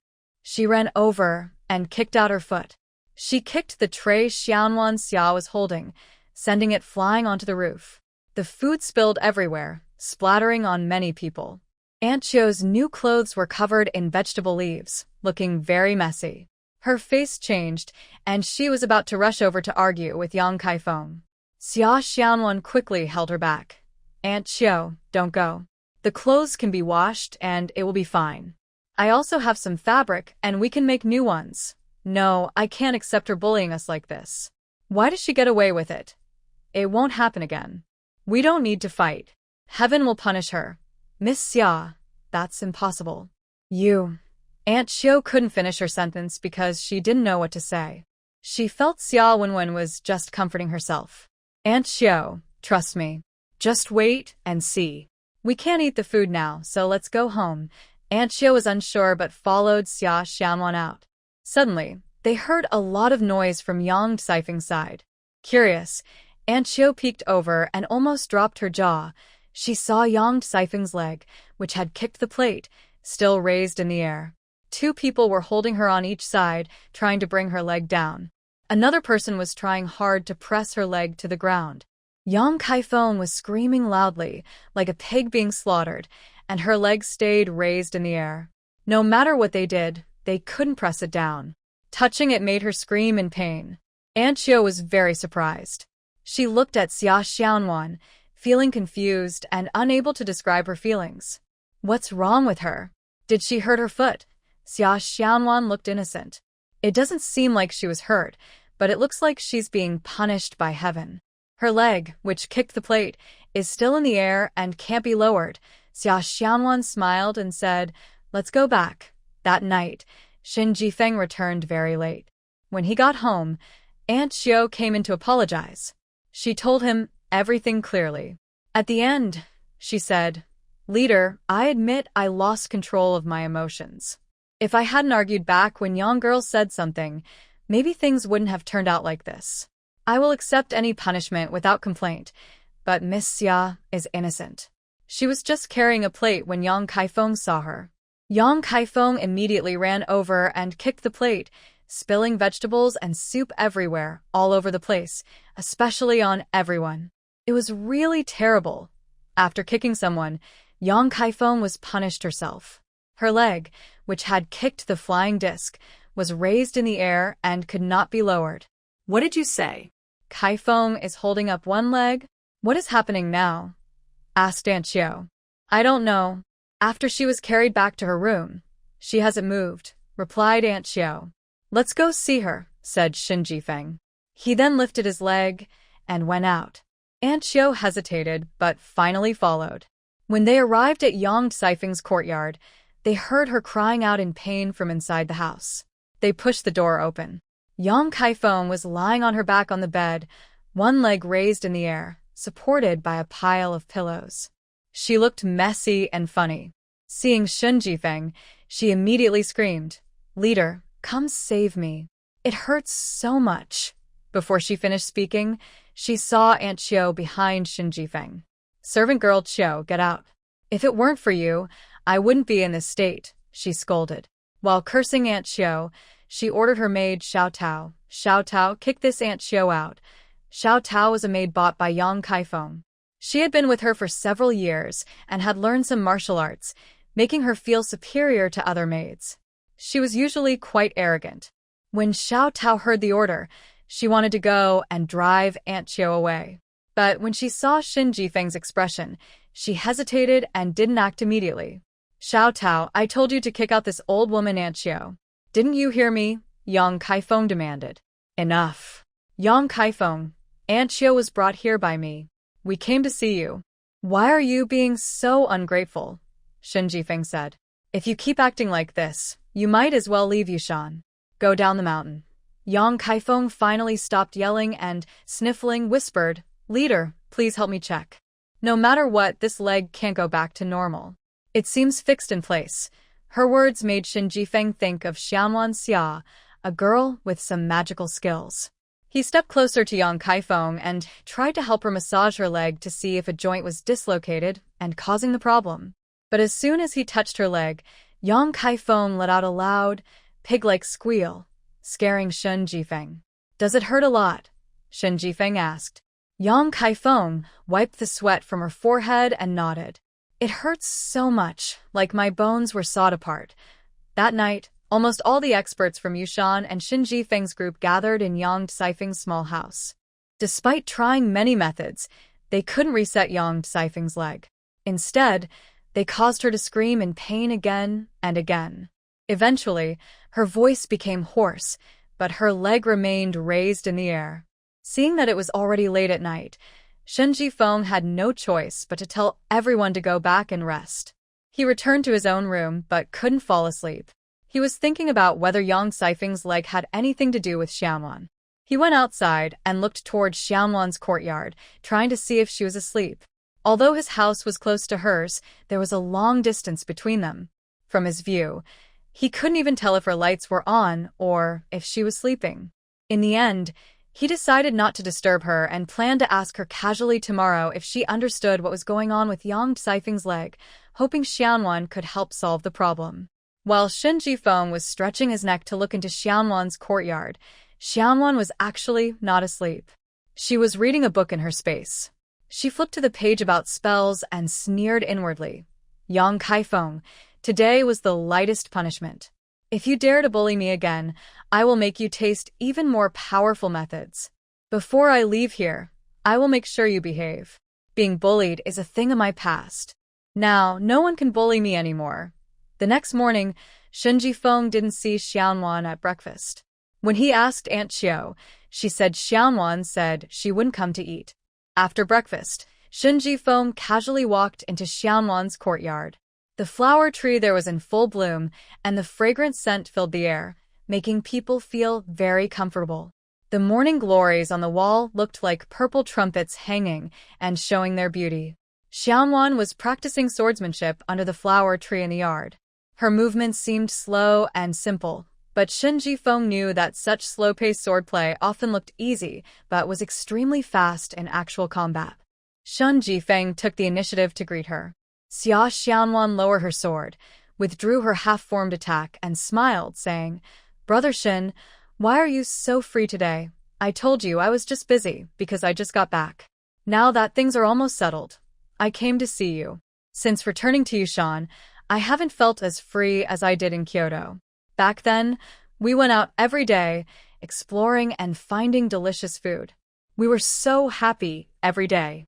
I wanted to visit you last night after I returned, but Aunt Xiao said Yang Caifeng's leg was a bit problematic, so I went to see her. I also called some martial arts experts from the mountain to help. But strangely, no one could figure out what was wrong.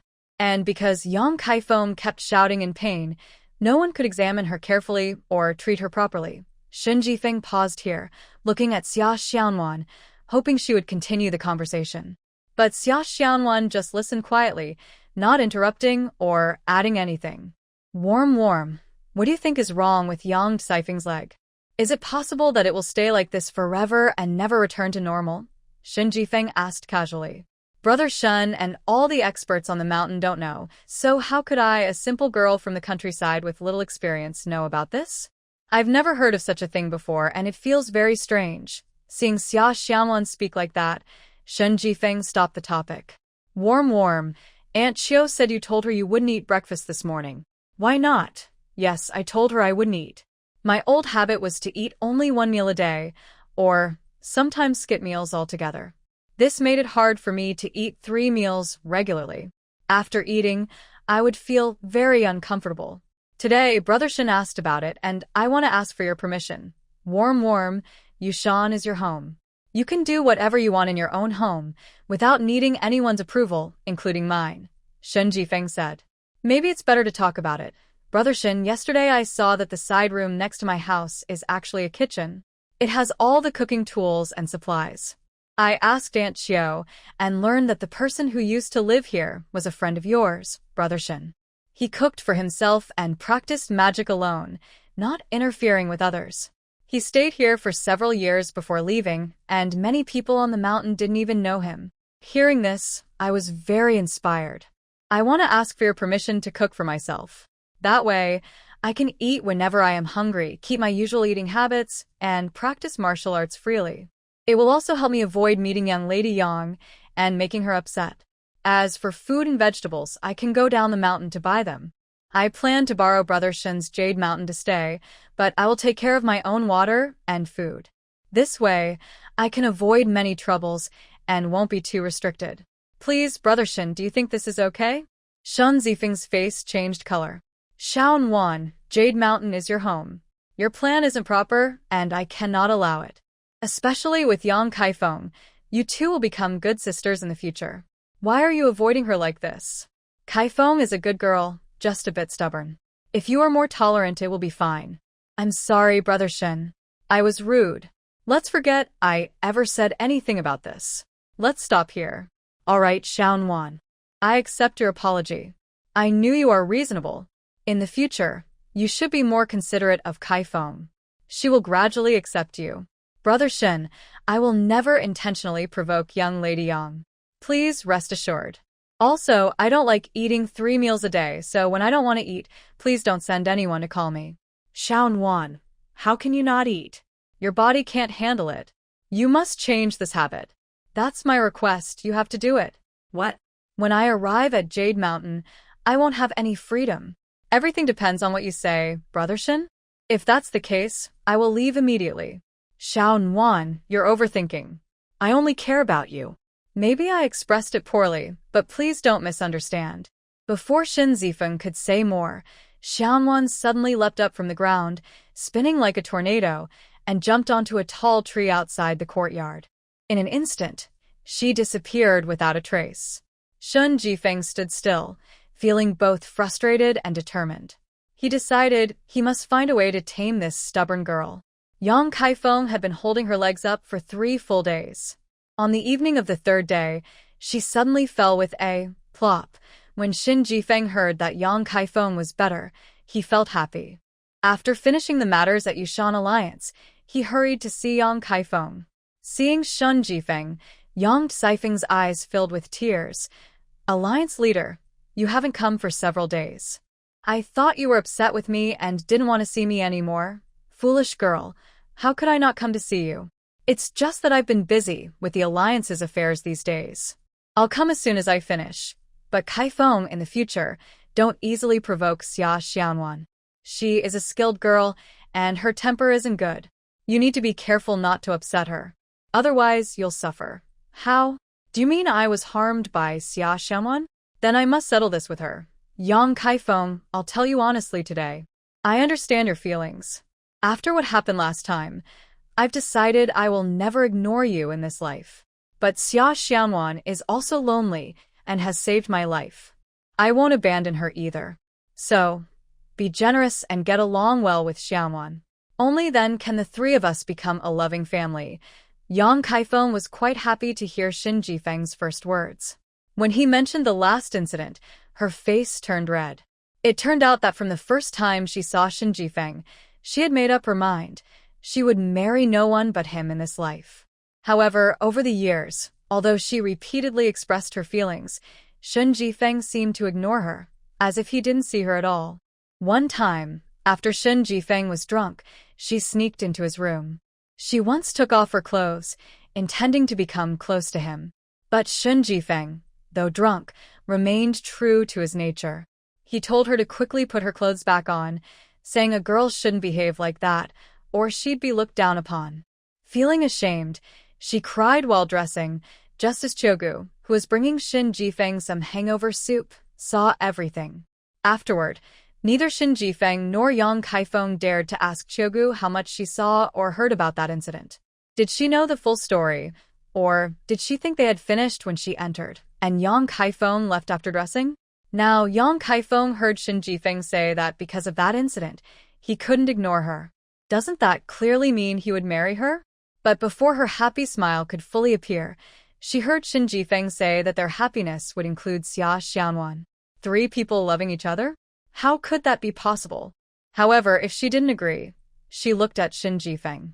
She had known Shin Zifeng since she was young and understood his personality very well. She knew that once Shin Zifeng made a decision, if she disagreed, she could only step back. Thinking of this, she clenched her teeth and said, As long as Xia Xianwan doesn't cause trouble, having another person by the leader's side isn't a problem. But there must be a first come, first served rule. At any time, I am the true wife, and she is just a concubine at best. Of course, we knew each other first, so you are the priority, Shen Jifeng replied, happy that she agreed, and he also agreed to Yang Caifeng's request. With Shen Jifeng's words, Yang Caifeng felt more confident.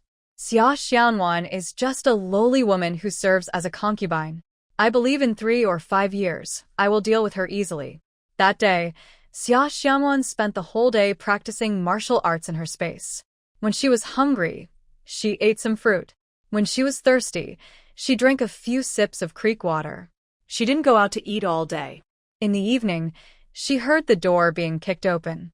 Just as she was about to go out and see who was so aggressive, Yang Caifeng's voice came in. Xia Xianwan, come out and accept your punishment. Hearing this, Xia Xianwan couldn't help but laugh. Yang Caifeng was really foolish, like a silly donkey. Just as her legs were about to be used to bully me again, she thought, let's see if she has the ability to do so. She decided and stepped out. Yang Caifeng, what are you doing here? Why are you barging in? Here. Why do you say that? This Jade Mountain isn't your place. All places belong to the leader, which is me. As for you, at best, you're just a concubine serving the leader. In the future, don't say any place is yours. Your life will be mine. If I want you dead, you can't survive. If I want to sell you somewhere, you have no choice but to go. Because I am the wife, and you are the concubine. I am noble and you are low. Do you understand?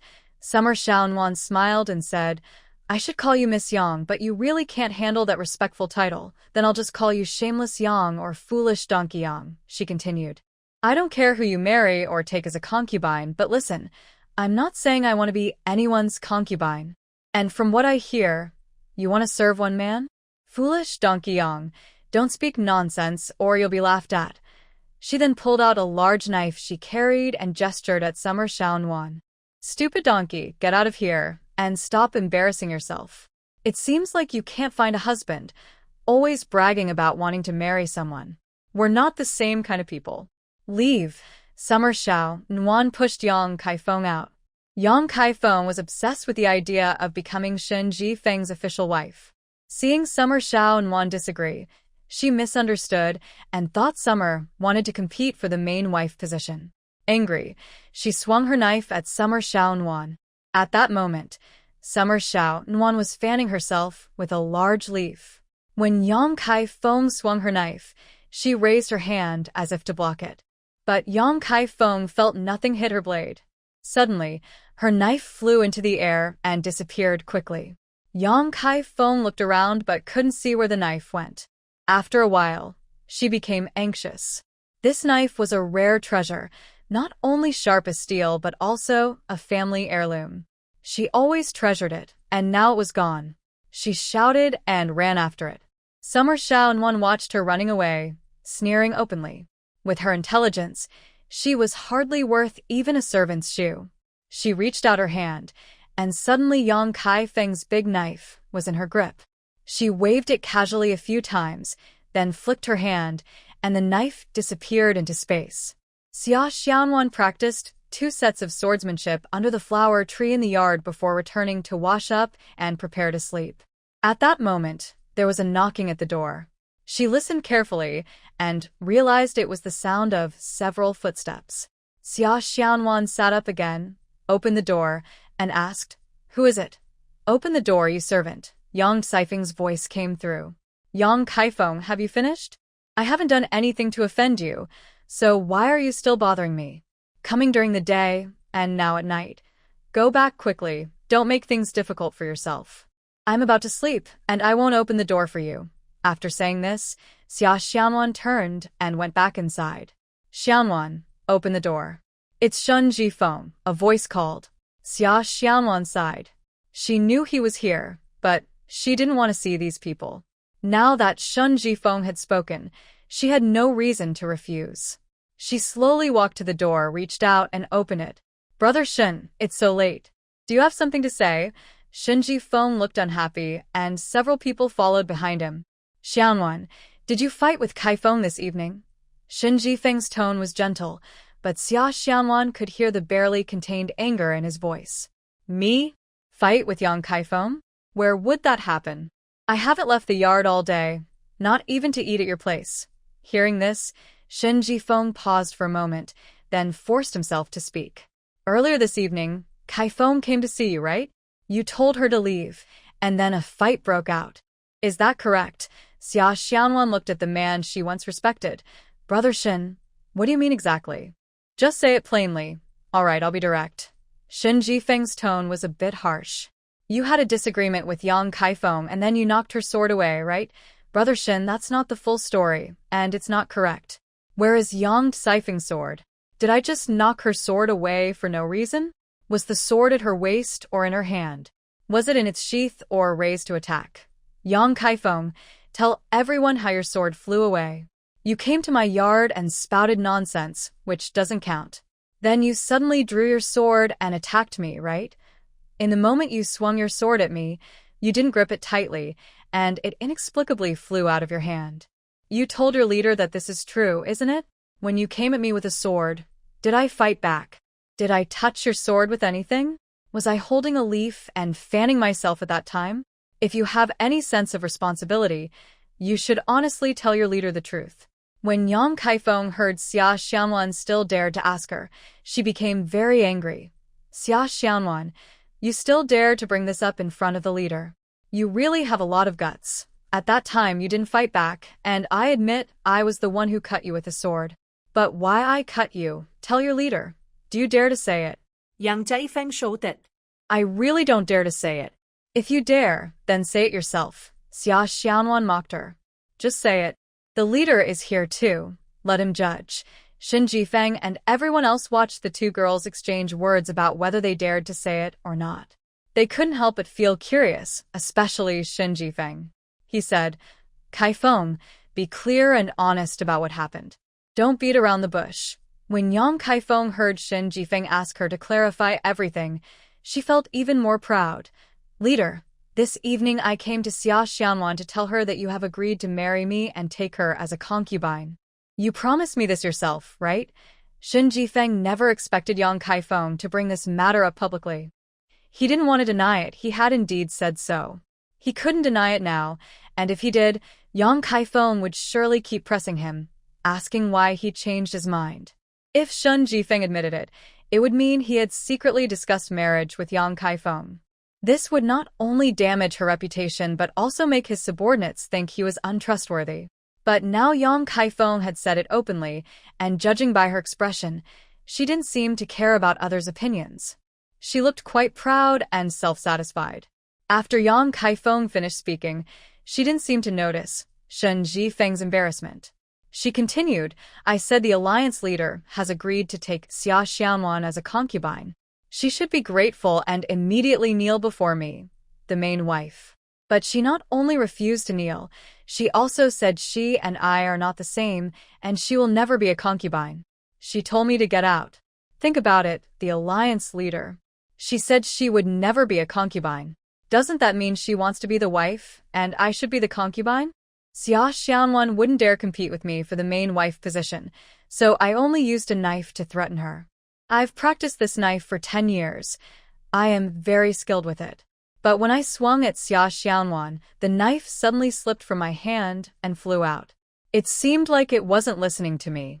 Everyone tell me, wasn't it because she secretly used some trick? Shen Jifeng felt uncomfortable hearing Yang Kaifeng's strange words. Warm. If Yang Kaifeng's words offended you, I apologize on her behalf. Sorry, warm. Please forgive her. But warm, the fact that Yang Kaifeng used this knife to cut through iron like mud is a minor matter. The main thing is, this knife is a family heirloom, and it must not be lost. So, if you happen to know where this knife fell, could you please tell me for my sake? Before Xia Xianwan could speak, Yang Kaifeng shouted loudly from beside her. Alliance leader, she's just a lowly concubine. Why are you so polite to her? Just order her to bring out the knife. If she dares not to, then even as a concubine, I won't accept her. When she cries later, she won't know what to do. Yang Kaifeng, shut up. Shen Jifeng snapped angrily. Hearing their conversation, Xia Xianwan still kept smiling, but her eyes were cold. Yang Kaifeng, you've been shouting about being a wife and a concubine all day. Don't you feel ashamed? Now, just in front of the alliance leader, clarify everything so we can cut ties completely. From now on, don't lump me together with you. I, Xia Xianwan, will never be a concubine for anyone in my life. And I haven't thought about marrying anyone to be my husband because I haven't met anyone who makes me want to marry. Yang Kaifeng, did you understand what I just said? I only say this once, and it will be forever true. Shen Xiong, as for the knife you mentioned, I didn't knock it flying. Sorry, I don't know where the knife fell. Additionally, there is something I want to tell Brother Shen. When Shen Jifeng heard what Xia Xianwan just said, he felt cold inside. Although she was speaking to Yang Kaifeng, it was more like she was speaking to him. He understood this clearly.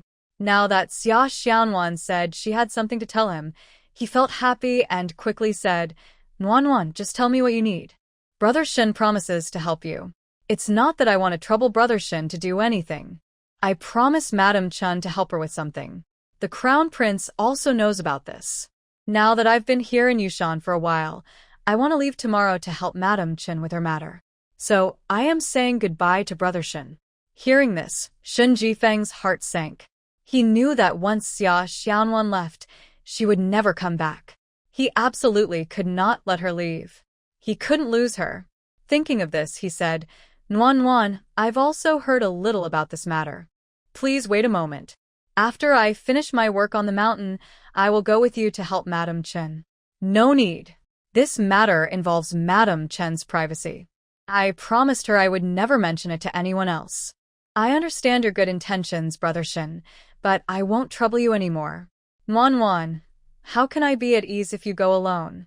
Are you unhappy here on the mountain? Is Aunt Xiao not taking good care of you? It must be that way. I told her to take good care of you a while ago. Now that you've only been here a few days and want to leave, it shows Aunt Xiao's care was not enough. Bring someone to arrest Aunt Xiao and lock her in the quiet room to reflect on her mistakes. If Miss Nuan leaves, then push Aunt Xiao out and execute her. Xia Xianwan was shocked. Brother Shen, I have something to do, so I need to leave. What does Aunt Xiao have to do with this? Brother Shen, you're being unfair to Aunt Xiao. I feel uneasy about this. Nuan, if Aunt Xiao's work is not good, she must accept punishment. You don't need to plead for her. She must be punished. Suddenly, Xia Xianwan understood. Shen Jifeng's real intention was not just about the matter at hand. He was using Aunt Xiao to control her. If she left, he would kill Aunt Xiao? For a moment, she felt completely hopeless. Shen Jifeng, a man she once deeply respected, now seemed just an ordinary person, driven by selfish desires and utterly ugly in her eyes. Xia Xianwan was furious. She pointed at Shen Jifeng and said, Shen Alliance leader, I used to respect you, but today I see that you don't deserve my respect. You're just a selfish person I look down on. Compared to old Master Chen, the only difference is that you're a few years younger. Besides that, you're both the same kind of person. Hearing Xia Xianwan compare him to old Master Chen, Shen Jifeng was shocked and panicked. He had only detained Aunt Xiao to keep Xia Xianwan close because he liked her, not just a little, but with all his heart. Now, hearing her speak like that, he knew she was very angry. He felt scared and didn't know what to say. Yang Kaifeng, standing nearby, saw Shen Jifeng freeze and thought this was her chance to show her loyalty. She needed to step up and defend the alliance leader to look like a proper wife. She pointed at Xia Xianwan and said, Xia Xianwan, how bold of you to insult the alliance leader. Do you believe I won't beat you up and set some rules for you? Xia Xianwan was so angry she almost lost her temper and wanted to confront Shen Jifeng or even hit him. But Yang Kaifeng, acting recklessly, suddenly jumped out and threatened to beat Xia Xianwan and discipline her properly. This made Xia Xianwan furious. She shouted at Yang Kaifeng, You shameless, clueless, and rude woman. Get out of my way.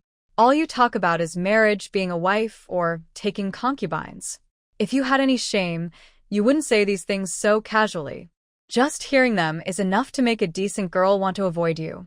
But you shamelessly say them so proudly. You're embarrassing your Yang family and bringing shame to your ancestors. Today, this is between me and Shen Zifeng. If you're smart, stay away. Otherwise, you and that adulterous couple can fight it out yourselves. Seeing Xianwan's expression, Shen Zifeng knew he had done something wrong. He remembered that Xianwan was a stubborn person. But now, he was even more afraid to let Qiugu go. He knew that once he released Qiugu, Xianwan would definitely leave him forever, and he might never see her again. He knew he had to explain everything clearly and calm Xianwan's emotions immediately, or it would cause more trouble later. He was about to speak, but unexpectedly, Yang Kaifeng overheard Xianwan insulting her. Not only that, it involved her family's reputation, which made her very angry. She casually drew a knife from behind her and aimed it at Xianwan. Everyone gasped because she was too close to Xianwan, and there was no time to stop her.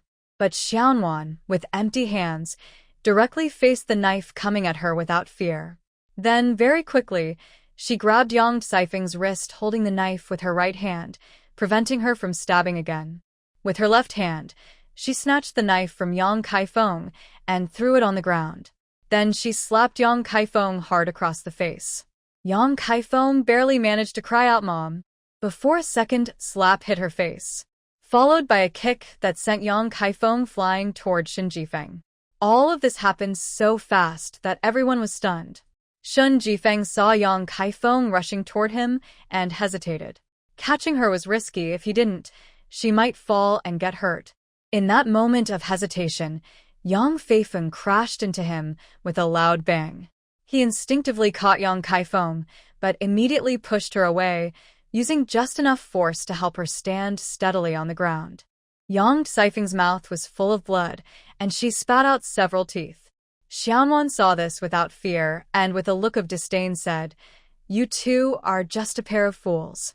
Those who force others will face retribution."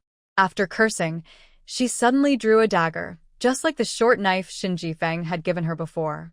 "Here, I return it to you. Today, I cut ties with you. Our relationship is over." After saying that, she cut a piece of cloth from her dress and threw it on the ground. Then she threw the dagger, which precisely stuck into Shen Zifeng's coat hem, without even drawing the sheath, showing her precise strength.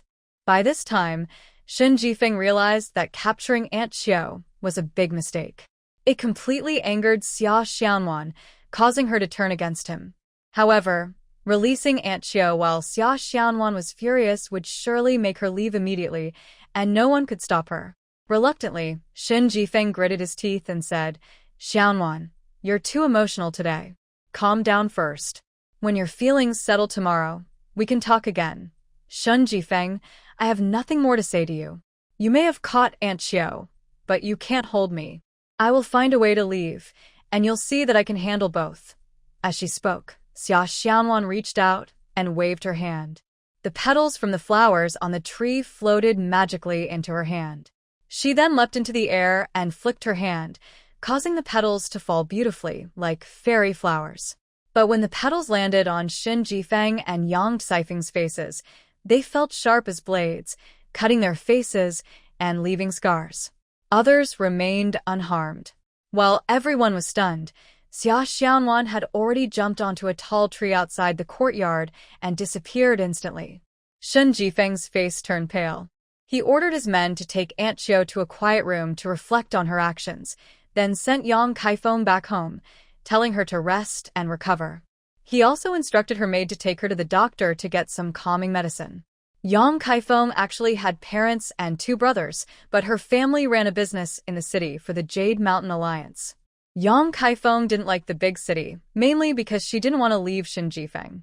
So, she stayed on Jade Mountain, living in the courtyard to Shen Zifeng's right. She was helped back to her home by her maid, who went out to find a doctor and get some medicine. Yang Kaifeng lay on her bed, thinking about what happened tonight. She remembered every sarcastic remark, curse, and insult Xia Xianwan directed at her, calling her stupid, shameless, and unwise. Suddenly, she realized something from these insults. Xia Xianwan did not intend to become Shen Zifeng's concubine. It also seemed she was not fighting for the main wife position. It appeared she wanted to leave Yushan, but Shun Jifeng disagreed. Since Xia Xianwan arrived at Yushan, she had only gotten along well with Qiugu. So, Shun Jifeng's reason for arresting Qiugu was not because Qiugu neglected Xia Xianwan, but because he wanted to use Qiugu to control Xia Xianwan and prevent her from leaving. Once she understood this, she felt quite sad. Is Shun Jifeng seeing one woman today and another tomorrow? Will he like someone else in the future? This foolish girl finally started to understand a little. But in the end, she still believed that as long as she became Shun Jifeng's main wife, no matter how many concubines he took, she would have to endure his scolding and beating. The only thing she couldn't tolerate was being thrown out. Especially thinking of Xia Xianwan's beautiful face, she became jealous and furious. So she secretly vowed to drive Xia Xianwan away. If she couldn't do that, she would find a way to ruin her face. Thinking this way, she felt happy again. This utterly foolish girl had even forgotten that she had just realized something important. Xia Xianwan didn't want to stay as a concubine. Shun Jifeng was the one trying to keep her. As for whether she would become a concubine, she naively hadn't thought about it carefully. At the same time, Shun Jifeng sat in his courtyard, rubbing the small knife in his hand. He recalled the surprise he felt when Xia Xianwan first took this knife, and his anger and determination when they parted ways just now. His heart ached intensely. At this moment, he made a firm decision. Once Xia Xianwan's anger cooled down, he would find a good time to talk to her, clear up misunderstandings and barriers. He couldn't imagine life without her company. Thinking of Yang Kaifeng, he suddenly felt annoyed. He even regretted not clearly rejecting Yang Kaifeng earlier. Now things had turned out like this. What should he do? It is absolutely impossible for Xia Xianwan to become a concubine. Not only does Xia Xianwan refuse, but Shun Jifeng also does not want her to suffer such unfair treatment. As for Yang Kaifeng becoming a concubine, that's not difficult. Even if she causes trouble, she will eventually agree. The real problem is whether Xia Xianwan can agree to let him take a concubine. Furthermore, Xia Xianwan ran into her space and practiced several sword techniques, feeling a bit less upset. She sat under a tree, carefully thinking about how to rescue Aunt Qiu. For the next 20 days or so, no one from the Yushan Alliance saw Xia Xianwan. She didn't return to her small house, and there was nothing of hers inside. But Shun Jifeng knew she hadn't left. She was just hiding from them. So, he came here several times a day to check if Xia Xianwan had returned. Especially in the evening, he often sat under the flowering tree in the yard, lost in thought. The evening breeze blew, scattering petals all over his face and body, but he didn't bother to clean them. He just sat quietly, silently missing the girl who refused to see him. Whenever this happened, Yang Kaifeng, hiding outside the yard and secretly watching, felt full of resentment. But her hatred wasn't directed at Shun Jifeng, it was at Xia Xianwan. She believed that because Xia Xianwan stole Shun Jifeng's heart, he became so depressed. She even thought that when she saw Xia Xianwan again, she would risk her life to kill her. But she seemed to forget that even if she risked her life, she couldn't kill Xia Xianwan because she was no match for her.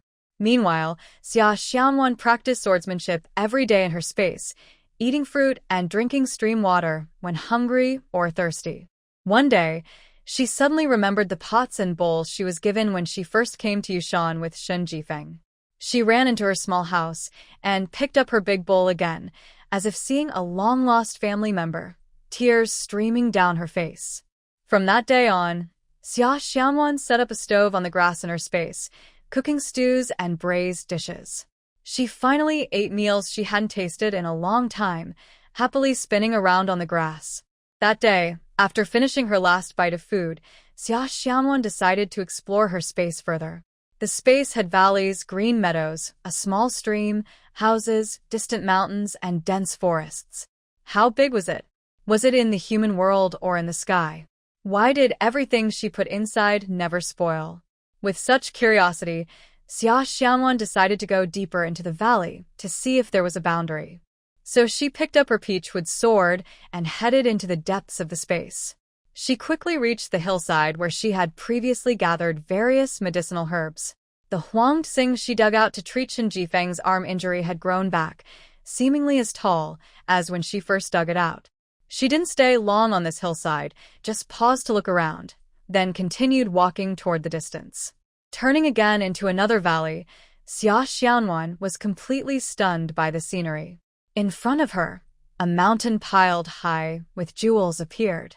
The mountain was full of gold and silver jewelry, silk fabrics, and various ornaments. At the foot of the mountain, there was a small pile of gold. Xia Xianwan ran over to look.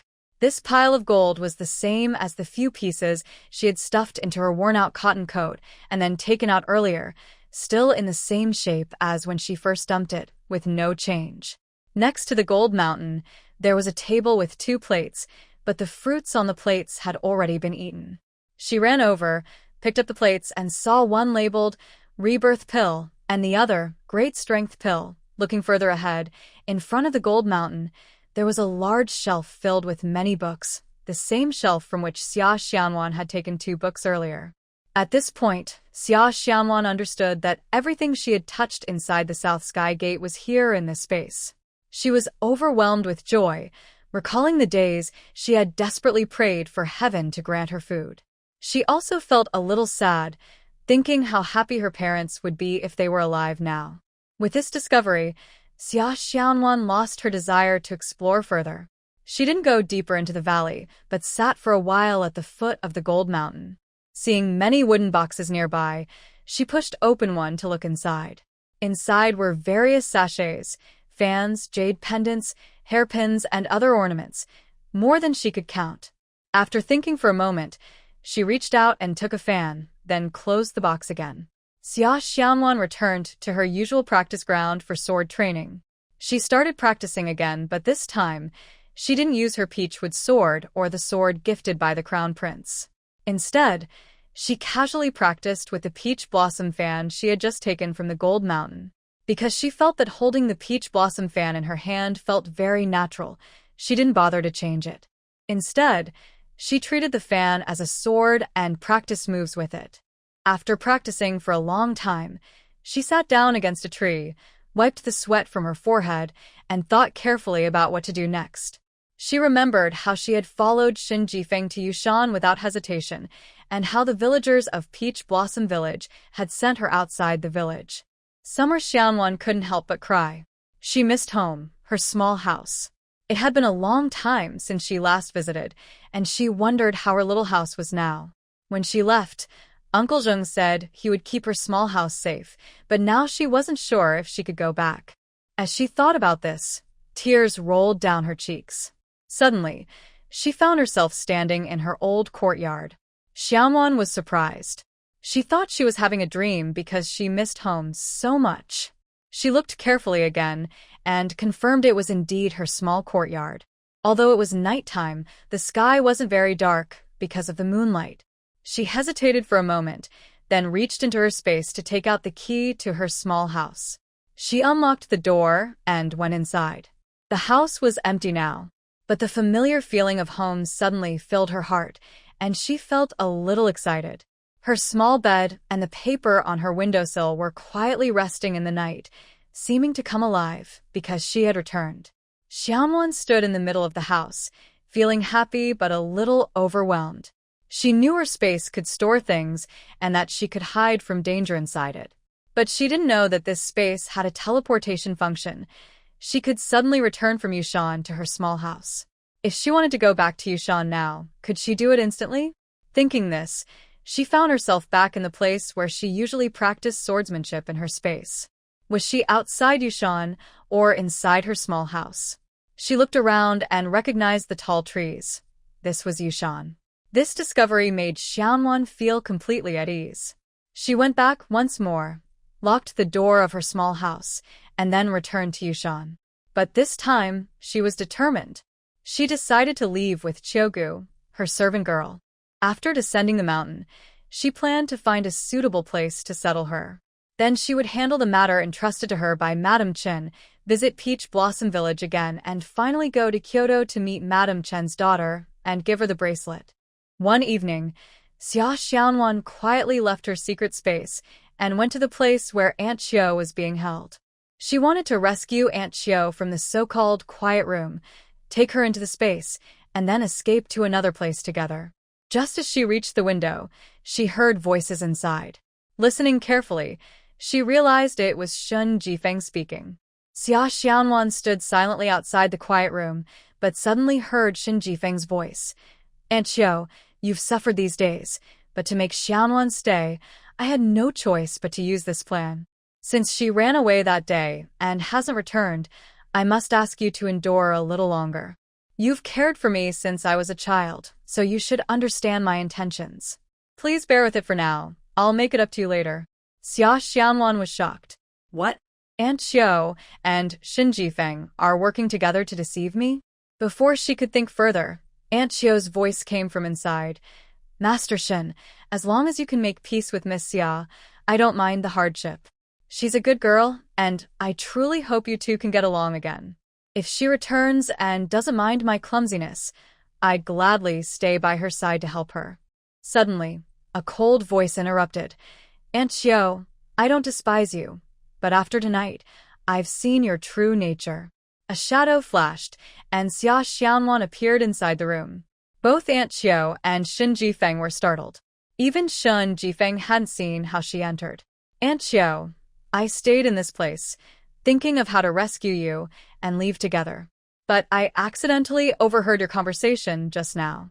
It seems that both master and servant are the same, saying one thing and doing another. It's truly disappointing. I could have left quietly, but I want you to know, you don't deserve the trust one gave you. Master Shin, I've stayed here long enough. Thank you for your hospitality, but I'll be leaving now. After saying this, Xia Xianwan vanished in an instant. From the moment she appeared to the moment she disappeared, neither Shin Jifeng nor Aunt Chiu had time to say a single word. Xia Xianwan spoke her piece and was gone like the wind. Shin Jifeng stood still, looking very pale. He knew that Xia Xianwan had completely left this time. He didn't stop the disciples along the way because he knew they couldn't hold her back. If they did, Xia Xianwan might get angry and hurt someone, making the situation even worse. Aunt Chi was also standing there in shock. She lowered her head, feeling very sad. She truly liked Xia Xianwan, but the leader asked her to do this. Could she refuse? Could she not cooperate? She had thought that once the leader explained everything to Xia Xianwan, they would make peace, and she could stay close to take care of her. That was her biggest wish. But now, it seemed Xia Xianwan overheard everything they said. She was disappointed and left. Maybe she would never see Xia Xianwan again in her life. Forget about explaining or apologizing, she didn't even want to think about it. After saying those few words, Xia Xianwan didn't give Shin Jifeng or Aunt Chi a chance to speak. She instantly entered her space. She was very angry at Aunt Chi for deceiving her. Although she hadn't been in Yushan for long, the only person she had close contact with was Aunt Chi. They got along well, and she never expected that Aunt Chi and Shin Jifeng would team up to trick her. But her anger also made her feel much lighter. If things were like this, so be it. She didn't need to worry about Aunt Chi anymore. Now she could leave. Although it was nighttime outside, Xia Xianwan no longer wanted to stay even a second longer within the Yushan alliance. She decided to go to the mountain cave, where Madame Chen stored the gold and silver. She thought to herself, go to Madame Chen's mountain cave, where the gold and silver are hidden. In an instant, she felt she had arrived at the cave, but she didn't go out. Instead, she simply fell asleep in her space, waiting until morning to leave. The next day, when the first bird's song reached Xia Xianwan's ears, she immediately got up. After a quick wash, she left the dragon room. She looked around and saw she was in a big mountain. All around were tall trees. She looked carefully, but couldn't find any cave. She searched the forest for a long time and finally found some faint marks on a stone wall behind a large bush. She followed Madame Chen's instructions, slowly feeling along the stone wall. When her fingers touched a bump, she gathered her energy and pressed hard. There was no response, so she pressed a few more times until she heard a clicking sound inside the cave. Then, a stone door slowly opened. To avoid suspicion, Xia Xianwan did not rush inside immediately. She waited until the door was fully open and still didn't go in. She hid behind the door and looked inside. The cave was very long and tall. The ceiling was embedded with many glow-in-the-dark pearls, which lit up the cave as they twisted inside. Many boxes were placed along both sides of the cave. A path was left in the middle, leading deeper into the cave. It seemed very deep. From the entrance, she couldn't see the bottom. Xia Xianwan picked up a large stone and threw it inside, but there was no sound. She threw stones in different directions, still no response. Feeling reassured, she stepped into the cave. She opened a few wooden boxes and saw they were filled with gold and silver, stacked high. There were so many, she couldn't count them all. Since she had found the treasure, she thought she might as well take it out and use it to help the common people later. She used her mind to gather all the gold into her space. After leaving the cave, she used her inner strength to close the door again before entering her space. She sat inside, looking at the piles of gold, silver, and jewels. She couldn't understand why Magistrate Chen had stolen so much money. Then she remembered Taohua village and the villagers who often went hungry. She knew she was near Yuzhou, close to Taohua village. Now that she had money, she decided to go home and check on them. First, she went to Yuzhou City, bought a bright red horse, and rode back to Taohua village. Although traveling through her space would be faster, she didn't want the villagers to suspect her. She had no other plans, so she simply rode back to the village. This way, she could leave openly and avoid frightening the villagers with her sudden disappearance. As Xia Xianwan entered the village riding her horse, she immediately saw someone. It was Su Shanji's eldest son, Su Shan. He was walking toward her and froze in surprise when he saw her. It wasn't until she called out to him, "Su Shan, what are you doing so early?" He suddenly realized, "Xianwan, you're back." This young man ignored Xianwan's question but was very excited as he asked her, "Missed home, missed Taohua village, so I came back to see everyone. Is Uncle Su and Aunt Yang doing well?" Xianwan replied briefly. "They're fine. They often talk about you. Come on, I'll take you to my house," Su Shan said happily. Xianwan led her horse beside Su Shan. The two young people, like old friends who hadn't seen each other in a long time, were very happy. They walked and chatted happily. Before reaching the gate of Su Wenbin's house, Su Shan stepped ahead and pushed open the door, shouting loudly, "Mom, Mom, come out quickly. Look who's back." Su Shan's mother, Yang Manju, was watering vegetables in the garden. When she heard Su Shan, she straightened up and looked outside. When she saw Xianwan, she was stunned for a moment. Then she threw the water scoop into the bucket, lifted her apron to wipe her hands, and said, "Xianwan, Xianwan, you're back." She then pushed open the garden gate and came out. "Yang Auntie, it's me. I came back to see everyone," Xianwan said. Yang Manju held Xianwan's hand and carefully looked her over from top to bottom. "Xianwan, you're even more beautiful. Your dress is lovely, but you've lost weight, so much weight, it makes people worry. Are you leaving again after this visit?" While speaking, she pulled Xianwan toward the house. "Come in, sit inside. It's too hot outside. I missed home, came back to see everyone, but I'll leave in a few days," Xianwan said as she followed Yang Manju into the house. Inside, Su Guohua was sorting through wild vegetables she had dug up yesterday. Suddenly, she saw her mother, brother, and Xianwan come in together, and she was startled. Seeing Xianwan's beauty, like a painting, she felt a little uncomfortable inside. Still, she stood up and greeted Xianwan warmly. Xianwan also warmly shook her hand. "Guohua, I'm so happy to see you. I really miss you all when I'm outside, miss everyone in Taohua village." News of Xianwan's return spread quickly through Taohua village. After spending some time at Su Wenbin's house, Xianwan said goodbye, explaining she wanted to go home and check on her family. She returned to her small house and laid out her bedding again. She planned to light a fire to warm the dampness, and Yang Manju also brought her a big bundle of firewood. Before she could light the fire, villagers started coming one after another to visit her. They admired her and thought that since she had been away for a long time and seen the world, she must have heard many things they didn't know. The villagers were eager to hear Xia Xianwan talk about the outside world. As more people gathered, Everyone chattered happily around her. Soon, the village chief heard she was back and came over. When Xia Xianwan saw him, she called him Big Uncle, and her eyes seemed to fill with tears.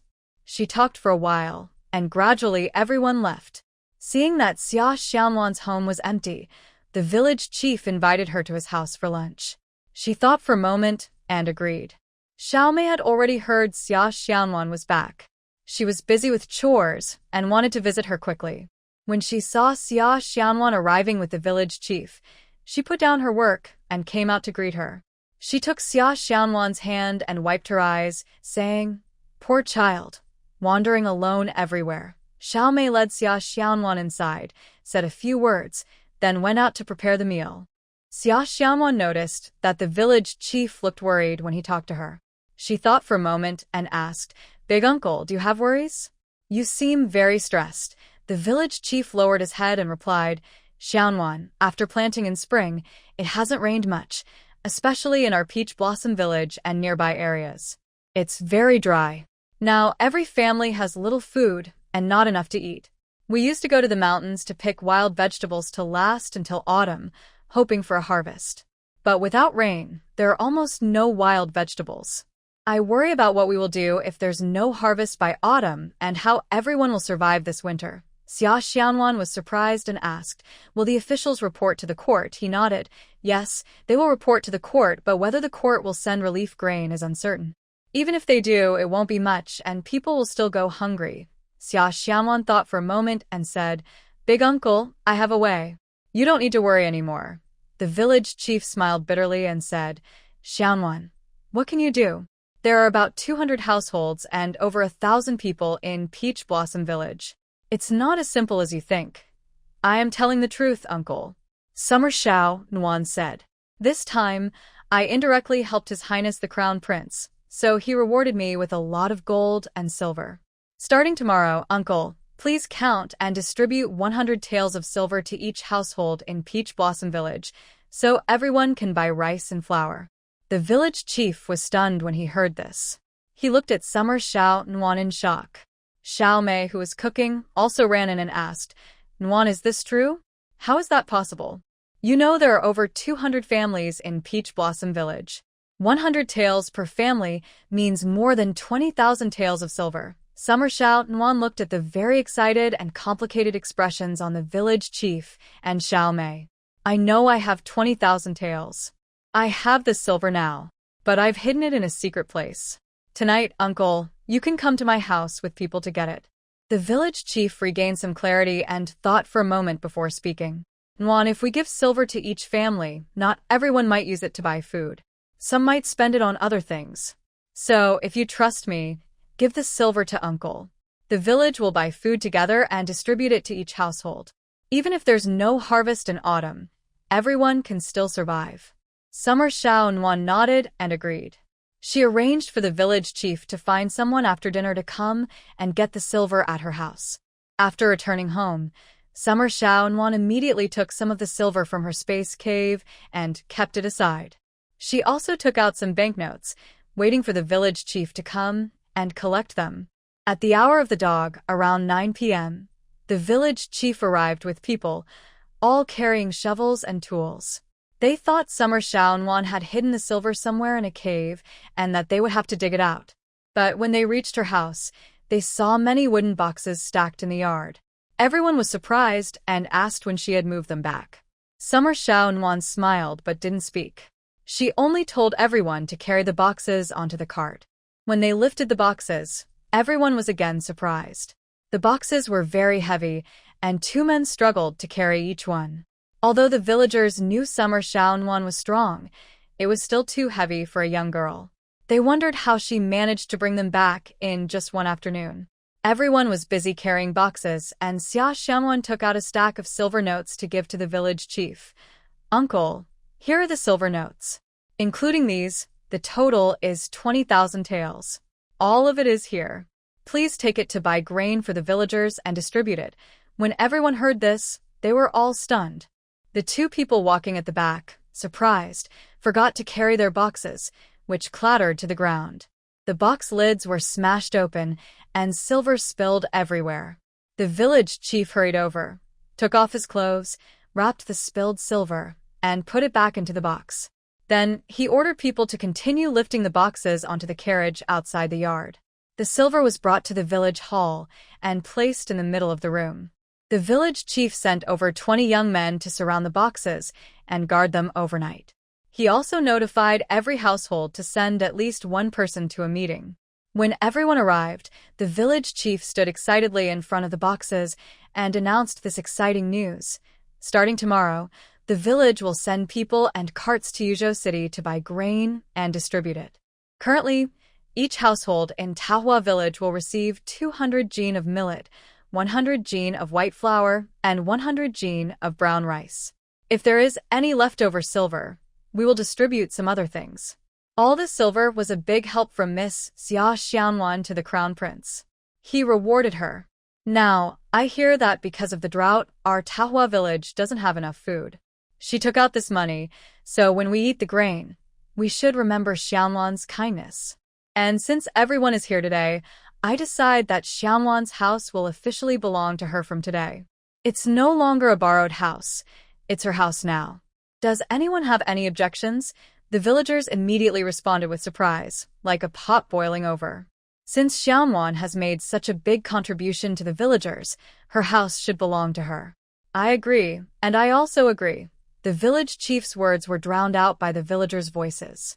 Finally, he shouted loudly, quiet, and things gradually settled down. Starting tonight, we will assign people to guard the silver all night. At the same time, arrangements will be made for tomorrow to buy grain in Yuzhou. Please don't argue, listen to me.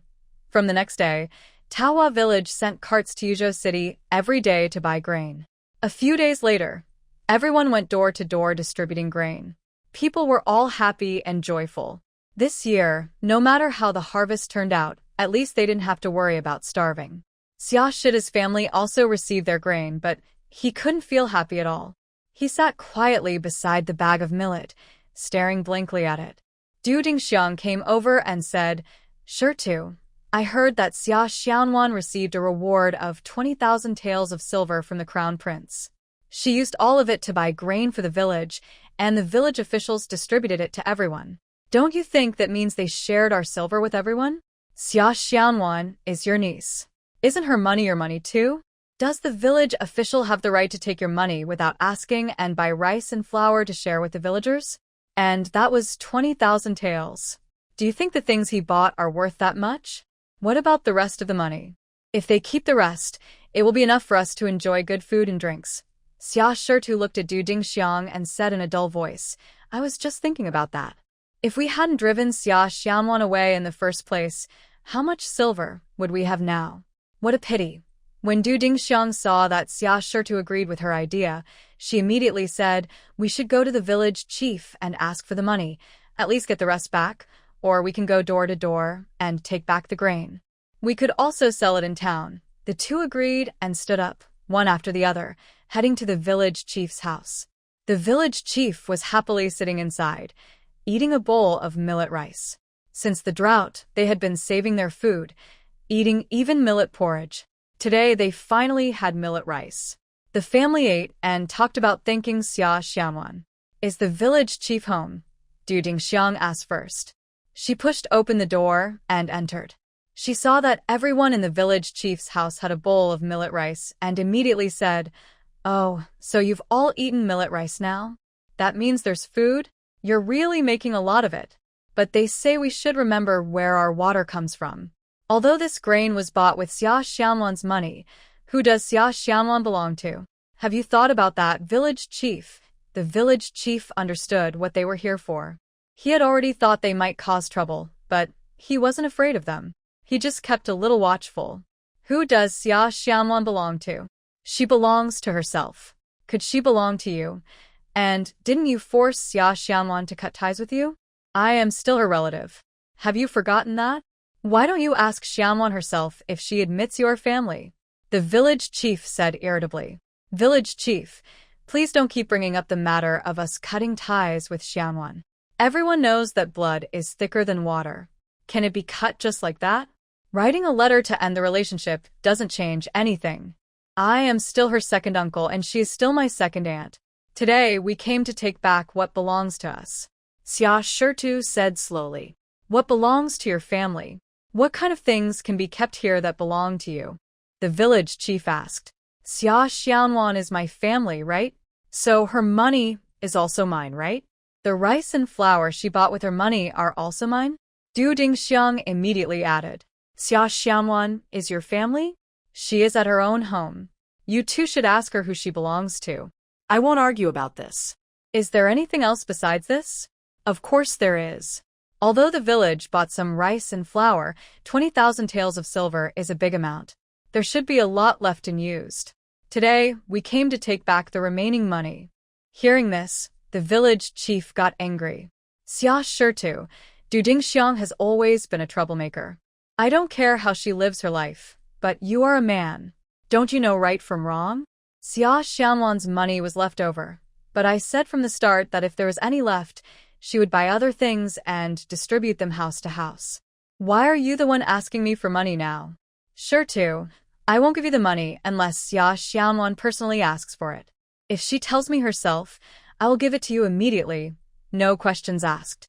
Xia Shirtu and Du Dingxiang were arguing with the village chief when Xia Xianwan walked in. Xianwan, why didn't you go home when you came back? During the time you were away, you don't know how much your second uncle and your grandmother missed you. Du Dingxiang said first. Du Dingxiang, I don't have a grandmother or a second uncle. Don't call or say things randomly. Xia Xianwan scolded. Seeing Xianwan come in, the village chief immediately said, just in time, Xianwan. Now you ask her directly. I am listening nearby. If Xianwan has anything to say, let me give you the remaining money.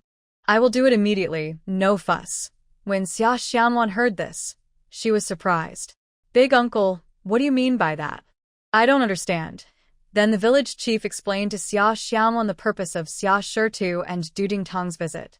After hearing this, Xia Xianwan's face darkened. Xia Shirtu and Du Dingtang, I will say this one last time. You are not my family. If I have to say who my family is, I think the villagers of Peach Blossom Village are my family, so I helped everyone with my money. Big uncle, if Xia Shirtu and Du Dingtang keep saying in the future that we are family, I ask you to take back the grain you gave to her family, and from now on, they will not share anything. There is only this household in Peach Blossom Village that does not share grain with them. Once this news spreads, just don't let others ask why. Xia Shirtu and Du Dingtang were not afraid of others' opinions, but they were very worried about losing their grain. So they immediately shut up and turned to leave the yard. When they reached the gate, Xia Shirtu hesitated for a moment but finally stopped. Xianwan, when you go home later, visit your grandma. She misses you very much, really. Xia Xianwan smiled after hearing this.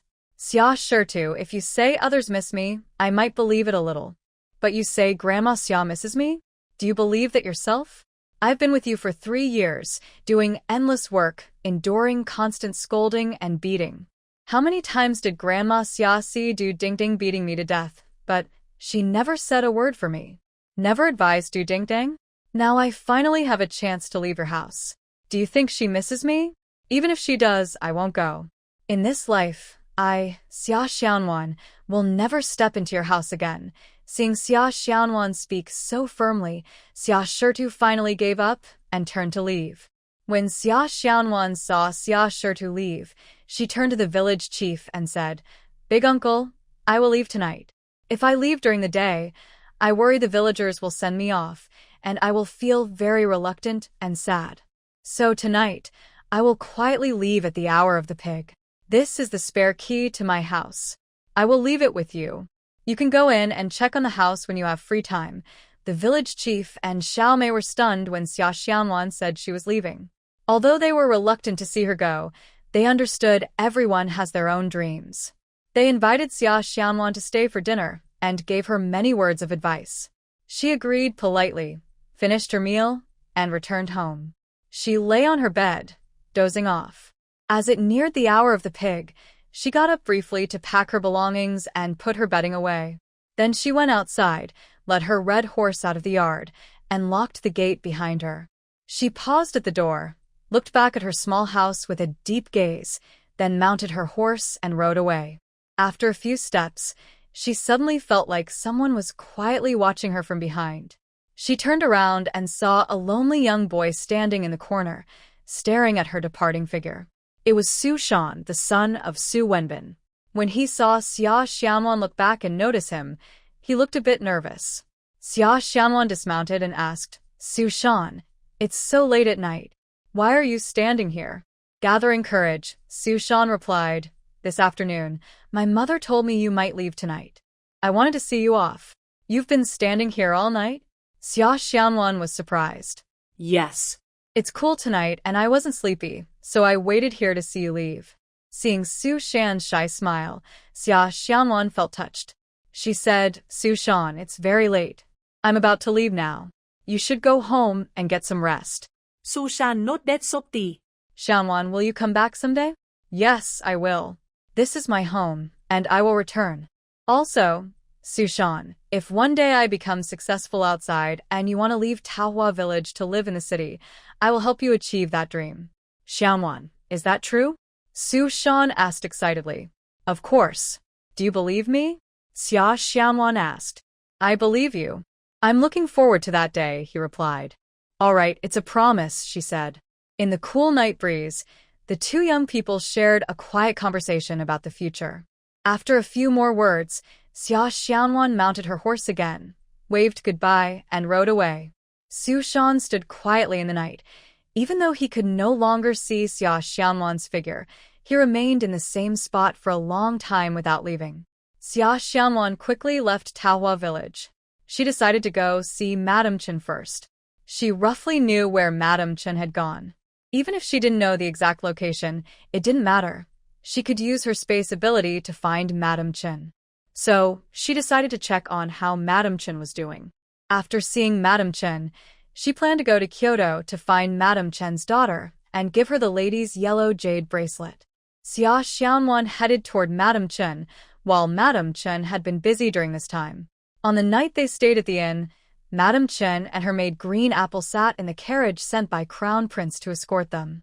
They arrived at a town called Chun City, which was only a day's journey from Kyoto. Madame Chen asked the coachman to stop the carriage at the most lively and luxurious inn in town. The two, lady and maid, got out of the carriage, paid the driver, and the driver thanked them and left. Madame Chen and her maid Green Apple pushed open the door to the inn called Xian Kulai. Although they dressed simply, they could stay there because they were not short of money. The inn staff warmly came to greet them. Madame Chen asked the inn staff to arrange the quietest and most luxurious room, then led her upstairs with the staff. After the staff left, Green Apple looked at the luxurious bedroom and nervously said, "Madam, we don't have much silver now, but we're staying in such a fancy inn. Is that okay?"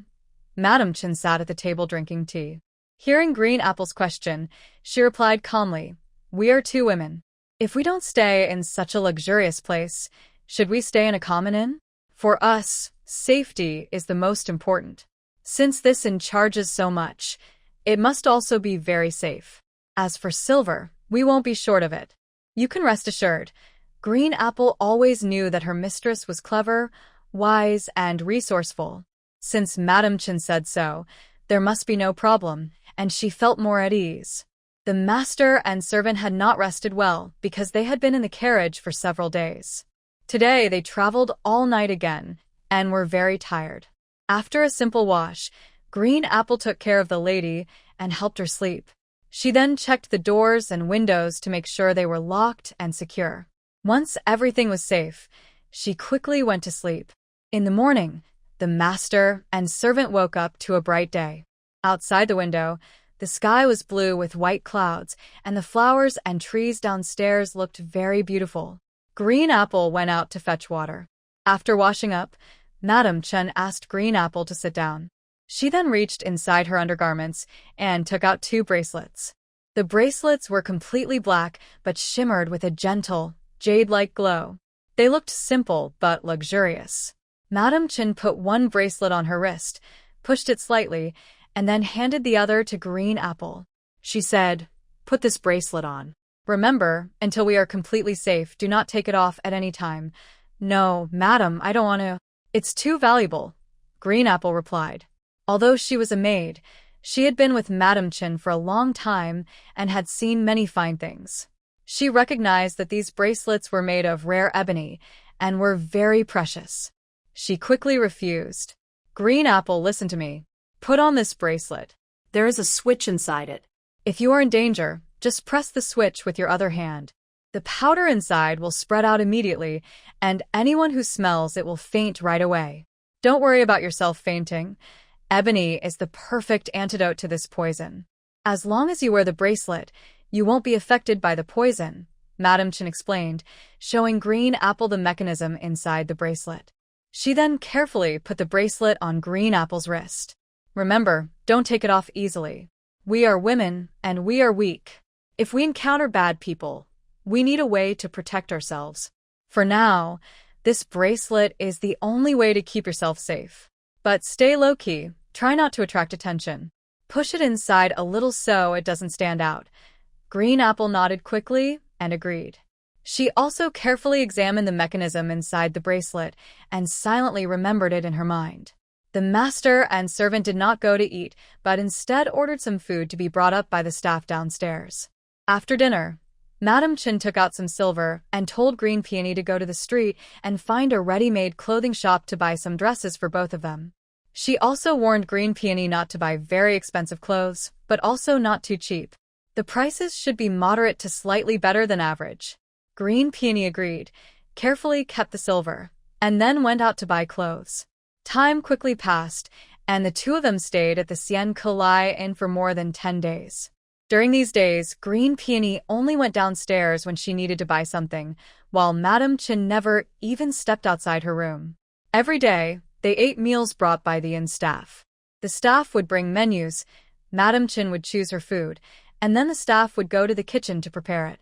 The food was then delivered to their rooms for them to eat. There were 2 staff members responsible for delivering their meals, taking turns day and night. Each time they delivered food, Madam Chin quietly observed these 2 staff members. After a few days, she noticed that one of them, a young man named Hong Fong, was very honest and always had a gentle smile on his face. The other, named Zhao Biao, seemed much more cunning and sneaky. He never made eye contact and would look at people sideways when they looked at him. After comparing them, Madam Chin decided to give some tips to Hong Fong when he brought the meals. Hong Fong, from initially being nervous, gradually became more relaxed and comfortable with Madam Chin. Their relationship grew closer and more friendly over time. Many times, after Hong Fong left with the tips, Green Peony whispered, "Madam, from now on, I will go downstairs to serve the meals. No need for the staff to come up, and we won't have to give him silver." Madam Chin smiled faintly and said, "Green Peony, there are 2 reasons why we don't go downstairs to eat. First, staying inside reduces the chance of attracting unwanted attention. With our current status, the fewer people see us, the safer we are. So, we try not to go out much during these days. Second, only when we don't go down ourselves can the staff bring the food to us. When they deliver the meals, we have a chance to observe them closely. Giving tips to Hong Fong is something I look forward to. If he refuses, it would be difficult to handle. As for Zhao Biao, I haven't given him much because he seems quite sneaky. If I give him too much silver, he might start to think differently." "I don't understand, servant," Green Apple said confusedly. "You don't need to understand. I'll handle everything," Madam Chin replied. That day, Hong Fong came to deliver dinner and casually greeted Madam Chin. "Madam, I will have a day and night off tomorrow, so I can't bring the meal then. Hong Fong, since you have a day off tomorrow, if there's nothing else, could you help me deliver a letter?" "Of course, I will pay you. I won't let you work for nothing. Deliver a letter? Where to? As long as I can come back the same day, and it doesn't affect my work tomorrow, I can help deliver it. As for the payment, madam, you are too kind. You've already rewarded me many times these days. I feel very grateful. Now that you have something urgent, I am happy to serve you." Madam Chin nodded slightly, then went inside and took out the letter she wrote last night, handing it to Hong Fong. Outside the city of Spring on the mountain, there is a temple called Pujua Temple. "Hong Fong, do you know it? Pujua Temple? Who wouldn't know? Not only I, but everyone in Spring City knows it. The temple is very popular, and the abbot, Mingjing, is not only skilled in martial arts but also reputed to be a good healer. The disciples under her are many and all very strong. So, it's quite famous inside and outside Spring City and nearby towns. Seeing that Hong Feng was so familiar, Madame Chen relaxed. She handed the letter to Hong Feng. Then I'll trouble you, Hong Feng. Tomorrow, just deliver this letter to Abbot Mingjing at Pujua Temple. If she asks who sent it, just say it's from an old friend in Yunzu. After that, she took out a silver note from her sleeve. This is 100 taels of silver. Consider it your reward for your trouble. Please accept it. Hong Feng was surprised. Madam, I can't accept so much silver. I really can't. Hong Feng, keep it. There might be more things I need your help with in the future.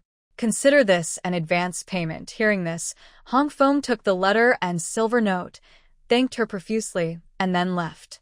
As soon as Hong Feng closed the door, Green Apple couldn't hold back anymore. Madam, besides the silver note, we only have one more of the same value. If we give him this one now, what will we do later? Green Apple, although our house was raided and we had quite a bit of silver, we had nowhere to hide it.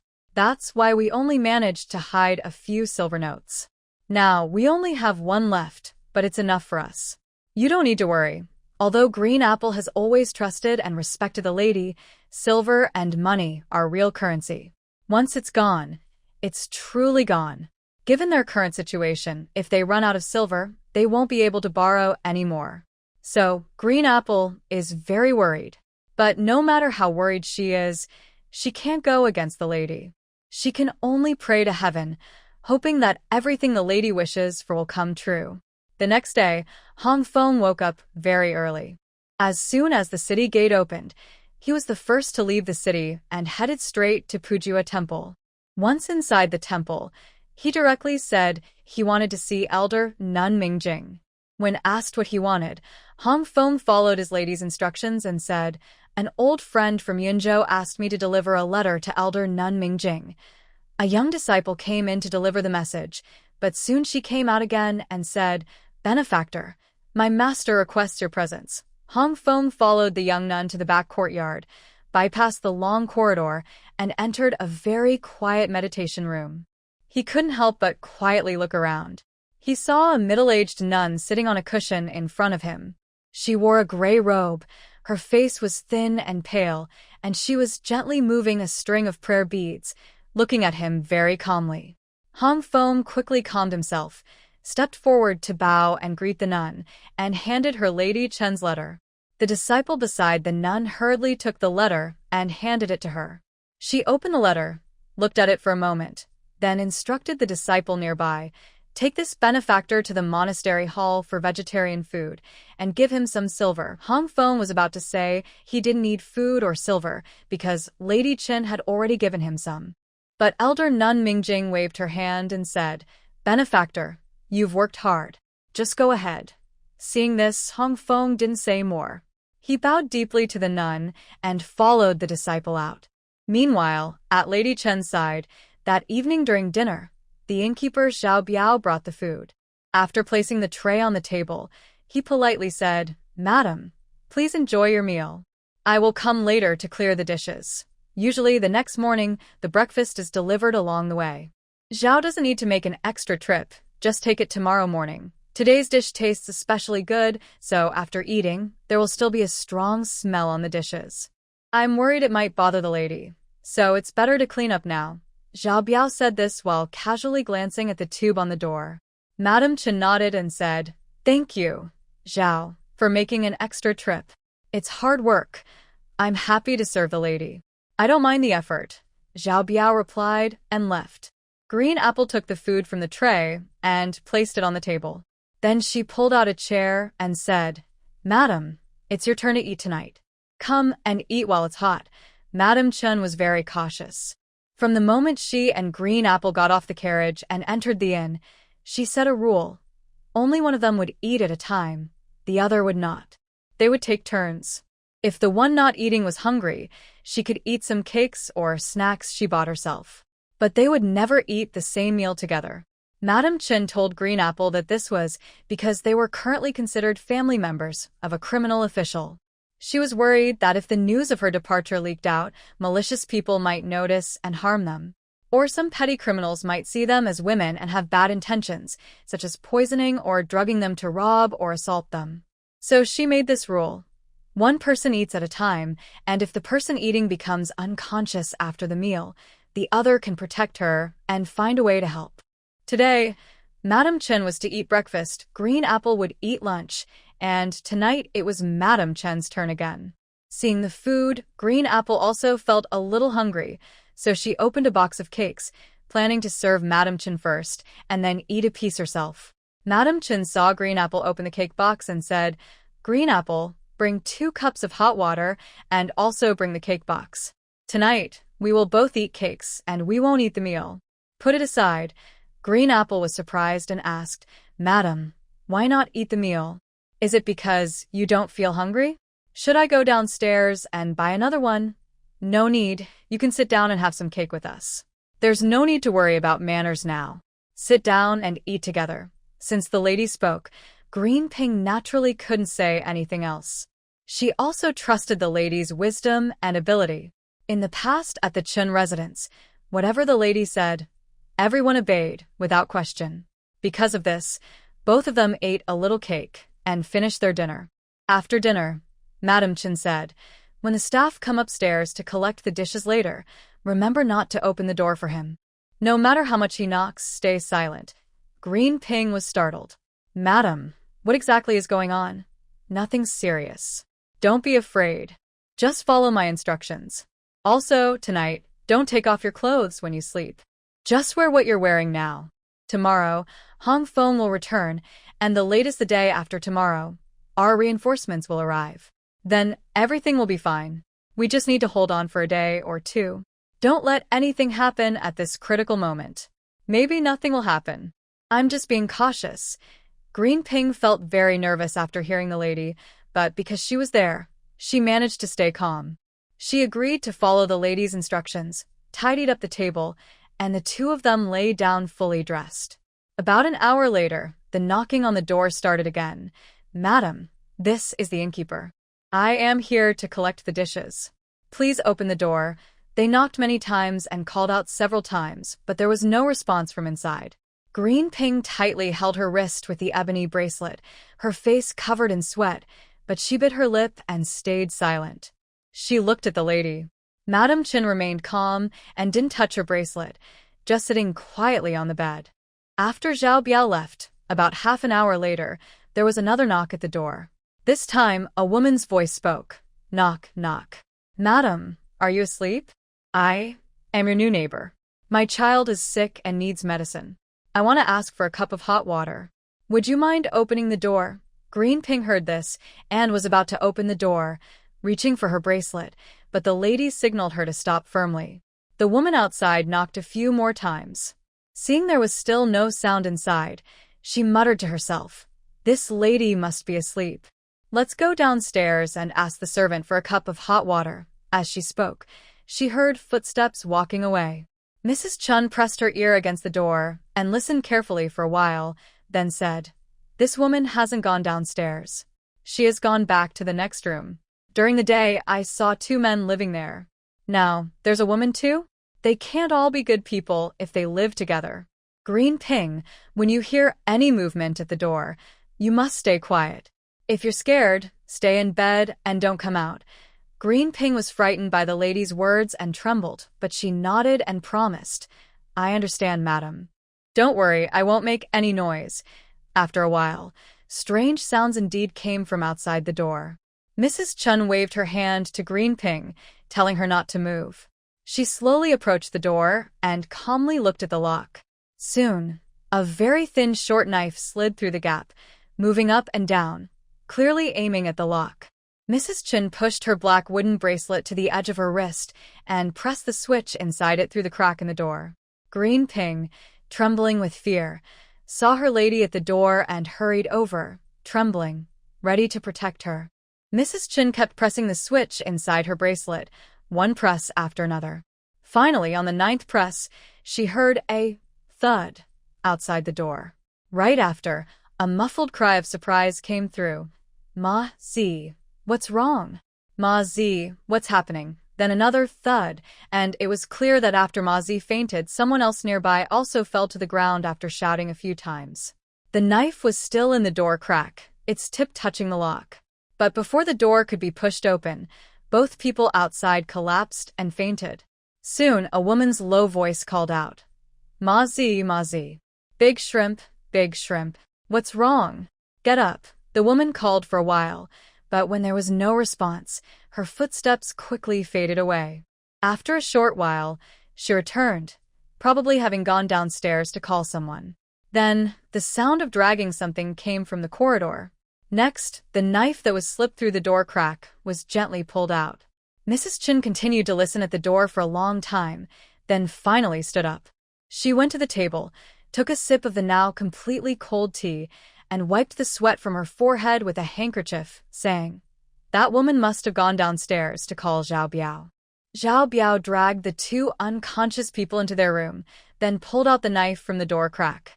Then, the footsteps faded away, probably to find the doctor. Not long after Mrs. Chen finished speaking, footsteps indeed sounded in the corridor, and there were faint voices, likely the doctor arriving. After a while, it was clear that the doctor was leading a young apprentice to check on the patients. After finishing, they prepared to leave, went to the door, and gave a few more instructions before departing. Mrs. Chen let out a long breath. "Lu Ping, we can rest now." Lu Ping dared not rest. She tried to control her voice but still trembled.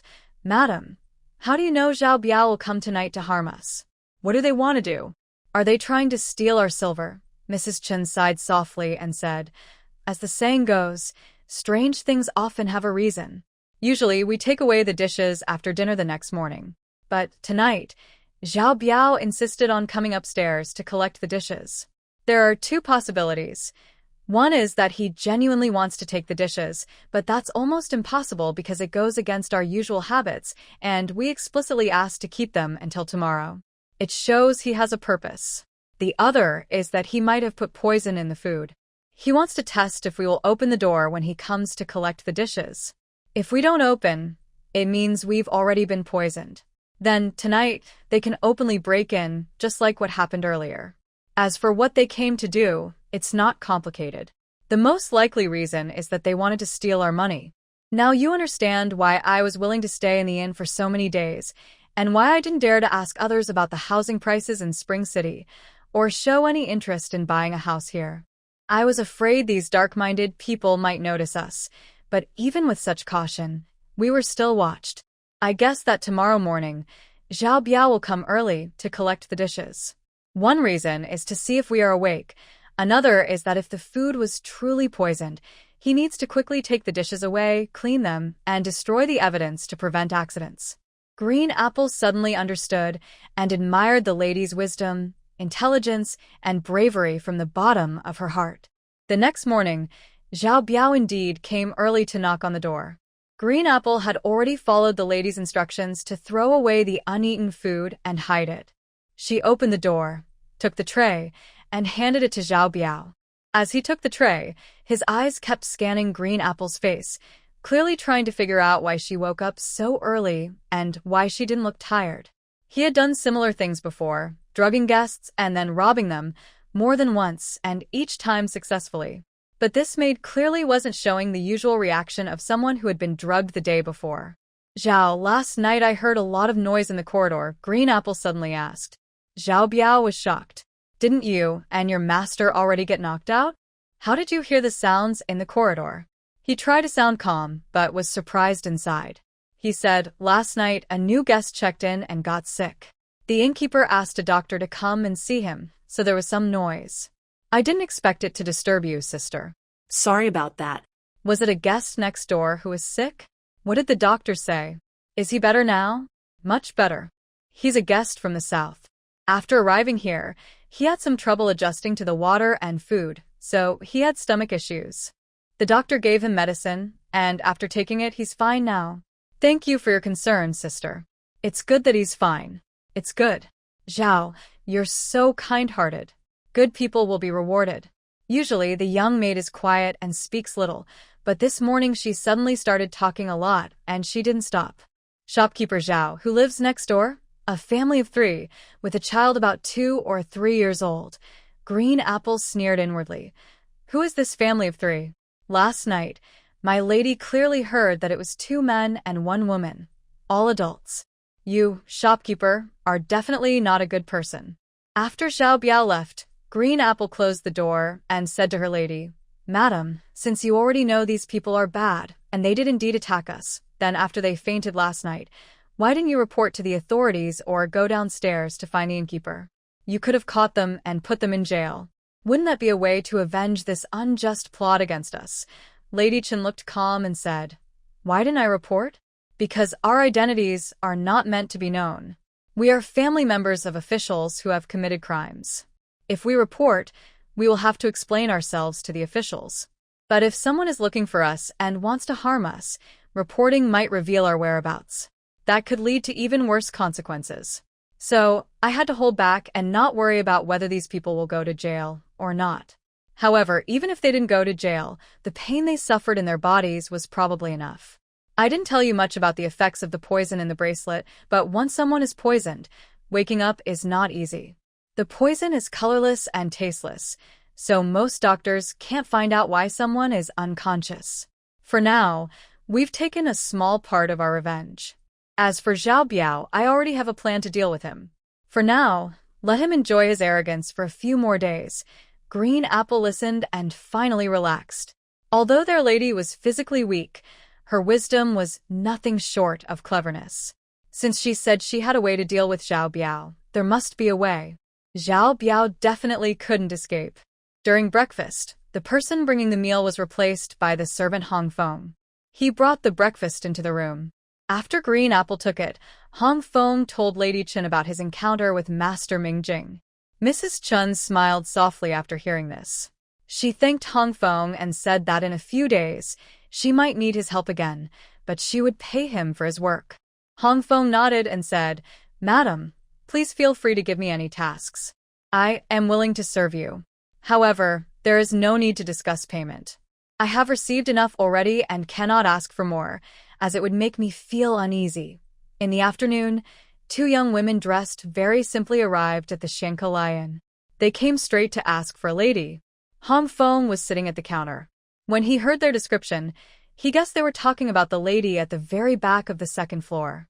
He took the 2 women upstairs, knocked on the door, and briefly explained that they were looking for the lady.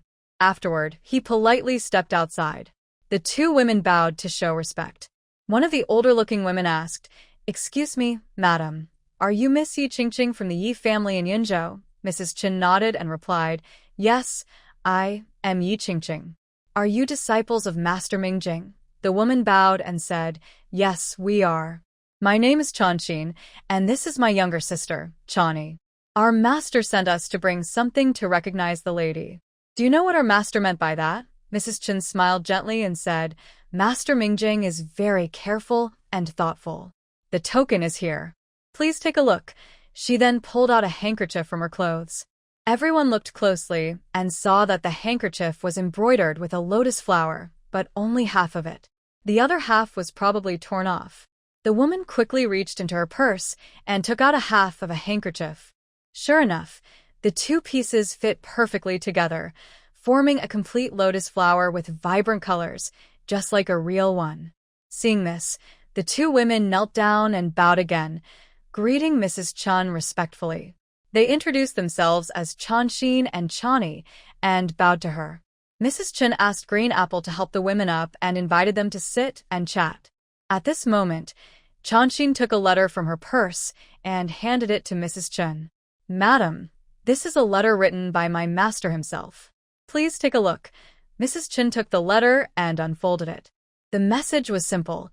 It said that she knew Mrs. Chen urgently needed money, so she took out some silver notes from the silver she had stored with her many years ago and asked her disciple to deliver them.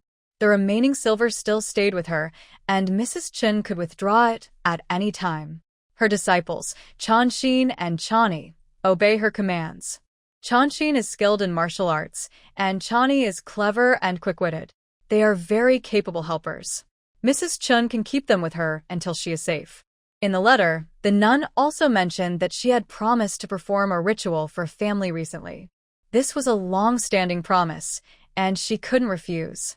After finishing this task, she would come to visit Mrs. Chen herself. Reading the letter, a warm feeling filled Mrs. Chen's heart. With her current situation and her old friend's help, she felt deeply touched. Many years ago, Mrs. Chen met the venerable nun Mingjing in a noble family in the capital. They became close friends over time. A few years ago, after Mrs. Chen learned about what Qin Quan had done, she realized that if the court found out, the Qin family would be destroyed. So she secretly sent trusted servants to Pujua Temple to seek Mingjing's help. After the nun agreed, Mrs. Chen repeatedly sent her trusted people with large amounts of silver to store with the nun, in case of emergency. She also arranged for land and houses around her ancestral grave, asking the most respected elder, Grandpa Wu, to oversee the protection of the grave and the care of the land. According to the law, even if the family was raided, the ancestral land and grave would not be taken. Now, the Qin family had indeed been raided. Qin Quan was taken to the capital for trial. Mrs. Chen had fallen into trouble, which is why she entrusted the innkeeper to send a letter to Mingjing. Mrs. Chen had been staying at the inn for over 10 days. She had considered buying a courtyard, but she lacked enough money and was afraid to mention it to anyone, worried about being targeted by bad people. Now that she had enough silver and the nun had sent her disciples to protect her safety, she felt more at ease. She told the innkeeper, Hong Feng, that she wanted to buy a courtyard and asked him about the approximate cost of a 2-entry courtyard. Hong Feng provided Mrs. Chen with detailed information about buying a house. He also enthusiastically helped find a matchmaker, making the house buying process quick and easy. Soon, Mrs. Chen finally had her own home in Spring City. The house was not very large with 2 courtyards, but it was enough for her. On moving day, when Mrs. Chen saw the large characters, Yi Residence, hanging above the gate, her eyes welled up with tears. She finally had her own home again. After moving in, Zengxin went out daily with Green Apple to buy household items, while Zini stayed at home to keep her company and protect her. A few days later, Mrs. Chen bought 4 young maids from the matchmaker, who would help with sweeping the yard and doing needlework. When Hong Feng, the inn worker, came to visit Mrs. Chen again, she honestly asked if he would like to leave his job at the inn and work for her instead. He would only need to clean the front yard daily and stay there, and she would buy 2 more young men to help him, all under his command. His monthly wages would be 3 times what he earned at the inn. If he did well, his pay could increase later. Hearing this, Hong Feng was very willing. He had no parents or home of his own, and after working at the inn, he rented a shabby house to live in. Now, with such a big front yard and 2 helpers, the work was not tiring and the pay was high. It felt like he had stepped into paradise. How could he not want to stay? He hurried back to resign from the inn and soon moved into the Yi residence. From then on, Mrs. Chen settled in Spring City. She spent her days sewing with Green Apple or walking around the streets with Zengxin and Zini. Life was quite comfortable. She usually didn't go to the front yard, but when she did, she saw Hong Feng had kept it spotless, with the helpers cleaning so thoroughly that even the distant gate was spotless. He was very diligent. Over time, Hong Feng gained Mrs. Chen's trust and appreciation. As a result, all the things they needed, food and supplies, were entrusted to Hong Feng to buy. He never disappointed her, handling everything very well. Although Hong Feng was responsible for watching the main gate in the front yard, ever since Madame Chen moved in, no one had ever knocked on the door because they had no friends or acquaintances here. One day, Hong Feng was sitting on the porch watching 2 young servants clean the courtyard. He asked them to pour water on the ground they swept to keep the dust from flying. Before he could finish speaking, unexpectedly, there was a knock at the door. Hong Feng was surprised, quickly ran over and personally opened the door to see who was there. When he opened the door, he saw a young lady standing outside, holding the reins of a red horse nearby. She was the first guest at their residence, so Hong Feng was very happy. "Miss, may I ask who you are looking for?" Hong Feng asked. "Is this Madame Chen's house?" She inquired. "Madame is surnamed Yi, from the Yi family estate." "You might have come to the wrong place," Hong Feng replied. "No, this is correct. Please inform your lady that Xia Xianwan has come to visit her. she said. Hong Feng nodded in agreement, greeted Xia Xianwan, then went inside to report to Madame Chen and see what she said. When Madame Chen heard Xia Xianwan had arrived, she quickly came out with green apple to greet her. "Miss Xia, long time no see. Please come in," she said, inviting her into the backyard sitting room. Green apple served tea, and then quietly stepped outside to wait, standing by the door to serve if needed and to prevent Madame Chen from calling her. Xia Xianwan took a sip of tea, and then said directly, "Madame asked me to go to the cave. I found it and went inside. There are many valuables, and I took some out. When I returned to the village, I saw villagers suffering from drought and food shortages, so I took out 20,000 silver taels to help them. I hope Madame won't blame me." She was cautious and didn't mention that she had taken all the silver. One reason for her visit was to confirm what kind of money it was. Madame Chen smiled faintly and said, "Since I told you those funds were for you, they are all yours. How you use them is your own business and has nothing to do with me. If Miss Xia has any doubts, I might as well explain a little. Most of this money comes from various sources. It's easy to get, and I don't mind losing it because it wasn't truly ours to begin with. However, a very small part of it was earned through Chen Quan's business. That's why I said before, if you see our young lady in the future and she is not doing well, please leave her some money to help her. As for the rest, keeping it around would only bring trouble, and I can't protect it. Besides, I only spend a little money each day on food and clothing, so I no longer need it. You can handle it as you see fit. Miss Xia, since that's the case, I plan to gradually use this money to help those in need. Do you have any objections, madam? That's very good. It's also a good deed for us. Then it's settled. But you also said that a small part of the money was earned through legitimate business. Although you said it was a tiny part, even a small part can add up to a considerable amount. So I will leave some for you. And when I see our young lady, I will also leave enough for her to live her whole life. Does that sound acceptable to you, madam? In that case, thank you very much, Miss Xia." Madame Chen and Miss Xia Xiaonan talked for a long time. They each shared their thoughts about what would happen after parting. Finally, Madame Chen said, "Now, if I can live peacefully in this two-courtyard house for the rest of my life, I will be content and have no other wishes. There is only one unfulfilled wish, which I might need to plan for, but it may not happen anytime soon." Hearing this, Xia Xiaonan was curious and said, "If you trust me, madam, you can tell me a little about it. Let me see if I have the ability to help you solve this problem." Madame Chen looked down and thought for a while before saying, "It's not that I want to hide it from you on purpose, but I am determined to avenge this grudge myself. If one day you hear that I have died and the revenge has not been avenged, Green Apple will tell you the truth. At that time, only you can take action. Even if you do avenge me, your kindness will be repaid in the next life." Summer Xiaonan saw Mrs. Chen looking sad and comforted her a little. Then she took out a stack of silver notes from her bosom and handed them over. "Madam, please keep these. They are originally yours. Even if you don't need them now, it's good to keep some for later." Mrs. Chen didn't refuse. She smiled softly and took them. "Thank you very much, Miss Xia."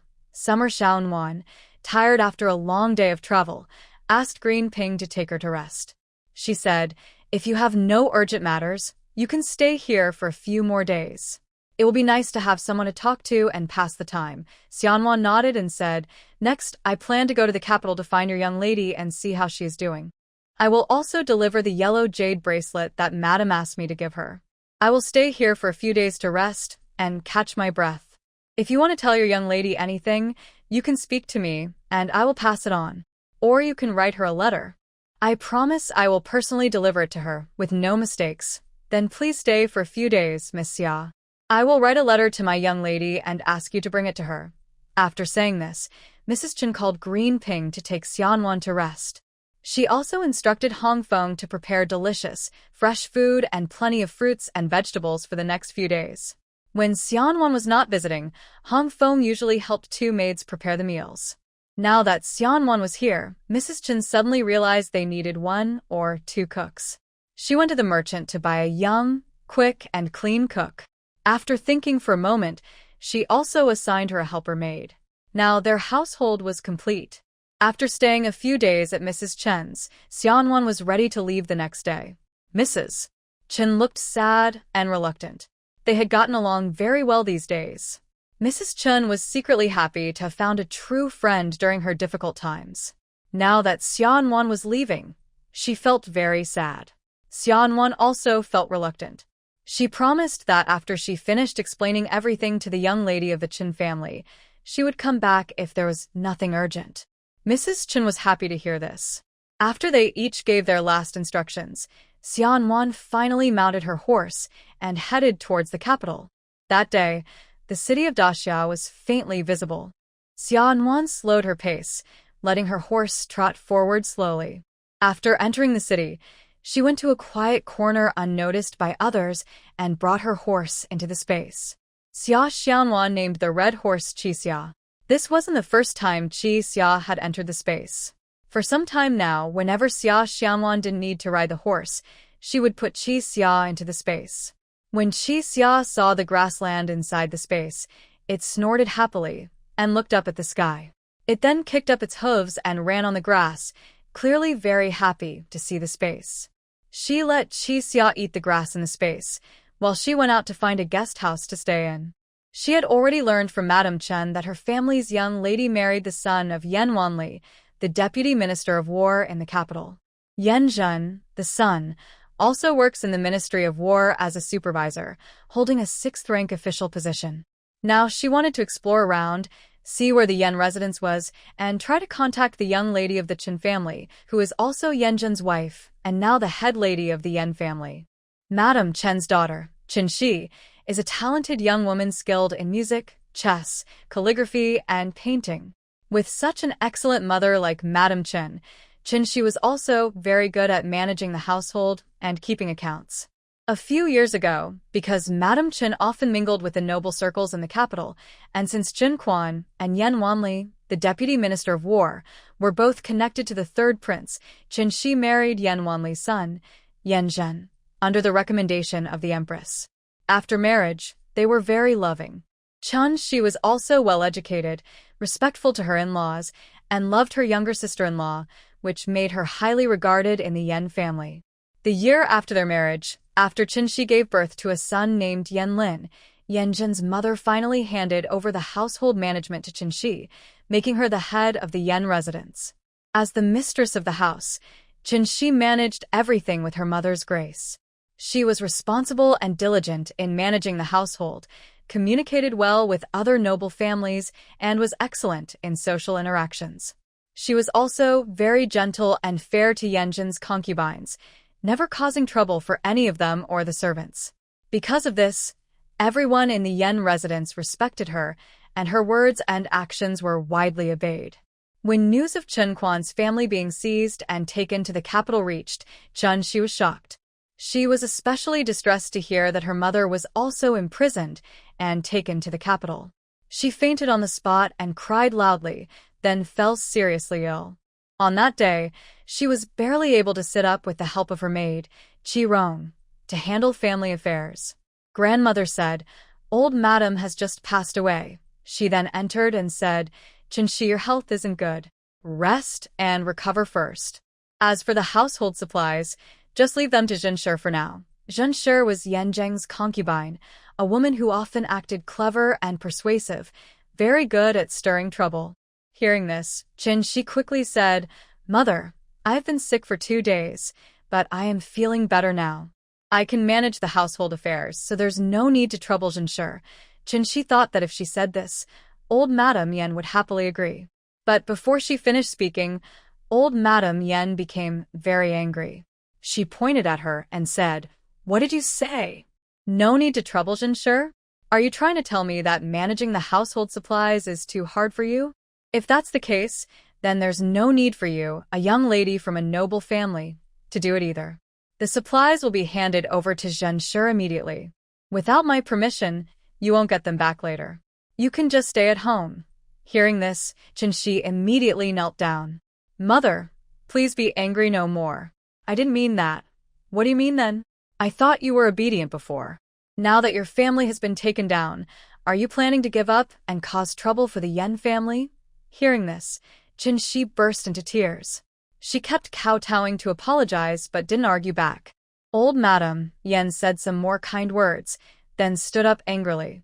She was surrounded by a group of maids and servants and left.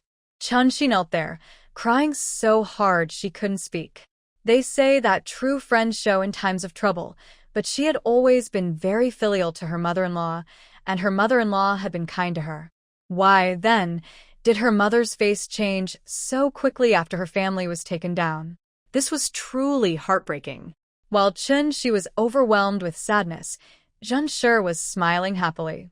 She held a handkerchief and said in a teasing tone, "Young madam, don't cry anymore. The servants are waiting for you to hand over the household supplies so they can handle the family affairs. It's best for you to finish your important tasks first, then mourn alone." The maid Qirong, hearing this, was furious. "Zhenshi, don't be too proud. Right now, it's only because my young madam is unwell that the old madam has to let you temporarily manage the household. There's no reason for you to be so happy. I can't say for sure when the young lady is well enough, but the lady's maid will definitely have to return the gifts. At that time, the maid will have to see the young lady again in various disguises. Servant girl, you're just a servant. How dare you scold me?" Zhenshi scolded while turning to her trusted maid Seer and said, "Qirong is talking nonsense, disrespecting her elders. Shouldn't you go and slap her? Are you waiting for me to do it myself?" Hearing this, Seer rolled up her sleeves and rushed toward Qirong to slap her. Qinshi quickly pulled Qirong to her side and said, "Let's see who dares. Try hitting Qirong and see what happens." Seeing the young lady's commanding presence, Seer finally dared not to act rashly and stopped, standing quietly with her hands at her sides. "Zhenshi, since the old madam asked you to take over the household supplies, we will now check the accounts. After the handover, you can take everything." After speaking, Qinshi had Qirong support her and led the way, with Zhenshi and Seer following behind to review the accounts. Meanwhile, Zhenshi secretly vowed in her heart, "Qinshi, now that your family has been seized, you have no backing to rely on. This time, I must put you in a deadly situation, then replace you and completely drive you out of the Yen family estate." After finishing the account check, Zhenshi was proud and ordered Seer and the other maids to carry the account books and leave confidently. Qirong looked at their backs with hatred and clenched her teeth. "Miss, what is the old madam doing? Why is she acting like this?" Since Qirong was a dowry maid brought by Qinshi from her family, she still liked to call Qinshi Miss when no one was around. "Qirong, prepare yourself mentally. From my mother's attitude today, trouble may be coming soon. If it's just my mother, maybe there's still room to turn things around. But if my father and husband also behave like this, our ending will be very tragic. Start preparing from today. Go and get my dowry list. Count all the dowry items carefully. When I married into the Yen family, my father was a 4th rank official, and the Yen family father and son were 3rd and 6th rank officials. In theory, I was slightly higher, but my dowry was famous throughout the capital. If we are expelled from the Yen family, we won't leave a single coin behind." Qirong was shocked and asked, "Miss, is it really that serious?" "Don't scare me. Maybe things could get worse, but no matter what, don't be afraid. The worst that can happen is just death. Stay calm. Go get the dowry list, then count and organize the dowry. Of course, do this quietly for now." Qirong listened to her young lady and immediately felt more at ease. She wiped her tears and went out to handle the matter. Qinshi sat alone in a chair. She wasn't very sad, but carefully thought through all the possible situations. Gradually, a cold smile appeared on her lips. At night, Qinshi waited for her husband, Yanzheng, to return to their room. She wanted to talk to him about what happened during the day because she was eager to know his attitude. Later, Qirong came in to report, "Miss, the young master has gone to rest at Zhen's house. You don't need to wait anymore." "Rest now. Who told you?" "Why did they only tell me now? We've waited so long. Usually, if Yanjing stayed at another concubine's house, someone would come early to inform the lady, so she wouldn't wait too long. No one told us. I saw it was getting late, so I sent a young maid to find out." Hearing this, Qinshi gasped in shock. She knew things were definitely heading in a bad direction. For several days, Yanjing didn't return to the main house to rest and didn't say anything. He simply stopped coming to Qinshi. Qinshi understood clearly that she needed to prepare for the worst. She wasn't too anxious. Since that was the case, she decided to face it head-on. She had to find a way to survive. That morning, she ordered Qiurong to go to the front yard and call Sunbo. Sunbo was one of the people who came with Qinshi when she arrived at Yan's house, along with maids, servants, and over 20 people in total. Sunbo was mainly responsible for managing the business accounts from Qinshi's dowry. Since those business lands belonged to her dowry, they were calculated separately and not mixed with Yan family's assets. Sunbo quickly arrived. Qinshi didn't hide anything and briefly explained what the Yan family might do to her. Finally, she said, Sunbo, in the next few days, go look for a suitable house and buy it as soon as possible. It doesn't need to be very big, just enough for the 20 of us to live in. But it must be quick. We need to prepare now so that if something happens, we won't be caught off guard. Sunbo has seen a lot of the world and is a very careful and brave person. Otherwise, Madam Qin wouldn't have sent him to marry Qinshi. After hearing Qinshi's words, he nodded and said, Miss, don't worry. I will go find the pawnshop later and ask them to help find a suitable house. I will do this as quickly as possible and won't delay the matter. Qinshi nodded in response. After Sunbo left, she picked up her teacup and took a sip. The trusted maid, Chunhua, who was close to the old lady, came over and said, Madam, the old lady wants to see you. She has something to discuss. Although Chunhua spoke politely, her eyes were cold and her lips held a sneer.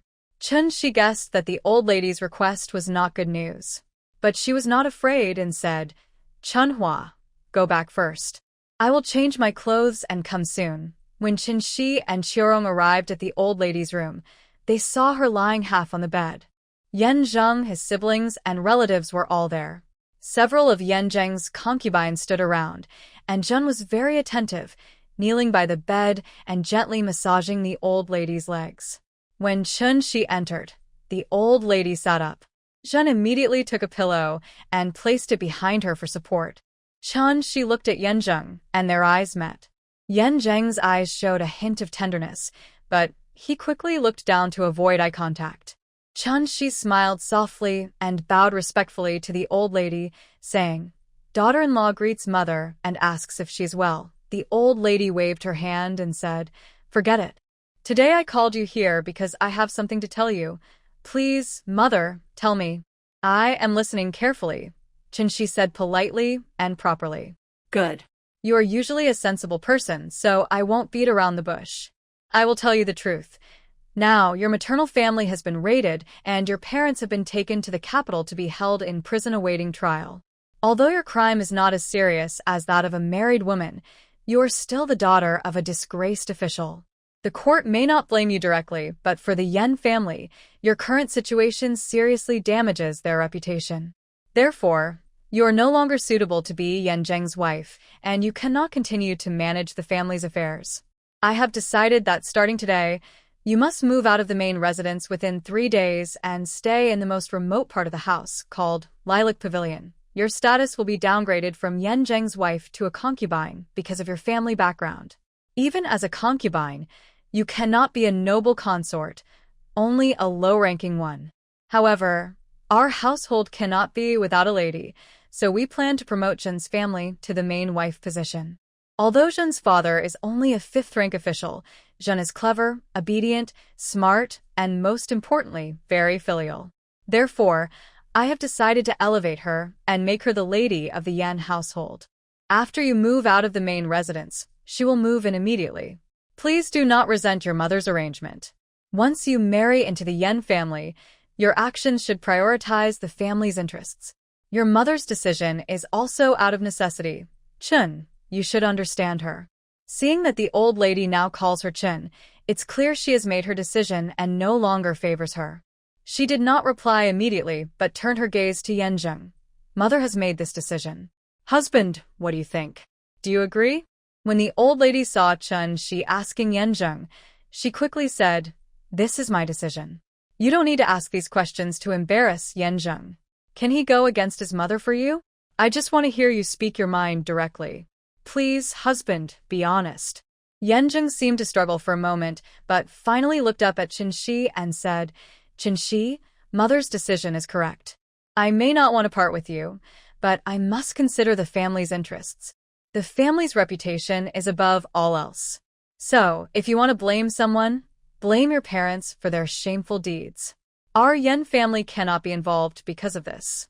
Fortunately, mother is wise and came up with this plan to protect the future of the Yan family.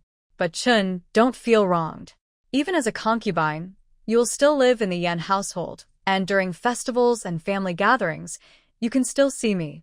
Yan Zheng's words were very cold. He said that during festivals or family gatherings, he might see Qinshi, but in everyday life, he wouldn't visit her anymore. This means he rarely sees her, but during holidays he might.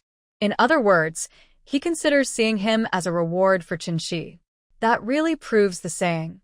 Husband and wife are like birds in the same forest, but when danger comes, they fly apart. Qinshi sneered. Qin family, you're too harsh and mean. Shouldn't you blame your parents? Why are you saying these things here? Yanzheng scolded. Old madam, I was made a concubine and my son changed from being a legitimate heir to a commoner. He's still your grandson. Can you really lower his status like that? Qinshi no longer called her mother but addressed her as old madam. Of course not. How could I ignore my grandson? After Zhen was promoted, my grandson Yanlin was adopted by Zhen. He remains the main grandson of the Yan family and is unaffected, she replied. Old madam, are you planning to make a concubine the mother of Yanlin? No matter how much you favor Zhen, her background as a concubine can't be hidden. I won't allow my son to recognize a concubine as his mother, Yanxi said firmly. Hearing this, old madam Yan was furious. You don't agree? Who do you think you are? What right do you have to say yes or no? My descendants in the Yan family won't be judged by you, a daughter of a disgraced official. I wasn't planning to discuss this with you today, just informing you. I gave you face by telling you this nicely, because you used to be somewhat filial. Otherwise, I would have beaten you out of the house with a stick. Even a lowly concubine wouldn't deserve you. Qinshi listened calmly to old madam's words. Old madam Yan, I am Yan Zheng's lawful wife. I have done nothing wrong, yet you want to beat me out of the house? But you can't just beat me out whenever you want. You can try to beat me out, but I will report to the authorities. If the Yan family doesn't care about their reputation, you can try. Now, although my Qin family has been punished by the court, isn't the law still in place? You also should see who in the Qin family can stand up for you now. Since things have come to this, I don't need anyone else to speak for me. I can handle it alone. Qin family, stop talking nonsense. Do you really think our Yan family is easy to defeat? Do you think you're a god? I'm tired now and don't want to argue anymore. Go back quickly, clear out the main house, and move to the orchid pavilion to live. Until you're summoned again, you are not allowed to come to the front. However, after Zhen was made the official wife, you are supposed to come and serve tea to her and perform the duties of a concubine, as the old lady harshly added. Old lady Yan, as you said, it's not my place to decide about the Yan family. I don't even want to talk about the Yan family anymore. But I do not agree with downgrading my wife to a concubine. I was originally married to the Yan family with a proper wedding, brought in with a big sedan. I am the young mistress of the Yan family. Now, you want to unfairly make me a concubine. As a daughter of the Qin family, I refuse to be a concubine for any man. Here's my suggestion. I can move to a farm outside Yan City, pretend to be resting, and never return to the Yan house. Zhen can be made the primary wife and still manage the household affairs. My presence won't affect her or the Yan family in any way. That's one option. If the old lady doesn't agree, I can divorce Yan Zheng. I will completely leave the Yan family, cut all ties, and never see them again. That's the second option. What do you think, old lady? What? You want a divorce? That's rich. I only made her a concubine because of past feelings. If you refuse, Yan Zheng, then divorce her. Whether she moves to the farm or leaves, it's impossible. If necessary, Yan Zheng's wife could even pass away. The old lady was furious. Qing, you're ungrateful. Quickly kneel and beg for forgiveness. Things can still be saved. If you insist on going your own way, don't blame me for being ruthless. Divorce is impossible. The only options are to end the marriage or her death. You should understand this clearly. If you are divorced, you won't get any dowry and your future life will be difficult. And if you fall ill and die suddenly, the Qin family might be left with no one. Choose wisely. I believe you know what's best. Old Lady Yan, Jin Yan, since you have spoken so openly, I have nothing to hide anymore. My father was indeed detained because of inappropriate behavior, but is that the only reason? Could it be that he was close to the third prince? Isn't that also a reason for his imprisonment? Why did your Yan family marry into our Qin family in the first place? Was it not because of shared values? Now that my Qin family has fallen so low, perhaps no one will survive in the end. But if you try to imprison me or I die suddenly from illness, see if your Yan family can stay safe. Over the years, I don't know what your family has done as the head of the household. Today, if I die suddenly, will the things you've done turn into reports to the emperor tomorrow? I will tell you this. Since I took charge of the family, I have kept records of all your actions against the court. Do you want me to name a few to remind you? Don't think you can find these records in the house, and don't expect that destroying 1 or 2 copies will make you safe. Try it now if you don't believe me. Chunxi's words completely stunned the Yan mother and son. To stop Chunxi from continuing, Zhenyan quickly said, Chunxi, go back first. We can discuss the other matters slowly. At this point, there's nothing to discuss. I can leave the main house, but I want a divorce. Otherwise, we'll go down together, destroy each other. My Qin family has fallen so low, I no longer want to live. Now I am willing to drag the entire Yan family down with me. After speaking, Chunxi turned and left with Chiurong. Inside, old lady Yan trembled and said, Chunxi, that wicked woman, today I wanted to divorce her, but she's talking nonsense and insulting us. Anyone who speaks today's words, if anyone repeats them, I will kill them. Whether they are master or servant, all will be punished. Everyone in the house knew how serious this matter was and dared not say a word. Chunxi returned to the main courtyard, ordered Chiurong and her 2 personal maids to quickly gather all the attendants who came with the dowry. Some were packing and organizing things in the main courtyard, while others went to clean the orchid pavilion. For now, they could only move to the orchid pavilion because the divorce procedures hadn't been completed yet. It was impossible to leave the estate and live elsewhere at this moment. Dingxiang Pavilion was quickly tidied up, and everything that needed to be moved was brought inside. As a result, Chunxi cleared out the main courtyard that day and moved into Dingxiang Pavilion herself. In the evening, Sun Bo returned. He was surprised to hear that Chunxi had been moved to Dingxiang Pavilion. He didn't even have time to drink water and hurried to report back, saying that the house Chunxi ordered to buy was already purchased. Although the location was a bit remote, it had a front and back courtyard and was very spacious and well-organized, enough for them to live in. He suggested that Chunxi move out at the right time. Chunxi felt more at ease after hearing this. She reminded Sun Bo to get everything ready quickly and to first move her dowry there, trying to take a back route.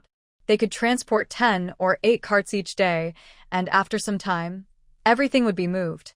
Sun Bo listened to the young lady's instructions, agreed, and went to the front yard. He gathered a few trusted servants and ordered them to prepare to move the young lady's dowry to the new house. After a busy day, Chunxi felt very tired and went to bed early. In a daze, she heard Chiurong come in and say that Yan Zheng had arrived. Chunxi was a bit surprised. Didn't she just say during the day that she would have a chance to see him during the festival? Why did he come so quickly after just one day? He must have come with a purpose. Just as Chunxi sat up, Yan Zheng entered. Seeing her half asleep and sitting on the bed, he looked a bit annoyed, as she had just woken up. Madam, are you sleeping well? Why are you so tired? He suddenly changed his attitude from during the day and called her Madam. Yan Zheng, what do you want? Speak quickly, and then leave. I am quite tired and need to rest immediately. Hearing this, Yan Zheng was angry inside. Chunxi, my mother only discussed with you during the day, suggesting you move to Dingxiang Pavilion. Why did you move so quickly?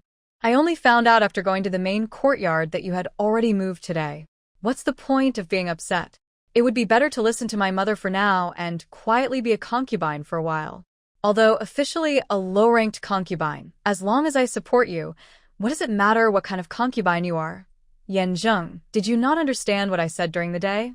Qin Shi, will never be a concubine for anyone. I only want a divorce. If you want a divorce or lose your wife, as your mother suggested, you can try facing the consequences. I have been married to you for many years, so you should know my personality. Just see if my daughter from the Qin family can quietly disappear without a trace. Then you can see if your Yan family can truly achieve what they wish. I'm tired and no longer want to argue with you. I have changed my mind now. Even if you agree to send me to the countryside, I don't plan to die alone. My only condition is to divorce. If you don't agree, we will meet in front of the emperor. If the emperor sentences me to death, I have nothing to say and will face death calmly. But before I die, I want to see what will happen to your Yan family. I'm exhausted and want to sleep now. Please leave. Qin Shi issued an order to leave. When Yan Zheng was treated this way, he blushed with anger but didn't say a word for a long time. After Yan Zheng left, Qin Shi couldn't sleep anymore and stayed awake until dawn. Qin Shi knew very well that her so-called evidence that the Yan family wanted to betray the court was just empty words meant to scare people. Although the Yan family did support the third prince, Qin Shi, who managed the household for many years, knew their plans. But when it came to specific events, she didn't know all the details. However, the traitors were timid, and Qin Shi's words truly frightened the entire Yan household. At least, so far, no one in the Yan household realized that her accusations were just baseless talk. When morning came, Qin Shi ordered Sun Bo to gather all the people who accompanied her as dowry at the Dingxiang Pavilion. She also moved all the dowry that hadn't yet been transported to the new house to the Dingxiang Pavilion. She even used the dowry to divide the courtyard of the Dingxiang Pavilion, separating the front where Sun Bo's servants slept and the back where the maids and servants slept. In short, she used the dowry to split the pavilion into two parts. All the accompanying people stayed there, no longer going to the front yard. They ate meals in her own courtyard instead of the front yard. Vegetables and fruits were bought daily by Sun Bo and his servants through the back gate. Anyway, the situation with the Yan family had escalated to this point, and she was just waiting for the official divorce. It didn't matter anymore if this would cause a complete rift with the Yan family. Qin Shi was waiting for the divorce, while outside the Yan residence, someone was anxiously eager to see Qin Shi. That person was Chen Tao, the maid who was hurriedly sent by Madame Chen to find her daughter when the Chen household was raided. Spring Peach traveled through many hardships to reach Kyoto. After finding a guest house to rest, she asked the staff about the location of the Yan residence. The question went smoothly. The Yan residence was not far from the guest house. The staff carefully explained the way to Spring Peach. The next day, Spring Peach easily found the Yan residence. However, she did not dare to knock on the door easily because she was unsure of her lady's current situation there. She circled around the Yan residence, hoping to meet the Qin family members who had come with her lady. But after wandering for 2 or 3 days, she saw no familiar faces. Spring Peach was a clever maid. Seeing no familiar people come out for days, she guessed something might have changed. On the 4th morning, she returned to the Yan residence. This time, she did not wait at the gate but walked along the wall to the side and behind, trying to see if there was a back door or another way in. As she wandered behind, she saw a door open. A carriage came out, driven by Sun Bo. Spring Peach was overjoyed. She hurriedly called out, Sun Bo, Sun Bo. Seeing Sun Bo look around, Spring Peach stepped out from behind a large tree and called, Sun Bo, I am here. It's Spring Peach. When Sun Bo saw her, he was surprised and asked softly, Spring Peach, why are you here? Did the lady send you? Yes, the lady sent me. I want to see our young lady. Can you take me to see her, Sun Bo? Of course. Come with me, Sun Bo said. He then told the young servant on the carriage to go buy some vegetables and led Spring Peach to Dingxiang Pavilion. Qin Shi was sitting in a chair drinking tea. When she saw Sun Bo bring in a dusty girl, she wanted to ask what was going on. But the girl quickly stepped a few steps forward and knelt down with a loud thump. She called out, "Miss," and then burst into tears, unable to speak. Chun-Shi looked carefully and recognized her as Spring Peach, the maid beside her mother. She was so shocked she stood up trembling. "Spring Peach, why are you here? How did you get here? How is my mother?" she asked, tears falling as well. Tears streamed down Chun Tao's face. After struggling for a long time, she finally managed to control her emotions and explained the purpose of her being sent by the lady. Looking around to ensure no one was nearby, she also mentioned the silver notes the lady had her sew into her clothes, and she conveyed Lady Chen's message: "No matter what happens, stay strong. Try to live on and live well." Lady Chen, facing pressure from the Yen family, did not shed a single tear. However, upon hearing her mother's message through Chun Tao, she wept bitterly, her tears like pear blossoms, choking with emotion. After crying for a long time, she finally stopped. She asked Shirong to take Chun Tao downstairs to rest, while she carefully planned her own and those who married into the Yen family's future. Lady Chen cared about her daughter, but she underestimated her daughter's strength. She never imagined that her beloved daughter, whom she had raised with care, would be so brave and fierce in the face of disaster. In the following days, Qin-shi accelerated the process of transporting her dowry. When only 2 days remained before the dowry was fully delivered, the Yen family finally showed signs of movement. Still, it was the trusted maid Chunhua who served the old lady, who came to Dingxiang Pavilion to call her to the front yard. Chun-shi knew she was finally about to leave the Yen family for good. Without hesitation, she brought Shirong to see the old lady. Entering her room, she saw the same familiar group. Everyone from the Yen family was present. Qin-shi paid her respects to the old lady. "Good evening, old lady Yen. What do you have to say? Please speak." Seeing her attitude, the old lady Yen was about to lose her temper but finally suppressed her anger and said, "Mrs. Qin, you've been trying to take your dowry out recently, haven't you? If you think the Yen family, wouldn't notice, you're underestimating us. The reason I haven't responded is that we didn't care much about your so-called dowry. It's just a few silver coins, not worth arguing over. Today, I called you here for a reason. You want to leave the family, right? Fine. The divorce letter I've already prepared for you. In a little while, I'll give it to you, and then you can go to the official office to get it stamped. From now on, you and the Yen family will have nothing to do with each other. But you should know what you're giving up. Don't pretend otherwise. Hand over the divorce letter, and then you can leave." When Qin-shi heard this, she immediately understood what old lady Yen wanted her to give up. She smiled softly and said, "Old lady, it's best to part ways. From now on, we won't meet again, each going our own way. As for what you mentioned, I could give you 1, 2, or even more copies. Do you think that would make the Yen family safe? So, there's no need to make things difficult for me. I'm just a woman. It's better if I have nothing to do with trouble, and I don't go looking for it. But if others try to harm me, I won't let them get away with it. Though I am a woman, I am also someone who has already gone through a divorce. There's nothing in this world that can scare or worry me anymore. If I can't live, then no one else will either. So, I am here, and what you want is with me. I am safe, and everything I have is safe too. In other words, these things are my life-saving tokens. How could I hand them over to someone else? Old lady Yen, just give me the divorce paper. I hope we never have to talk about this again." Qin-shi made her meaning very clear. She was handing over proof of her guilt, but she also had backups. So she asked not to be forced. She also promised that as long as they didn't bother her, she wouldn't bother to report the Yen family. Old lady Yen looked down and thought for a while. Then she said, "All right, since we are mother-in-law and daughter-in-law, I'll trust you this time. Yen Zheng, give her the divorce paper.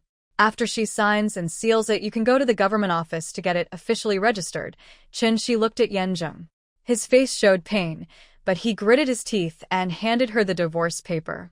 Qin-shi carefully examined it, then signed her name and pressed her thumbprint. On the day she received the divorce paper, Qin-shi completely moved out of the Yen family. From then on, her relationship with Yen Zheng was over. On the 3rd day after moving into her new home, Everything was mostly arranged. She took a deep breath, feeling relieved. Next, she planned to find out where her parents and brothers had been taken. She wanted to know how they were doing. That morning, Sunbo said he was going outside to look for acquaintances, hoping to learn some news about old Lady Yen. But not long after he left, he came back, bringing a young woman with him. Shi looked at the young woman in surprise, amazed by her beauty. She seemed like a fairy fallen from the heavens, so beautiful that words couldn't describe her. Her skin was even brighter than moonlight. After bowing to Shi, Sunbo said, "Miss, this young lady says she was sent by Madam to see you." "What? You've met my mother?" Shi asked, her voice trembling. The girl across from her smiled slightly. "My name is Xianwan. I have some connection with Madam Chen. She asked me to deliver something to her young lady. May I ask, are you Madam Chen's daughter?" Shi was very excited after hearing Xianwan's words. "Yes, I am Madam Chen's daughter. My name is Shi. May I ask what my mother asked you to give me?" Xianwan didn't immediately show the bracelet. She looked at the girl in front of her. "Since Miss Chen is Madam Chen's daughter, you can guess what it is. I don't know Miss Chen very well, so please forgive me for being cautious." Shi didn't guess right away. Instead, she asked Xianwan to sit down and called Chirong to bring tea. Then she softly said, "My mother has a favorite item, a yellow jade bracelet. She always wears it. I can tell you about its background." Xianwan saw that what Shi said matched what Madam Chen had told her. Her appearance also looked very much like Madam Chen. After Shi finished speaking, she took out the bracelet and handed it over. "Madam Chen asked me to give this to Miss Chen. It is indeed a yellow jade bracelet. I am glad I was able to deliver it. Now it belongs to you." Shi immediately stood up and took the bracelet. She held it with both hands and tears streamed down her face. But she quickly calmed down. Her decisive and straightforward personality was very much like Madam Chen's. She sat back down and listened as Xianwan explained the whole story. After hearing everything, she stood up and bowed deeply to Xianwan. "Thank you, Miss Xia, for helping my mother and me so much. Thanks to you, I finally learned about my mother's whereabouts. I will send someone to contact her. If everything goes well, I will move to Spring City soon to live with her." She didn't know how to thank Xianwan enough. "It's really thanks to you that my mother and I could reconnect so quickly." Xianwan took out a stack of banknotes and handed them over. This money was also asked by Madam Chen to give to Miss Chen. "Please keep it. I have finished the task promised to Madam Chen. I will now take my leave. Miss Chen, please take care." As I spoke, I stood up, ready to leave. Hearing this, Miss Chen quickly stood up. She came over and gently held Xianwan's hand. "Big sister Xia, please don't leave so soon. Stay here for a few days to show my gratitude and to thank you properly." Miss Chen said many things, but Xianwan firmly declined. She clearly explained she had other matters to attend to and couldn't stay longer, so she took her leave. Miss Chen was reluctant. She wanted to give Xianwan money for her journey or jewelry as gifts, but Xianwan refused each time. Miss Chen repeatedly said she only wanted to show her thanks. Unable to persuade her, she had to give up. Miss Chen led everyone from her household to see Xianwan off. Two young women from the house exchanged heartfelt goodbyes and waved farewell. After saying goodbye to Miss Chen, Xianwan felt a sense of relief. Her worries were eased, but she also felt a bit lost. Throughout this journey, she had been focused on Madam Chen and her daughter.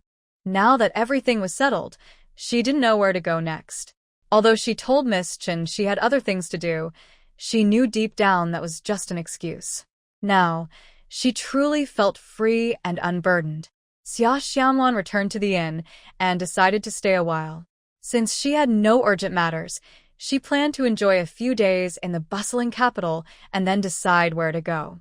Traveling can be tiring, and although she initially wanted to explore Kyoto before choosing her next destination, she soon grew bored after just a few days.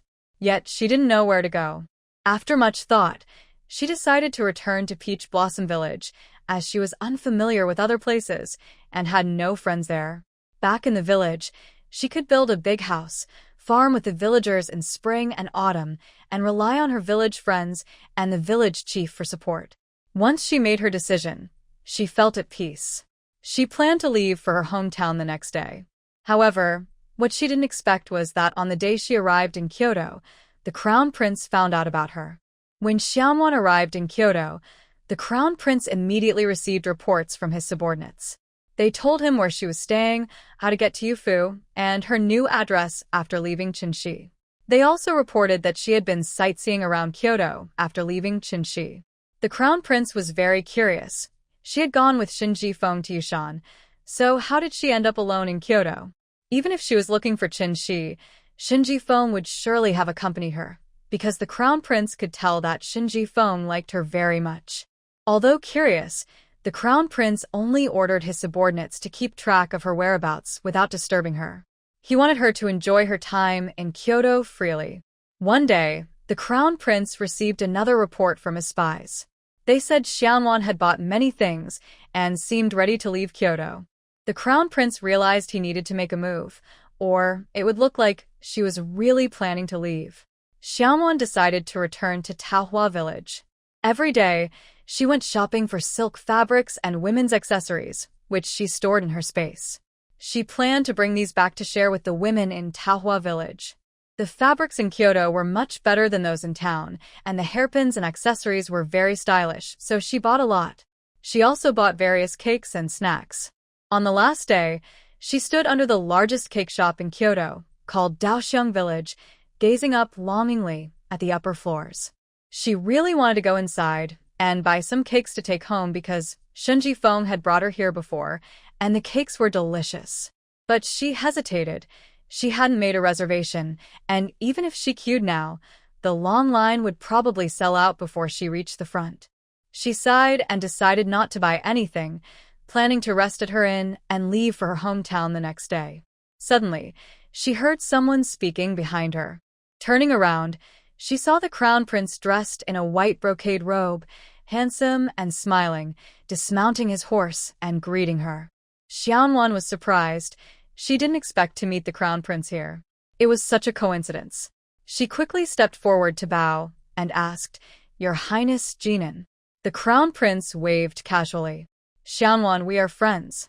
You don't need to be so formal. Little warm, didn't you go to Yushan with Brother Shin? Why are you standing here alone?" When mentioning Shin's name, Xia Xianwan felt a slight anger in her heart. She lowered her head to avoid the crown prince's gaze and simply said, "I know the cakes here are delicious. I wanted to buy some, but the line was too long, so I hesitated here." Hagong Yuhanguang heard this and, without waiting for the crown prince's order, quickly turned to whisper to a guard, telling him to buy all kinds of cakes from Daoxiang village, as they didn't know which type Xia Xianwan liked. The crown prince saw that Xia Xianwan didn't answer his question about Shinzifeng, but from her pursed lips, he sensed her hidden anger. Since it wasn't convenient to ask her in the street, he said, "When did you come to Kyoto, Xianwan? You should stay longer this time. I have few affairs these days, so I can accompany you to explore around. Thank you for your kindness, Your Highness, but I've already been here for several days and plan to leave tomorrow. That's why I came out to buy cakes and snacks, so I can share them with my neighbors when I get home. You're going back to your hometown? That was before you met me. Now that you've met me, you must stay in Kyoto a bit longer. After all, we are friends." At this moment, Yuhan Guang took the opportunity to say, "Your Highness, not far ahead is homecoming inn. Why don't you invite Xia girl to sit there, have some tea, and enjoy a meal? It's also around lunchtime." After speaking, he cupped his fists and gave Xia Xianwan a polite bow, saying, "Hello, Miss Xia." Xia Xianwan hurriedly returned the greeting. "Hello, guard you." The crown prince was pleased with Yuhan Guang's quick thinking and invited Xia Xianwan to sit at the homecoming inn. Xia Xianwan hesitated for a moment, but finally decided to give the crown prince face, nodding in agreement. They sat in a private room of the inn. The dishes were still being prepared. The waiter brought tea and quickly left. Yuhan Guang led his guards outside to guard, leaving only the crown prince and Xia Xianwan inside. "Xianwan, now you can tell me why you left Yushan and came to Kyoto alone." Summer Xianwan saw that the crown prince asked about this matter again. She thought for a moment and decided not to hide anything. She briefly explained what happened, only omitting the part about hiding in the space after quarreling with Shun Jifeng. She said that during that time, she hid deep in Jade Mountain until she heard Shin Jifeng and Aunt Qiu talking, and then she realized that Shin Jifeng and Aunt Qiu had teamed up to deceive her. She left Jade Mountain and came to the capital to find Madame Chen's daughter. When she found the Yen residence, she discovered that Madame Chen's daughter had been forced to divorce. She then found Qin Shixin's new address and returned the yellow jade bracelet to Qin Shixin, among other things. She did not mention that she had met Madame Chen because she didn't want the crown prince to know where Madame Chen finally settled. She told the story roughly. After hearing it, the crown prince felt angry. He was upset that Shin Jifeng treated a young girl so badly, which was unworthy of a leader. Although he was angry inside, he didn't show it much, only sighing and saying, "Brother Shin's actions are a bit too much. I feel sorry for the girl. If I see Brother Shin in the future, I will seek justice for Xiaonan." Summer Xiaonan quickly stopped him, saying, "Your Highness, there's no need for that. I just hope I never have any more dealings with Leader Shen in my life. It's best if we never meet again. I have no other thoughts, only wishing to never see him or even hear his name again." The crown prince was surprised to hear this. He noticed that Xiaonan no longer called Shin Jifeng Brother Shin but instead Leader Shin, and she even hoped they would never meet again. He understood very well that Shin Jifeng had hurt this girl deeply. Although he had just wanted to persuade Xiaonan to let go of the past and hoped they could still be friends even if she didn't want to marry Shin Jifeng, it seemed now that it was impossible to persuade her. However, the crown prince secretly decided that since Xiaonan was beautiful and skilled in martial arts, it would be perfect if she stayed by his side. He was determined to persuade her to remain in the capital, stay with him, and become his trusted subordinate. The crown prince had thought this way before, but because Shin Jifeng knew Xia Xiaonan first and liked her very much, he naturally couldn't take her away from him. So, he let Shin Jifeng take her to Yushan.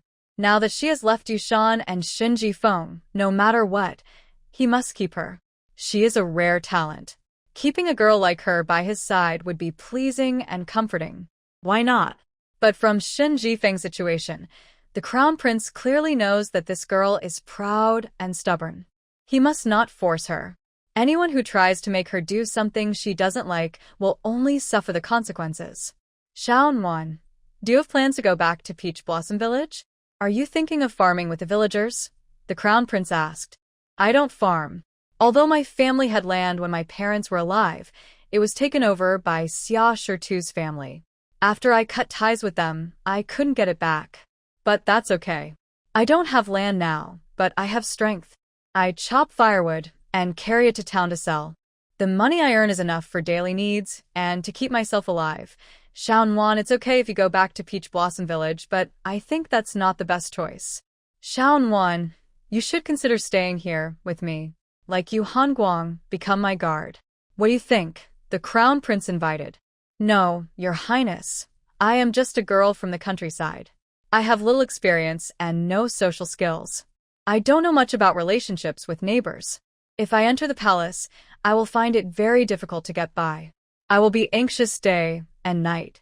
So, your highness, this is impossible. Xiaonan, you're overthinking. Listen to me. If you become my guard, you only need to stay by my side every day. You won't have to interact with anyone else easily. If you don't want, you don't even have to meet the crown princess. I can find someone to teach you palace etiquette slowly. As for social skills, you don't need to worry. I will handle everything. Also, if you go back to Peach Blossom Village, do you think Shin would not come looking for you? Even if you ignore him, Brother Shin won't give up easily. If you handle things poorly, the villagers will gossip about you, which will make you very upset. If you stay by my side, the situation will be completely different. Although Shun Jifeng is a good friend of mine, I am first a ruler, and you are a citizen. Only after that do I consider brotherly feelings. So, if you become my guard, don't say you'll be bothered by him. If you don't want to see him, Brother Shin will never have the chance to see you. Not even once. Xiaonan, think carefully. Does what I just said make sense? The prince's last words, if you don't want to see him, Brother Shin will never have the chance to see you. Not even once, deeply moved Xiaonan. She admitted that the prince was right. She had been thinking that as long as Shen Jifeng went to Peach Blossom Village, she would hide in her space. If he didn't leave, she wouldn't come out. Shen Jifeng is a leader. He can't stay in Peach Blossom Village forever. He has to leave eventually. After Shen Jifeng leaves, she can come out and live her life as she pleases. Now, hearing the prince say this, she realized how helpless her previous decisions had been. If she stayed with the prince, even for a short time, she could stop Shen Jifeng's feelings. Wouldn't that make her feel much easier? Also, when she followed Shen Jifeng on horseback, now she's returning alone to the village. It's not easy to say, and maybe people wouldn't embarrass her openly, but secretly, wouldn't they gossip about her? If her words and actions caused her parents' death, and she's been burdened with guilt all this time, and others talk about her behind her back, isn't she being unfilial? Thinking of this, she looked up at the prince, who was also watching her intently, clearly waiting for her answer. Your Highness, if I become your guard, and one day I want to leave, will I be held back for some reason? Will I be forced to stay? The prince was pleased inside but kept a calm appearance, saying softly, Xiaonan, the crown prince of Daxia, promise you on my honor. Any time you want to leave, you can do so immediately. No one will stop you, not even me.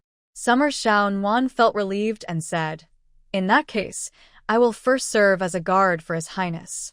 If I am ever disturbed by Leader Shen in any way in the future, please help me to stop it.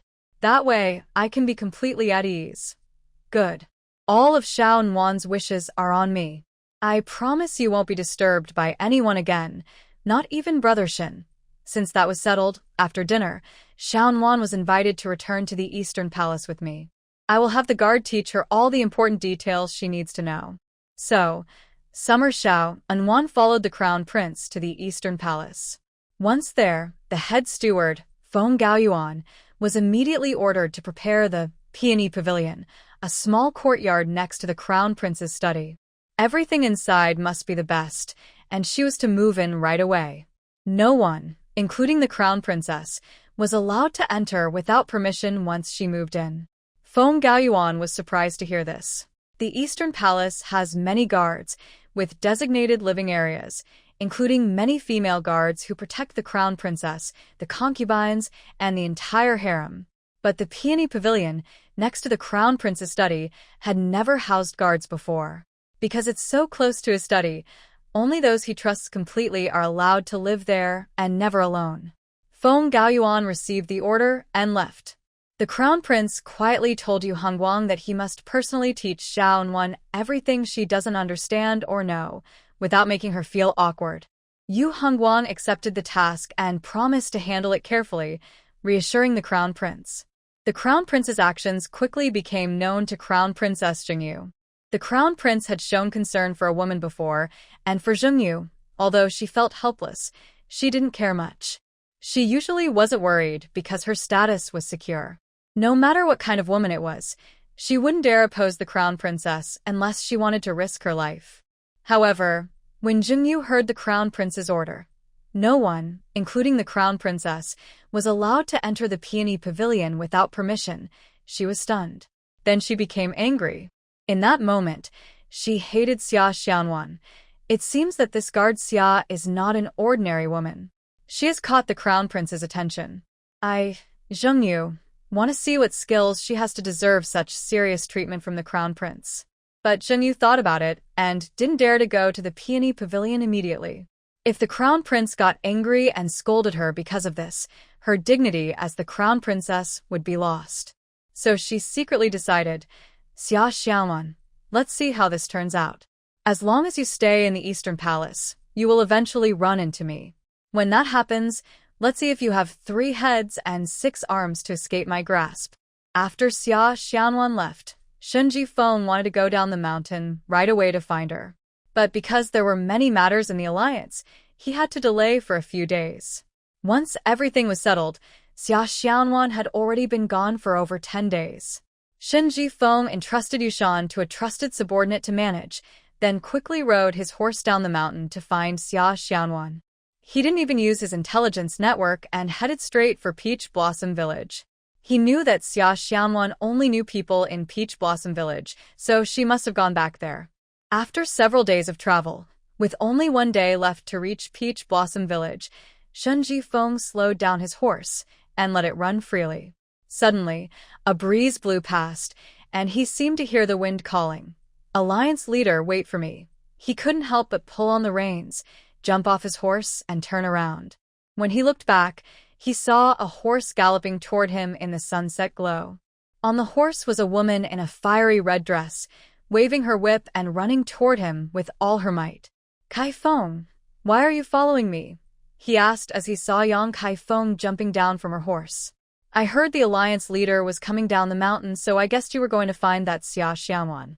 That's why I followed," Yang Kaifeng said angrily. "Kaifeng, I warn you, don't call Xia Xianwan a bad person, or don't blame me for turning hostile. Also, once I find Xia Xianwan, I will go back with her. It's not appropriate for you to follow. Tonight it is already late. You can rest in the town ahead for the night. Tomorrow morning, you should hurry back to Yushan. If you follow me, I will mess things up. Xianwan will be even more angry if she sees you, so you cannot come with me." Yang Kaifeng heard this and wanted to argue back, but she didn't dare to speak. Instead, she looked very sad and said, "Leader, Xia Xianwan is your woman. Am I not? Since we are both your women, why do you treat us differently? If Xia Xianwan wants to be with you, she must accept my presence. Just like I have to accept that there is suddenly another her between us. So, leader, let me go with you to find her. I promise I will not be stubborn or talk nonsense when I see her. I will try my best to get along with her and persuade her to return to Yushan." Shen Jifeng listened to Yang Kaifeng and thought she had a point. As she said, Xia Xianwan wants to marry him, but she must accept Yang Saifeng's presence. This is unavoidable. Since that is the case, taking Yang Kaifeng along is not a problem. From another perspective, Xia Xianwan might feel their sincerity. Thinking this way, he decided to take Yang Kaifeng with him and said, "Taking you along is fine, but after you see Xianwan, you must behave properly. No more talking nonsense. Be friendly and warm to her, and persuade her to come back to Yushan with us. If you can do that, I will take you. If not, you must return to Yushan tomorrow, and from now on, stay away from me. Leader, I don't want to stay away from you. As long as I can be with you, I accept having Xia Xianwan with us," Yang Kaifeng promised repeatedly. Shen Jifeng was very pleased. "Then let's go find Xianwan. We've traveled all day today, and are tired. We'll rest in the town ahead. Tomorrow, we have less than a day's journey, and soon we will reach Taohua village to see Xianwan." However, he was too confident, speaking and acting from his own perspective, completely ignoring the fact that Xia Xianwan did not want to marry him. She wanted to stay away from him, otherwise, she wouldn't have firmly decided to leave Yushan. The next day, the two of them woke up early. After breakfast, they mounted their horses and set off. Soon, Taohua village appeared before their eyes. Shen Jifeng felt very excited and rode straight towards Xia Xianwan's small house at the west end of the village. Yang Kaifeng saw how happy Shen Jifeng looked and felt very jealous. She secretly decided, "Xia Xianwan, in this life, I have you, but you don't have me. I must make sure you die by my hand." Shen Jifeng quickly arrived outside Xia Xianwan's door. He couldn't wait and jumped off his horse, reaching out to push the door. At that moment, he noticed the door was locked from inside, and the outer door was secured with a big lock. Clearly, Xia Xianwan was not at home. Could it be that Xianwan isn't back? Shen Jifeng thought, feeling very disappointed. Standing outside the gate, he remembered all the moments he had met Xia Xianwan. Suddenly, he felt very restless and wanted to see her right away. Maybe the two horses outside the yard caught the neighbor's attention. Soon, someone from Su Wenbin's family came out. "Who are you looking for?" Shen Jifeng recognized him. The young man was Su Wenbin's son, Su Shan. He quickly approached and said, "Su Shan, I know you. You probably know me too, right?" Su Shan recognized him but wasn't very familiar and didn't know his full name. He just nodded to show he knew him. "Su Shan, has Xianwan come back recently?" Shen Jifeng asked eagerly. Su Shan was a smart young man. Seeing Shun Jifeng ask like that, it was clear he didn't know Xiaonan had returned to the village before. So he said, "Didn't Xiaonan leave with you? Why isn't she with you now? Has she come back to the village? You don't know either?" Shun Jifeng quickly corrected himself. "No, I just had an urgent matter to handle. I told Xiaonan to wait for me in the village. I would come back for her after I finished. But now, it seems she hasn't returned?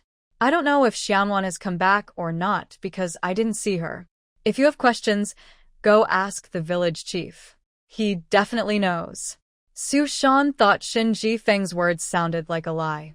Seeing that he was also followed by a woman, he decided not to tell the truth and just told him to ask the village chief.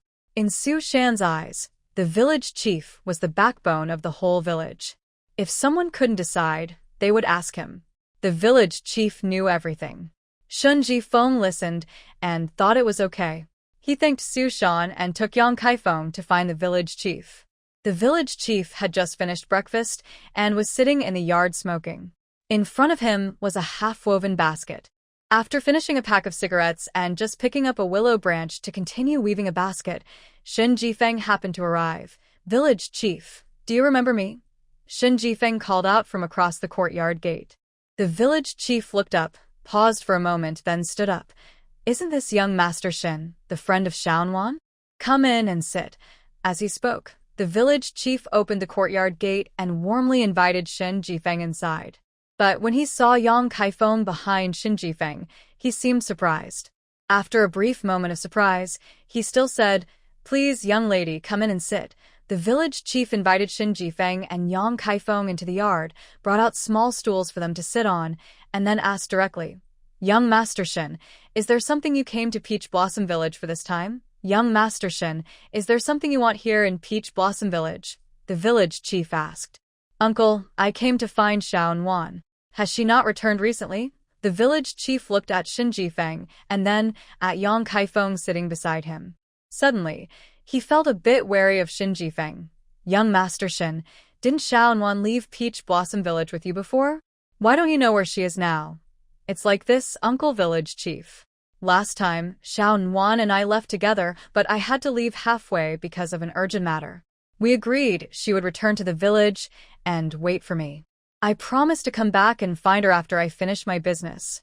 Now I came to look for her, but her house door is locked. Has she not come back?" Shin Jifeng felt helpless. He knew that if he told the truth, he wouldn't find out whether Xiaonan had really returned. So he could only tell a lie. The village chief clearly didn't believe Shin Jifeng's words and didn't plan to tell the whole truth either. He simply said, "Xiaonan did come back a while ago, but she left again very quickly. She said she once accidentally helped a wealthy person, and after the matter was over, that person gave her some silver as a reward. When she returned, our area was suffering because it hadn't rained, and the crops were growing poorly. The wild vegetables on the mountain were hard to dig, and we didn't dare eat our stored grains freely. Many families were tightening their belts and saving food. Little Worm took out all the silver she received and bought grain to share with the villagers of Peach Blossom Village. Now, every family's porridge and rice are bought with Little Worm silver, enough to last until autumn." Shin Jifeng was happy to hear that Xia Xiaonan had returned. But the village chief said she had left soon after and wondered if she had helped a wealthy person and received silver. Could something have happened to Little Worm on her way back? He felt worried, though he didn't quite understand why. When Xia Xiaonan took out the silver to buy grain for the villagers, Shin Jifeng also took out a silver note before saying goodbye. "Uncle, I am Little Worm's friend, and I am also somewhat a part of Peach Blossom Village. Since the villagers don't have enough food, I feel it's my duty to help. I didn't bring much money when I left home, but here is a silver note. Please use it to buy grain for the villagers," he said, handing over the note. "Absolutely not," the village chief replied. "Little Worm has already given a lot.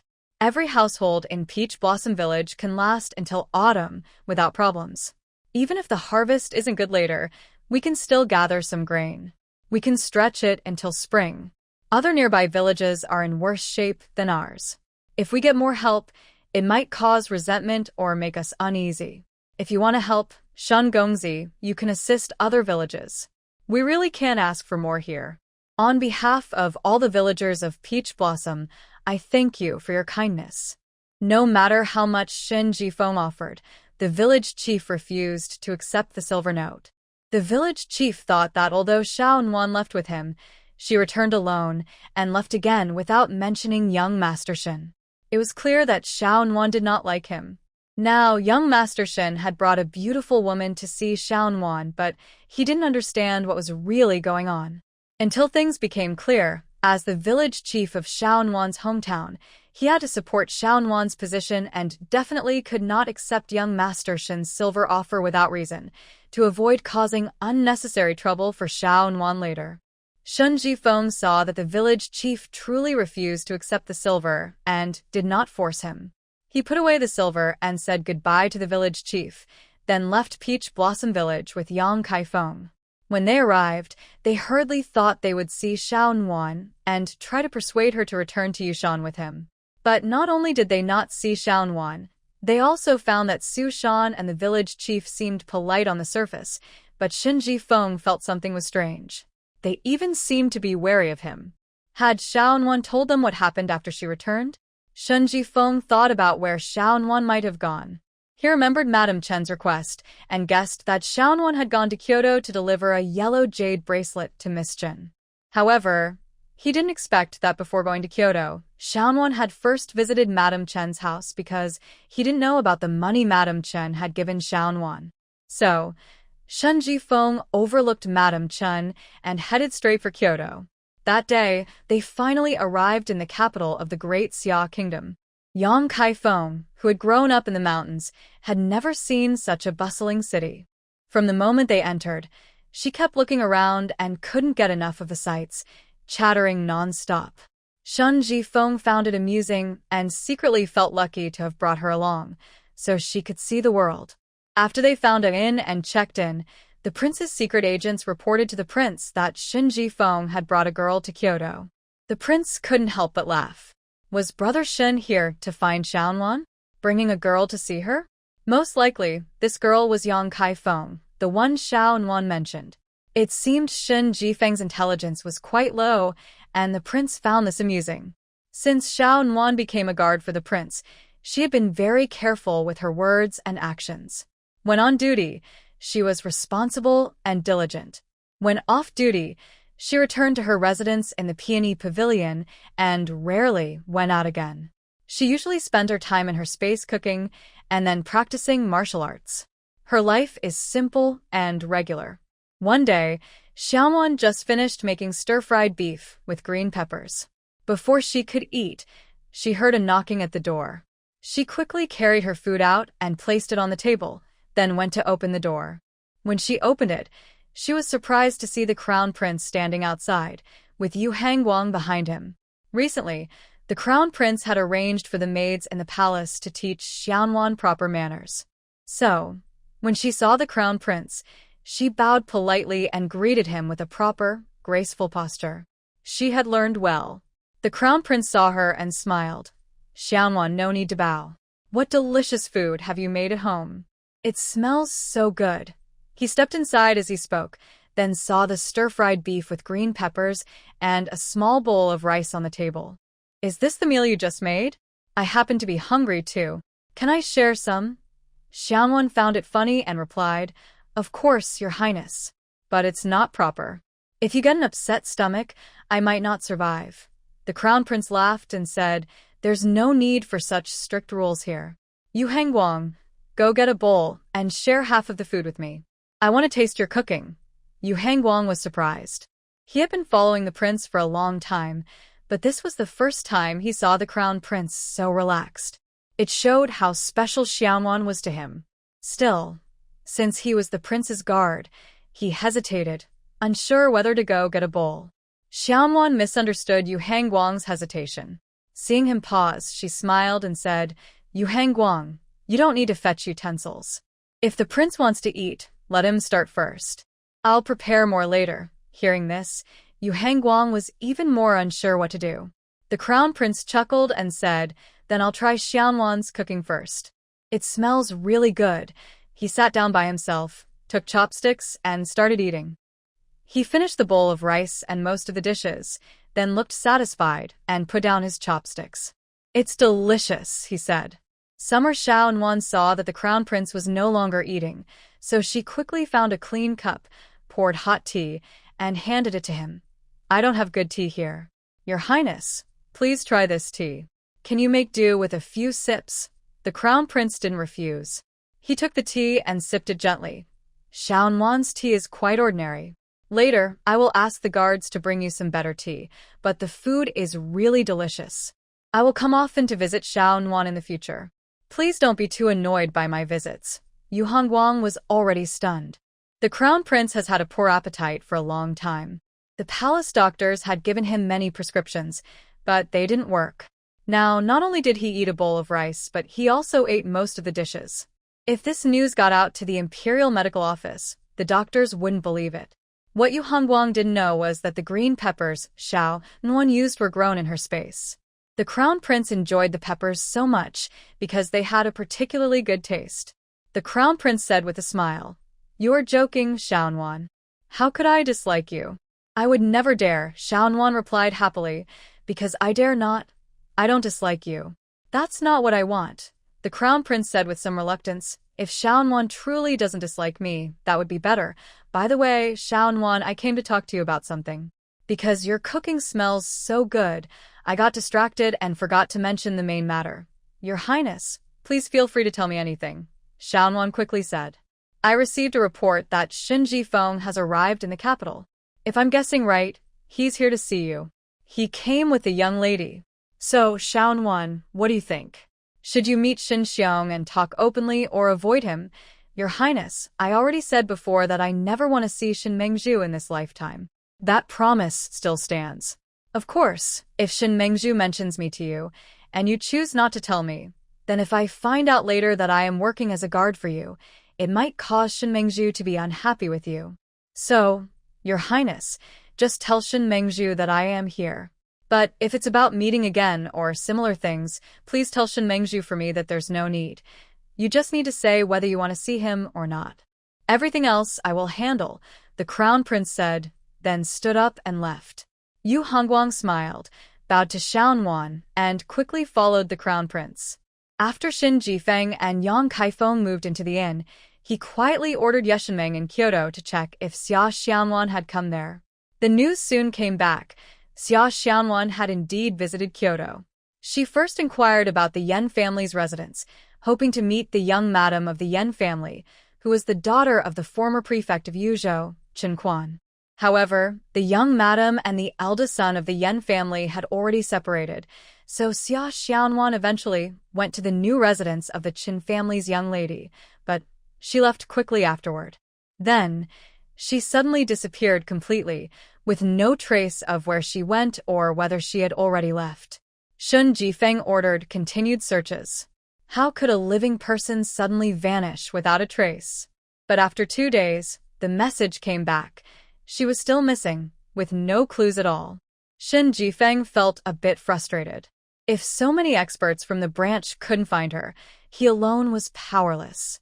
At this moment, he thought of the crown prince. Although he was close to the crown prince, the prince was still the prince, and he couldn't just meet him whenever he wanted. The crown prince's intelligence network was extremely accurate, probably the best in the entire Dachau country, but such resources weren't meant for finding people, so he couldn't easily ask for help. He sent people to keep searching while he waited at the inn for news. When in a good mood, he would take Yang Kaifeng out to explore. Unconsciously, half a month passed quickly. There was still no news of Xia Xianwan. Shun Jifeng knew that she probably just wanted to hide from him completely and was unwilling to see him. Otherwise, with so many people from Yeshiming searching, even if Xia Xianwan was hiding underground, she would have been found. Thinking that he might never see Xia Xianwan again, he felt hopeless. He longed to see her immediately. Meanwhile, Xia Xianwan was sitting in her room, carefully applying makeup. She had just received notice that she would be leaving the palace with the crown prince tomorrow, but she wasn't allowed to know where they were going in advance. To avoid being recognized by Shun Jifeng if they met outside the palace, Xia Xianwan was trying to change her appearance. She was dressed as a male guard and was sticking on a fake beard in front of a bronze mirror. This was her quick idea after hearing the crown prince say that Shin Jifeng had come to the capital. She asked Han Guang to help her get a set of male guard clothes. The outfit fit quite well, but her face was lovely, with bright, lively eyes, making her look too eye-catching. So she tried to stick some fake beard hairs on her chin. But when she just stuck them on, a few strands fell off by accident. She was worried about how to keep them on. Suddenly, she heard the crown prince talking to Han Guang outside the door. At this moment, Xia Xianwan panicked completely. She wondered how she could meet people dressed so strangely. She wanted to see if her disguise looked like a male guard, but then the crown prince arrived unexpectedly. What should she do? Though she felt very embarrassed, she had no choice but to stand up bravely and greet him. Greetings to the crown prince. Long live the crown prince. Xia Xianwan shyly and humbly greeted him. But as she spoke, several strands of her fake beard fell off again, making her even more embarrassed. The crown prince was stunned the moment he saw Xia Xianwan dressed as a man. This girl looked so handsome in her male disguise, even outshining his own confidence as the most handsome man in the great Xia Empire. But then he saw the fake beard stuck on her chin and was surprised, wondering why she was wearing it. As Xia Xianwan greeted him, more beard hairs fell off, leaving only a few sparse strands on her chin. The crown prince couldn't hold back his laughter and burst out laughing. Behind him, An Guang clenched his teeth, trying to hold back his laughter, but he finally laughed out loud too. Their laughter made Xia Xianwan feel even more awkward. She stood there blankly, not knowing what to do. Xianwan, you said dressing as a man is fine, but why did you stick on some fake beard hairs? You look very handsome in the male disguise, but the beard makes you look so ugly, the crown prince asked with a smile. Your Highness, I was just worried that if I leave the palace tomorrow and meet Master Shin, he might recognize me. Although I have no real reason to fear seeing him, I just don't want any further contact. So I decided to change into male clothes. I tried them on just now, but no matter how I looked, I didn't resemble a male guard. That's why I stuck some fake beard hairs on my chin. As Xia Xianwan spoke, more strands of her fake beard fell off, leaving only 1 or 2 strands still stuck on her chin. The crown prince sat in his chair, laughing so hard he leaned back. At this moment, he looked completely different from his usual reserved and refined self. His loud laughter made Xia Xianwan feel both amused and a little helpless. Xia Xianwan reached out and touched the 2 or 3 strands of beard still on her chin, quietly pulling them off and holding them in her hand. She thought the 2 men opposite her didn't notice her action. But when she looked up after pulling the beard, she saw both men staring intently at her clenched hand. Suddenly, they burst into loud laughter again. Xianwan, you don't need to worry so much about meeting Shin Jifeng. If you really meet him tomorrow, I will tell the truth. Right now, you are my guard. With me here, he definitely won't bother you. Don't worry. If we don't meet him tomorrow, after finishing my work, I will arrange to see him and tell him everything about your situation so you don't have to make yourself look like this, the crown prince said, smiling. Xia Xianwan nodded, knowing that what the prince said was true. No matter how good Shin Jifeng's relationship with the prince was, he wouldn't dare to offend the prince.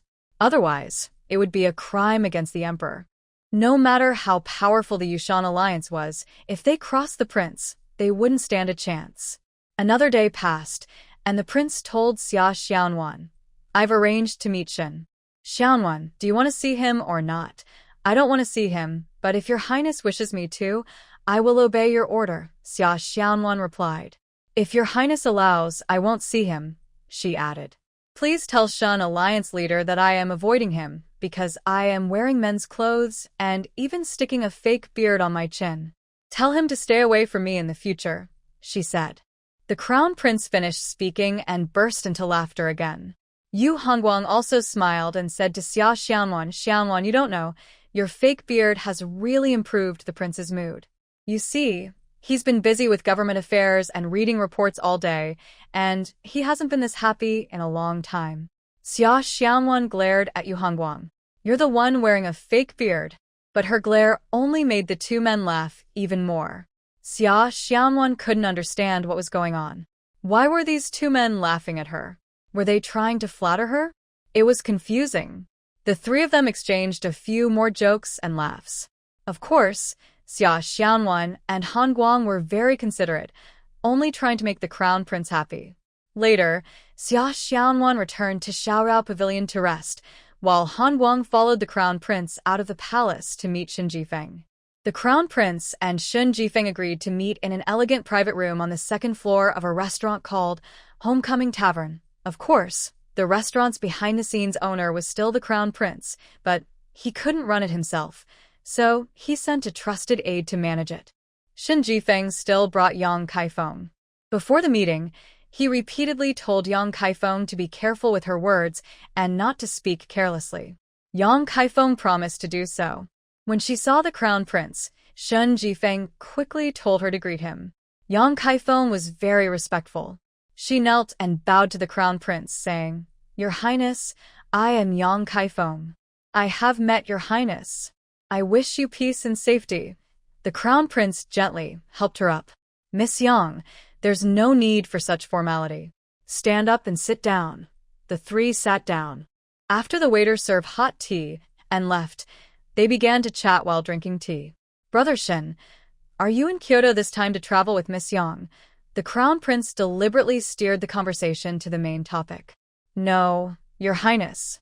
As you know, when I left Kyoto last time, I went with Jade Mountain and Xia Xianwan. But after arriving at Jade Mountain, there was a misunderstanding, and Xia Xianwan left alone, not knowing where she went. So, I brought Kaifeng out to find her. I wanted to explain the misunderstanding and then return to Jade Mountain together." A misunderstanding?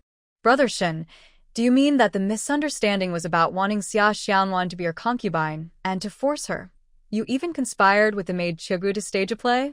But Xia Xianwan saw through it, and that's why she cut ties with you and left? Is there anything in this story that isn't true?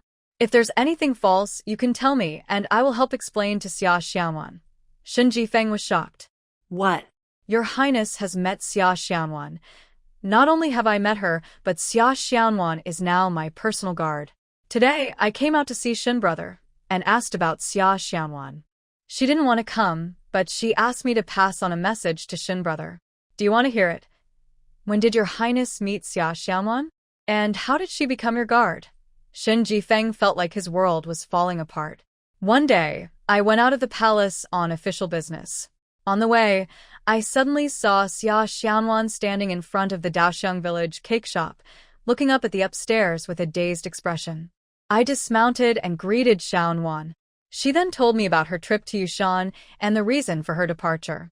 After leaving Yushan, she came to Kyoto because she had promised Madame Qin to help her with something at the Qin family's eldest daughter's place. Once the task was done, she planned to return to Peach Blossom Village the next day. She was standing downstairs at Daoxiang Village, wanting to buy a few boxes of cakes to take back to her neighbors. Because she needed to wait in line, she was worried she might not get any, so she was about to give up and return to the inn. Luckily, I saw her. After I persuaded her, she finally agreed not to go back to Peach Blossom Village for now, and also agreed to become my guard. The crown prince then told Xin Jifeng everything that had happened from the day he met Xianwan until today. At the end, he said, "Brother Xin, Xianwan asked me to pass on a message for her. She said she never promised anything to you, and you don't need to press her so hard to show your loyalty. Can't you see she doesn't want to do things she's unwilling to do?" Xin Jifeng listened, lowered his head for a moment without speaking. Deep inside, he finally believed that Xianwan was truly tired of him. He had completely lost her. After a long while, he looked up and said, "Your Highness, please tell Xianwan that if anything I did before hurt her, I apologize and promise I will never bother her again. But if one day she remembers me and looks back, she will see that Xin Jifeng will always be here, waiting for her to return." "All right, I will definitely pass your words to her. This time, you can stay longer with young Lady Yang and travel around. When I have free time, I will also leave the palace to meet with you more often," said the crown prince. After meeting the crown prince, Xin Jifeng quickly made a decision. Usually, he spends about half the year at Yushan and the other half visiting other branches. But now, he suddenly decided that from today on, he would set aside several months each year to stay in Kyoto. This way, he would have a chance to see Xianwan again and perhaps rekindle their past relationship. Although he now knows the exact location of Xia Xianwan, no matter how skilled he is or how good his relationship with the crown prince, he dares not secretly enter the Eastern Palace. Breaking into the royal palace without permission is a serious crime, and if caught, it could lead to the death of his entire family. So, he can only wait patiently, hoping that when Xia Xianwan leaves the palace, he can contact her, explain himself, and hopefully gain her forgiveness. His goal is to bring Xia Xianwan back to Yushan. Meanwhile, the crown prince and Yu Hongguang are riding back to the palace, chatting and laughing as they go. Yu Hongguang subtly controls his horse behind the crown prince's horse so they can talk freely while still showing respect and following the rules. When they arrive at the Eastern Palace, the crown prince changes into everyday clothes and then takes Yu Hongguang to the Peony Pavilion. The crown prince's main reason is to share the good news that the problem has been solved, hoping to make Xia Xianwan happy. As they approach the moon gate of the Peony Pavilion, they see two palace maids standing in front. When they see the crown prince, one of the maids runs into the yard. The crown prince turns to look at Yu Hongguang, who immediately speaks up. "Stop that palace maid in front. Your Highness, please stop her." As they speak, they step forward. Another palace maid standing by the gate quickly kneels when she sees the crown prince. Many other maids and nannies in the yard also kneel down instantly, from the moon gate to Xia Xianwan's room, kneeling all over the ground. Only the maid who is running into the yard at first keeps going forward, clearly trying to deliver a message inside. "Guard you, catch that maid and bring her back to me," the crown prince orders. Hearing the order, Yu Hongguang swiftly moves, grabbing the maid who is about to enter the room. He pulls her back, then returns her to the crown prince, tossing her onto the ground. The maid trembles with fear, kneeling silently on the ground. The crown prince looks down and recognizes her vaguely. She seems to be Xia He, a first-class maidservant close to the crown princess, who usually behaves quite decently. "You are a maidservant close to the crown princess, right? I ask you, why did you run when you saw me?" The palace maid trembled with fear but stubbornly said, "I did not run on purpose. I didn't hear the prince's order to stop." Her answer was basically an admission of guilt. "Bring her here. Send this palace maid to the Justice Department. Without my order, she is not allowed to leave for life. Anyone who dares to release her will share her punishment." The prince was angry at her denial. Now, Xia He finally realized she had caused trouble. She knelt on the ground, repeatedly begging, "Your Highness, forgive me. Your Highness, forgive me." Her voice quickly faded away and disappeared completely. The prince had already stepped into Xia Xianwan's room. As he entered, he saw the crown princess Zhengyu sitting on a chair, her face full of anger. A little further away, several palace maids were trying to get up from the ground. Xia Xianwan stood calmly in the corner, appearing natural. Two female guards in front of her were attacking her with fists and kicks. Xia Xianwan did not fight back or even move. She just stood there casually dodging. For some reason, the two guards just couldn't hit her. The crown princess's nursemaid, Li Mama, was standing with her hands on her hips, loudly scolding Xia Xianwan and boasting that when the guards caught her later, she would personally tear her skin off. Amid the chaos, when the prince stepped in, the crown princess immediately stood up from her chair and asked, "Your Highness, didn't you go out of the palace to handle some affairs? Why are you back?" The two guards attacking Xia Xianwan also stopped and stepped back. Li Mama, with her back to the door and being older, didn't hear the commotion behind her.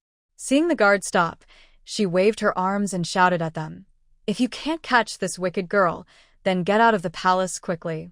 Li Mama kept shouting loudly. At this moment, she heard the crown princess trembling and say, "Mama, stop talking. Crown princess, don't stop me. If these guards don't help the prince at critical moments, what's the point of keeping them around?" She continued scolding. She cursed loudly and finally saw the prince's face turn pale with anger. Frightened, she immediately shut up and knelt down. The prince was furious. He kicked Li Mama away and walked over to the chair where the crown princess had been sitting down himself. Lady Li hurriedly got up and turned around to kneel properly again. I, the old servant, did not know your highness was arriving and accidentally caused a disturbance. I deserve to die 1,000 times. Please forgive me, your highness. Since you know you deserve to die, why do I still need to forgive you? The crown prince was angry. Lady Li dared not speak anymore and kowtowed repeatedly. Seeing the crown prince's anger, the crown princess quickly came over and knelt. Your highness, please calm down. I made some mistakes today and ask for your mercy. Lady Li is old and has poor eyesight, and she doesn't know her limits when speaking or acting. Please, for my sake, forgive her this time. Poor eyesight? Not knowing her limits? Why is she still in the palace? She might as well leave and go home to retire. Your highness, I was raised by Lady Li since I was young. I really can't do without her. Please, your highness, be kind to me, the crown princess said tearfully. Lady Li's behavior is inappropriate. She shows no respect for palace rules. Take her away and slap her 10 times. The crown prince finally showed some mercy and did not order Lady Li to be expelled from the palace immediately. Your highness, Lady Li is old and cannot endure such slaps. The crown princess pleaded. Add 10 more slaps, 20 in total. If she still begs for mercy, add 10 more, until she is beaten to death, the crown prince ordered. Now the crown princess dared not speak further and only knelt and kowtowed. Lady Li was dragged away and received 20 slaps. Her face bloodied, and she lost several teeth. In a daze, she was supported to kneel before the crown prince to thank him. Because it was a punishment from the royal family, it was also a form of reward. One must not resent it, but instead kneel and thank them. The crown princess's tears almost fell, but she dared not cry loudly in front of the crown prince. She quietly ordered someone to carry Lady Li back to her own room. The crown prince ignored the crown princess kneeling on the ground and instead spoke to Xia Xianwan, who was still standing in the corner. Xianwan, I came back late and made you suffer. I am sorry. Xia Xianwan gently shook her head. I caused trouble for your highness. Please punish me. I am willing to accept any punishment. After the crown prince finished speaking, he walked away without paying attention to the still kneeling crown princess, nor did he say a word of blame. However, this indifference was more embarrassing and harder to accept than any criticism. The trusted palace maid, Qiu Tian, saw that the crown prince had already left, but the crown princess was still kneeling on the ground. She quickly came over to help her up and said, I will help you up. Let's hurry back to the palace. The crown princess allowed Qiu Tian to assist her. As she was about to leave, she looked back at Xia Xianwan with a gaze full of hatred, almost deadly in its intensity. Xia Xianwan simply smiled without care, her smile blooming like spring flowers, stunning everyone around her. Recently, the crown princess Zhengyu had been hearing reports from her trusted maid that the crown prince was visiting the summer guard at the Peony Pavilion every day. The repeated visits to the summer guard made her increasingly annoyed. She couldn't understand why a simple female guard, who knew nothing about music, chess, painting, or poetry, could be so captivating. She was just a pretty face, no different from other beauties in the palace. The crown prince, raised among many beautiful women, had seen countless beauties. How could he possibly be enchanted by a common girl? The crown princess was curious and wanted to see for herself how beautiful the guard was, but she only did so out of curiosity. She wondered just how stunning this guard could be. However, the crown prince had issued a strict order. No one was allowed to enter or leave the Peony Pavilion without his permission, including the crown princess herself. Because of this order, she had tried several times to visit the pavilion but never dared to go. One morning, her trusted maid reported that the crown prince had taken guards, including Yu Hongguang, out of the palace, seemingly to settle some dispute with the summer guard. The maid didn't hear the details clearly and dared not speculate, only confirming that they had gone out to handle some matter for the summer guard. Hearing this, the crown princess Zhengyu was furious.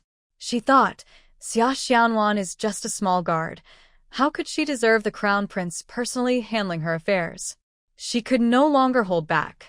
Leading her maid and other women, she rushed toward the peony pavilion, determined to see for herself.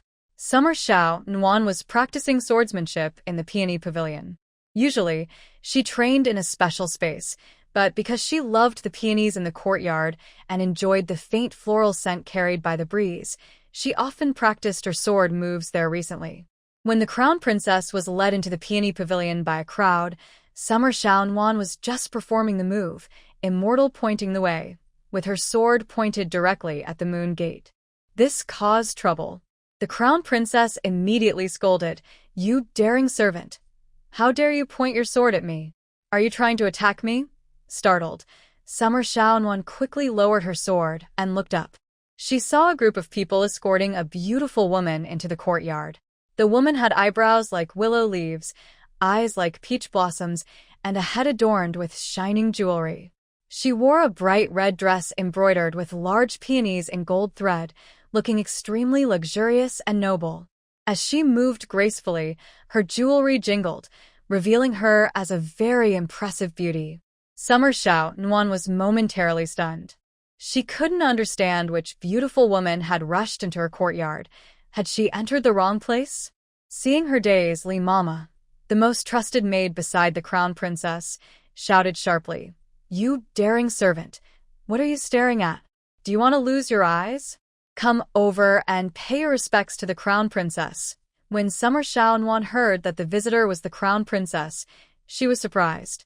She quickly wrapped her soft sword around her waist and ran over to kneel before the crown princess, greeting.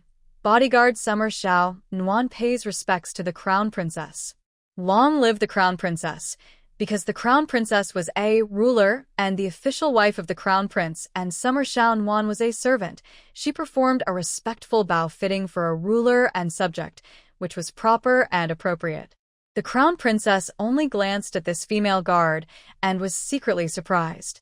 She saw that the girl had delicate features, simple but elegant clothing, a small face as white as jade and as rosy as peach blossoms, with bright, clear eyes like a lake, black and white perfectly balanced. In that moment, the crown princess was greatly shocked. She understood that such a woman could not stay long beside the crown prince. Today, she had to take the opportunity while the crown prince was away to deal with her. "Bold servant, just now you saw me and pointed your sword at me. Do you want to attack me?" Summer Xiaonuan did not understand the thoughts of the crown princess. She truly believed the princess had misunderstood her, so she quickly explained, "Your Highness, I was just practicing swordsmanship. The move I was doing is called Immortal Points the Way, just a stance. I didn't realize you had entered, and I apologize for any offense." "Apologize? Today I forgive you, but tomorrow you might come with your sword to my palace, claiming you're practicing? Also, I saw the sword you used earlier. It was clearly the crown prince's sword. You, a low-ranking guard, dare to use the prince's sword." After speaking, the crown princess turned and ordered a female guard nearby, "Go and take the soft sword she has at her waist, and bring it to me. I want to check if it's the prince's sword." The guard received the order and quickly approached Xiaonuan. "Guard Xiaonuan, please hand over your soft sword." Although Xiaonuan couldn't resist, she was not afraid because the sword was originally a gift from the crown prince. She gently untied the soft sword from her waist and handed it over. The guard respectfully took it and then handed it to the crown princess. The crown princess looked at it briefly and confirmed it was indeed the prince's sword. "Bold Xiaonuan, you are truly a thief. This is the prince's personal sword, which he has worn for many years because he likes it very much. Now you dare to steal the prince's sword? I think you want to die. Someone arrest Xiaonuan. She stole the prince's sword and plans to attack me to frame the prince. Quickly capture this thief." At this moment, Xiaonuan realized that the crown princess was not just misunderstanding her, she was determined to kill her. She no longer wanted to endure, but also did not want to fight. She stood up slowly and backed away toward her room. "Servant girl, did the crown princess allow you to stand up? How dare you get up on your own?" Li Mama shouted. Xiaonuan did not answer. She wanted to retreat to her room and take the chance to enter her space. However, the crown princess and her followers stepped closer and ordered 2 guards to arrest her. Xiaonan did not resist openly, but secretly used magic to pull a few palace maids and nannies to block herself. As a result, the 2 guards' punches and kicks landed on these maids and nannies, knocking them to the ground. They lay there for a long time and couldn't get up. While everyone was arguing loudly, the crown prince entered. The chaos finally came to an end. The crown princess returned to her main chamber, still trembling with anger. She couldn't stop crying, despite Autumn's efforts to comfort her. Since childhood, she had been pampered and spoiled by everyone, never experiencing such deep hurt before. Li Mama, who also felt like she was about to die from shame, had been kicked over by the crown prince and slapped 20 times. She felt utterly humiliated. How could she stand in front of others again? Could she still manage the other maids and nannies? Li Mama was quietly mourning when she heard a young maid report that the crown princess was very upset and crying. She was shocked and, despite the pain in her mouth, she forced herself to endure it. With the help of the young maid, she supported herself and carried a cane as she went to the main chamber to persuade the crown princess. Seeing Li Mama, the crown princess felt like she was seeing a family member and was overwhelmed with sadness, crying with difficulty. Li Mama immediately knelt on the ground and said, "Crown princess, I beg you to take good care of your health. Such deep sorrow can harm your body. Please, crown princess, take care of yourself." Just then, a palace maid in the courtyard announced, "His Royal Highness the Crown Prince is safe and sound." Everyone in the room realized the Crown Prince had arrived. For a moment, no one knew what to do. The Crown Prince stepped inside. The Crown Princess quickly wiped her tears, straightened her hair accessories, and hurried a few steps to kneel and greet him. "Your Highness, I pay my respects. I wish you good health." Seeing the Crown Prince look at her silently, she quickly added, "Your Highness, I was too bold today. I only heard that Lady Xia was very beautiful and wanted to see her.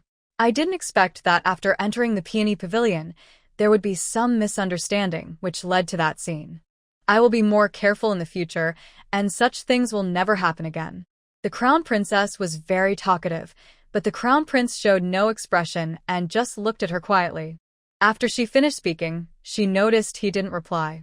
She didn't dare to stand up and only knelt on the ground, bowing her head to admit her mistake. After a while, the Crown Prince finally said, "Get up." The Crown Princess then bowed her head to thank the prince and stood up.